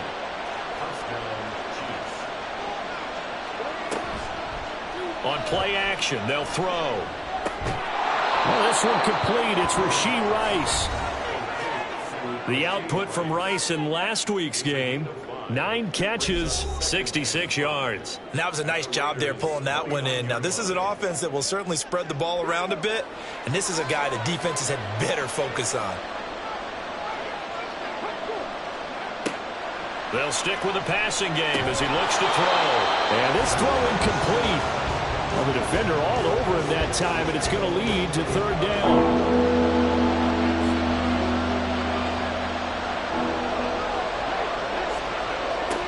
Back to throw again. Open man right side is Rice. And it's not going to be enough here. A gain of 4, about 2 feet short of the marker, 4th down. Now Harrison Butker for the field goal try. Right hash mark of 42-yard attempt. Butker's kick here is good. And the Chiefs are out to a 3-0 lead. No touchdown there, but if that first drive is any indication, looks like they're going to have a pretty good day passing the football. I would say confidence would have to be pretty high after that first drive, able to throw it almost at will. You're exactly right. They didn't get the touchdown, but 3 points serves as a nice notice about how this offense is going to move. So here comes the Raiders offense now onto the field. And a peek at the man under center. He has 5 full years in the league under his belt, now in year number 6. He had the numbers of a game last week that if you win, you talk about it being a gritty guy, managing the game, getting it done. But they lost. So obviously 2 interceptions, 1 touchdown pass, that's not going to be good enough. Got to get that changed around. And some room to run now. And they nearly get this all the way to midfield. Mark him down at the 49. Good yardage as he rumbles for 24 and a first. Pretty explosive run on that inside handoff, and when you're a runner of his caliber, you don't need a big crease. You really don't, but also what we're seeing is an offensive line that's taking charge at the point of attack, aren't we? Not only are they controlling the initial contact, they're actually utilizing what they call the strain, the next 2 to 3 seconds to continue to move people. 2nd down and 3.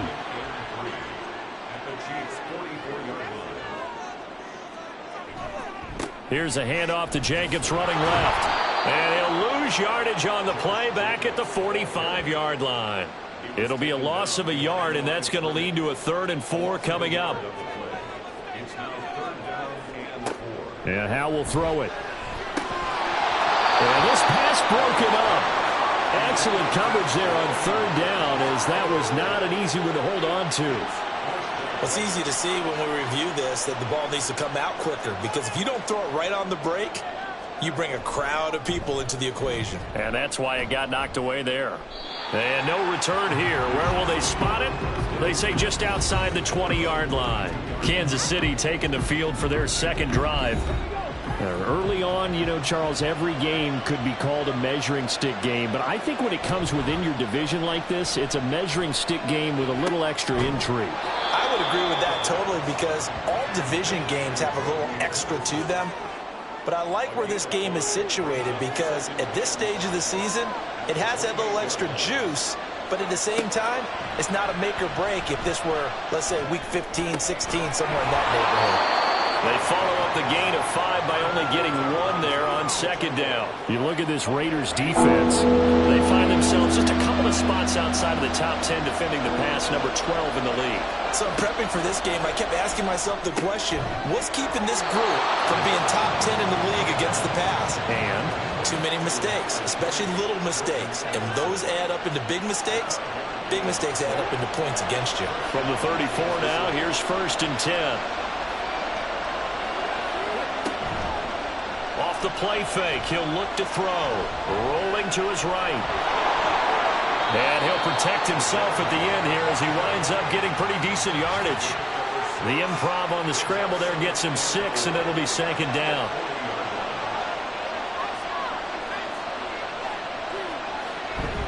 Headed straight, it's Pacheco. And he'll get it out a couple yards shy of midfield at the 48. That one, a 1st down pickup of 8. The Chiefs at 2-1 now to start the campaign. And they were looking good until last week's loss took them from the ranks of the unbeaten. Yeah, I don't think anyone was expecting this team to push the 72 Dolphins, but still, you got to take a lot of positives from this first month. If they can bounce back and move to 3-1, they'll be pretty well set up for the remainder of the season to follow. Give him 13 yards there and a Kansas City first down.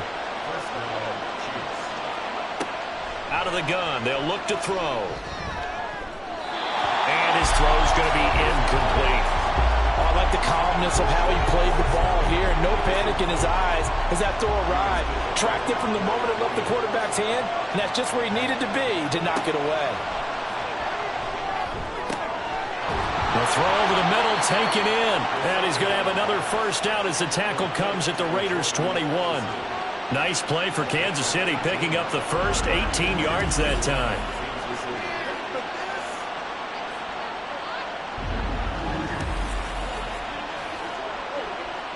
They had to settle for 3 last drive, hoping this second go-around ends in 6. In good position, 1st and 10. Now they'll throw here, out of the gun.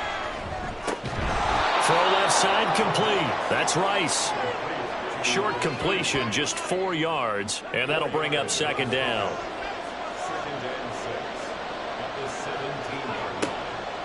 He'll look to throw. And he's got his man in stride, complete. And he's going to be taken down right at the 10-yard line. So not quite a 1st and goal. It's 1st and 10 from the 10. Pacheco gets it up the gut. And a pretty little juke move there on a nice gain.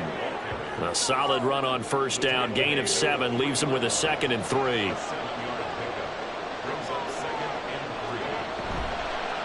Here's Pacheco once again. And he's going to bull his way into the end zone for a Chiefs touchdown.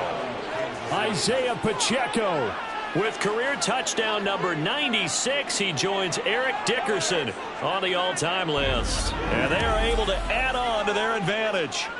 2 good drives on their first 2 possessions. Remember, the first wound up in a field goal, but we all know field goals aren't going to cut it in the NFL, so they're not going to be denied here, and they wind up punching this one into the end zone.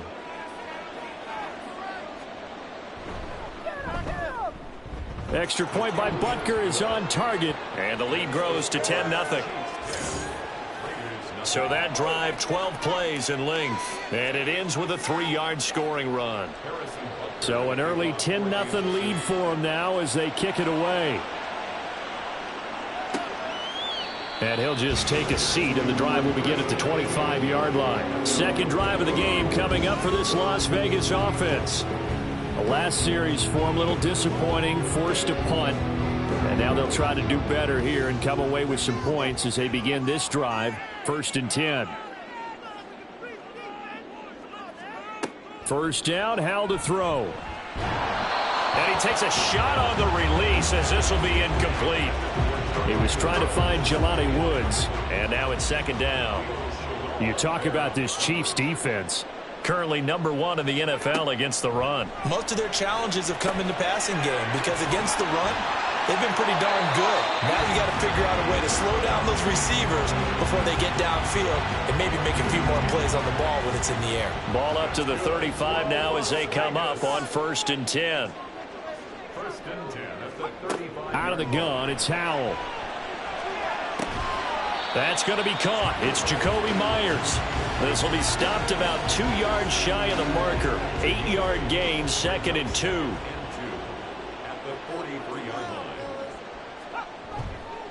On 2nd down, Jacobs. And he'll go down right around the 47 this time. A gain of 5, good enough for the first down.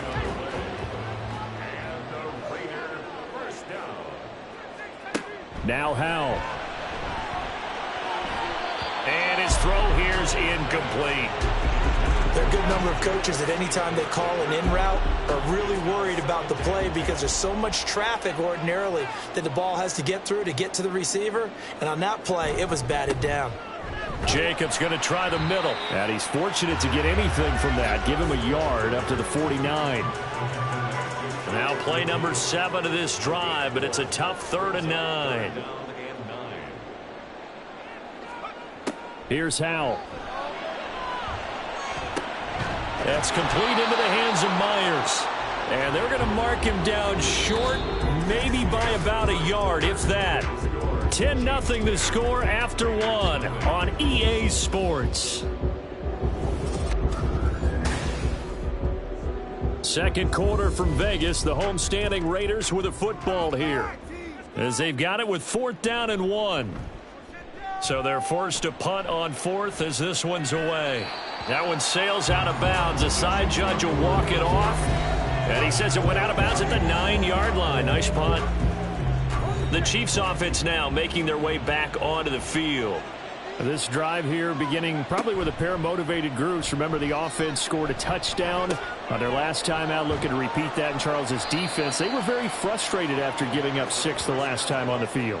And frankly, it's just a battle of wills in a lot of ways, because you know they're both motivated, they both game plan for this drive, and they both have specific outcomes in mind. To me, it just comes down to who can execute better and which side can step up and assert its will over the other. And able to break one tackle, but then quickly brought down, but a nice little gain. Here now, 3rd and a yard.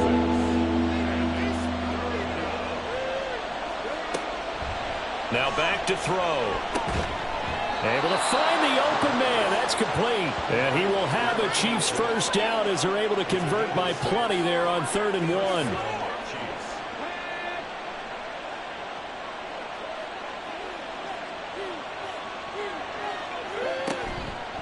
They go play action here on 1st down. He'll drop this off to Pacheco. And down he goes, but he takes it up to the 40. The Chiefs have got the passing game rolling a bit, and another 1st down. Well, they use him a lot out of the backfield. He had 5 catches a week ago, and he makes another catch here for good yardage.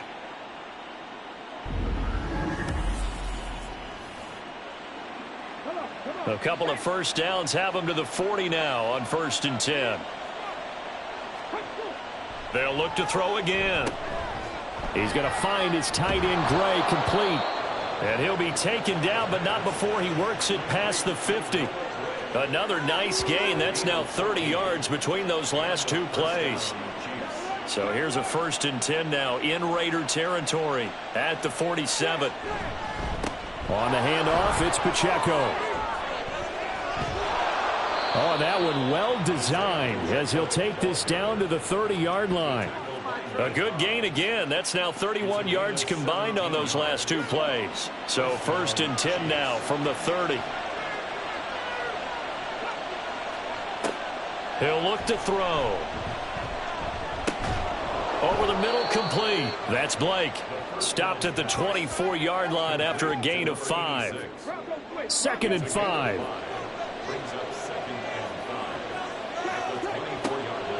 They'll set up to throw. And a quick throw here, that's complete. They'll get him to the ground at the 20 following a pickup of 4. The defense was ready for the back to leak out and even had a second player waiting to double him up. If you're going to commit to doubling him back, you better prevent a completion, but give him credit. Extra determination, extra effort, turned it into a successful play. And he will have a Chiefs first down, and he'll have it by plenty as they're able to keep the drive alive on 3rd and inches. Just about every coach we talk to says the crowd shouldn't affect us. That shouldn't be an issue. And then the next breath they talk about taking the crowd and taking them out of the game by picking up 1st downs and keeping them at bay. I think we just saw an example of that there, didn't we? Important to do, especially early in the game like they have. It'll be a gain of 5, and that'll make it 2nd down.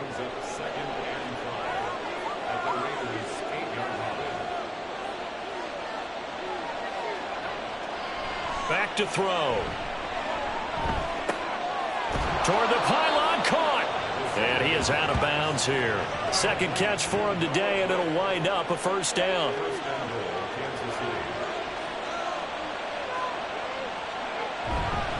Pacheco is into the end zone. Touchdown, Kansas City. So his strong first half continues as he finds the end zone here for the 2nd time. And definitely good blocking at the point of attack, and you just have to love watching the way he can create space down near the goal line, and he's able to take it into the end zone. Butker on for the PAT.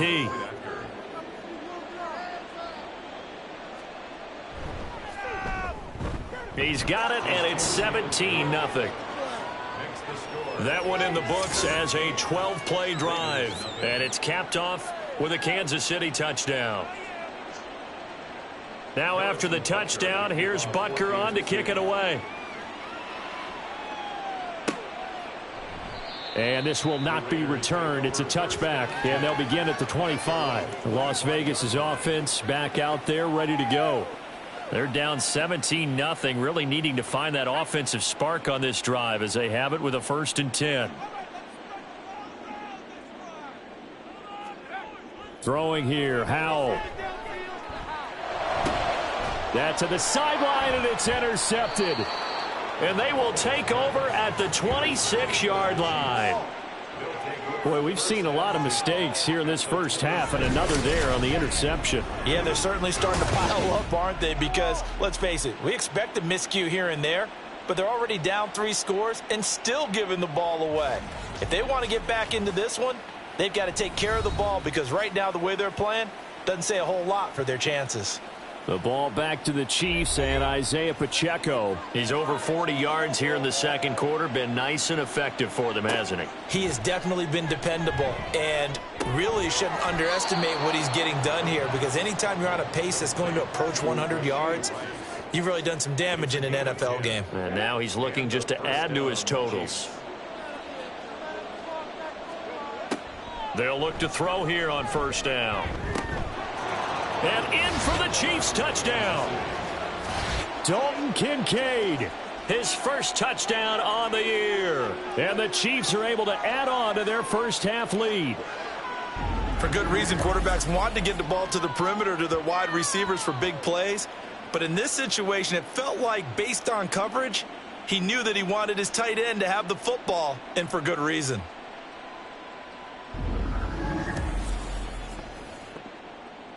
Butker now to add the extra point.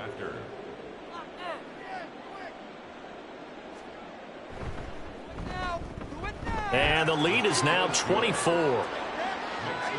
Well, that drive started with not a whole lot of real estate in front of them. In plus territory, excellent field position. 2 plays later, pay dirt. This taken in at the goal line. And he will make it to the 20-yard line and no further. Here's Las Vegas ready to take the field. And for this offense, Charles, you got to think kind of crucial here to put something together on this drive, because remember last time out they threw the interception on the very first play. And you can't afford to let this defense keep building any more momentum. They're playing awfully well, and they're awfully confident right now. To me, it's time to attack and take some of that momentum back, but make sure you're selective in doing so. Understand where you want to throw the football and make sure it's open before the ball leaves your hands. Back to throw, Howell. A short throw pulled in by Woods. Second catch for him today, and it'll wind up a 1st down. When you struggle on offense, you're looking for anything possible to get you going. Sometimes you do it like basketball teams that don't normally press. You put a press on, bring people to life, make them move a little bit quicker. Maybe that'll help them as they head towards the half. Throwing on 1st down, but this one winds up to be incomplete. 2nd and 10.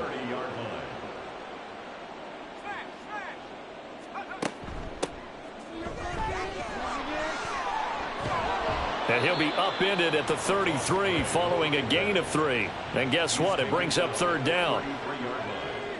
That's a gain of 3. It's 3rd and 7. Howell. That's going to be knocked away and incomplete. The passing game not in sync here early. And now it's 4th down. Here's the Raiders punter now, as he'll come on to kick this one away. He's been a busy man here in this first half as he gets it away. A 40-yard punt, 5 yards on the return, and it's Chiefs football, 1st and 10. And Kansas City's offense now set and ready to go. Well, everything right now that they touch on this side of the football, it seems to turn to gold. They've scored on 3 straight possessions. That lead continues to grow. And, I mean, if they can get points here, Charles, might almost be an insurmountable comeback for the other side. I think you make a great case for that, so I'm going to flip it over to the other side. Could they make the big comeback? Certainly. Am I expecting it? Not at all. I think if we don't see a drastic change in how they're playing, this blowout's going to get bigger and bigger before the final gun. A big hitter to start the drive has him up near midfield here for 1st and 10. They run it with Pacheco from the gun. And he is met in his tracks behind the line of scrimmage. 2 yards the loss, 2nd and 12. I thought he did a nice job there setting an edge and making sure nothing could get to the outside. But he decided that wasn't enough for him. Worked his way back inside and made the tackle on the ball carrier. They try to throw on 2nd down, but this one is incomplete. Right up to that point, I was about to say he's had a pretty good half catching the football, but let's just be honest about it. He should have caught that one. And he knows that. That was one right in his breadbasket and one he normally catches. He'll rifle this one deep right side. And it's knocked away and incomplete. I like the fact that he took the shot deep downfield. Even if you don't get the catch, maybe you get a defensive penalty and pick up the yardage that way. 4th down, so Kansas City sends out Tommy Townsend. He punted 3 times in the loss last week as he sends this one away. And did they keep it in? They did. They kept it in. It's down close to the goal line at the 1-yard line. The Vegas offense ready for their next possession. They're still looking at 0 on the scoreboard, and they're going to be hard-pressed to do anything with this field position as they'll start at their 1-yard line. This almost feels like you're trying to climb Mount Everest because they could put together a decent drive, get a couple of first downs, maybe a 3rd one, and still not even get to midfield. That's a daunting task for this offense. And on the left sideline, he caught it, but out of bounds, according to the head linesman. Incomplete, so the ball a little late getting there, and it's 3rd down. Howell tried to pick it up on 3rd. Oh, he had him. He was open, but he couldn't get it to him. It's incomplete. Not many boos just yet from this home crowd, but they may be starting soon as I'm starting to detect an uneasy murmur through this crowd. This offense, they've been lifeless in this first half. And now here's another punting situation and a 4th down. Taking on the midfield logo. A reminder that when halftime rolls around, Jonathan Coachman will have all the highlights and analysis of this first half of play from our studios in Orlando. A nice-looking play to start the drive down the middle and complete. And all the way in for a Kansas City touchdown. Dalton Kincaid with 2 touchdowns on the season, both in this game. And the Chiefs are able to strike quickly to add on to their lead. For a big tight end, he can sure move like a slot receiver when he gets a head of steam going. And as a defensive back, you've got a big decision to make when he's moving like that. Butker on for the PAT.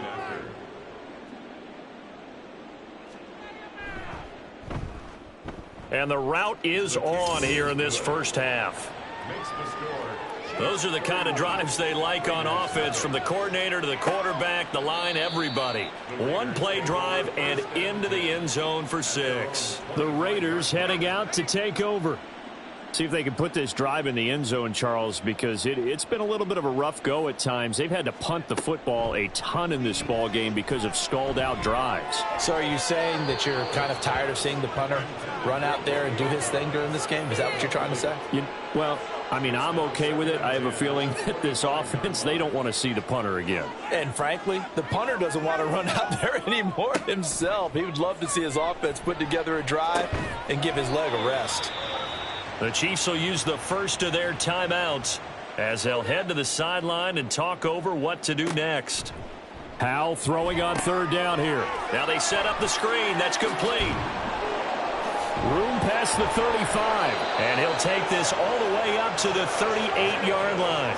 Now they got to get to the line quickly. Another throw for Howell. Tries the right side, finding Woods here. So just 3 yards on the completion there. And that will bring up 2nd down. A 3-yard pickup brings up 2nd. They'll go play action. Howell. On the out route, Dobbs brings it in.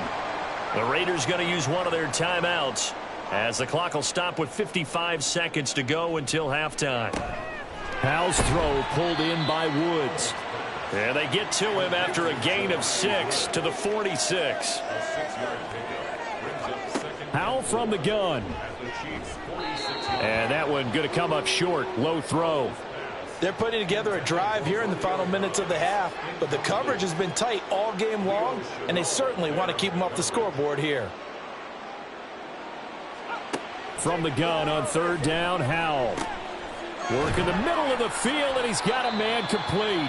Now the Raiders going to go ahead and use the second of their timeouts as they'll stop it with a little over 30 seconds to go in the first half of play. He's got his man. That's Woods on the out route. I know the halftime's approaching, but I don't think he's going to want to take a break. That's his 5th catch. Yeah, they've really been targeting the tight end. Howell, he'll look to throw it. And he drops it incomplete, and their struggles continue here. This team is not going to make it easy for you. They're a physical group, and we just saw it there on that play. They came in, made the contact, just as he's trying to haul it in. And this one is right through, and that will do it for this first half. So we've come to halftime after a very one-sided beginning to this one. As we are off to Orlando now to check in with Jonathan Coachman and our EA Sports Halftime Report. Coach? All right, Brandon, we'll get back to you guys in a bit. But first, let's take a look around the NFL here on this first Sunday of October. We'll start up at MetLife Stadium in New Jersey. And they are seconds away from halftime, all tied in that one. From there, we head down south to Tampa to check on the Bucs at home at Raymond James Stadium. And they were winners in that one as they defeat the visiting Tennessee Titans. P.J. Walker, excellent in the victory as his guys moved to 3-1 after 4 games. Finally, let's get to the desert to check on the Cardinals at home in Glendale. As you can see, the score there in the second quarter. The Rams trying to finish that one off and claim victory. We got a strong first half out of the running back, Isaiah Pacheco. He chipped in a couple of touchdown runs as he was running with determination right from the word go. All right, Coach, thank you, and we welcome everyone back for quarter number 3. The Raiders are going to have it first, and they trail here as we get back to it in this third quarter of action. This fielded right at the goal line. And he brings us out past the 20 to the 24. The Raider offense ready to go here to start the third quarter. CD, they certainly know the hole that they face as they begin the second half. They have to do what precious few teams have done in NFL history. That's try to come back from a 4-possession deficit. And, partner, you know, as that team gathers, they're saying to each other, you never say never, right? Because if you're on an NFL roster, that's how you have to think. You can always come back and win a ball game. And let's face it, we saw a certain Super Bowl, a 25-point lead late, that wasn't enough to put someone away. But that being said, this task is near impossible. Let's face it. And bottom line is, it officially becomes impossible if this possession is an empty one. Trying to run for it with Jacobs. And he gets it to the 34. Good enough for the first. Give him 3 yards and a fresh set of downs. From the 34 now, here's 1st and 10. Howell down to throw it. And this turns into a nice gain with a slide at the end. Good coverage downfield led to him taking off, picking up the first down on a 13-yard run. First and 10 at the 47-yard line. A short throw pulled in by Woods. Just a gain of a couple there. And it'll be 2nd down. The completion was given up, but that's why you play zone defense, so that you can have people around the ball when it's caught, and you don't give up much run after the catch. A 2nd down pass play there, but it's incomplete. That was a nice job defensively of disguising their coverage and making it difficult for the quarterback to lock in on a receiver, and it results in an incomplete pass. Howell out of the shotgun. Chiefs sack. It was Leo Chanel who got in to drop him. It's been a tough one all game long for this offensive line. They're already down big, and now you know they're just going to come after the quarterback in a big way, don't you? Yeah, they just can't get out of their own way right now. It's created an avalanche, and an avalanche is coming right on top of them.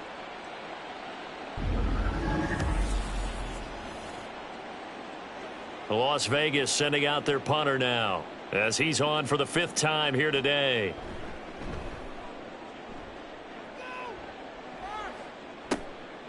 Pulled in at the 24. That'll go as a punt of 34 yards that time. And they will take over 1st and 10. So here's the Chiefs offense ready for their first reps in half number 2. The first half definitely went their way, and this would seem to be a great opportunity to kind of put this game a little closer out of reach with a score here. Yeah, and it's a wonderful opportunity for them because if they can add 7 more to their lead before the other guys even see the football, that could be the decisive blow in this game. I think that's how they're eyeing it. That's how they're approaching it. And 2nd and 10, he'll look to throw again. That'll be caught by Rice. And they get him down, but not before he takes it across the 40-yard line. 5th catch of the afternoon, and that gives him a first down. First down, Kansas City. On play action, they'll throw. He's going to get this one out to his fullback. And he's going to be stopped up right at the line of scrimmage. So he stopped for no gain, and it's 2nd down. On the play, 2nd and 10 at the 43-yard line.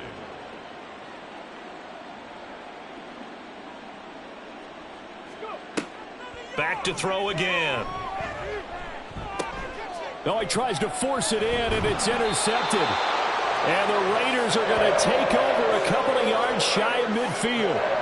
Certainly not his best throw that time, and not a good time to make it, Charles, when they were a nickel with 5 defensive backs on the field. And that's exactly why you have those 5 DBs out there. You want extra speed on the field, guys who have ball skills and understand what the passing game can do, and gives them a chance to react and make a play on the football, and they take one of those away. A good starting spot for the Raiders as they come up 1st and 10, just shy of midfield at the 48.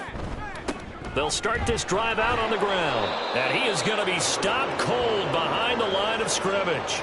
He'll lose a yard there, and it's 2nd and 11. Well, we saw a lot of negative plays that resulted in plenty of lost yardage in the first half, and that trend is continuing here. They go back to the ground, this time Jacobs. And he'll fight his way forward to about the 48-yard line. The 2nd down play, not much better than the first, just a gain of 1 there. 3rd and 10. Now Howell. He had a man open, but he missed him, and it's incomplete. Well, this is just a continuation of what we saw in the first half. So much for the fresh start to begin the 3rd quarter. Still off-target throws, no rhythm throwing the football, and obviously no touchdown scored in this game. And on 4th down, on is the punt team sending this one away. 37 yards on the punt with no return. And the Chiefs are going to take over with a long field ahead and a 1st and 10. The Chiefs offense about set to begin this drive.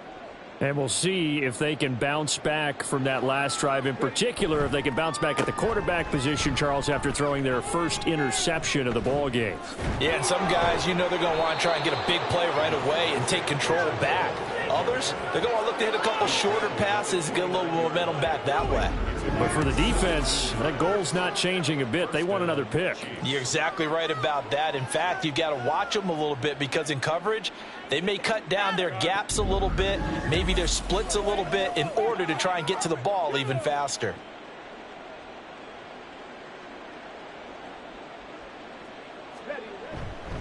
On 1st down, they go back to Pacheco. And they get him down, but not before he takes it across the 40-yard line. 73 yards rushing for him now with a couple of touchdown runs to boot. Consecutive plays now where that offensive line has really created a lot of space. And we've seen the confidence rise, haven't we? It borders on arrogance now, and that's that good arrogance, believing you can run the football whenever you get good and ready. And now a throw on first down there, but it's incomplete. They don't get the hook up there, but you really have to marvel at how precise he's been throwing the football these last couple weeks. Oh, that's the perfect word for it, precise, because if you're at 70% or better 2 weeks in a row, you have a job as long as you want one in this league, won't you? I mean, let's face it, it's not just West Coast offense either. He's putting the ball downfield as well. 23 yards the pick up there. Well, I certainly don't want to pile on, but this defense has just not been up to the challenge in this game, and this continues as we see here. Coverage, not been very good, soft in spots. There's an easy throw and catch for another first down. On first down, he'll drop to throw. He'll check this one down to Pacheco. And he gets it down a yard or two shy of the 30 before he's out of bounds. From the 31, here's 2nd and 6.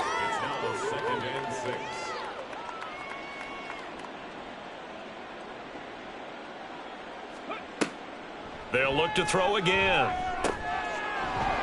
And he's got his man out of the backfield. That's complete. And he's going to have another first down as the tackle comes at the Raiders' 21.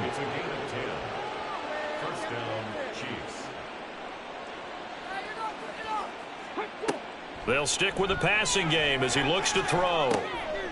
Going down the middle, and it's complete. Touchdown! A great effort there. His 2nd touchdown on the season. And the Chiefs have taken a 5-touchdown lead. I know a lot of people look at these games and think, all right, this thing's done. Let's have some sportsmanship. Let's not try and score. You should never do that in the NFL. I've seen big leads blown, and teams that look like they had a victory, all of a sudden we're going home with a loss. Butker now to add the extra point. And he's been a busy man, 5 for 5 now as he knocks another one through to extend the lead. So that drives 7 plays in length. And it winds up with the Chiefs hitting pay dirt. Now after the touchdown, here's Butker on to kick it away. From a yard or two deep, here comes a return. And tackled at the 21-yard line, so a net negative there of 4 yards. The Raiders offense now, they trot back out. Well, we're still in the third quarter, so there's some time to kind of clean this up and make it look more respectable. Now, a win, that's probably gone out the window, Charles, but I don't know. Do you look at this as a time to just improve and maybe start to look towards the future? I think you have to find something to play for, something to grasp onto until the clock runs out. But, Brandon, we've been around this game a long time.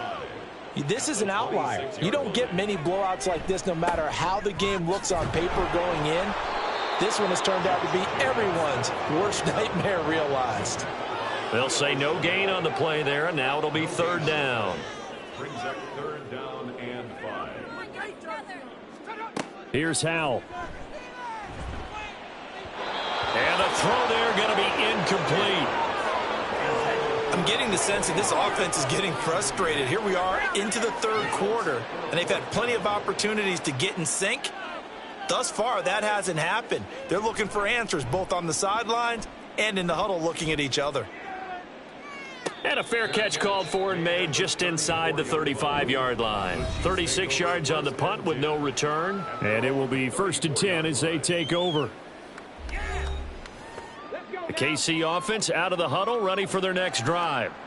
A long drive last time out for this offense, Charles. If you remember, they started basically in the shadows of their own end zone, marched it down the field, and a lot of that was through the passing game. And, partner, as a former defensive back, I'm having almost a physical reaction watching what's happening right now. But let's give credit where it's due because they've done an excellent job moving the ball through the air. Secondary getting picked apart pass by pass.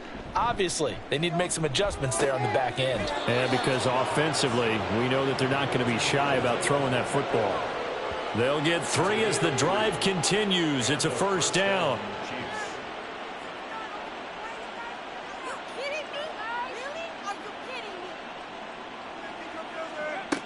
Back to throw here. They'll set up the screen to Pacheco. There he goes left side. And he'll go down, but not before getting this inside the 30. A good pickup there, 26 yards. Well, partner, they've used him quite well out of the backfield in this one. And here's another nice example. They set up the screen, and he's able to pick his way downfield for a nice gain there. Under a minute to go in this third quarter as they come up 1st and 10. A handoff now for Pacheco. Stopped at the 24-yard line after a gain of 5. Brandon, 5 yards on that run. Let's get back to the huddle and make sure if you're a back, you spend time with your offensive line and give them credit. Hard to move those 300-plus pounders at the line of scrimmage, and they did for a significant chunk of yardage. It'll be a loss of a couple on the play, so now 3rd down coming up. Loss of 2 yards. And it's 3rd down.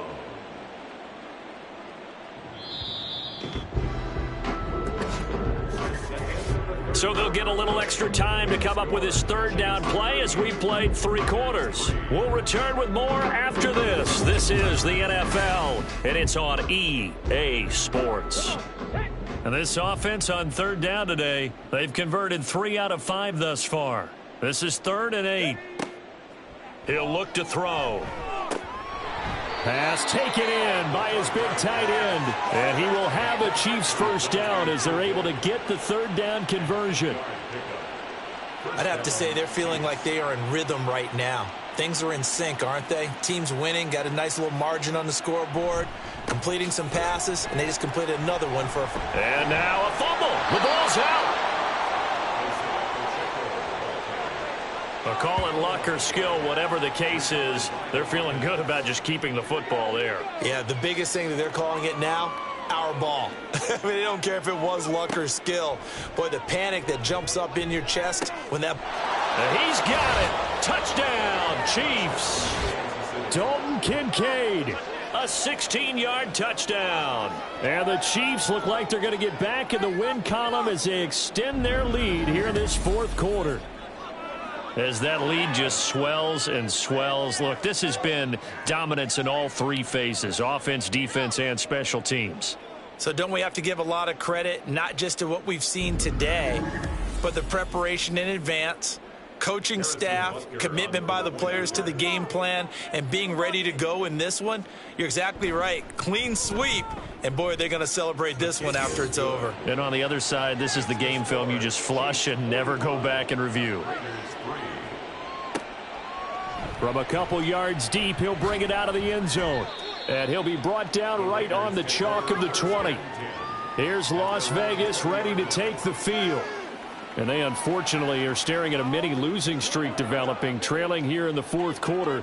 This would be their 3rd straight defeat. Howell to the air on 1st and 10. And he bats it away, and it falls down incomplete. Even with such a big lead late, the effort hasn't lapsed one bit. If the offense wants to score some points in this one, they're going to have to earn it. These guys are not giving up anything. That's caught left side. Myers with it. And he'll be tackled at the 23 after a gain of 3. Now 3rd down and 7. 3rd and 7. Back to throw. Howell. It's Myers again with another catch. And he is going to have the Raiders 1st down as they're able to get the 3rd down conversion. From the 34 now, here's 1st and 10. Another throw for Howell. Oh, he dropped it. And that's pretty indicative of the way this one's gone. An incomplete pass on 1st down. That leads to a 2nd and 10. And Howell will throw it. Looking left side, and he's got a man. That's Myers. 5 yards. Now it's 3rd and 5. It's a gain of 5. Brings up 3rd and 5.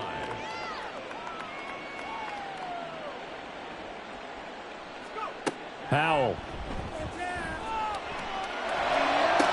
Pass to the sideline and pulled in. And he's going to be out of bounds, but not before he takes it inside the 40. So now 1st and 10 in Chiefs territory at the 39-yard line. Throwing here, Howell. And a dangerous throw there on the drop-off. Incomplete, nearly intercepted. So line of scrimmage still the 39 on 2nd and 10. And once more, Howell back to the air. What will look like a march to the end zone has hit a momentary roadblock with that incompletion. No need to panic. They just got to come up with a high percentage play call and see if they can get their offense back on track. Howell throwing on 3rd down here. And that's going to be too high. Out of bounds and incomplete. As this one moves towards its conclusion, another incomplete pass there. Thoughts on the secondary? I mean, they seem to be pretty effective in this one. Yeah, I thought that they've been absolutely outstanding. I mean, their job is to prevent touchdowns, and not a single touchdown is going on the board against them. Of course, they want to make it a total shutout, but hey, if you don't give up touchdowns, you got a heck of a chance to win. Well, maybe a little bit of an anxious moment there as that ball got closer and closer, but it does curl in. Yeah, actually did a little bit of a slow dance there with the left upright, didn't it? But had just enough space, as you said, for it to curl in. No run back here, down to a knee, and this drive will start at the 25. Isaiah Pacheco and the offense back out. On the other side, they've had trouble stopping him not only on the ground but through the air. He's hit the century mark running the ball. He's approaching that receiving it. I'm starting to think, Brandon, we're going to have to start judging running backs by a little bit different standard, and we know the gold standard now is 1,000 yards running the football. But I think we've got to start looking at all-purpose yards, yards from scrimmage. That's probably a better measure of what you're getting from these backs, because look at the game we're getting here. He's run it well, but overall his damage has been done catching it. Yeah, and I'm curious to see if that will continue. And he'll be tackled at about the 35. Here comes 3rd and about a foot.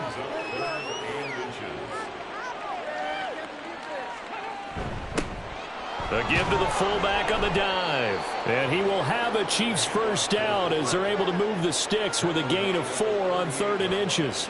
I know this game's winding down and people are getting tired, and that's when you really want a big body guy running the football. But I have to tell you, watching him run it, I wonder why they don't use it more earlier in the game. Yeah, those bigger guys here late in the game, you're trying to protect the lead. Usually not as fumble prone either. No, that is so true, because they are taught, take care of the ball as you surge forward, and you often see them with both hands wrapped around it when they go through the line. Pacheco gets it again on 2nd down. And this one not going anywhere. They get him at the 44 for a gain of just a yard. This now a 3rd and 4.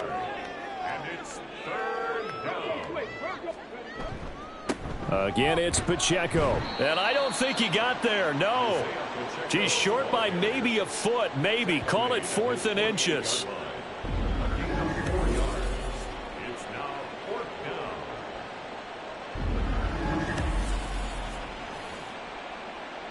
Here's the Chiefs punter now, as he'll punt it away for the 2nd time.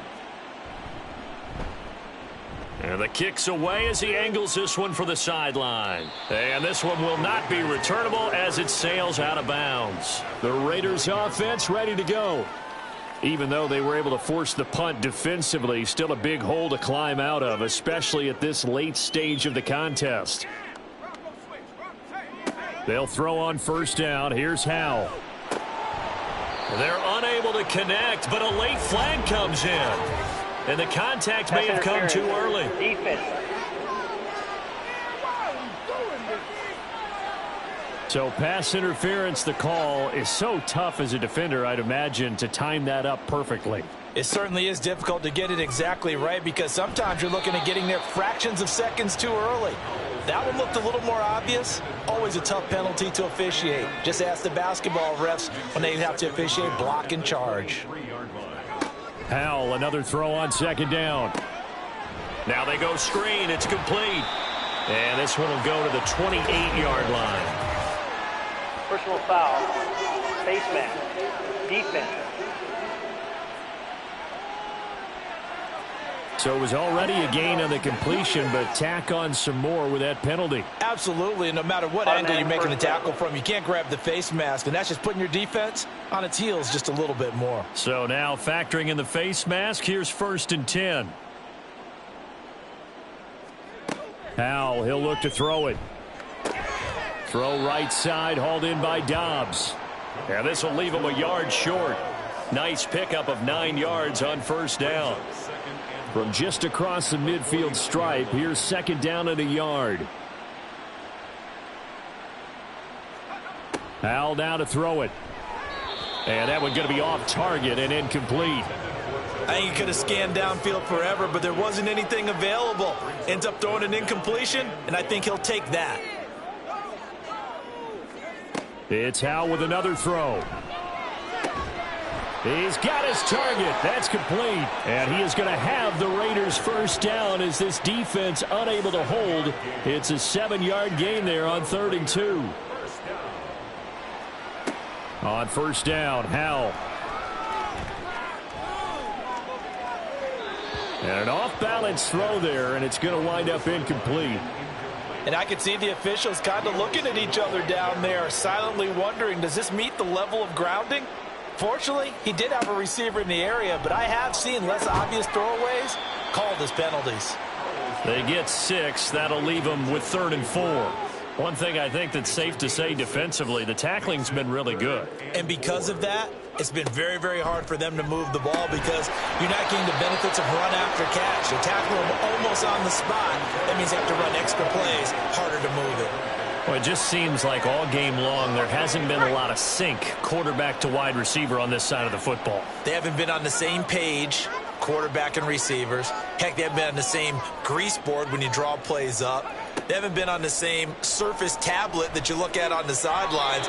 Nothing's worked for them. They've got to find a way to start matching each other's movements.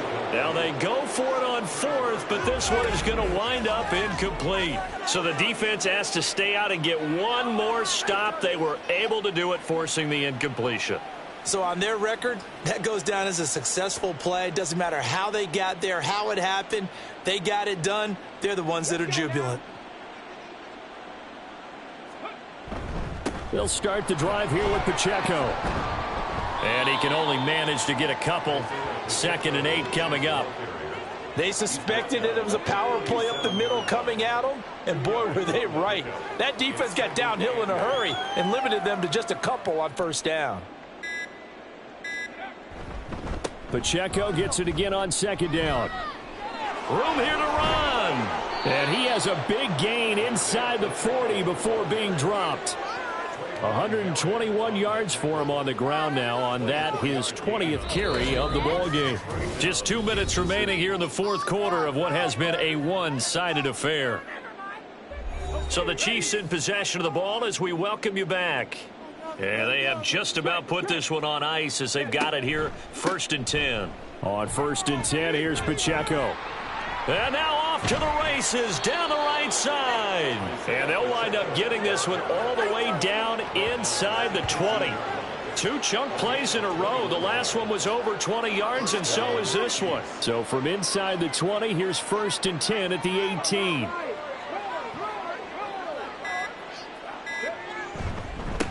And they'll run with Pacheco.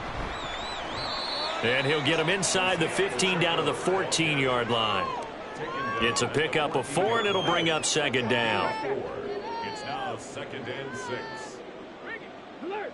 Alert! Go! Go! They'll run out of the gun with Pacheco. And for one of the few times here today, this run's not going to go anywhere. Now a 3rd and 6. No gain on the play. Brings up 3rd down.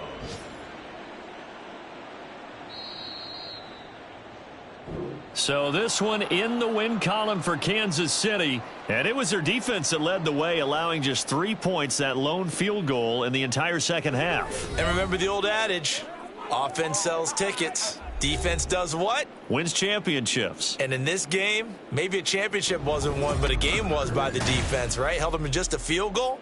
That's a heck of a job. I mean, when they went out there with that determination and a pretty good game plan, pretty good idea of what they wanted to accomplish, just love the execution, love the tenacity, love the way they finished. So for Kansas City, they're on a nice early roll as they move to 3-1 with a win here. And they'll get another road test next week as they have to go to Lambeau to take on the Packers.